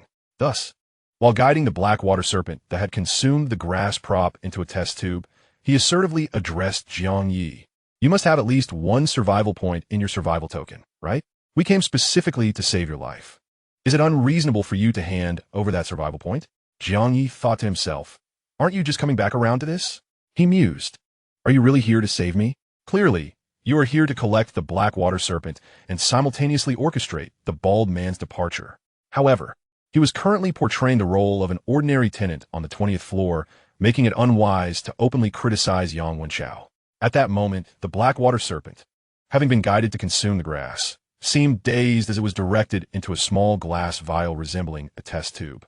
The vial contained a transparent liquid, reminiscent of the substance the woman in white had instructed Jiang Ye to use for collecting her hair. Once the black water serpent entered, it swiftly transformed back into strands of hair. With the black water serpent disentangled from his neck, Jiang Ye felt considerably more relaxed. He turned directly to Yang Wenchao and began to explain. However, when I defeated Ding Ding, I had yet to acquire the survival jade plate. Therefore, my survival jade plate contains no survival points. If you do not believe me, take a look. Saying this, he produced the survival jade plate, revealing a conspicuous 0. Yang Wenchao felt somewhat helpless. After all, only the survival points stored in the survival jade plate can be traded, while those displayed on the data panel are beyond anyone's reach. Nevertheless, it mattered little. Yang Wenchao's gaze hardened. Fine. If there are no survival points, then you shall take their place. Chapter 51. Across the apartment, the pursuit of the woman in white. Are you daring enough to kill me right in front of my eyes? You truly disregard my prowess in swiftly eliminating Zhao Yudi, do you? Without uttering another word, Jiang Ye merged with a clone, instantly amplifying the bald man's strength. Another icy domain was unleashed, causing Yang Wenchao's speed to plummet dramatically. Accompanying Yang Wenchao in this sluggishness were two unfamiliar classmates who had suddenly appeared on the rooftop. What? Unfamiliar classmates? Wait a moment. Yang Wenchao's fierce gaze seemed to direct itself towards the unexpected newcomers. Jiang Ye, quick to adapt, immediately shifted the icy domain's range toward the direction where the two strange classmates had emerged, instantly coordinating with Yang Wenchao's actions. Meanwhile, he seized a moment to glance at the chat group. Upon doing so, he discovered that this new chat group, filled with even more participants from the merge apartments, was eerily silent. The displayed chat records consisted solely of messages from players of the other apartment. Xingman, Yang Wenchao, Jiang Ye, you too. Answer my question immediately. How did Wang Rui die? Xingman, oh, you choose to ignore me, do you? Still think yourself remarkable for making it to the rooftop? I heard you plan to ascend to save Jiang Ye, Yang Wenchao. Very well. I shall ensure you and that Jiang Ye meet your demise on the rooftop. Following this, the group fell into a profound silence. Even the classmate who had previously addressed him as Super Brother did not speak. As Jiang Ye scrolled up the chat interface, he soon grasped the situation. The players who had merged from the other apartment were no ordinary foes. Out of the initial 80 players, only 38 had survived the merging. The chat records revealed that the remaining players from the merged apartment, led by Xingman, displayed an overwhelming dominance. The deaths of the 42 players from the other apartment were likely orchestrated by them. It was evident that Xingman had already established an absolute leadership position in the other apartment, disregarding the other players post-merger, and now setting his sights on Jiang Ye and Yang Wenchao. Perhaps he perceived Yang Wenchao as the strongest in their apartment, preparing to make an example of him. At the precise moment when the apartment fusion took place, the dialogue between Yang Wenchao and Jiang Ye unveiled their information on the top floor. Thus, among the two students who had unexpectedly descended upon the rooftop, one was indeed Xingman. Jiang Ye hastily glanced at the leaderboard once more. Good heavens! It was no wonder that the students from Class 9 were so audacious. They had nearly monopolized the top 10 of the leaderboard. Most astonishingly, this Xingman had already ascended to level 5. Undoubtedly, he was the most formidable individual in apartment 1010. With this thought, Jiang Ye's vigilance surged to its peak. He moved with lightning speed, darting forward and delivering a swift strike to the face of a frozen classmate. In the next instant, an icy mist surged forth, swiftly infiltrating his lungs. Simultaneously, he remained on guard. Should this strike prove insufficient, he would immediately merge with his third clone. At that moment, the reflection of the third clone fused with him would exponentially enhance his strength. It would surpass the over 200 combat power he exhibited when defeating Huang Qi. Confronting the level 5 Xingman should pose no challenge. Of course, this was merely Jiang Ye's speculation. In reality, he didn't even require the third clone. That icy mist attack had directly claimed his survival points. The remaining player, ensnared in the realm of solidified ice, found his body instantly immobilized. The expression of terror on his face formed slowly, reminiscent of a scene from a horror film in slow motion. However, in the extreme cold, his body stiffened and his thoughts dulled. Yet he still managed to send a plea for help in the chat group. Tang Xian, Xingu, save me. This single utterance made Jiang Ye realize that among these unfamiliar classmates, it seemed there was no Xingman present. That fellow was lurking, not ascending to the rooftop himself, but instead sending his subordinates. It made sense after all. His subordinates were already at level 3. Meanwhile, Yang Wenchao and Jiang Ye were at levels 3 and 1, respectively. Logically, 2 level 3 subordinates should suffice to handle the situation. Yet at this moment, Yang Wenchao was also ensnared in the realm of solidified ice, his body immobilized, thoughts and actions rendered sluggish. He was experiencing firsthand the might of this enigmatic bald figure. Were it not for his resurrection ability and the safeguard of his identity as a gamer, he surmised that the bald man would not hesitate to eliminate him. Otherwise, he would be grappling with the very real fear of death at this moment. What the hell? Was this really the over 50 combat power that matched Xiao Yudi? Yang Wenchao seriously suspected that it was, in fact, over 100 combat power. Moreover, this skill was undeniably a highly advanced domain technique. Domain skills, at the very least, are classified as a rank. Furthermore, a rank domain skills are exceedingly rare. Commonly, domain techniques are generally of S rank. It is worth noting that within their apartment, known S rank talents include Wang Lingling and Gao Chong, yet they had failed to comprehend any S rank skills. Yang Wenchao was acutely aware that S-level skills were not easily comprehended, let alone domain techniques. Typically, one needed to comprehend these skills through skill scrolls, and the probability of grasping domain skills often increased only after reaching level 10. Yet this bald fellow, how could he possess a domain skill at such a low level? Damn, such luck, such insight, such strength. He ought to hurry off to another apartment and stop being an eyesore. In his heart, Yang Wenchao berated the bald man fiercely. At the same time, he felt a sense of relief for having chosen to divert attention rather than confront him directly. Yet he couldn't help but wonder if, in 3 days, he would surpass this bald man in strength. He was also perplexed by how a girl with a romantic mindset could be interested in Jiang Ye. Wasn't he, Yang Wenchao, equally impressive? With handsome features and formidable prowess, he thought that most girls were drawn to strong, capable men.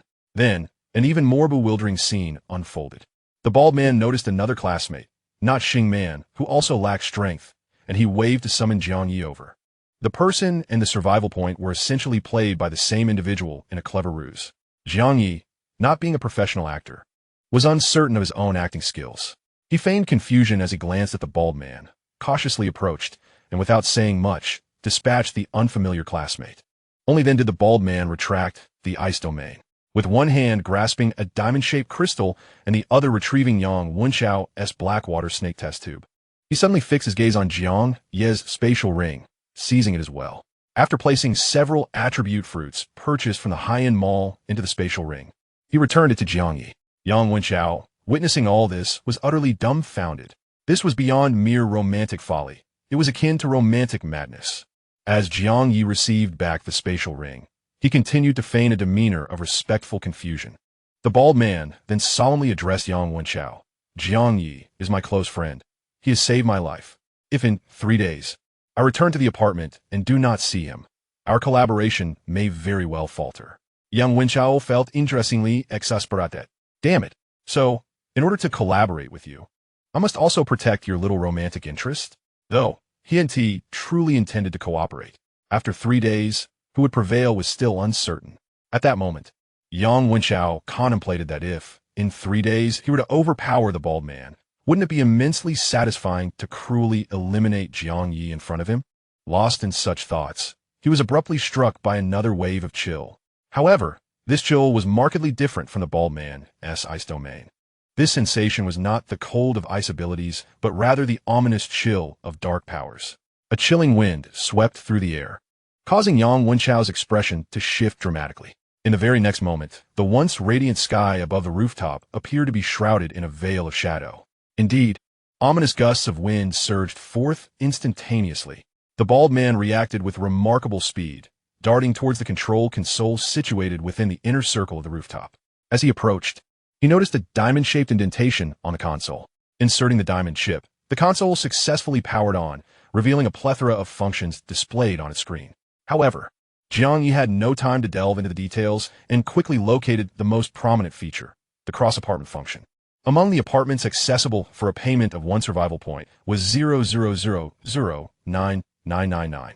By this calculation, their apartments 1008 and 1010 were relatively low in number.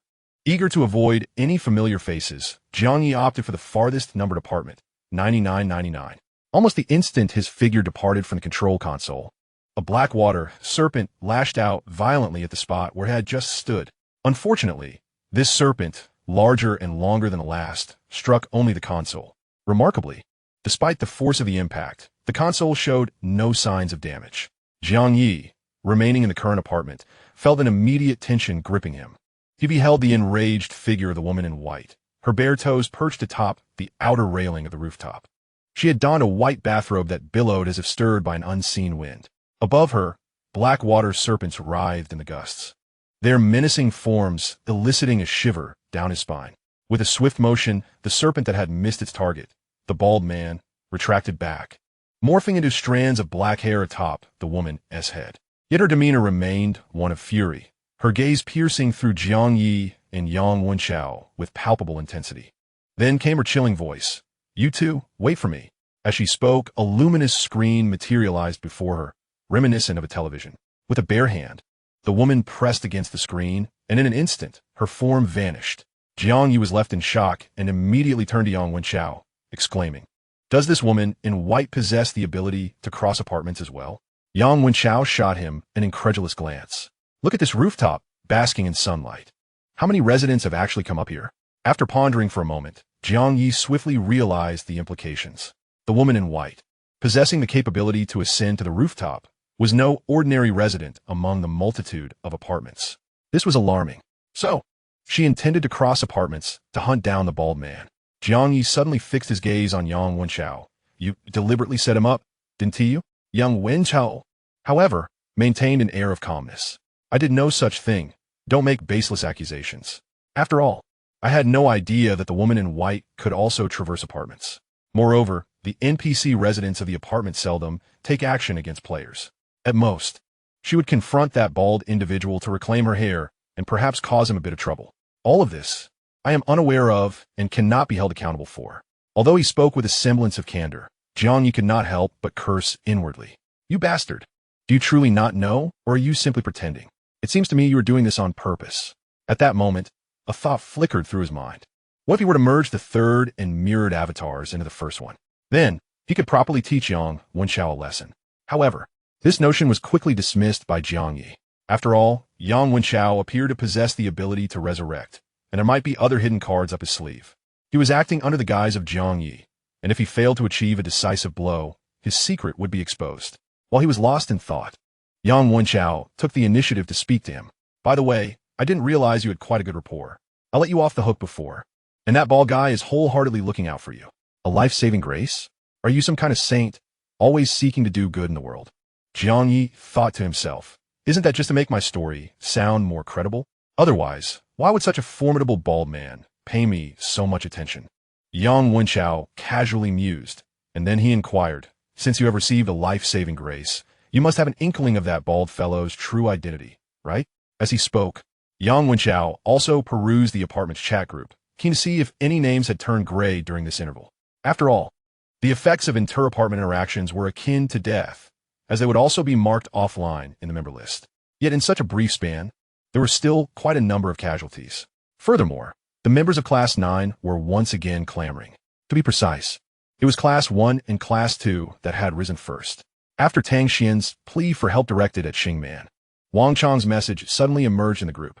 As expected, given the circumstances, Tang Xian and Yin Zhuo from Class 9 were swiftly taken down by Brother Chao. I wanted to say earlier, Brother Chao can even eliminate the big shots from across apartments. Though Xingman's level is higher, he may not necessarily be a match for Brother Chao. Now it is proven that my thoughts were indeed correct. With Wang Chang's assertion, the students of Classes 1 and 2 seemed to regain their confidence in an instant. Gradually, voices began to emerge, countering the earlier ridicule from Class 9. After all, while fear of death persisted, they were all spirited young individuals. None wished to be derided by those they once looked down upon, unable to retort. Thus, it wasn't long before more students rallied behind Wang Chang's perspective, asserting that although Yang Wenchao's level was lower than Xingman's, his strength surpassed that of Xingman. And it was from the ensuing dialogue of these students that students from Class 1 and Class 2 have begun to perish in succession. Several names on the roster have dimmed within a brief period. Yang Wenchao finds it difficult to discern which specific student, among the cross-apartment bald individuals, has met their demise. Thus, he can only continue to look towards Jiang Ye, awaiting his response. Chapter 52. Is my apartment safe? Jiang Ye's expression appeared to be one of deep contemplation and recollection.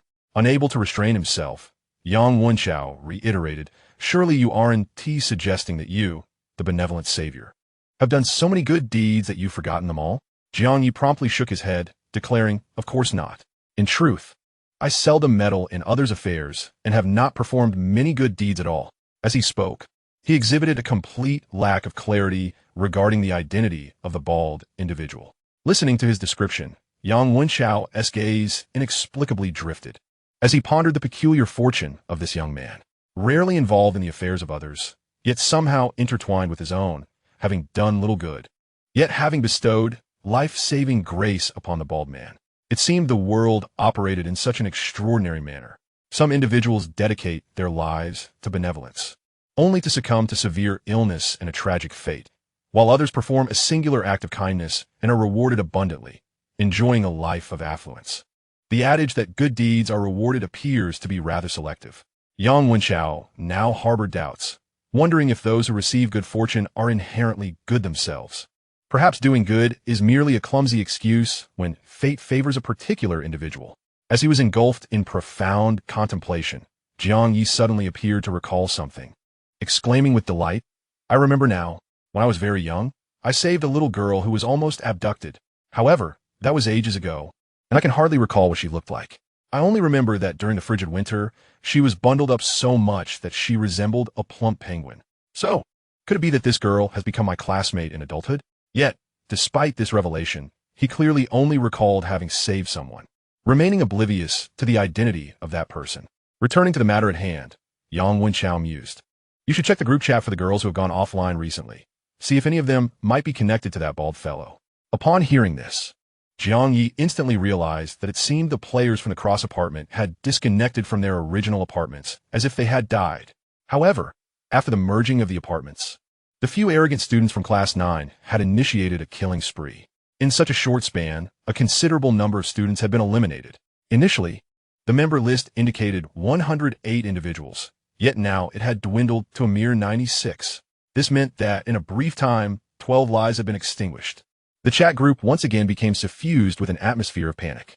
At this moment, the members of the mutual assistance group, who had previously teamed up with Yang Wenchao for upgrades, attempted to stabilize the students' morale within the group, especially Wang Lingling, who finally took the initiative to steer the situation.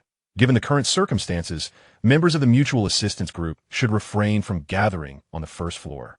The safest place for players within the entire novice apartment is their own individual rooms. If anyone is truly frightened, swiftly retreat to your apartments. With this declaration, a student quickly expressed their excitement. "Sisterling, do you have confidence in dealing with Xingman? If the members of the mutual assistance group team up, coupled with Yang Wenchao and the enigmatic bald man, there should be hope in defeating Xingman, right?"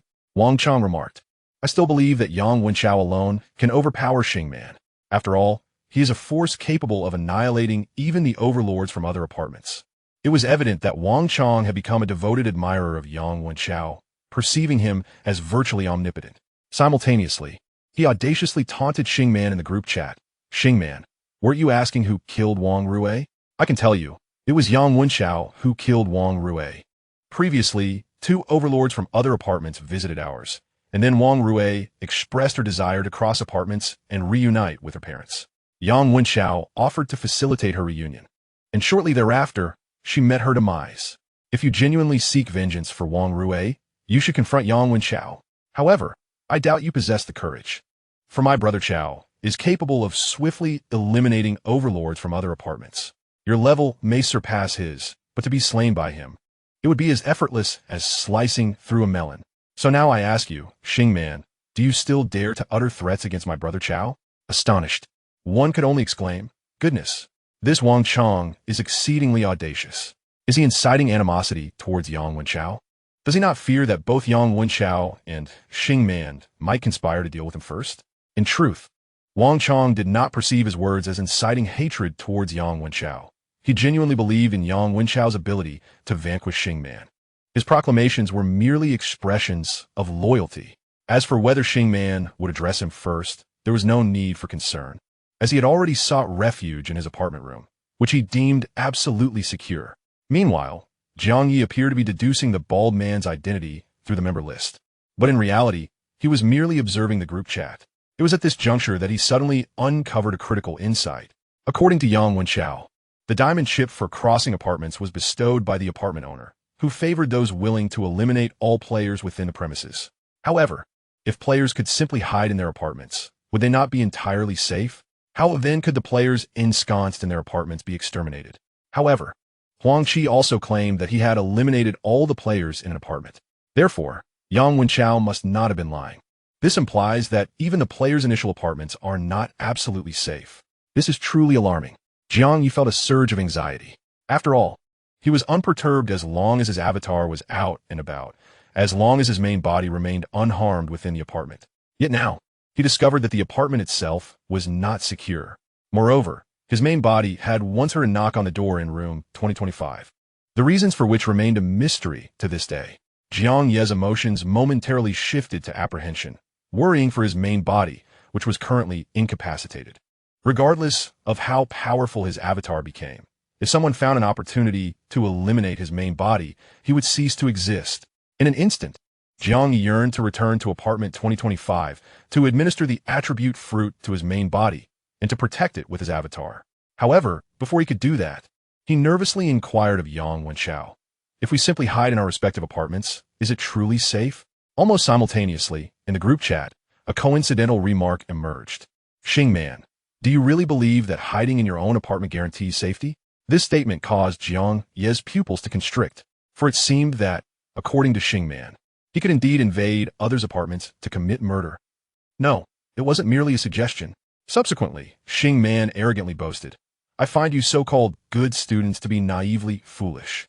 Establishing some ridiculous mutual aid group is one thing, but to actually register member information in a booklet? Moreover, crucially, this registration contains not only the initial talents of our mutual aid group members, but also their room numbers. Ha ha ha, how utterly foolish. Zhou Qiong, Teacher Zhou, come out and take a look. This is the student from class 1 whom you often commend in our class 9. Now, teacher, don't you think you should question whether these top students have lost their wits?" Xing Man's remarks remained excessively arrogant. In that moment, Jiang Ye realized that the players' room numbers might hold even greater significance than their initial talents. Yang Wenchao, clearly attentive to the information in the group, did not wait for Jiang Ye's conjecture about the bald man's identity and remained unfazed. After all, the bald man had already departed. Whether he would return alive was uncertain. Compared to the bald man, this excessively arrogant Xing Man was the real eyesore. Yang Wenchao frowned and, noticing Jiang Ye's rigid expression, raised an eyebrow. "You expose your room number as well?" Jiang Ye nodded like a chick pecking a grain. Yang Wenchao scornfully remarked, "What a fool." As Yang Wenchao spoke, he chose not to respond to Jiang Ye's earlier inquiry, but rather directly address the group. "Xing Man, shouldn't he be released then? Did you not just say something about dying together on the rooftop with Jiang Ye? Yet, it is your 2 underlings who have met their demise instead, Xing Man. 2 of your subordinates have perished, yet I remain on the rooftop. Why have you not come to confront me, Xing Man? Moreover, Wang Chong was right. It was I who ended Wang Rui's life. If you seek revenge, do so swiftly. I shall await you on the rooftop for no more than 3 minutes. Should you fail to arrive within that time, I shall deem you a coward, and in future encounters with you, I shall simply walk away and refrain from being a nuisance in the group chat, Xing Man." Such an audacious tone was hardly inferior to that of Xing Man. Instantly, it filled the students of classes 1 and 2 with a sense of exhilaration, as if they had found their beacon of hope, particularly for Wang Chong, whose name had been mentioned by Yang Wenchao in the discourse. It felt as if he had reached the pinnacle of existence. Consequently, Wang Chong began to boast fervently, "I told you so. Brother Chao is utterly unafraid of Xing Man." In contrast, Xing Man, fully aware of Brother Chao's presence on the rooftop, dares only to send his underlings to probe. What does this signify? It indicates his cowardice. Ha ha ha! Brother Chao is the greatest. What is Xing Man a class 9 compared to him? The other students were equally inspired, especially those who had retreated to their own apartments. Believing themselves safe, began to taunt Xing Man.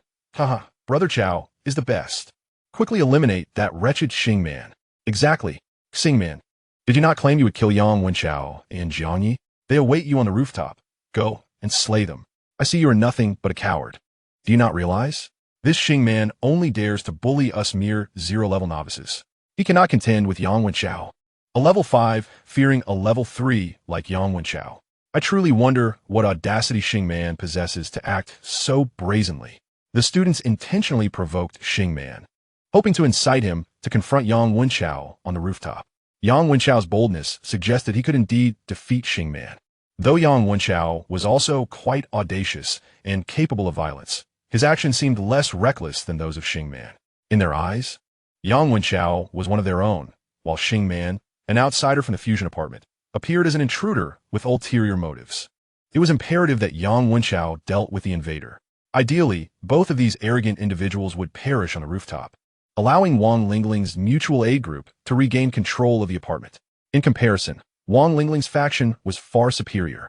At this moment, these students were even willing to indulge in fantasies of Yang Wenchao and Xing Man clashing on the rooftop, both suffering devastating defeats, while Jiang Ye, the opportunist, would reap the benefits by eliminating them both.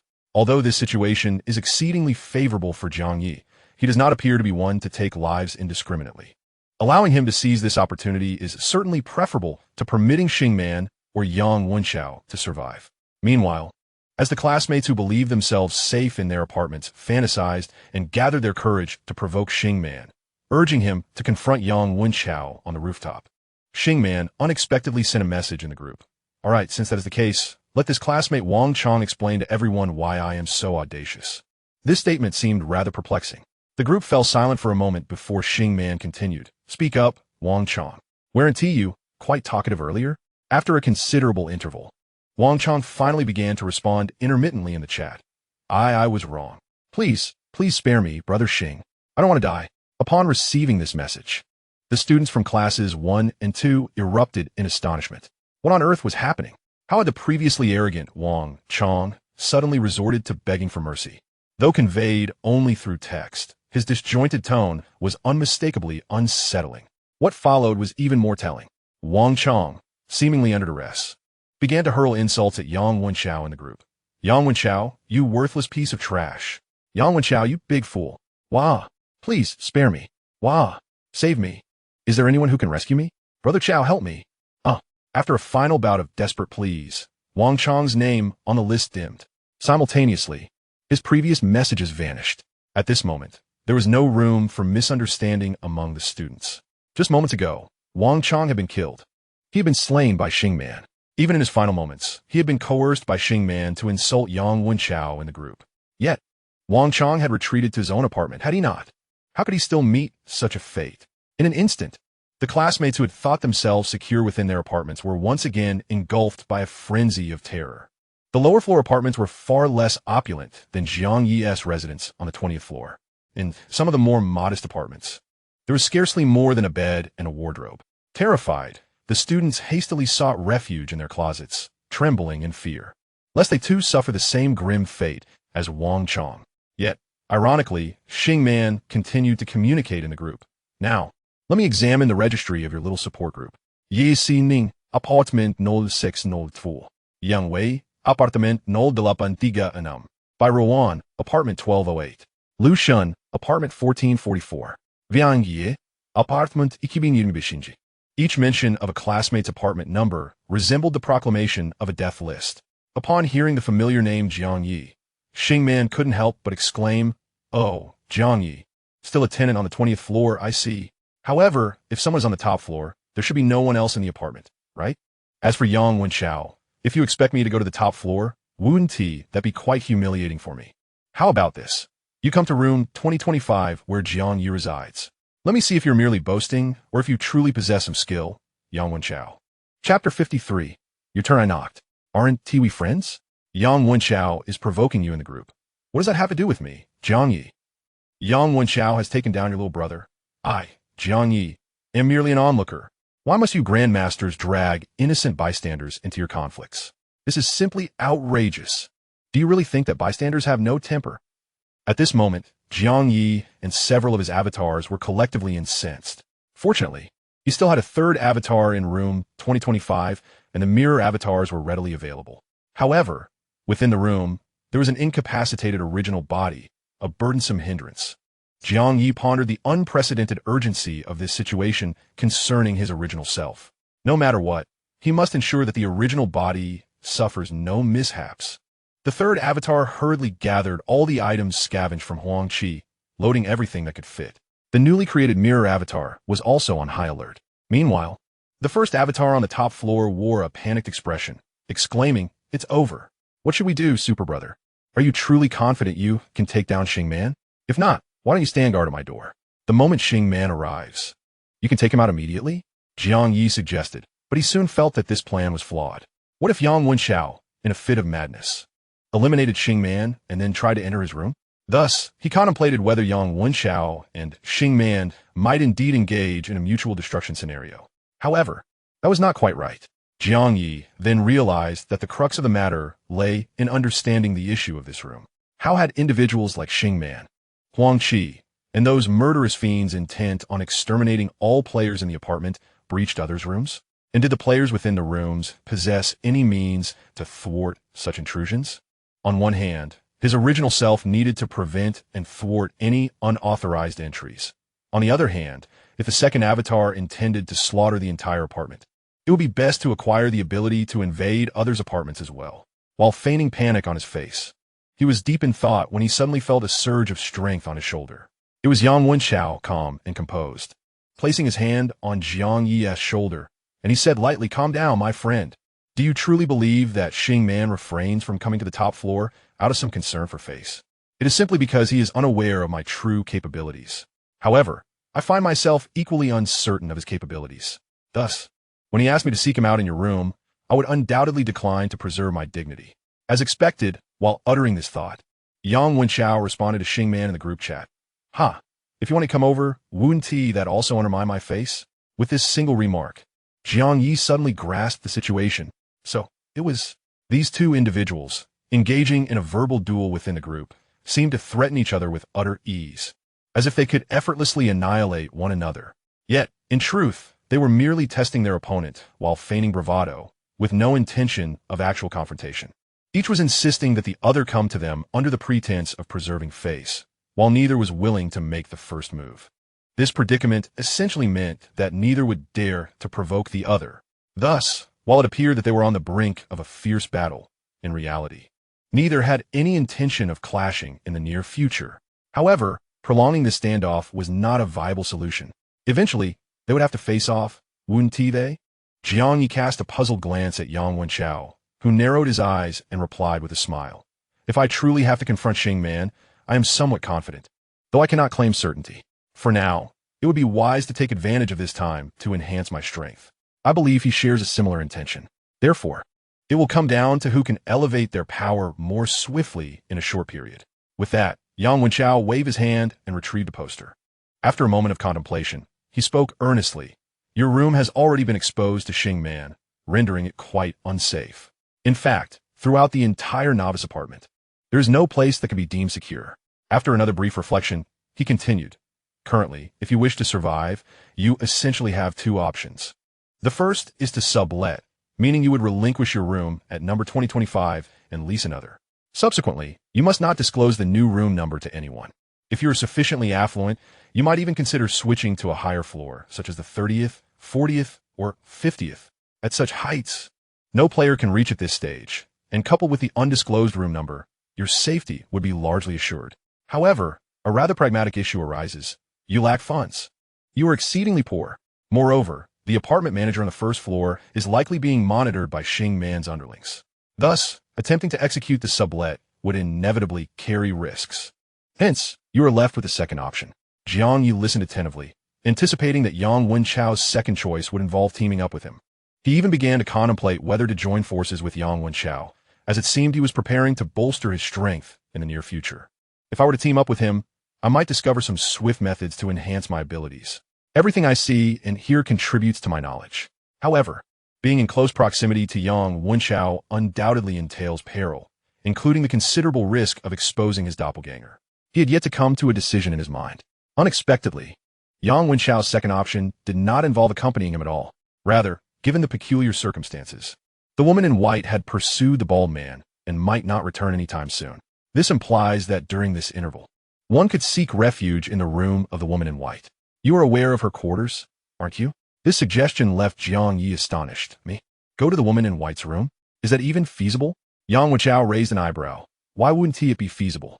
Were you not employed as a cleaner there? The cleaning order displayed on your badge should still indicate incomplete, correct? With this, coupled with the woman's hasty departure, she likely did not provide explicit instructions. Her simple-minded domestic assistant robot would generally not deny your request for entry. If the woman in white were to return unexpectedly, you could merely explain that you were awaiting her confirmation for the uncompleted cleaning order. Although such behavior of waiting for order confirmation in another's residence may seem foolish and suspicious, your inherently naive demeanor would likely arouse no doubts in her. Furthermore, since the woman in white's room is designated for NPCs, Xing Man and his lackeys would probably not intrude. Thus, your safety would be secured until her return. It does seem somewhat reasonable, doesn't it? Yet, Jiang Ye couldn't shake his skepticism. Surely, Yang Wenchao wasn't he attempting to ensnare him again? He hesitated, and Yang Wenchao bluntly stated, "The choice of how to proceed is yours. In any case, your life or death is of no concern to me. If you prefer not to enter the woman in white's room, wandering aimlessly through the apartment is also an option. However, the choice of dragging me down with you is not on the table. That is utterly impossible. How cold and heartless. Once my bald companion returns, I will certainly wield his influence to my advantage." Jiang Ye mused dramatically within himself. He also realized that Yang Wenchao's so-called choices were merely for show. He had no intention of taking responsibility for him. How he chose to act was entirely his own affair. Yang Wenchao merely offered a suggestion. In fact, he did not even wait for Jiang Ye to make a decision. Instead, he seized him, pressing his hand against the poster. In an instant, Jiang Ye felt as if he had been thrust into the poster itself. Stumbling, he found the surroundings transforming. He seemed to have arrived in the stairwell of the 20th floor.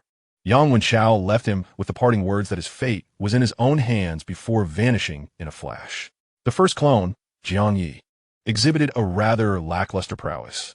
Promptly, he hastened away from the staircase, racing towards his designated room, 2025. At that moment, Xing Man had yet to reach the 20th floor. Following Yang Wenchao's rather humiliating retort, both parties exchanged a few more boastful barbs. Subsequently, Xing Man set about executing the death list he had previously recited.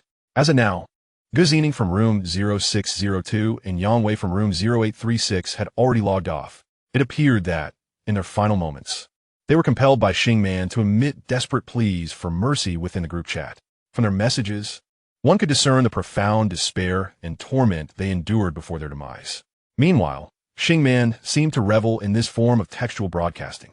As Jiang Ye approached room 2025, he caught sight of Xing Man's audacious declarations in the chat. "We'll be next." The young Bai Ruowan from room 1208. That name sounds feminine, doesn't it? TSK, I must be a tad gentler with the ladies. These 4 simple lines were laden with an unsettling sense of perversion. An atmosphere of terror permeated the chat, spreading throughout the entire novice apartment. At this juncture, the majority of students were trembling with despair. They dared not speak within the chat, yet harbored deep-seated resentment. Why was Yang Wenchao's reputation so paramount? Wouldn't the gratitude of the students for slaying Xing Man yield a far greater sense of accomplishment than mere pride? Or was it that Yang Wenchao was merely posturing, lacking the confidence to confront Xing Man, thus using his reputation as an excuse? But what then could they do? Would they all meet their end? How they wished that fate would send someone to eliminate Xing Man. Was that VIP player responsible for merging the apartments? Did she not possess privileges? Could she not leverage those to orchestrate some intervention, thereby rescuing the players of their apartment? The sensation of being engulfed by the specter of death was utterly unbearable. Many students, steeped in despair, found themselves bereft of hope. Previously, they had lamented the high prices of the low-end cafeteria meals, enduring hunger with considerable grievance. Now, they acutely felt the anguish of a far graver predicament. They had once believed nothing could be more arduous than their final year of high school. Yet, now faced with the threat of death, they found themselves yearning to return to that torturous examination hall. Knock, knock, knock. Classmate by Rowan. It is now your turn to open the door. Xing Man's textual broadcast continued unabated. Jiang Ye's first clone successfully returned to room 2025. The first order of business was to feed the paralyzed original body with the attribute fruits contained within the spatial ring, one by one. The initial black, iron-grade, physical fruit enhanced his physical prowess. However, upon consuming the second one, the increase was merely 0. For, when ingesting the bronze-level stamina fruit, Jiang Ye initially believed he could gain a substantial 5 points of stamina. After all, the price of the bronze-level stamina fruit is tenfold that of the black iron level. Yet, the outcome was disheartening. The bronze-level stamina fruit only augmented his stamina by a mere 1 point. This meant that after consuming 3 stamina fruits and expending 120,000 game coins, his stamina had only increased by 1.9. The same fate befell the consumption of 3 energy fruits, yielding an identical increase of 19 points in energy attributes. Jiang Ye speculated that there must be a limitation on the quantity of these attribute fruits that can be consumed. After all, with the 2 black iron fruits, the effects of the first and second were markedly different. Moreover, the effects were not commensurate with their prices. If each fruit had the same effect, 0.5 for black iron and 1 for bronze, then the prices would only differ by a factor of 2. The tenfold disparity likely stemmed from consumption restrictions. Perhaps by the time he consumed the 3rd black iron fruit, the attribute increase would dwindle to merely 0.3, and by the 6th black iron fruit, it might become completely ineffective. Given this perspective, the silver-level attribute fruit, priced at a staggering 5 million for a single piece, may not be as potent as he had anticipated. Nevertheless, it made sense.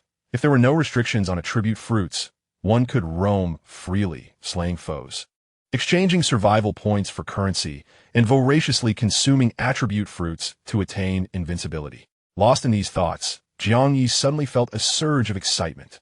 He realized that while ordinary players face limitations in enhancing their attributes through these fruits, he did not.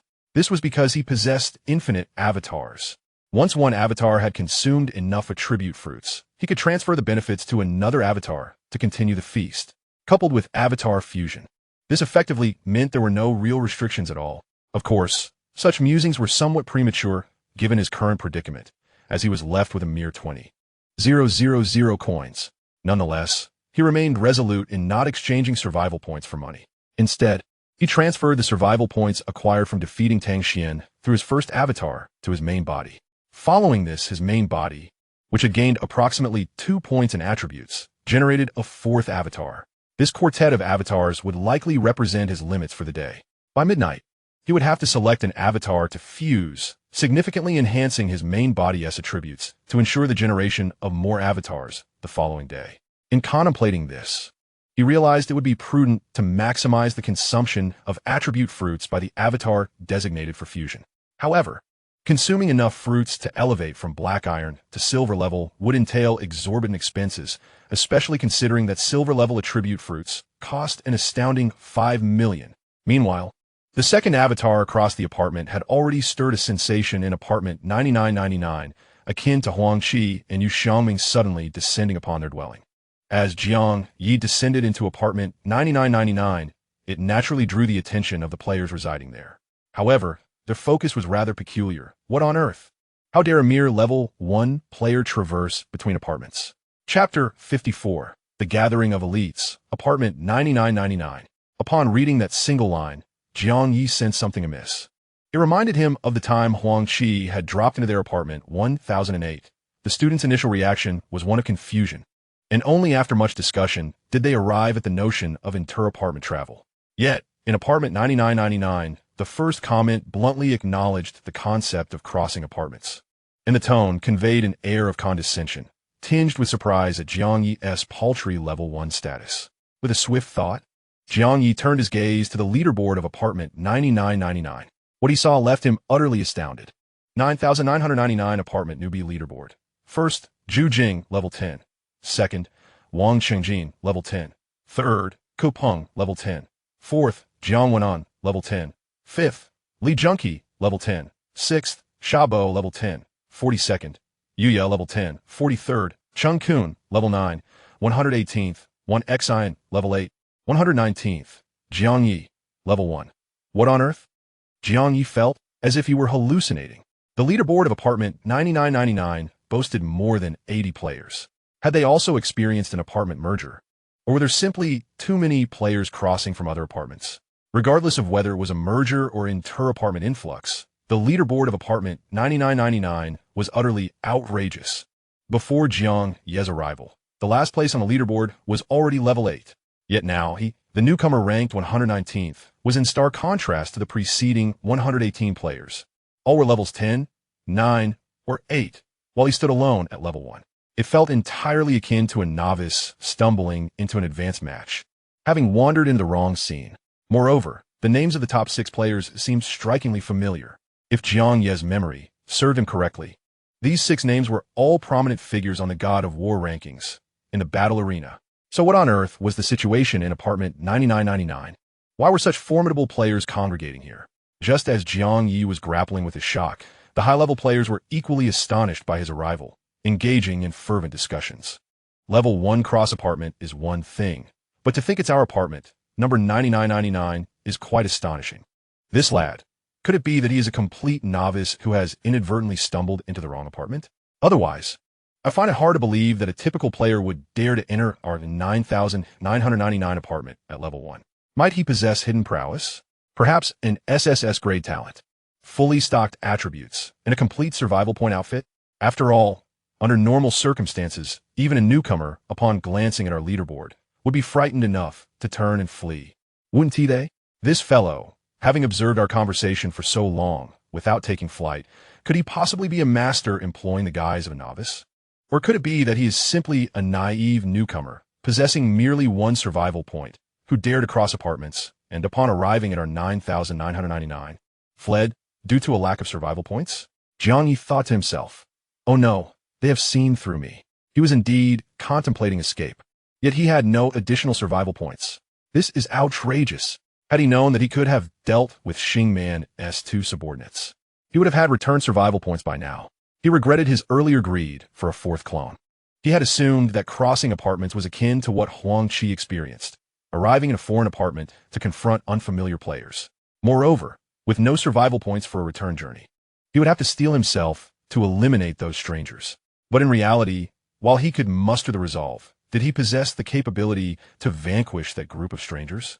Thus, his 2nd clone could only find a place to hide in apartment 9999, waiting to merge back at midnight. By the way, in such cross-apartment situations, would merging be possible? Jiang Ye found it utterly absurd. He also pondered about one Xin, the last player on the apartment leaderboard, who was level 8. How formidable could his combat power be? With his clone merging, would he stand a chance of defeating him?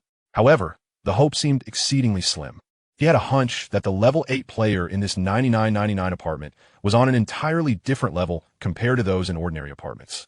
To think he could defeat an 8-level player here at level 1 appeared exceedingly difficult. As he mused, Jiang Ye suddenly sensed that someone was watching him. Yet, as he scanned the surroundings, he saw no one.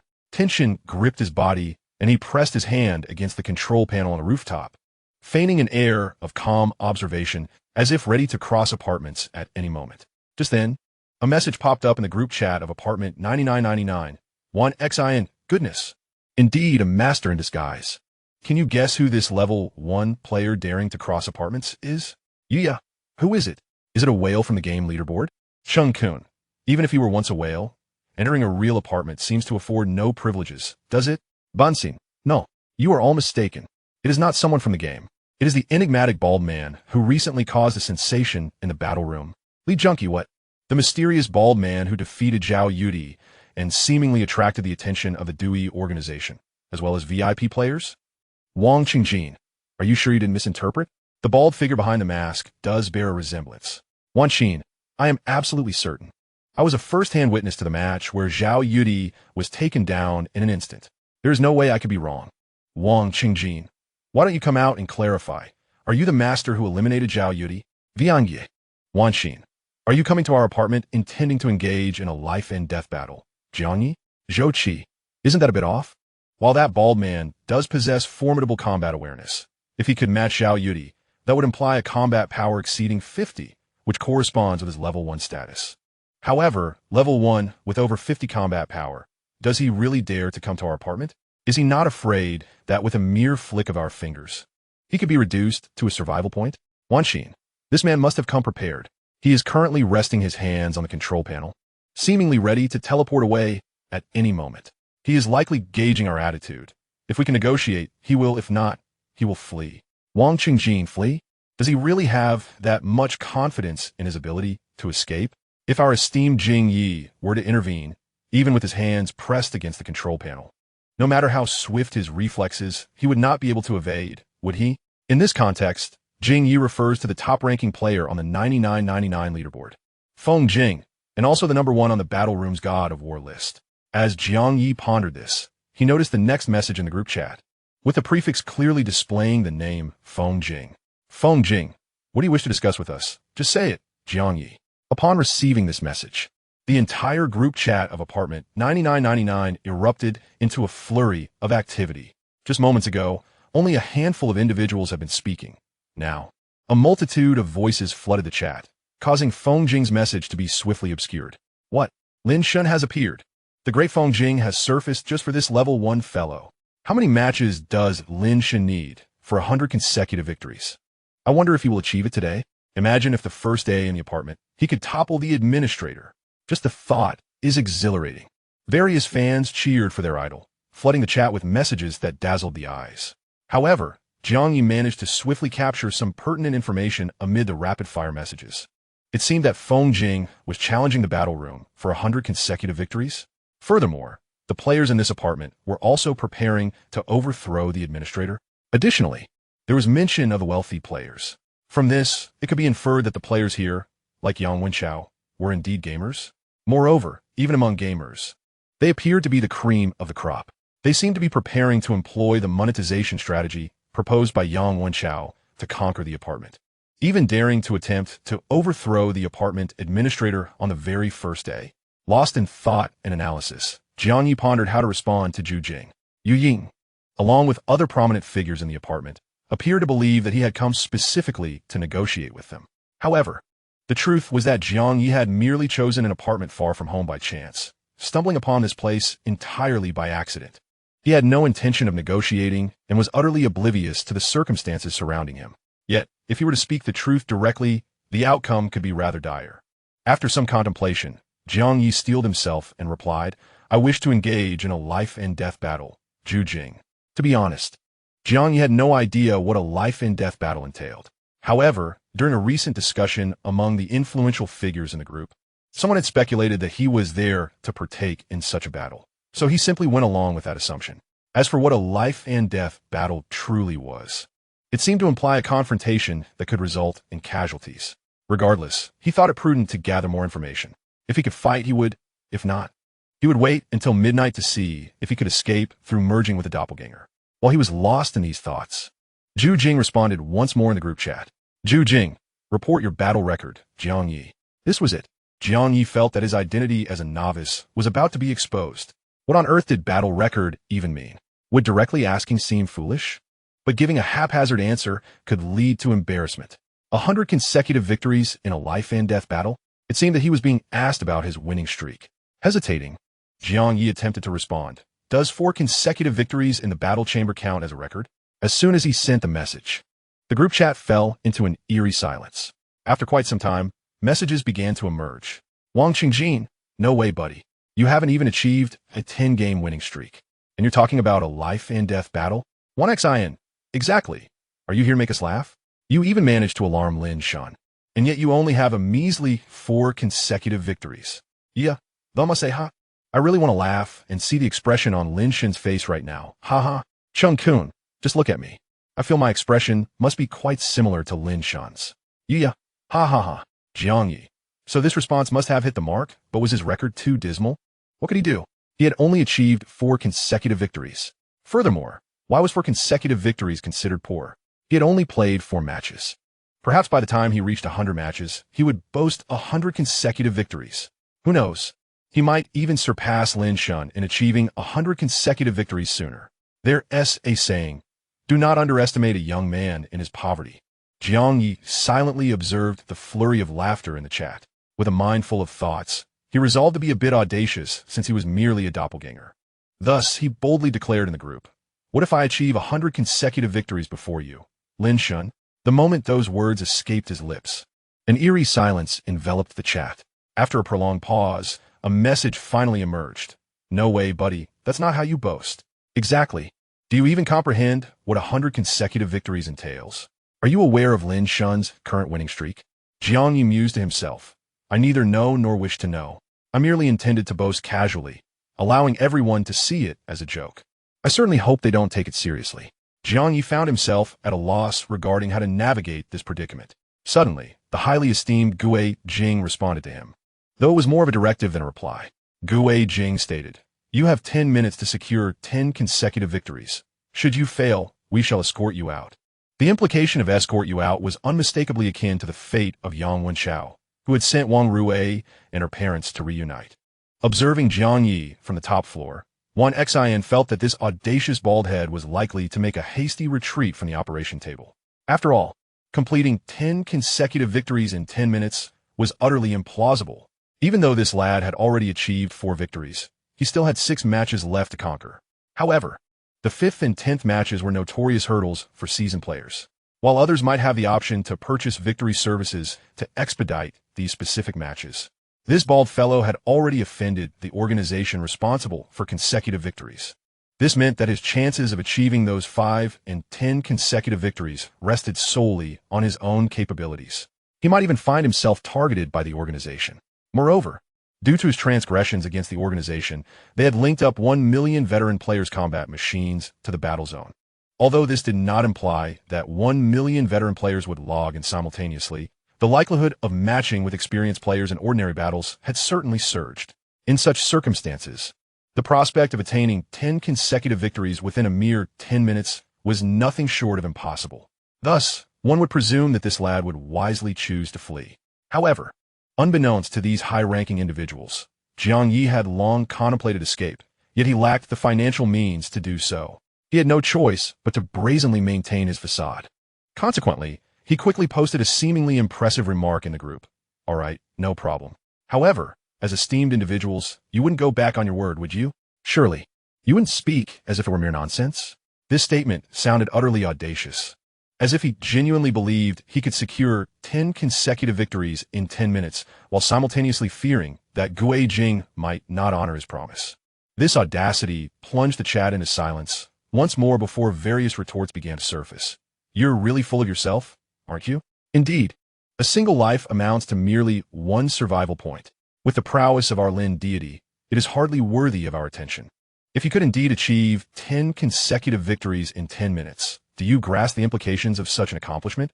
It signifies that your worth is equivalent to infinite survival points. Under such circumstances, no fool would dare to betray you and take your life.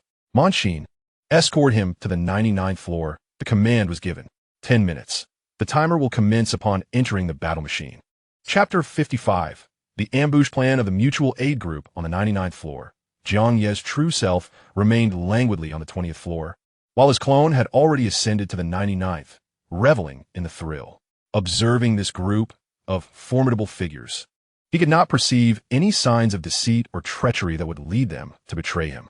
Moreover, lacking any means of escape, he had no choice but to proceed with determination. Thus, when a figure concealed in the shadows of the top floor suddenly appeared and beckoned to him, stating, "Enough." Regardless of whether you're merely posturing or genuinely confident, those who wish to achieve 10 consecutive victories come with me. Jiang Ye did not hesitate. He calmly walked from the operations console towards the outer circle. He even casually inquired, "Are you Monxin?" He was quite familiar with that name, as it belonged to the lowest-ranked individual on the leaderboard, and the first to disclose in the group that he had defeated Zhao Yudi, the bald-headed opponent. Indeed, it was Monxin. The individual nodded in acknowledgement. Dressed in a black tactical jacket, reminiscent of Yang Wenchao's attire, he possessed a dark complexion and rugged features, appearing rather youthful, akin to a soldier in service. Monxin scrutinized Jiang Ye, his expression revealing a hint of surprise. Initially, Jiang Ye did not comprehend the source of his astonishment until he glanced at the group chat and discovered that Monxin had directly posted his data panel therein. What a violation of privacy. At that moment, the chat group erupted in astonishment regarding his panel. Goodness, he is indeed level 1, with over 50 combat power, and only possesses an S-level talent. That panel appears rather disappointing. Moreover, it seems he hasn't fully consumed attribute fruits. Given this, can he even achieve 10 consecutive victories? Let alone within 10 minutes. The very possibility of reaching 10 consecutive victories seems questionable. Wait. Have you not noticed the crucial point? This individual clearly utilized ice abilities during his battle with Zhao Yudi. It even appears to be an ice domain skill. If he has employed an ice domain skill, why does his panel lack ice talent and ice skills? I suspect this individual is concealing his true strength. This talent of heaven rewards diligence is merely the talent he wishes us to perceive. He must possess an additional ice talent. Dual talents? To be frank, the heaven rewards diligence talent, when paired with any other talent, yield a result vastly superior to 2. If he truly possesses both heaven rewards diligence and an ice talent, then this individual is indeed formidable, with ample grounds for arrogance. Yet, is this truly correct? Even if he possesses a hidden talent, how can one explain the matter of combat power? When matched against Jiang Ye, his power is over 50. It is essential to comprehend that no concealed strength could possibly elude the matchmaking mechanism of the battle room. Are we to believe that this individual's stats are as dismal as they appear? Therefore, could his ice domain skill merely be a one-time forbidden spell scroll? Surely, that cannot be the case. How much could he possibly earn from defeating Jiang Ye? Even if Jiang Ye is affluent, could he truly gain 5 million, equating to the value of a single-use forbidden spell scroll? Surely, even multiplying that by 10 would result in a significant loss for him. Is it possible he has been employed by someone to deliberately disrupt Jiang Ye's 9 consecutive victories, with motives beyond mere monetary gain? Employed by whom? Who could harbor such animosity towards Jiang Ye's wealth? In summary, Jiang Ye's data panel and his performance against Jiang Ye are evidently inconsistent. Furthermore, various explanations fail to hold water. These individuals discuss as if Jiang Ye were non-existent, brazenly conversing in the group. 1xin, meanwhile, observes the group while utilizing a poster-like teleportation item to bring Jiang Ye to the 99th floor. The entire 99th floor appears quite similar to the top floor, expansive in size. Moreover, there are no corridors or individual apartments here, just a vast space akin to the top floor. However, this space is equipped with a ceiling. The area is lined with rows of battle machines, resembling an extravagant internet cafe or perhaps a lavish professional esports room. These rows of battle machines appear even more luxurious than the 20 machines on the ground floor of the apartments, towering and possessing a superior aesthetic quality. Aside from a number 1 battle machine, which has 7 or 8 spectators gathered around, there are sporadic onlookers at other machines. All these individuals are clad in black tactical jackets. Upon closer inspection, Jiang Ye perceives the black jackets as resembling a uniform for esports. As those formidable players gathered around the battle machines turned to gaze upon him upon 1xin's return, Jiang Ye felt as though he had been scrutinized by countless probing spells. Soon after, a robust individual approached him by the number 1 battle machine and directly inquired, "Why don't you enlighten us on how your data panel allowed you to defeat Jiang Ye?" Jiang Ye felt a sense of caution within, yet maintained a demeanor of formidable strength and aloofness. With a calm expression and an air of composure, he responded, "I am here to achieve 10 consecutive victories." The subtext being, "I'm not here to clarify matters for you." The sturdy individual paused momentarily before bursting into laughter. "Ah, very well. Go ahead and strive for your 10 consecutive victories. In 10 minutes, I shall see how your meager strength continues to defy reality." Jiang Ye appeared calm on the surface, yet internally he was a flurry of anxiety. He had confidence in achieving 10 consecutive victories. However, within the span of 10 minutes, his assurance waned considerably. This implied that he would need to eliminate his opponents in nearly every match instantaneously. Each time he conjured a new mirror clone, it required a full 30 seconds. Moreover, in matches observed by spectators, the preparation time before the battle would extend from 3 seconds to 2 minutes to accommodate more onlookers. If fortune did not favor him, encountering 6 matches with spectators would mean a waiting time reaching 12 minutes. Nevertheless, this was not entirely accurate. In battles against seasoned players with consecutive victories, it seemed that spectators were implicitly absent. Thus, both the 5 consecutive victories and the 10 consecutive victories could commence without relying on luck, with no spectators present. However, he had previously offended veteran players. Would he still be able to swiftly eliminate his opponents in the upcoming 5 consecutive victories? To be frank, Jiang Ye felt a significant lack of certainty. It was at this moment that the 4th clone was generated by his main body. Yet, despite activating the luck effect, the attributes of this 4th clone were utterly mundane. Jiang Ye. Level 0. Physical strength 24. Energy 88. Combat power 182. Survival points 0. Talent. Energy enhancement B. It possessed merely a talent for attribute enhancement, lacking any initial skills, rendering it nearly useless. At this juncture, a considerable amount of time had elapsed since Xing Man's last utterance. Logically, he should have already breached Bai Ruowan's apartment. Yet, within the group chat, there was no live text feed of him mercilessly slaughtering Bai Ruowan. Even a mention of her name had not vanished. The despairing classmates could not help but harbor a glimmer of hope. Could it be that Yang Wenchao, unable to bear the sight, had finally come to rescue Bai Ruowan? However, Jiang Ye believed that Xing Man had already demonstrated his capability to forcefully invade others' apartments. Those classmates who had revealed their room numbers on the registry, rather than waiting in their rooms for death, will be better off hiding elsewhere. Thus, he surmised that Bai Ruowan must have vacated her apartment before Xing Man arrived. The same likely applied to Lu Zhan, who was presumably no longer in his own room. Consequently, it seemed that Xing Man would soon be arriving at Jiang Ye's location. To ensure his main body's safety while keeping the existence of his clones concealed, he would undoubtedly need to utilize clone fusion. To be doubly cautious, he would likely merge the fourth clone with the mirror clone into the third clone, ensuring absolute security for his main body. However, this would result in a period where the second clone would be left without any clones to fuse with. Therefore, apartment 9999, floor 99. Jiang Ye resolved to slightly delay the time needed to achieve a 10-game winning streak. Fortunately, he possessed an item that could facilitate this delay. Thus, when the robust young man and one Xin intended to lead him to a battle machine, Jiang Ye deliberately produced a small vial containing the hair of a woman clad in white. He pondered how to weave a story around this peculiar object, only to be unexpectedly interrupted by one Xin, who exclaimed, "Goodness, is that an NPC item? Have you completed an NPC quest?" The stout young man, Wang Chengjin, glanced at Jiang Ye with equal astonishment, yet quickly adopted a disdainful tone, saying, "You don't really think that having undertaken an NPC quest will elevate your status in our eyes, do you? If you fail to complete the 10-game streak within 10 minutes, it won't matter if you received a world-saving mission from the king himself. You will still meet your demise." Jiang Ye contemplated for a moment before raising the small vial before his eyes, scrutinizing it as he queried, "How could you discern at a glance that this is an NPC item?" Meanwhile, the trembling Bai Ruowan, ever watchful of the group chat, felt her legs weaken as she ventured deeper into the corridor. The further she progressed, the dimmer the light became, and the lurking threat of monsters loomed ominously. The darkness and uncertainty instilled fear within her, but the presence of Xing Man exacerbated her terror and despair. Her pale face betrayed her anxiety. Yet upon glimpsing a familiar figure in the depths of the corridor, a tear, glistening like a rain droplet from an ancient Eve, cascaded down her cheek. Straining to suppress her fear, her voice quivered as she called out, "Ling Jia, Wanwan, and Gao Chong, Lu Shun. Sniff you.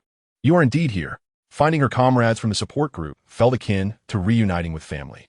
The oppressive aura emanating from Xing Man was simply too frightful. Lacking strength and being targeted, her fear was palpable. Wang Lingling and the others had been quietly discussing something when they suddenly spotted Bai Ruowan. Su Yuebai's eyes widened with surprise. "Wanwan, you truly didn't foolishly remain in your room. But how did you know we were here?" Bai Ruowan stifled another sob, wiped her nose, and endeavored to regain her composure as she replied, "I dared not venture to the first floor. It felt certain I would be discovered there. I wasn't sure where else to go. Then I recalled that you all had previously fought monsters in the depths of the third-floor corridor with Yang Wenchao.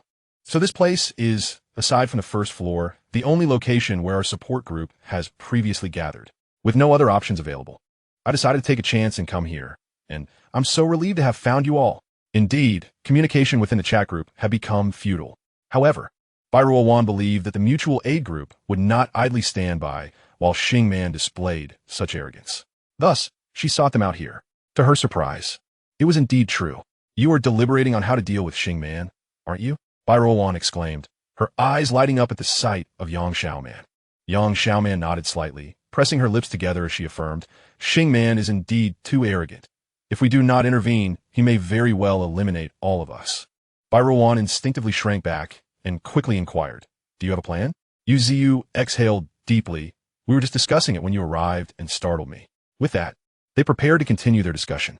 Taking advantage of the moment, Lu Shun cast a significant glance at Wang Lingling and added, "Given our current circumstances, even if we were to collaborate in a surprise attack on Xing Man, the odds of success would still be rather low. Unless, Ling Ye, you have concealed your true strength." He continued, "All members of our mutual aid group have voluntarily displayed their data panels, Yet yours, Ling Jie, was only shown through the text in the chat group. I had my suspicions back then. The data panel you presented may not be genuine. Later, you deliberately mentioned using the shadow clone skill without a clone perspective, and after the clone perished, you claimed a cooldown of 24 hours. I found that quite dubious. The shadow clone is an A-grade skill. No clone perspective. Even if it did fall in the depths of the corridor, the cooldown shouldn't reach 24 hours. Therefore, Ling Jie, you must possess hidden strength, including your subsequent team-up with Yang Wenchao for leveling. You must have had some confidence in self-preservation to agree to the collaboration. Lu Shun spoke with considerable confidence, indicating that he had long suspected Wang Lingling of concealing her abilities. However, Wang Lingling merely glanced at him without responding, then returned to the discussion on the ambush against Xingman. The location for our surprise attack on Xingman cannot be on the 20th floor, as we cannot ascend. Furthermore, any other potential kill sites should ideally be in dim lighting conducive to stealth, and accessible to all members of our team for the encirclement of Xingman. Indeed, they had just been discussing the location for the ambush and how to lure him there. As for their chances of success, the numerical advantage, along with the presence of skilled individuals like Wang Lingling, Gao Chong, and Yang Xiaoman, coupled with the element of surprise, might afford them a fighting chance. Just as Lu Shun was about to delve deeper into the topic and provide further analysis, unexpectedly, Wang Lingling paused mid-sentence. After adjusting her glasses, she solemnly stated, "However, before that, there's an even more pressing matter." A more pressing matter? What is it? The members of the mutual aid group exchanged puzzled glances. However, in the next moment, a cold glimmer flashed from the shadows. A figure, wide-eyed, slowly collapsed. Accompanying the fall was a heavy thud. Instantly, the members of the assistance group deep within the corridor tensed up, their bodies rigid. Particularly, Byruan, who had just arrived, felt her legs go weak. Nearly unable to stand, she almost let out a shriek, but the sheer terror rendered her voiceless. With fear etched across her face, she stiffly turned her neck, only to behold the fallen figure of Yu Ziyu. Behind him loomed a skeletal warrior with a physique as formidable as steel. Wait, a skeletal warrior? Byruan abruptly turned her gaze towards Wang Lingling. Specifically, the moment they discerned the skeletal warrior, all eyes in the vicinity darted towards Wang Lingling, their expressions tinged with dread. After all, this skeletal warrior must be a manifestation of Wang Lingling's dark abilities. Yet during their prior team upgrades, she had never once revealed such power. Previously, she had merely relied on a black whirlwind, paired with high attributes, to become one of the most formidable members of the assistance group. And now, her unveiled strength indeed corroborated Lu Shun's assertion that she had been concealing her capabilities. But why had she suddenly resorted to violence? Was it merely because Lu Shun had pointed out her hidden prowess? In an instant, many recoiled in terror, as if fearing that Wang Lingling might strike again. Nevertheless, Lu Shun, though equally tense, mustered the audacity to address Wang Lingling. Is this what you referred to as the more significant matter? Wang Lingling's gaze remained composed as she slowly nodded. Lu Shun's eyes flickered, and he suddenly feigned nonchalance, turning to the other members of the assistance group. In fact, I had my suspicions about Yu Ziyu as well, but out of regard for our camaraderie, I refrained from voicing them. Do you not find it peculiar? The roster of our assistance group was managed by Yu Ziyu, yet now it has fallen into Xingman's hands, and Yu Ziyu remains unscathed. Have you not questioned this at all? Upon hearing this explanation, the other students instantly appeared enlightened. Indeed, the roster had ended up with Xingman. How could Yu Ziyu possibly be unharmed? Given his strength, how could he have escaped from Xingman's grasp? Moreover, on what grounds did Xingman know that they had a roster in their apartment? Thus, was it Yu Ziyu who betrayed them? Or perhaps not? Wang Lingling made no inquiries, directly delivering a lethal blow. What if she had mistakenly killed an innocent? Furthermore, Byruan, newly joined, was instantly filled with dread. She feared that Wang Lingling might strike again, ending her life as well. In retrospect, there arose a suspicion that she had become a traitor aligned with Xingman. In that moment, Byruan took 2 steps back. Just moments ago, she had witnessed Wang Lingling here, weeping profusely as if she had found a long-lost family member. Yet now, upon gazing at Wang Lingling, she felt an unsettling strangeness. It seemed that this was no longer her former classmate, but rather a formidable figure. Indeed, the term tyrant struck Byruan's mind in an instant. Not that Wang Lingling possessed any overt tyrannical qualities. but it evoked thoughts of a historical narrative concerning the rift between Cao Cao and Shengong, a subject that has sparked debate through the ages. Was Liu Bosch indeed wrongfully slain by the suspicious Cao Cao, or was he deserving of his fate, merely romanticized by history? Moreover, the fate of Ziyu was sealed. It was now nearly impossible to ascertain whether he had truly betrayed them, or if he had been unjustly executed by Wang Lingling. However, both his demise and Wang Lingling's concealed prowess seemed to imply that her establishment of the mutual aid group was not simply an act of benevolence aimed at protecting her peers. Much like Chao Gong's supposed love for talent, it was veiled in self-interest. Bai Ruan dared not retreat any further after those 2 steps. She swallowed hard, her gaze stiffening. Lu Shan cast a fleeting glance in her direction before turning back towards the mutual aid group, stating, "Sister Ling's actions seemed justifiable to me. The manner in which the registry fell into Xing Man's hands is rather suspicious. If Ziyu is to be doubted, then his death is not in vain. In contrast, consider Ge Zining and Yang Wei. Those classmates committed no wrongdoing, yet fell victim to Xing Man's wrath. If a strong individual like Sister Ling is to be questioned for eliminating a traitor, do you wish for the powerful in this apocalyptic realm to act as recklessly as Xing Man, killing without cause?" This rhetoric, while somewhat fallacious, resonated with the members of the mutual aid group present. The principle was straightforward. Xing Man kills without reason, while Wang Lingling has reason to kill. Thus, she surpasses Xing Man in strength.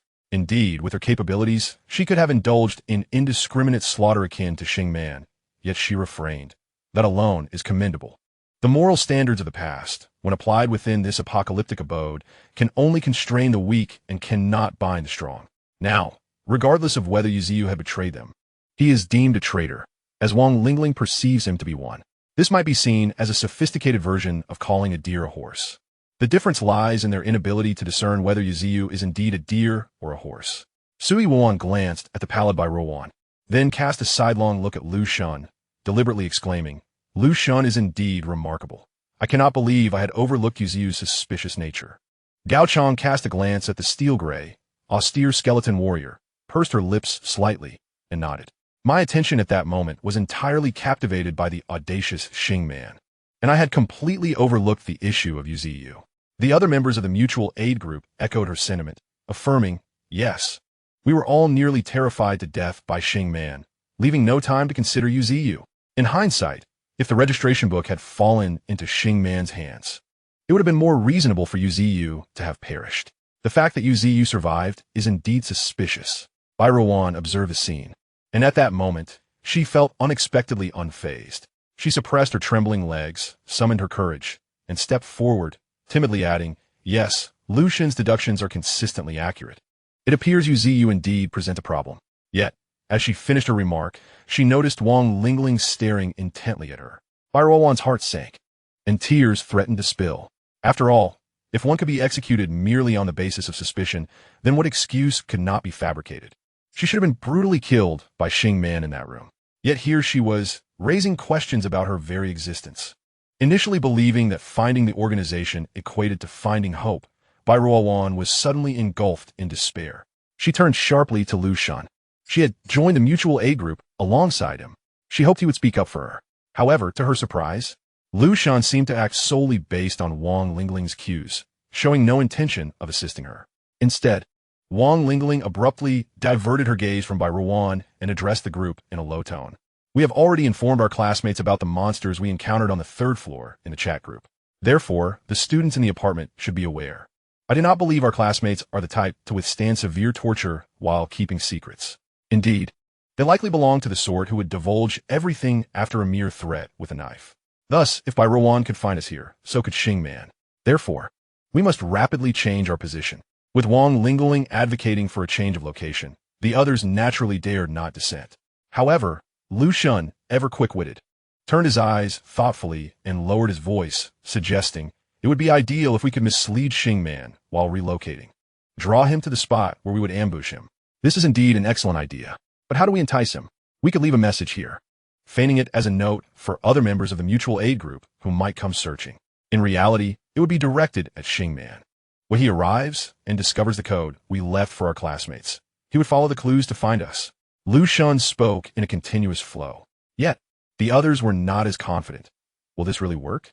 Such treachery and deception seem to belong only in the tales of the three kingdoms. In reality, can one truly predict another's actions and lead an enemy into a trap? Sui Wewan is indeed an academic achiever, and at this moment, she stepped forward to support Lu Shundao. To my knowledge, Xingman possesses an average intellect. If placed within the context of the three kingdoms, he would likely be of a caliber inferior to that of Lu Bu. His current arrogance stems merely from fortuitous circumstances and the acquisition of formidable power. Much like a newly wealthy man, such a petty individual, upon gaining success, is most prone to hubris. His demeanor in the group suggests he intends to seek out and ruthlessly eliminate each one of us as if on a vendetta. However, after several failed attempts, he is bound to become infuriated. He must be curious about the whereabouts of those classmates he has failed to confront. Subsequently, by casually coercing another classmate, he should be able to trace us to the third floor. Yet, should he find the third floor empty again, his frustration will only amplify. At that point, upon discovering the information we left for our mutual aid group, he will undoubtedly transform his fury into delight, eager to exact revenge upon us. With his inflated sense of self, he would never anticipate that we would dare to ambush him. Thus, this plan is indeed viable. The only uncertainty lies in whether his limited intellect will enable him to decipher the clues we left for our classmates. If only we could plan a traitor amongst his ranks to act as a spy. As Sui Wewan contemplated, a hint of excitement danced across her features. Clearly, she was thrilled by the prospect of engaging in a plot reminiscent of a dramatic television series, filled with cunning and intrigue. Wang Lingling was quite willing to entertain the suggestions put forth by Lu Shun and Sui Wewan. However, after a moment of reflection, she slowly interjected, "This method is indeed feasible, yet the issue lies in its passivity. We would be compelled to await Xingman's actions. We must wait for him to interrogate our classmates and discover the information we intentionally left on the third floor. Our only recourse would be to passively endure, while the initiative remains firmly in Xingman's hands. We cannot predict when he will interrogate his classmates and venture to the third floor." Indeed, the other classmates fell into a contemplative silence. Wang Lingling suddenly blurted out, "In truth, I wish to protect Jiang Ye." The moment those words escaped her lips, her peers were taken aback, casting astonished glances in her direction. Wang Lingling provided no further explanation and instead turned her gaze to Bai Ruowan. Bai Ruowan, who had previously been quite frightened, turned pale once more under Wang Lingling's scrutiny. She had once perceived Wang Lingling merely as a classmate, but now she regarded her as a figure of authority. She struggled to utter the familiar address of Ling, instead wishing to exclaim "Big shot." Fortunately, this formidable figure had no intention of harming her. Instead, she inquired, "I recall you have an affinity for the three kingdoms. So you must have heard of the bitter meat plan, correct?" Bai Ruowan instantly comprehended. I am to play the role of Huang Gai." Yet, Wang Lingling shook her head. "There is no need for you to endure suffering akin to Huang Gai. In fact, you need not risk your life by approaching Xingman to perform an act. After all, your psychological resilience is rather weak, and your acting skills leave much to be desired, making it highly probable that you would be unmasked at first glance. By QEQ. Thus, what can I possibly do?" Wang Lingling remained calm and composed, methodically arranging the situation. The death of the wandering fish had just occurred, and undoubtedly, other classmates had taken note of it according to the members' list in the group chat. However, the current circumstances were peculiar. Hence, no one dared to voice their opinions in the chat, nor had it sparked any discussions. Nevertheless, you may speak up in the group and accuse me. Claim that I suspected the wandering fish of betrayal and thus eliminated it. Now I harbor doubts about you as well, and am prepared to do away with you too. You can express a sense of despair in your comments, perhaps rambling incoherently. Through this desperate and disjointed discourse, you might convey some information to Xingman. Indeed, this method is far more expedient than waiting for Xingman to come to them. Furthermore, if Xingman's attention is genuinely captured, she might temporarily abandon her plan to seek Jiang Ye on the 20th floor, potentially safeguarding Jiang Ye's life. Additionally, the information disclosed by Bai Ruowan could illustrate that their mutual aid group is rife with suspicion and internal strife, which would further lower Xingman's guard. Lu Shun and Sui Wewan exchanged knowing glances, both agreeing that this tactic was sound. However, they needed to prepare further. While they were to get ready, Bai Ruowan's act of betrayal had to be executed immediately. Otherwise, if she waited until hours after the wandering fish's demise to turn against Wang Lingling, it would appear disingenuous. Thus, Wang Lingling and the others swiftly began their preparations, while Bai Ruowan concurrently performed in the group chat. Having been criticized by Wang Lingling for her lack of acting skills, she felt a surge of determination to astonish everyone with this performance. Jiang Ye remained blissfully unaware of the mutual aid group's maneuvers. He was still in room 2025, quietly awaiting Xing Man's arrival, contemplating that if he could eliminate Xing Man, the crisis would be averted. Of course, during this time, he noticed the wandering fish's name dimming. However, he gave it little thought, as he assumed that by the time the registry fell into Xing Man's hands, the wandering fish had already met with misfortune. The delay in its demise was likely due to Xing Man's underlings subjecting it to intense interrogation. Yet, unexpectedly, as he was filled with anxiety, waiting for Xing Man to come knocking, he was startled by Ruowan's sudden plea for help in the group chat. Bai Ruowan, help! Is there anyone who can save me? QAQ. Jiang Ye's heart sank. Bai Ruowan had ultimately fallen victim, hadn't she? Had Xing Man found her? This suggested that Xing Man had not gone to the 20th floor, but was instead pursuing Bai Ruowan. Just as he was pondering this, a knock echoed from outside his apartment. Chapter 57, A Heist at the House of the Woman in White. They have arrived. They have finally come. Jiang Ye instantly shifted into a state of readiness. First, he quickly concealed himself in the innermost room of the apartment, donning a protective charm around his neck and a lucky bracelet on his wrist. Simultaneously, he clutched a completely black syringe, a prop conjured from the Huang Qi Space Watch, capable of releasing poison darts twice more. In addition, there lay a scroll that could effectuate random teleportation. However, he was reluctant to employ it unless absolutely necessary, for the randomness could land him in perilous locales. Huang Qi had refrained from using it in his final moments, which presumably adhered to the same rationale. Despite having prepared various defensive measures, Jiang Ye was not inclined to engage in combat with his true form. He envisioned a scenario wherein no one would breach the sanctity of the room housing his original self. Yet, should Xing Man summon all his minions, the sheer number could pose a problem. Nevertheless, it seemed improbable, for even though Xing Man was affluent, not everyone resided on the 20th floor. Thus, the intruders should be few in number. After merging with his doppelgangers, he believed he could resolve the situation within 3 minutes. With that, Jiang Ye's entire focus was dedicated to the preparation of his third doppelganger for battle, even as his attention wavered slightly towards the second doppelganger in apartment 9999. Thud, thud, thud. His heartbeat quickened in tandem. He had arranged for a mirror doppelganger to observe the door through the peephole. Through the dim light, a vague silhouette appeared, seemingly fiddling with the doorknob of the apartment, holding what looked like a black card. Concurrently, in the group chat, Bai Ruowan was still crying for help. Jiang Ye pondered briefly. Why was Bai Ruowan in distress with Xing Man at his doorstep? Had she been captured by one of his underlings? To everyone's astonishment, Bai Ruowan subsequently revealed, "Help! Wang Lingling is chasing me. Can someone come to my aid?" What? Wang Lingling? It was she, not Xing Man or his subordinates, who was pursuing her. How could this be? Observing the bewildered expressions of the classmates in the group, Bai Ruowan continued her desperate pleas. It's true. Yuziyu was also killed by Wang Lingling. What did she say? The register fell from Yuziyu into Xing Man's hands, yet Yuziyu is not dead, indicating he betrayed us and allied with Xing Man. Now she claims that I was targeted by Xing Man, yet survived, leading her to suspect I too have sided with him. What should I do? No matter how I explain, she refuses to believe me. She is determined to kill me. Wang Lingling is merely seeking excuses to slay. She yearns for survival, wishing to become like Xing Man and Yang Wenchao. But I do not wish to die. What should I do?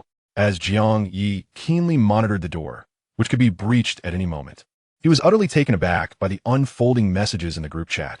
Wang Lingling desires to indulge in indiscriminate slaughter like Xing Man and Yang Wenchao. After killing Yuziyu, does she now wish to eliminate Bai Ruowan as well? Viank ye gazet imbijiderment.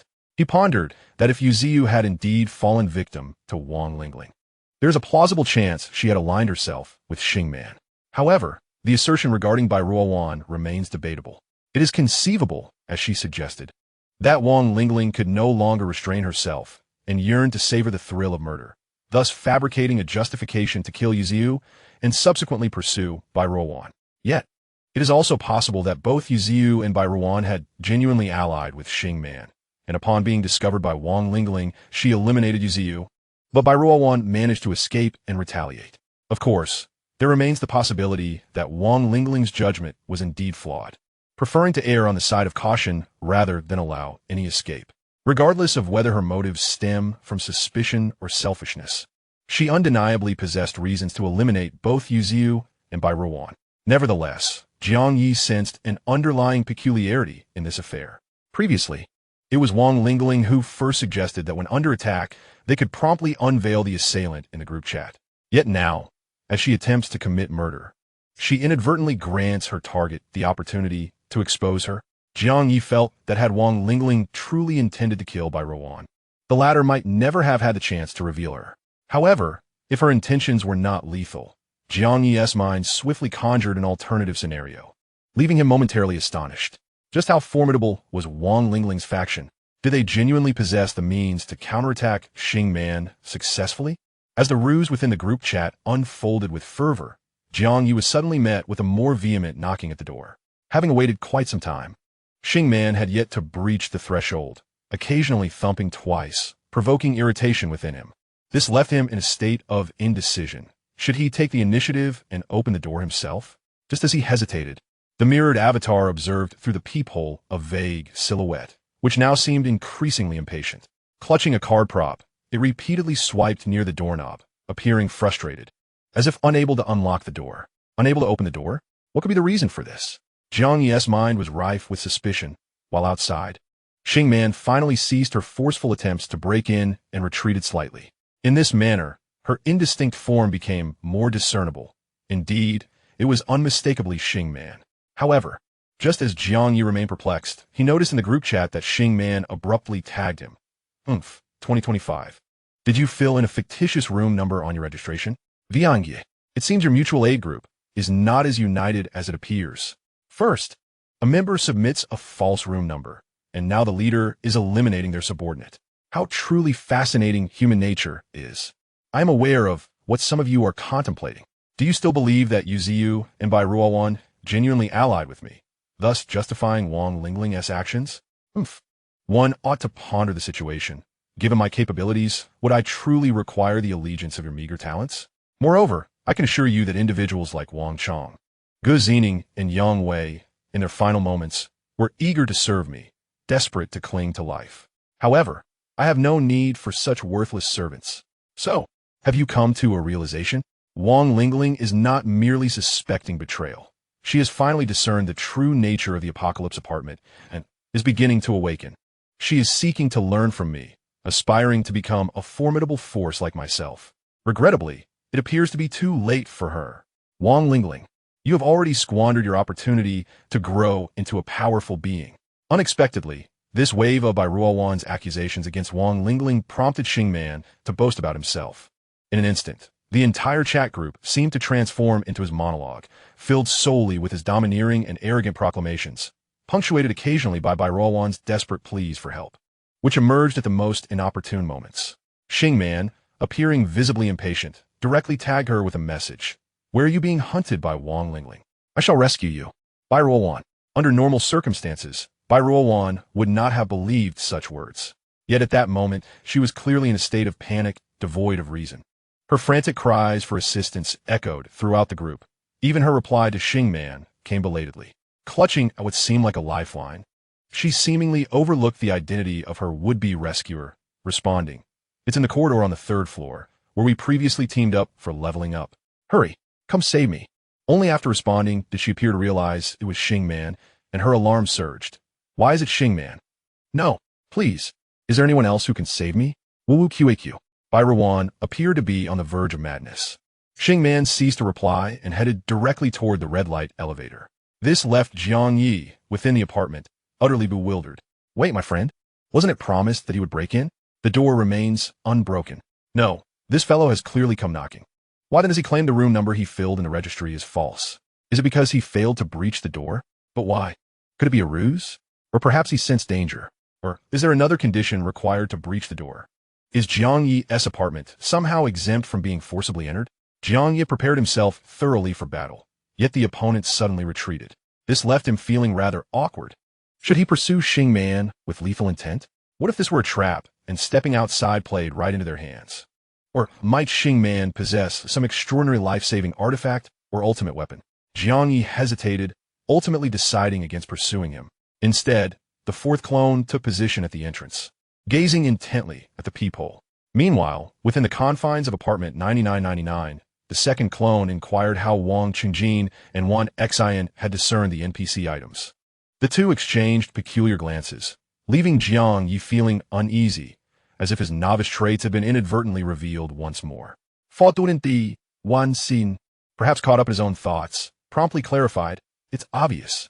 With our detection techniques, the presence of items in the novice apartment that are entirely marked as question marks can only indicate NPC items." Jiang Ye pondered for a moment.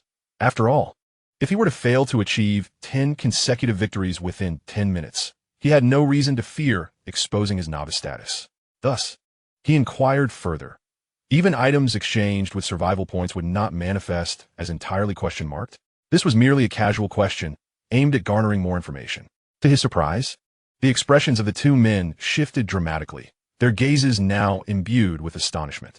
Wang Qingjin, who had previously regarded him with disdain, suddenly wore a complex expression. After a brief silence, he slowly articulated, "Items exchanged with survival points can indeed have a probability of exceeding the norms of a novice apartment." However, he hesitated before delivering the latter part of his statement. "Do you truly possess the means to exchange for items worth over 10,000 survival points?" Though this remark appeared to be a challenge, his tone was laden with gravity. Clearly, Jiang Ye's two novice inquiries had ignited their imaginations.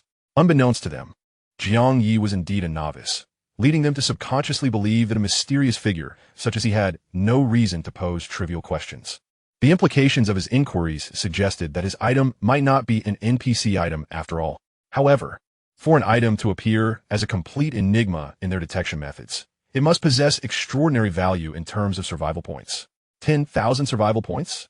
That was merely an estimation. Therefore, could it be that the item within the test tube was the very reason this enigmatic bald figure had stirred the Duyo organization, effortlessly defeating Zhao Yudi? Perhaps, with such an item, he could indeed secure 10 consecutive victories within 10 minutes. In that moment, both Wang Qingjin and Wan Xin found themselves harboring clandestine thoughts, yet they remained uncertain. After all, how could one possibly accumulate over 10,000 survival points in such a brief span? Jiang Ye, blissfully unaware of the grand speculation unfolding in the minds of the two elite figures, simply sought to broaden his understanding. Upon hearing Wang Qingjin's assertion, his immediate reaction was, if items exceeding 10,000 survival points are indicated as entirely question-marked by your detection technique, and NPC items also display the same, does that not imply that the value of NPC items is akin to 10,000 survival points? However, as these words escaped his lips, Wang Qingjin and Wan Xin were left utterly flabbergasted, their expressions growing increasingly peculiar. How could this fellow pose such an absurd question? Is he genuinely unaware? Or is he feigning ignorance to mislead them? Perhaps he has noticed their covetous glances at the item in his possession and uttered those words in an attempt to dispel their suspicions regarding its non-NPC status. Yet, their doubts arose precisely because this bald-headed man had prattled on a bit too much. The two prominent figures were increasingly perplexed by him, particularly Wang Qingjin, who, without answering, furrowed his brow and stated, "Are you merely indulging in theatrics, or are you attempting to stall for time?" Jiang Ye felt a sense of helplessness within, wanting to exclaim, "I truly have no idea. Is it too late to claim that I am a novice who has stumbled into this situation?" Clearly, it was too late. His previous bravado in the group chat had significantly tarnished his reputation in the eyes of these two esteemed individuals. They were clearly intent on making him pay if he couldn't secure 10 consecutive victories within 10 minutes.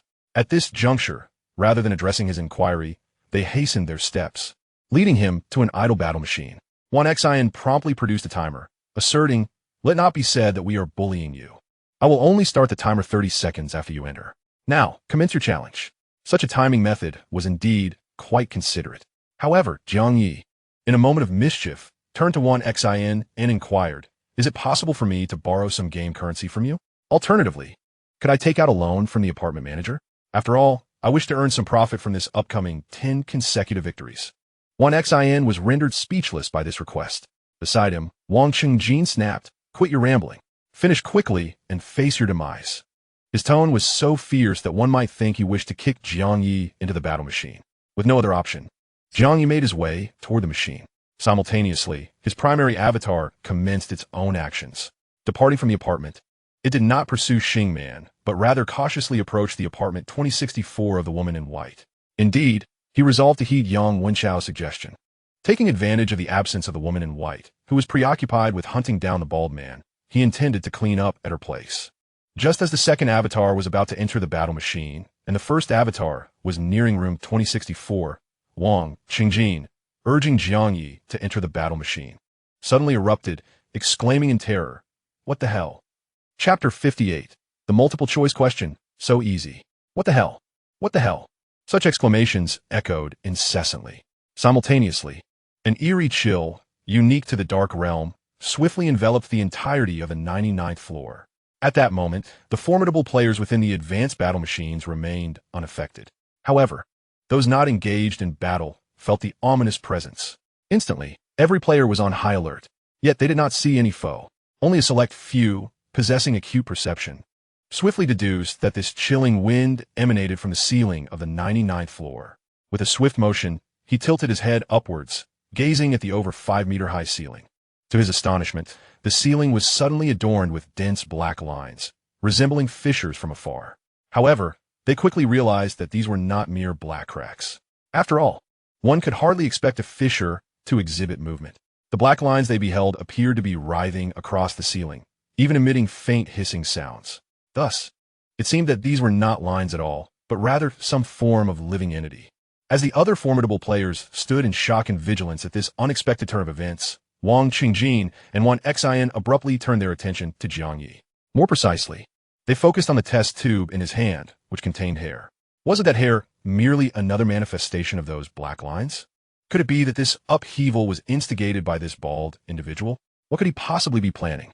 Did he intend to take on the entire 9999 apartment single-handedly? Just as they speculated Jiang Ye's involvement, a chilling and authoritative female voice echoed from above. "Before I truly become enraged, return my hair." The final 3 words were delivered with a deliberate cadence, exuding an overwhelming sense of pressure. Upon hearing this voice, Wang Qingjin and Wan Xin suddenly realized that this disturbance was not the doing of the bald man. The reality appeared to be that this bald individual had stolen an NPC's item and was now facing the consequences. The ominous wind and palpable dread overhead deterred Wan Xin from speaking out directly, prompting him instead to voice his thoughts in the chat group. Isn't this guy exceedingly bold? Not only has he offended the Dewey organization, but he has also antagonized an NPC? Wang Qingjin could only respond with exasperation. So he came to our 9999, perhaps not for a life-and-death battle, but simply to seek refuge? The other apartment members, still unaware of the situation, began to inquire. What? Is this ceiling entity targeting the newcomer Jiang Ye? Wan Xin confirmed. Indeed, it seems he has stolen an NPC's item. Are you serious? Stealing from an NPC? How explosive is that? Then he truly has come to our 9999 for sanctuary, hasn't he? Does he really think that the strong among us at 9,999 would dare to confront these NPCs head-on? Even if we had the audacity, we wouldn't risk it for him. What is this guy thinking? The crux of the matter is, don't you find it absurd? He crossed apartments, meaning the NPC he offended has also crossed apartments. An NPC that transcends apartment boundaries. Need I elaborate on the significance of that? Surely, in the novice apartment, this entity must be second only to the apartment owner. Such a being could very well surpass even the apartment administrator. Daring to confront the apartment manager is already quite remarkable. This fellow actually dares to offend such a formidable NPC. Wan Xin remarked, I suspect he might have some mental issues. Truly, at this moment, Jiang Ye, who was doubted for his sanity, could only calmly lament, Yang Wenchao, you better watch out to see if I return to settle the score with you. At that moment, Yang Wenchao in apartment 1008 sneezed, feeling a twinge of conflict within. Should he seize the opportunity while the woman in white pursues the bald man to sneak into her room 2064? After some contemplation, he decided against it. After all, that was an NPC capable of crossing apartments. Such entities should not be trifled with lightly. To be frank, when he assisted the bald man in capturing the NPC item, it was never his intention to deceive him. The ability to traverse apartments is exceedingly rare among NPCs. Generally speaking, according to his understanding, if the bald man fled with the NPC item, The NPC would have no means to pursue him until he voluntarily returned to the apartment. After all, ordinary NPCs truly lack the ability to cross apartments. Who could have anticipated that he would encounter an NPC with the capability to do so? This cannot be blamed on Yang Wenchao. If anyone were to bear the brunt, it should be Jiang Ye. That fellow has truly terrible luck. Merely accepting a cleaning job led him to cross paths with such a high-ranking NPC. However, the line separating extreme misfortune from extraordinary fortune is often quite thin. It all depends on whether the bald man possesses the ability to turn the tide. Yet, it seems unlikely. After all, he is not a gamer. Jiang Ye himself harbored little hope. Nevertheless, he reflected that, according to Yang Wenchao's previous assertions, the NPC residents of the apartment seemingly do not initiate lethal attacks on players. Therefore, if he were to return the test tube to the woman in white, he should be in the clear, right? The ultimate loss would merely be the 300,000 he spent on 2 items to steal hair. Although 300,000 is still a considerable sum for him, it pales in comparison to the value of his life. Just as Jiang Ye contemplated that returning the hair should suffice to avert trouble, he suddenly recalled that both he and Yang Wenchao had previously been ambushed by monsters. Yang Wenchao was attacked by a giant cockroach in the battle room, while he himself was ambushed by a venomous snake in the corridor on the 20th floor. According to Yang Wenchao, the reason for their ambush was that they had stolen a package. However, they had only taken an NPC's package, yet were confronted by monsters. From this perspective, it may be true that NPCs cannot directly harm players, but could they not use the monsters they have cultivated to ambush players? Could it be that as soon as he returned the hair, a powerful monster would materialize and eliminate him in an instant? Yet on the other hand, given the prowess of the woman in white, it would seem she could easily seize her hair by force. Yet, she refrains from doing so, instead affording Jiang Ye the opportunity to relinquish it voluntarily. Suddenly, a flash of insight strikes Jiang Ye, recalling a moment from his time as a cleaner. At that time, the life assistant robot of the woman in white had remarked that each strand of hair was extraordinarily precious, and any damage incurred would be at one's own peril. That phrase resurfaced in Jiang Ye's mind, and he came to a startling realization. The reason the woman in white did not act with aggression might stem from her concern over her hair. Thus, the object in Jiang Ye's possession was akin to a hostage. To hand it over directly would indeed spell disaster. Clutching it tightly, it became a bargaining chip. With this thought, Jiang Ye tightened his grip on the test tube, exerting enough force that it seemed on the verge of shattering. Simultaneously, he composed his expression, lifting his gaze to the ceiling and stating, "Sister Bai, please calm your anger. I harbor no interest in your hair. However, if you intimidate me to the point where I inadvertently damage this strand, it would be a loss for both of us, wouldn't it?" His tone, while seemingly cordial, carried an undercurrent of menace. In an instant, the atmosphere on the 99th floor grew increasingly frigid. Several players could not suppress a shiver, as if a venomous serpent had slithered up their spines, bringing with it an icy chill. At the same time, they observed this bald figure, audacious in the face of an inter-apartment NPC, maintaining an air of calm as he sent messages within the group. "Jiang Ye, by the way, do you know what will happen to these NPCs when the novice apartment is destroyed?" The group fell silent for a brief moment before one XIN was the first to respond. It seems that NPCs in the game are merely pure data. When the novice apartment is obliterated, the NPC data should also perish. However, we are uncertain about the specifics concerning this real-life novice apartment. Yuya added, "It should also be destroyed alongside the novice apartment, just like the data." Jiang Ye inquired further, "What about the apartment owner?" One XIN answered with clarity, "The apartment owner will certainly be fine. After all, once we complete the novice apartment and transition to the Doomsday Apartment City, we will have the chance to interact with the apartment owner. Therefore, the apartment owner should be regarded as a high-level NPC, transcending the limitations of the novice apartment." Wang Qingjin concurred. Indeed, for the apartment owner, the novice apartment is merely a trivial asset.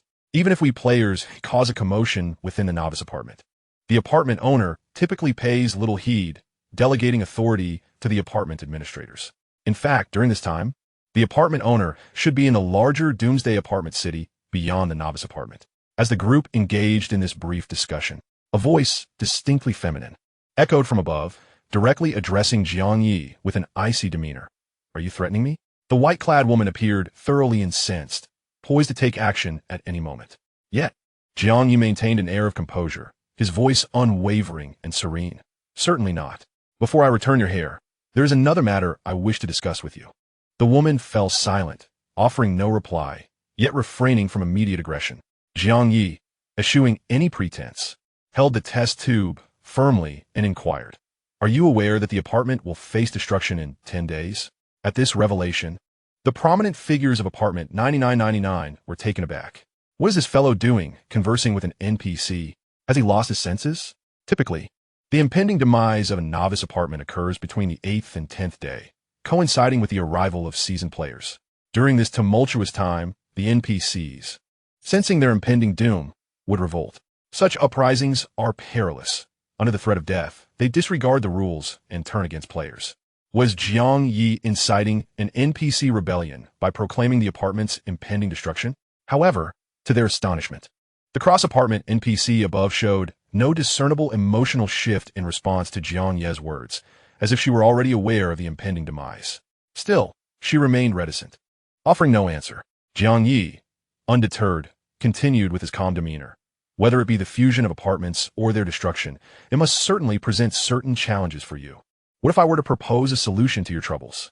The leaders of apartment 9999 were once again rendered speechless. Is this fellow aware of the gravity of his words?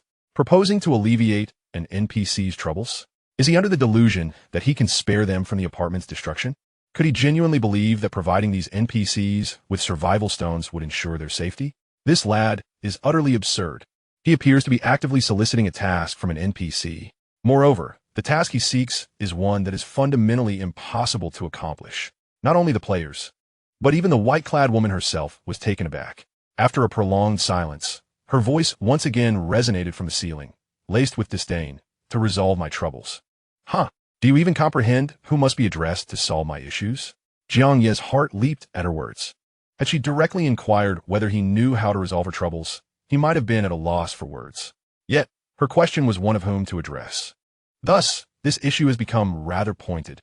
The term "who" generally refers to individuals. It can be translated into options: apartment player, B, apartment manager, C, shadow in the corridor, D, apartment owner, E, others. The multiple choice question has become remarkably straightforward. Even a guess could yield the correct answer. Furthermore, based on the discussions among the esteemed figures of apartment 9999, coupled with the disdainful attitude of the woman in white towards their remarks, it is evident that the most challenging option must be selected. Jiang Ye confidently declared his guess. "Isn't it about resolving the apartment owner?"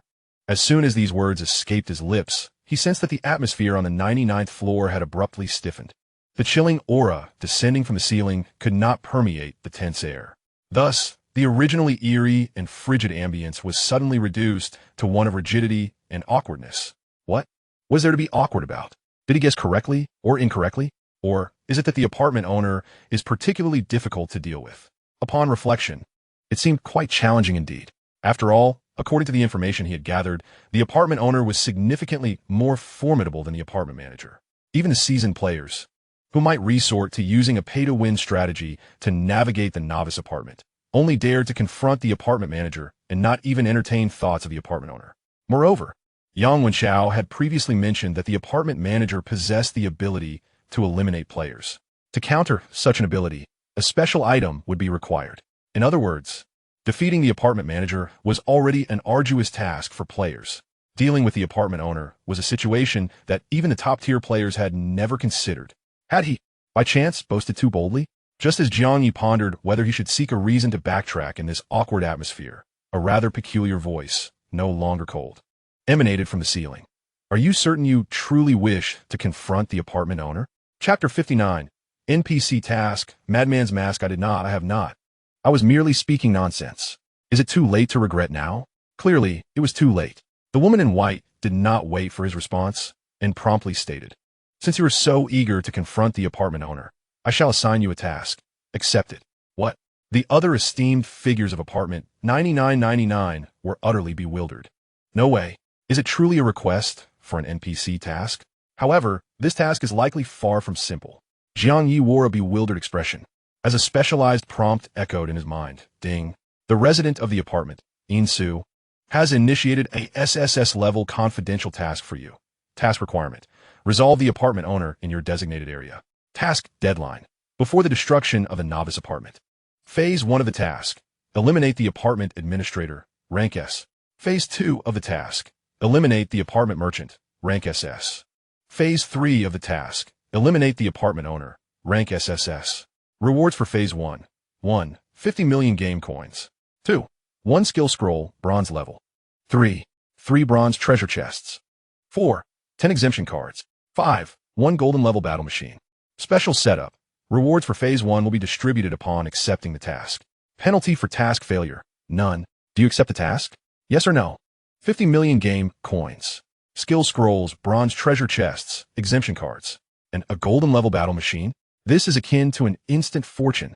Although Jiang Ye was unaware of the precise utility of the golden level battle machine, its placement as the final reward suggested it held considerable value. The crucial point was that simply accepting the task would trigger the reward distribution. Moreover, there appeared to be no penalties for failure. Wouldn't that leave the white-clad woman at a disadvantage if he accepted the task but failed to complete it? Or was she perhaps intending to administer the punishment herself? Upon reflection, this SSS-level confidential task seemed less daunting. If he accepted the task, it was likely that the white-clad woman would refrain from causing him further trouble during its execution. Furthermore, the Phase 1 task appeared to align perfectly with the objectives of other players.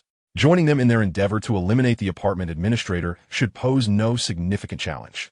Thus, the decision was made to accept the task. As soon as this thought crossed his mind, the option, yes, in his mind was automatically selected. Shortly thereafter, a notification echoed in his thoughts. Ding! Congratulations on accepting the SSS-level confidential task. Ding! You have attracted the attention of the apartment owner. Jiang Ye felt an inkling that he might have stepped into a trap. Was there truly no penalty for failure? Before he could ponder further, a slender black thread descended from the ceiling, adorned with a silvery ring that gracefully floated down to him. Upon retrieving it, he discovered it was a level 1 spatial ring. As he inspected the items within the ring, the black thread ensnared the test tube in his hand, seemingly intent on reclaiming his hair as well.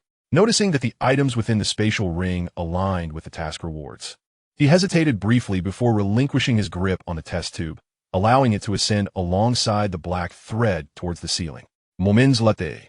The voice of the white-clad woman resonated from above. You should be aware, correct? To acquire the essential rogue mask required for vanquishing the apartment administrator, one must achieve a staggering 100 consecutive victories in the battle arena, thereby unlocking a chance to obtain it. Consequently, I have provided you with 10 exemption cards and a golden tier battle machine. Strive to secure those 100 consecutive victories swiftly, seize the rogue mask, and eliminate the apartment administrator. Upon completion of this initial phase of the task, a grand surprise awaits you. Jiang Ye could not shake the feeling that the word surprise, uttered by the woman in white, carried an odd undertone. One could only hope that it would not morph into a frightful revelation. He wished to say more, but noticed a dark thread in the ceiling darting about before vanishing in an instant.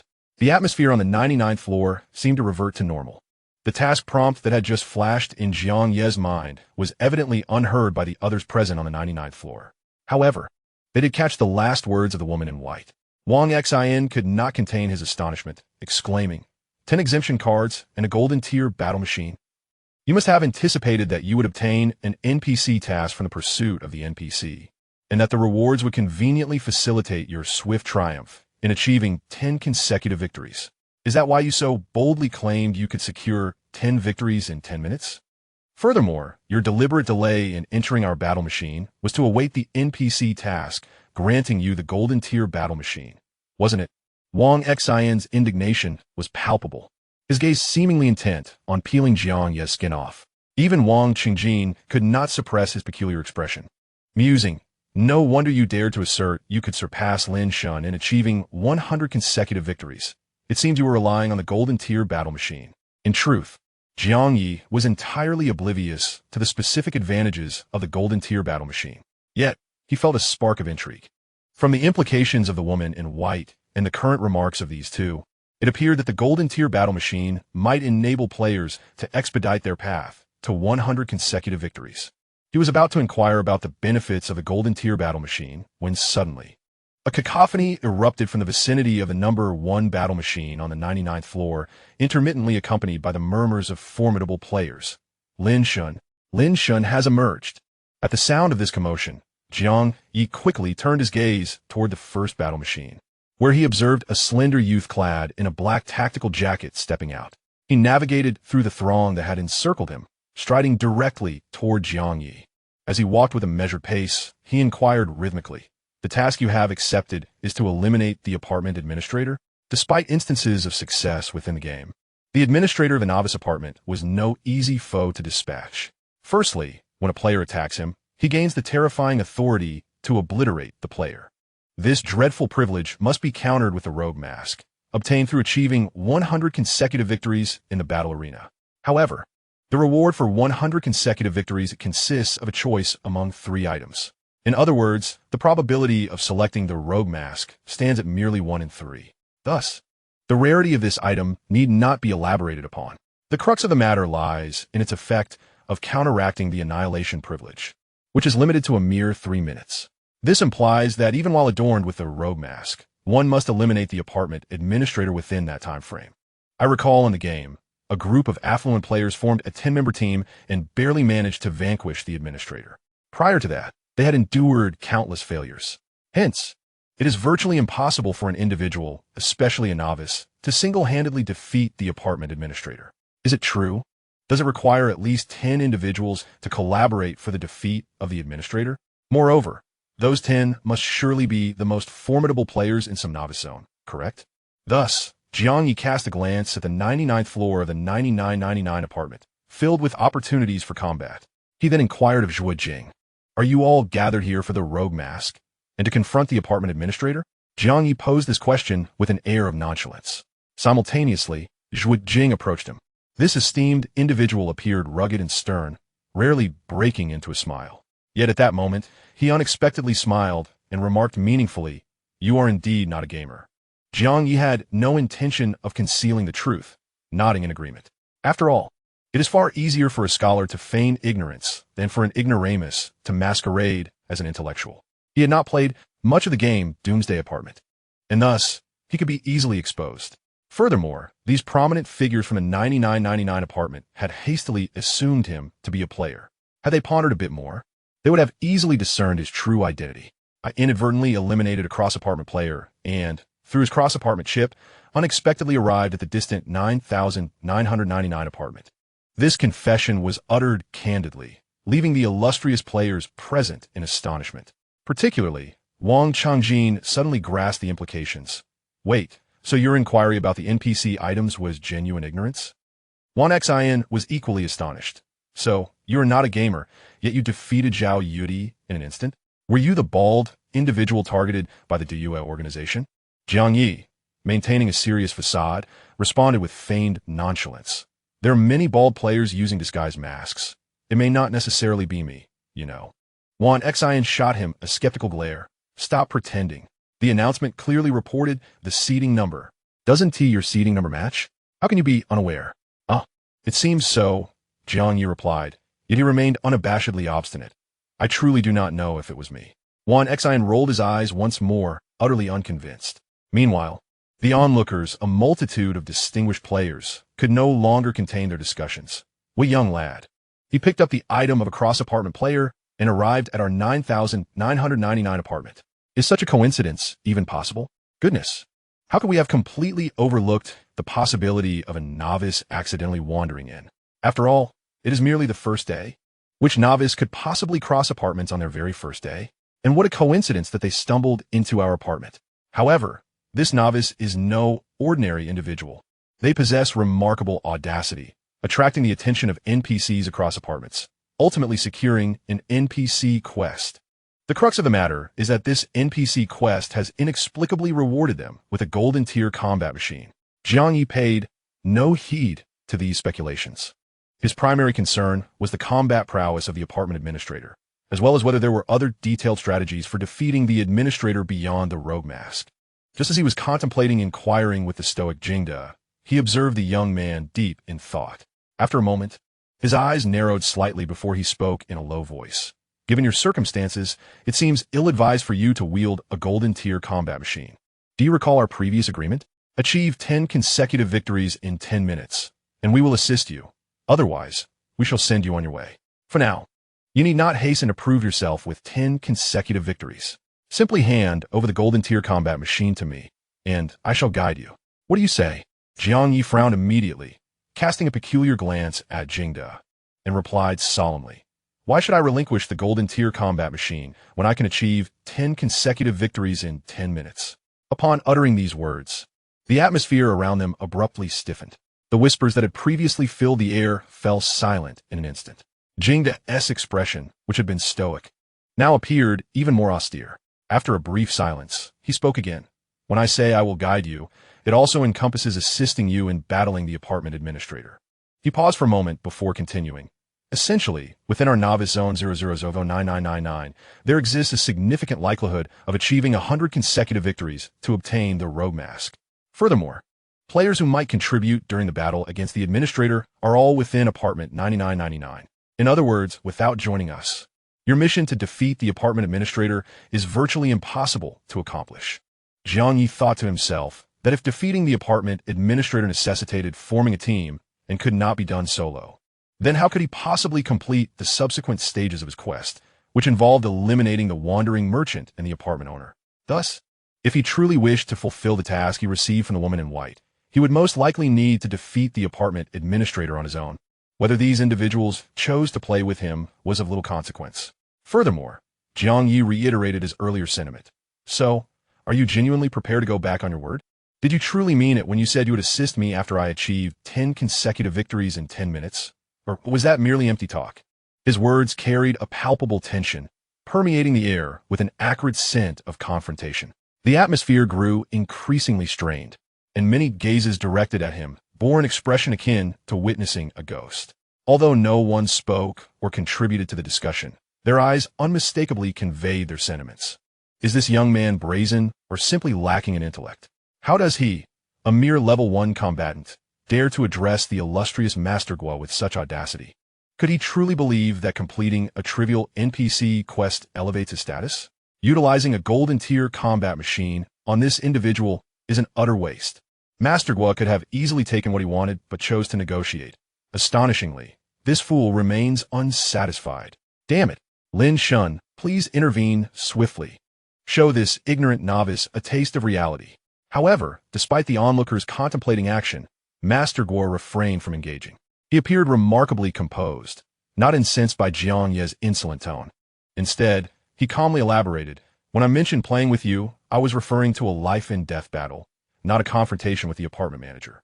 "Oh, I see," Jiang Ye replied, raising an eyebrow. "That is perfectly fine. I have no need for your assistance against the apartment manager."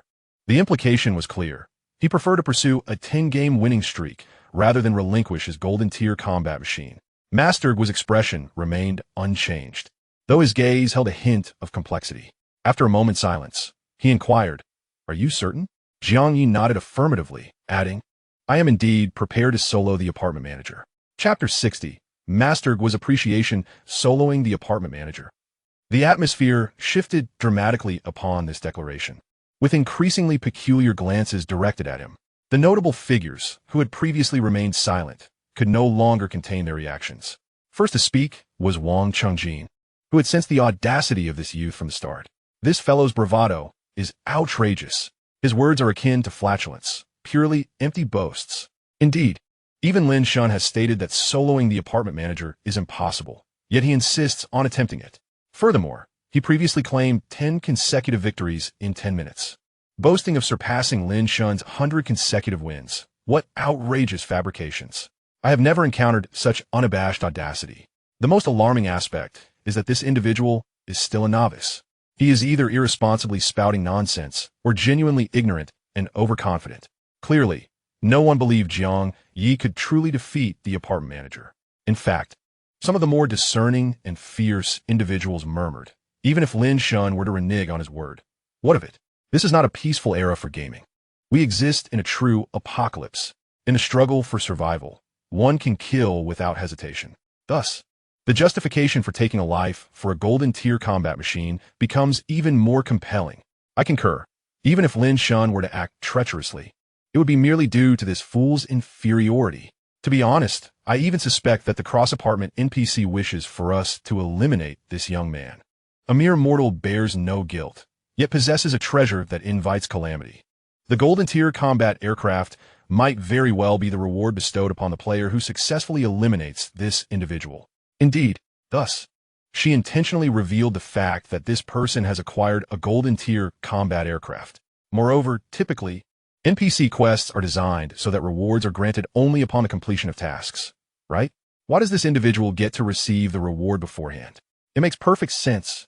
Therefore, these task rewards are essentially intended for the players who have slain this person. Precisely. Do not forget, that NPC was originally on a mission to hunt down this player. The seasoned players became increasingly convinced of their analysis. Even Jiang Ye, upon hearing this, couldn't help but feel a twinge of doubt. Could it be that the woman in white genuinely offered such generous rewards to incite these formidable players to eliminate him? Were these rewards truly meant for them? However, just as he entertained these suspicions, the esteemed Lin glanced over. The weight of his gaze swiftly silenced the players of the 9,999 apartment. Furthermore, Gu Jing directly addressed those players, stating, "Is it necessary to offer a Golden Tier combat aircraft as a reward for a level 10 player tasked with eliminating a level 1 player? Generally speaking, the difficulty of a task corresponds to its reward. If the Golden Tier combat aircraft is indeed a reward for slaying Jiang Ye, it would only imply that, in the eyes of that NPC, Jiang Ye is formidable, not easily vanquished by just anyone." Additionally, Gu Jing did not believe that the NPC would go to such lengths to design a quest for a mere level 1 lackey. If she truly wished to eliminate Jiang Ye through an NPC task, she could simply assign a quest to other players without all this subterfuge. Thus, the conjectures of these 9,999 players were merely self-serving speculations. A slight stir of thought among them led to a feeling of embarrassment. Gu Jing shifted her gaze from them back to Jiang Ye. After a brief moment of contemplation, her tone took on an unusual quality. "The quest you accepted surely encompasses more than merely eliminating the apartment manager, does it not? Your previous dialogue with the NPC, though it seemed quite far-fetched, must involve a task to eliminate the apartment owner, correct?" While phrased as a question, Gu Jing's tone bore the weight of a statement. Infused with an indescribable complexity, Jiang Ye frowned, sensing an undercurrent of calculation and ill intent in her words. He chose not to respond, yet it appeared that the other party did not require his answer. After a moment of further contemplation, Gu Jing slowly remarked, "According to my prior assertion, achieving 10 consecutive victories within 10 minutes implies that our invitation to you was to partake in a life and death battle. However, now that the Golden Tier combat aircraft also possesses life and death battle functionalities, I find our previous agreement unnecessary to fulfill. Yet, it seems you have interpreted my intentions as coveting your Golden Tier combat aircraft. To be frank, Jiang Ye, I hold you in high regard. They regarded your claim of single-handedly defeating the apartment manager as mere bravado. However, I believe that your confidence alone surpasses that of many others." Upon this declaration, the other players in the 9999 apartment widened their eyes in disbelief, hardly able to trust their ears. This must be the first instance where Lin Shan expresses admiration for someone, perhaps even commending Jiang Ye's boastfulness. Could it be that he genuinely believes Jiang Ye is capable of defeating the apartment manager alone? Simultaneously, due to Ji Qing's words of appreciation, the gaze of these 9,999 players towards Jiang Ye transformed entirely. Previously, there was a condescending disdain towards newcomers, but now it was as if they had encountered a ghost, filled with doubt, shock, and even a hint of envy. After all, none among them had ever received Ji Qing's admiration. Jiang Ye himself initially felt an overwhelming sense of joy at Ji Qing's words. Being praised and acknowledged is, in itself, a source of pride. What is even more commendable is receiving such recognition from someone of higher stature.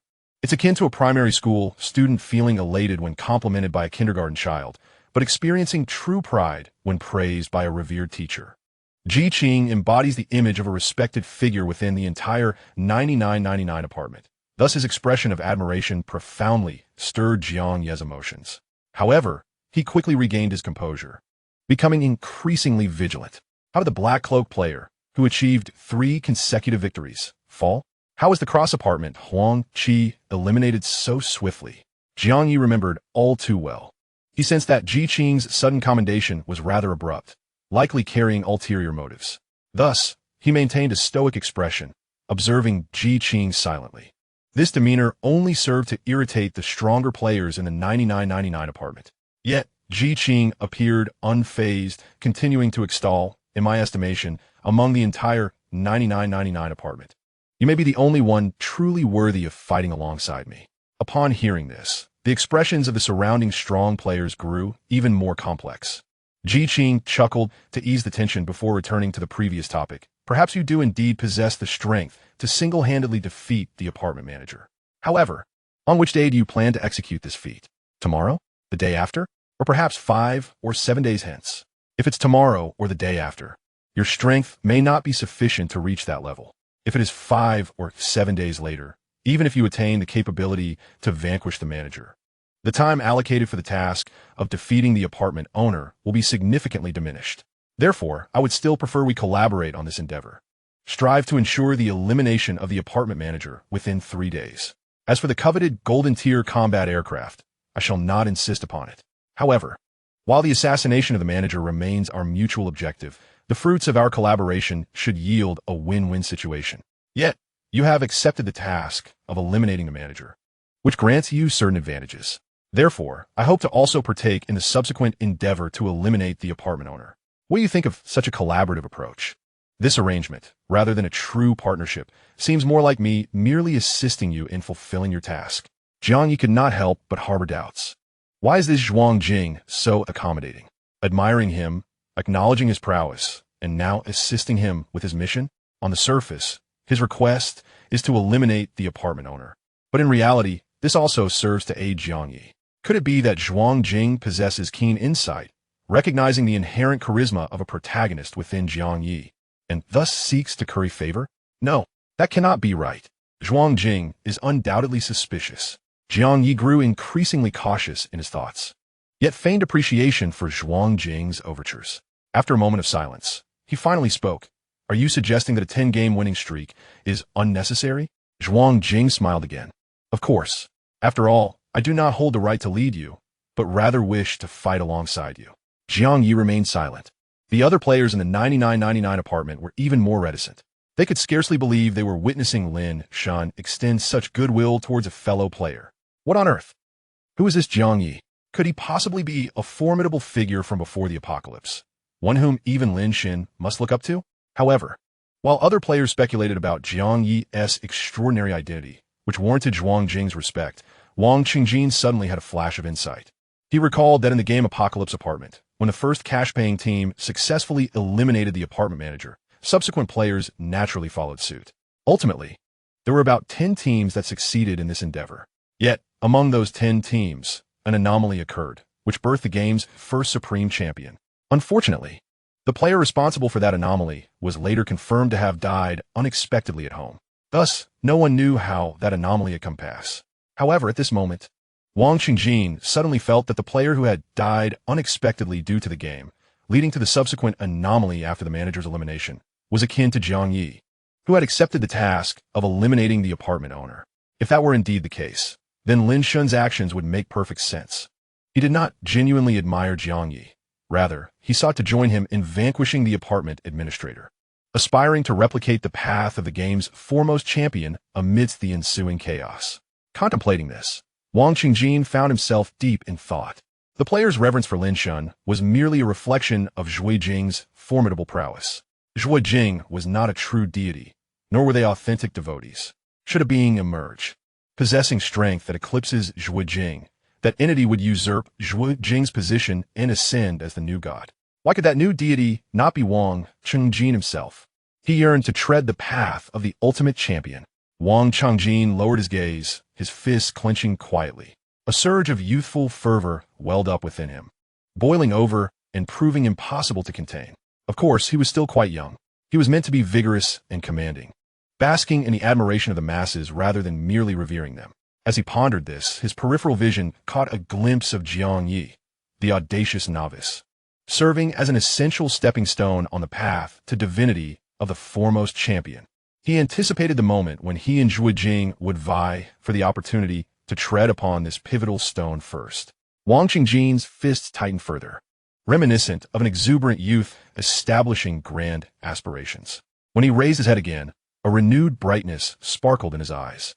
while other players speculated about Jiang Ye's identity. Wang Qingjin approached him with uncharacteristic flattery, discarding his previous mockery and disdain.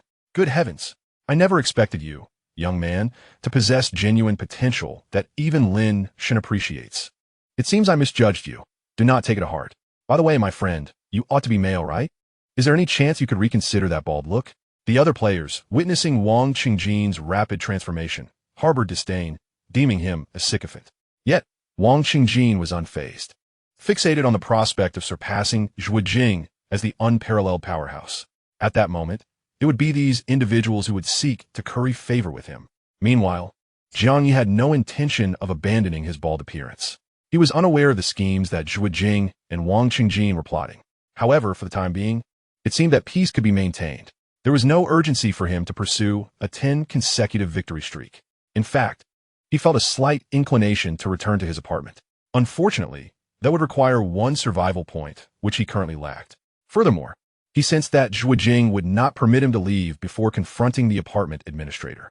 Thus, he refrained from mentioning his desire to return to his apartment, and instead, under the pretext of checking his task rewards, went to the first-floor administrator to rent an apartment on the 20th floor. Subsequently, he settled into the apartment to organize the task rewards bestowed upon him by the woman in white. On the other side, the woman in white, having regained her hair, returned to apartment 1008, her dwelling at 2064. Upon returning to the apartment, Jiang Ye's presence was conspicuously absent. The domestic assistant robot refrained from uttering any unnecessary comments. The woman in white, with a composed gaze, scanned the apartment before making her way directly to the grand television in the living room. With a dismissive chuckle directed at the screen, she casually pressed a button on the remote control. Instantly, the television flickered to life, displaying the eerie forest where Jiang Ye had been taken to the rooftop previously. The scene on the screen shifted, as if a pair of eyes were searching for something within the ominous woods. Soon enough, the eyes fixed upon a figure. There stood the silhouette of Jiang Ye's first avatar. Chapter 61. The redemption list. Jiang Ye's form stealthily navigated through the foreboding forest.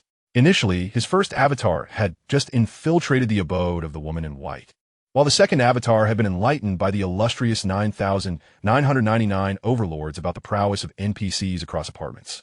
Sensing impending doom, the first avatar contemplated escape as soon as he entered 2064. Strangely enough, gaining entry to 2064 was a breeze. The domestic assistant robot granted him passage without hesitation. Yet, attempting to leave proved futile. He could not even open the door. The domestic assistant robot had no intention of allowing his departure. Thus, as the second avatar vented his frustrations over the insufferable Yang Wenchao, the first avatar echoed his sentiments. Later, when the second avatar received a task indicating the woman in white might have vacated, the first avatar felt an immediate sense of foreboding. In that moment, he resolved to take a bold step. Clutching his identification badge, he began to explore the television in the woman's residence. Remarkably, just as before, he was transported through the screen to the eerie woods. Uncertain of when the woman in white would return, he recalled a specific location in the forest where a white sheet could teleport him to the rooftop of the apartment. Thus, if he could manage to arrive at the rooftop before her return, he would be safe. This led to the spectacle of his furtive movements within the shadowy forest. Unbeknownst to him, the woman in white lounged leisurely on the sofa in the living room, watching the images of him traversing the woods on the television. Her gaze wandered, pondering whether this young man could truly eliminate the apartment's owner. Generally, when NPCs assign tasks, they hope for successful completion, believing the chosen players possess a significant probability of success. However, the task of eliminating the apartment's owner, even she herself could not aspire to such a feat this furtive. Level 0 nuisance on the screen? Leaning back on the sofa, she shook her head slightly, perplexed as to why she had entrusted him with such a task. Yet moments later, her expression hardened. Raising her hand, she sent forth a slender black thread that shot towards the television screen. Meanwhile, in the eerie woods, Jiang Ye finally discovered the white bedsheet leading to the rooftop of the apartment. This pristine sheet hung from a barren, leafless tree, untainted by blood. However, just as he was about to dash toward his target, a bloodied white sheet from a nearby dead tree suddenly drew him in. What on earth was happening? Jiang Ye's expression shifted dramatically. In an instant, he realized that his surroundings had transformed entirely. The atmosphere remained unsettling and sinister, yet the sky was painted a dark crimson, and a thick miasma of blood enveloped the area. With each breath, he sensed a damp, chilling scent of blood that left him feeling faint. In this moment of weakness, he discovered that the already meager attributes of his primary avatar had taken a turn for the worse, rendering him utterly feeble, akin to his original form before any enhancements. While simultaneously controlling 3 avatars. To make matters worse, amidst this state of weakness, the hiss of venomous snakes slithering through the blood mist echoed ominously. Within mere seconds, hundreds of black serpents swiftly encircled him. Goodness gracious! My fear of crowded spaces is about to overwhelm me. Jiang Ye nearly let out an expletive. Yet, more pressing than his frustration was the urgency to merge his third avatar with its mirrored counterpart. Typically, merging 2 third avatars would undoubtedly elevate his combat prowess beyond 200. Yet, under the influence of the blood mist, his attributes were halved. The fusion of the 2 avatars yielded merely the effect of one. Fortunately, upon unleashing the ice domain, the encroaching serpents were still immobilized, their movements significantly hindered. At that moment, Jiang Ye truly grasped the formidable power of his domain skill. Without hesitation, he released a mist of ice, swiftly assaulting the venomous snakes. Simultaneously, notifications echoed in his mind. Successfully defeated a level 1 shadow ring snake. Gained 10 energy points. Ding! Your level has risen to level 1.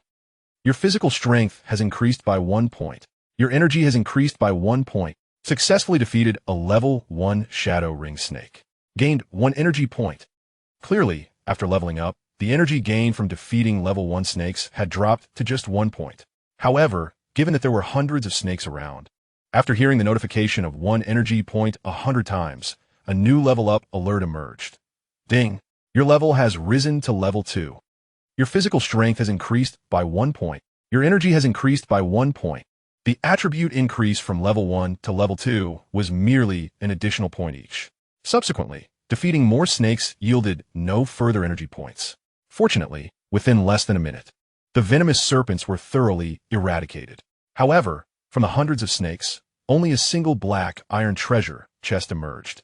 Jiang Ye picked it up and collapsed onto the ground, engulfed by a sensation of having narrowly escaped death. Yet, he barely rested for a few seconds before the ominous rustling sound echoed through the crimson mist. Simultaneously, he felt the ground beneath him subtly tremble. Instantly alert, Jiang Ye dared not linger any longer. He soon discerned that the rustling emanated from the surrounding distorted trees. Alarmingly, the number of these trees far exceeded that of the previous serpents. Moreover, they seemed to possess the capability for ranged attacks, using their extended branches to launch disruptive strikes from a considerable distance. Under such dire circumstances, his ice domain could only encompass a couple of trees at the perimeter, leaving those further away utterly unprotected. Nevertheless, recognizing the urgency of the situation, Jiang Ye unleashed his ice domain, combining it with a frigid mist assault and the phantom ring blade, swiftly demolishing one of the trees. Concurrently, a notification resonated in his mind. Successfully killed a level 3 twisted treant. Earned 100 energy points. This time, defeating a level 3 foe with his level 2 self granted him 100 energy points. However, he did not ascend to level 3 directly. Jiang Ye, unwilling to relax, quickly repositioned himself, evading the branches while continuing to eliminate the twisted treants. Successfully killed a level 3 twisted treant. Earned 100 energy points. Successfully killed a level 3 twisted treant. Earned 100 energy points. Yet, as time progressed, the pressure within Jiang Ye's heart intensified. While he had effortlessly vanquished hundreds of serpents earlier, it had required the fusion of 2 avatars. Once the 3-minute fusion period concluded, the only remaining fusions would be between the 4th and 3rd avatar's reflections. Furthermore, creating a reflection necessitated displaying a 30-second data panel before the replication mirror. In a perilous battle, 30 seconds could very well cost him his life. So what was he to do? Must the first avatar be sacrificed? Just as Jiang Ye grappled with this crisis, feeling overwhelmed and anxious, 2064 leaned back on the sofa, gazing at the images on the television screen, lost in thought. Was this the fusion of avatars? This lad, the heavens reward diligence. He possesses an affinity for the gold element and an affinity for the ice element. These 3 must all be avatars. His true self must surely harbor an SSS-level talent, right? After all, with a data panel that even the detection technique could not discern, he appeared identical to a normal player. This was her first time witnessing such a phenomenon. SSS-level talents are rare, but not non-existent. Yet, even with an SSS-level talent, to defeat the landlord of the novice apartment who governs the novice period, hope remains exceedingly elusive. Nevertheless, as Ian Su gazed at the screen, Jiang Ye swiftly vanquished the 10th twisted treant, successfully leveling up to level 3. She reassured herself, perhaps if one were to round it off, the seemingly bleak hope could be approximated to a glimmer of possibility. Meanwhile, within the confines of apartment 9999, specifically room 2025, the second avatar of Jiang Ye sensed impending peril the moment the first avatar was engulfed by the blood mist space. Without hesitation, he sprang into action, striving to secure a thread of hope for the first avatar. He promptly retrieved the golden grade battle machine from the spatial ring bestowed by the woman in white. Upon extraction, the battle machine was merely the size of a palm. A press of the button atop, it caused it to expand dramatically into a colossal entity, measuring 3 meters per side and standing approximately 5 meters tall. Its dark, matte finish exuded an air of sophistication and luxury, surpassing all battle machines Jiang Ye had encountered thus far. However, with the first avatar in dire straits, he lacked the luxury to marvel at its grandeur and promptly attempted to enter the golden grade battle machine. Upon entry, unlike the machines in the battle room that required a fee, this one directly bound him to its identity. It was akin to the distinction between a computer in an internet cafe and one at home. The battle machines in the battle room could be accessed by anyone upon payment, whereas this private machine, not requiring a fee but necessitating identity binding, was exclusively for individual use. Typically, acquiring such a private battle machine would entail a substantial expenditure for an average player. Undoubtedly, Jiang Ye's golden grade battle machine was far from inexpensive. It could very well be that game currency would not suffice. One might have to expend survival points. Thus, it was no wonder that Xue Jing coveted it. One could only hope that this golden grade marvel possessed formidable capabilities. After swiftly binding his identity, Jiang Ye entered the virtual combat space. However, unlike before, he did not find himself in the lobby of the battle apartment's first floor or amidst the myriad battle stations on the second floor. Instead, it appeared as though he had entered a subtly luxurious VIP room. The room was adorned with a sofa, coffee table, wine cabinet, bookshelf, and even equipped with a projector for films and sound equipment for karaoke. These amenities, within the apartment's low-end mall entertainment section, would typically require payment to enjoy. Yet, he could indulge in them directly within the golden grade battle machine. Nonetheless, Jiang Ye had no time for leisure. He immediately began to explore the specific functionalities of the golden grade battle machine. Soon, he discovered that the 4 walls of the room seemed to correspond to 4 distinct functions. On the wall facing north, his personal information was displayed. Jiang Ye, combat power, 54. Record, for consecutive victories, 100. Title, Nameless Black Iron. Game currency, 50, 0, 20, 0, 0, 0. Points, 0. Survival points, 0. Items, Announcement card X3, Privilege card X3, Exemption card X3, Swift resolution card X1. Wait, what is the meaning of this item? Where did he acquire such an abundance of items? After a swift investigation, he discovered a silent prompt from the operation panel in his mind. Upon first logging into the Golden Tier battle machine today, you automatically receive Announcement card X3, Privilege card X3, Exemption card X3, Swift resolution card X1. So the Golden Tier battle machine not only grants access to VIP lounges, but also provides a daily automatic distribution of item cards. What must these cards amount to in terms of game currency? This essentially means that by using this battle machine, he incurs no cost while also earning money daily. Truly, the Golden Tier battle machine is remarkable.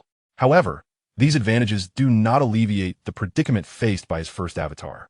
Thus, Jiang Ye, without even investigating the purpose of the Swift resolution card, continued to explore further functionalities. On the wall of the private box to the east, he discovered options for battle modes, newbie mode, normal mode, and survival mode. Yet, these did not resolve his immediate concerns, and he hastily moved to the southern wall. This time, upon placing his palm against it, a display appeared showing the exchange list. Its primary function allows the use of game currency, points, or survival points to redeem items listed therein. Furthermore, depending on the title held, one can enjoy certain discounts during the exchange. However, The nameless black iron title offers virtually no discounts. If the high-end mall in the apartment is likened to a physical store in reality, then this exchange list corresponds to online shopping, does it not? The items listed do not possess the tactile quality of those in the high-end mall. Instead, they resemble an online shopping experience where one can only view images and product information. Nevertheless, the advantage of online shopping lies in its freedom from spatial limitations and the time-consuming nature of physical browsing. A multitude of products can be swiftly perused within the list, and even a search function is available, saving a considerable amount of time. At present, Jiang Ye can only utilize the game currency for the exchange list. Fortunately, he possesses a staggering 50 million game currency. Essentially, he can afford anything that catches his eye. However, the issue remains that any items purchased will only appear with his second avatar, including the skill scrolls from the task rewards given by the woman in white. He wishes to use them for his main body, but how can he transfer them over? As his gaze swiftly skimmed through the myriad of products, Jiang Ye's eyes suddenly brightened. He had discovered a rather familiar item, a black iron-level parcel box. Price, 100 game currency. Effect, delivery to the designated apartment's courier service station within 3 days. The black iron-grade parcel box offers no defensive capabilities, posing a risk of parcel loss. It is advisable to purchase additional shipping insurance. The bronze-grade parcel box is priced at 1,000 game coins and ensures delivery to the designated apartment's courier service station within 1 day. While the bronze-grade box possesses a modicum of defensive properties, there remains a risk of parcel loss. Additional shipping insurance is recommended. The silver-grade parcel box is available for 100,000 game coins, guaranteeing delivery to the specified location within 3 seconds. The silver-grade parcel box carries an extremely low risk of parcel loss, making it ideal for the delivery of luxury items.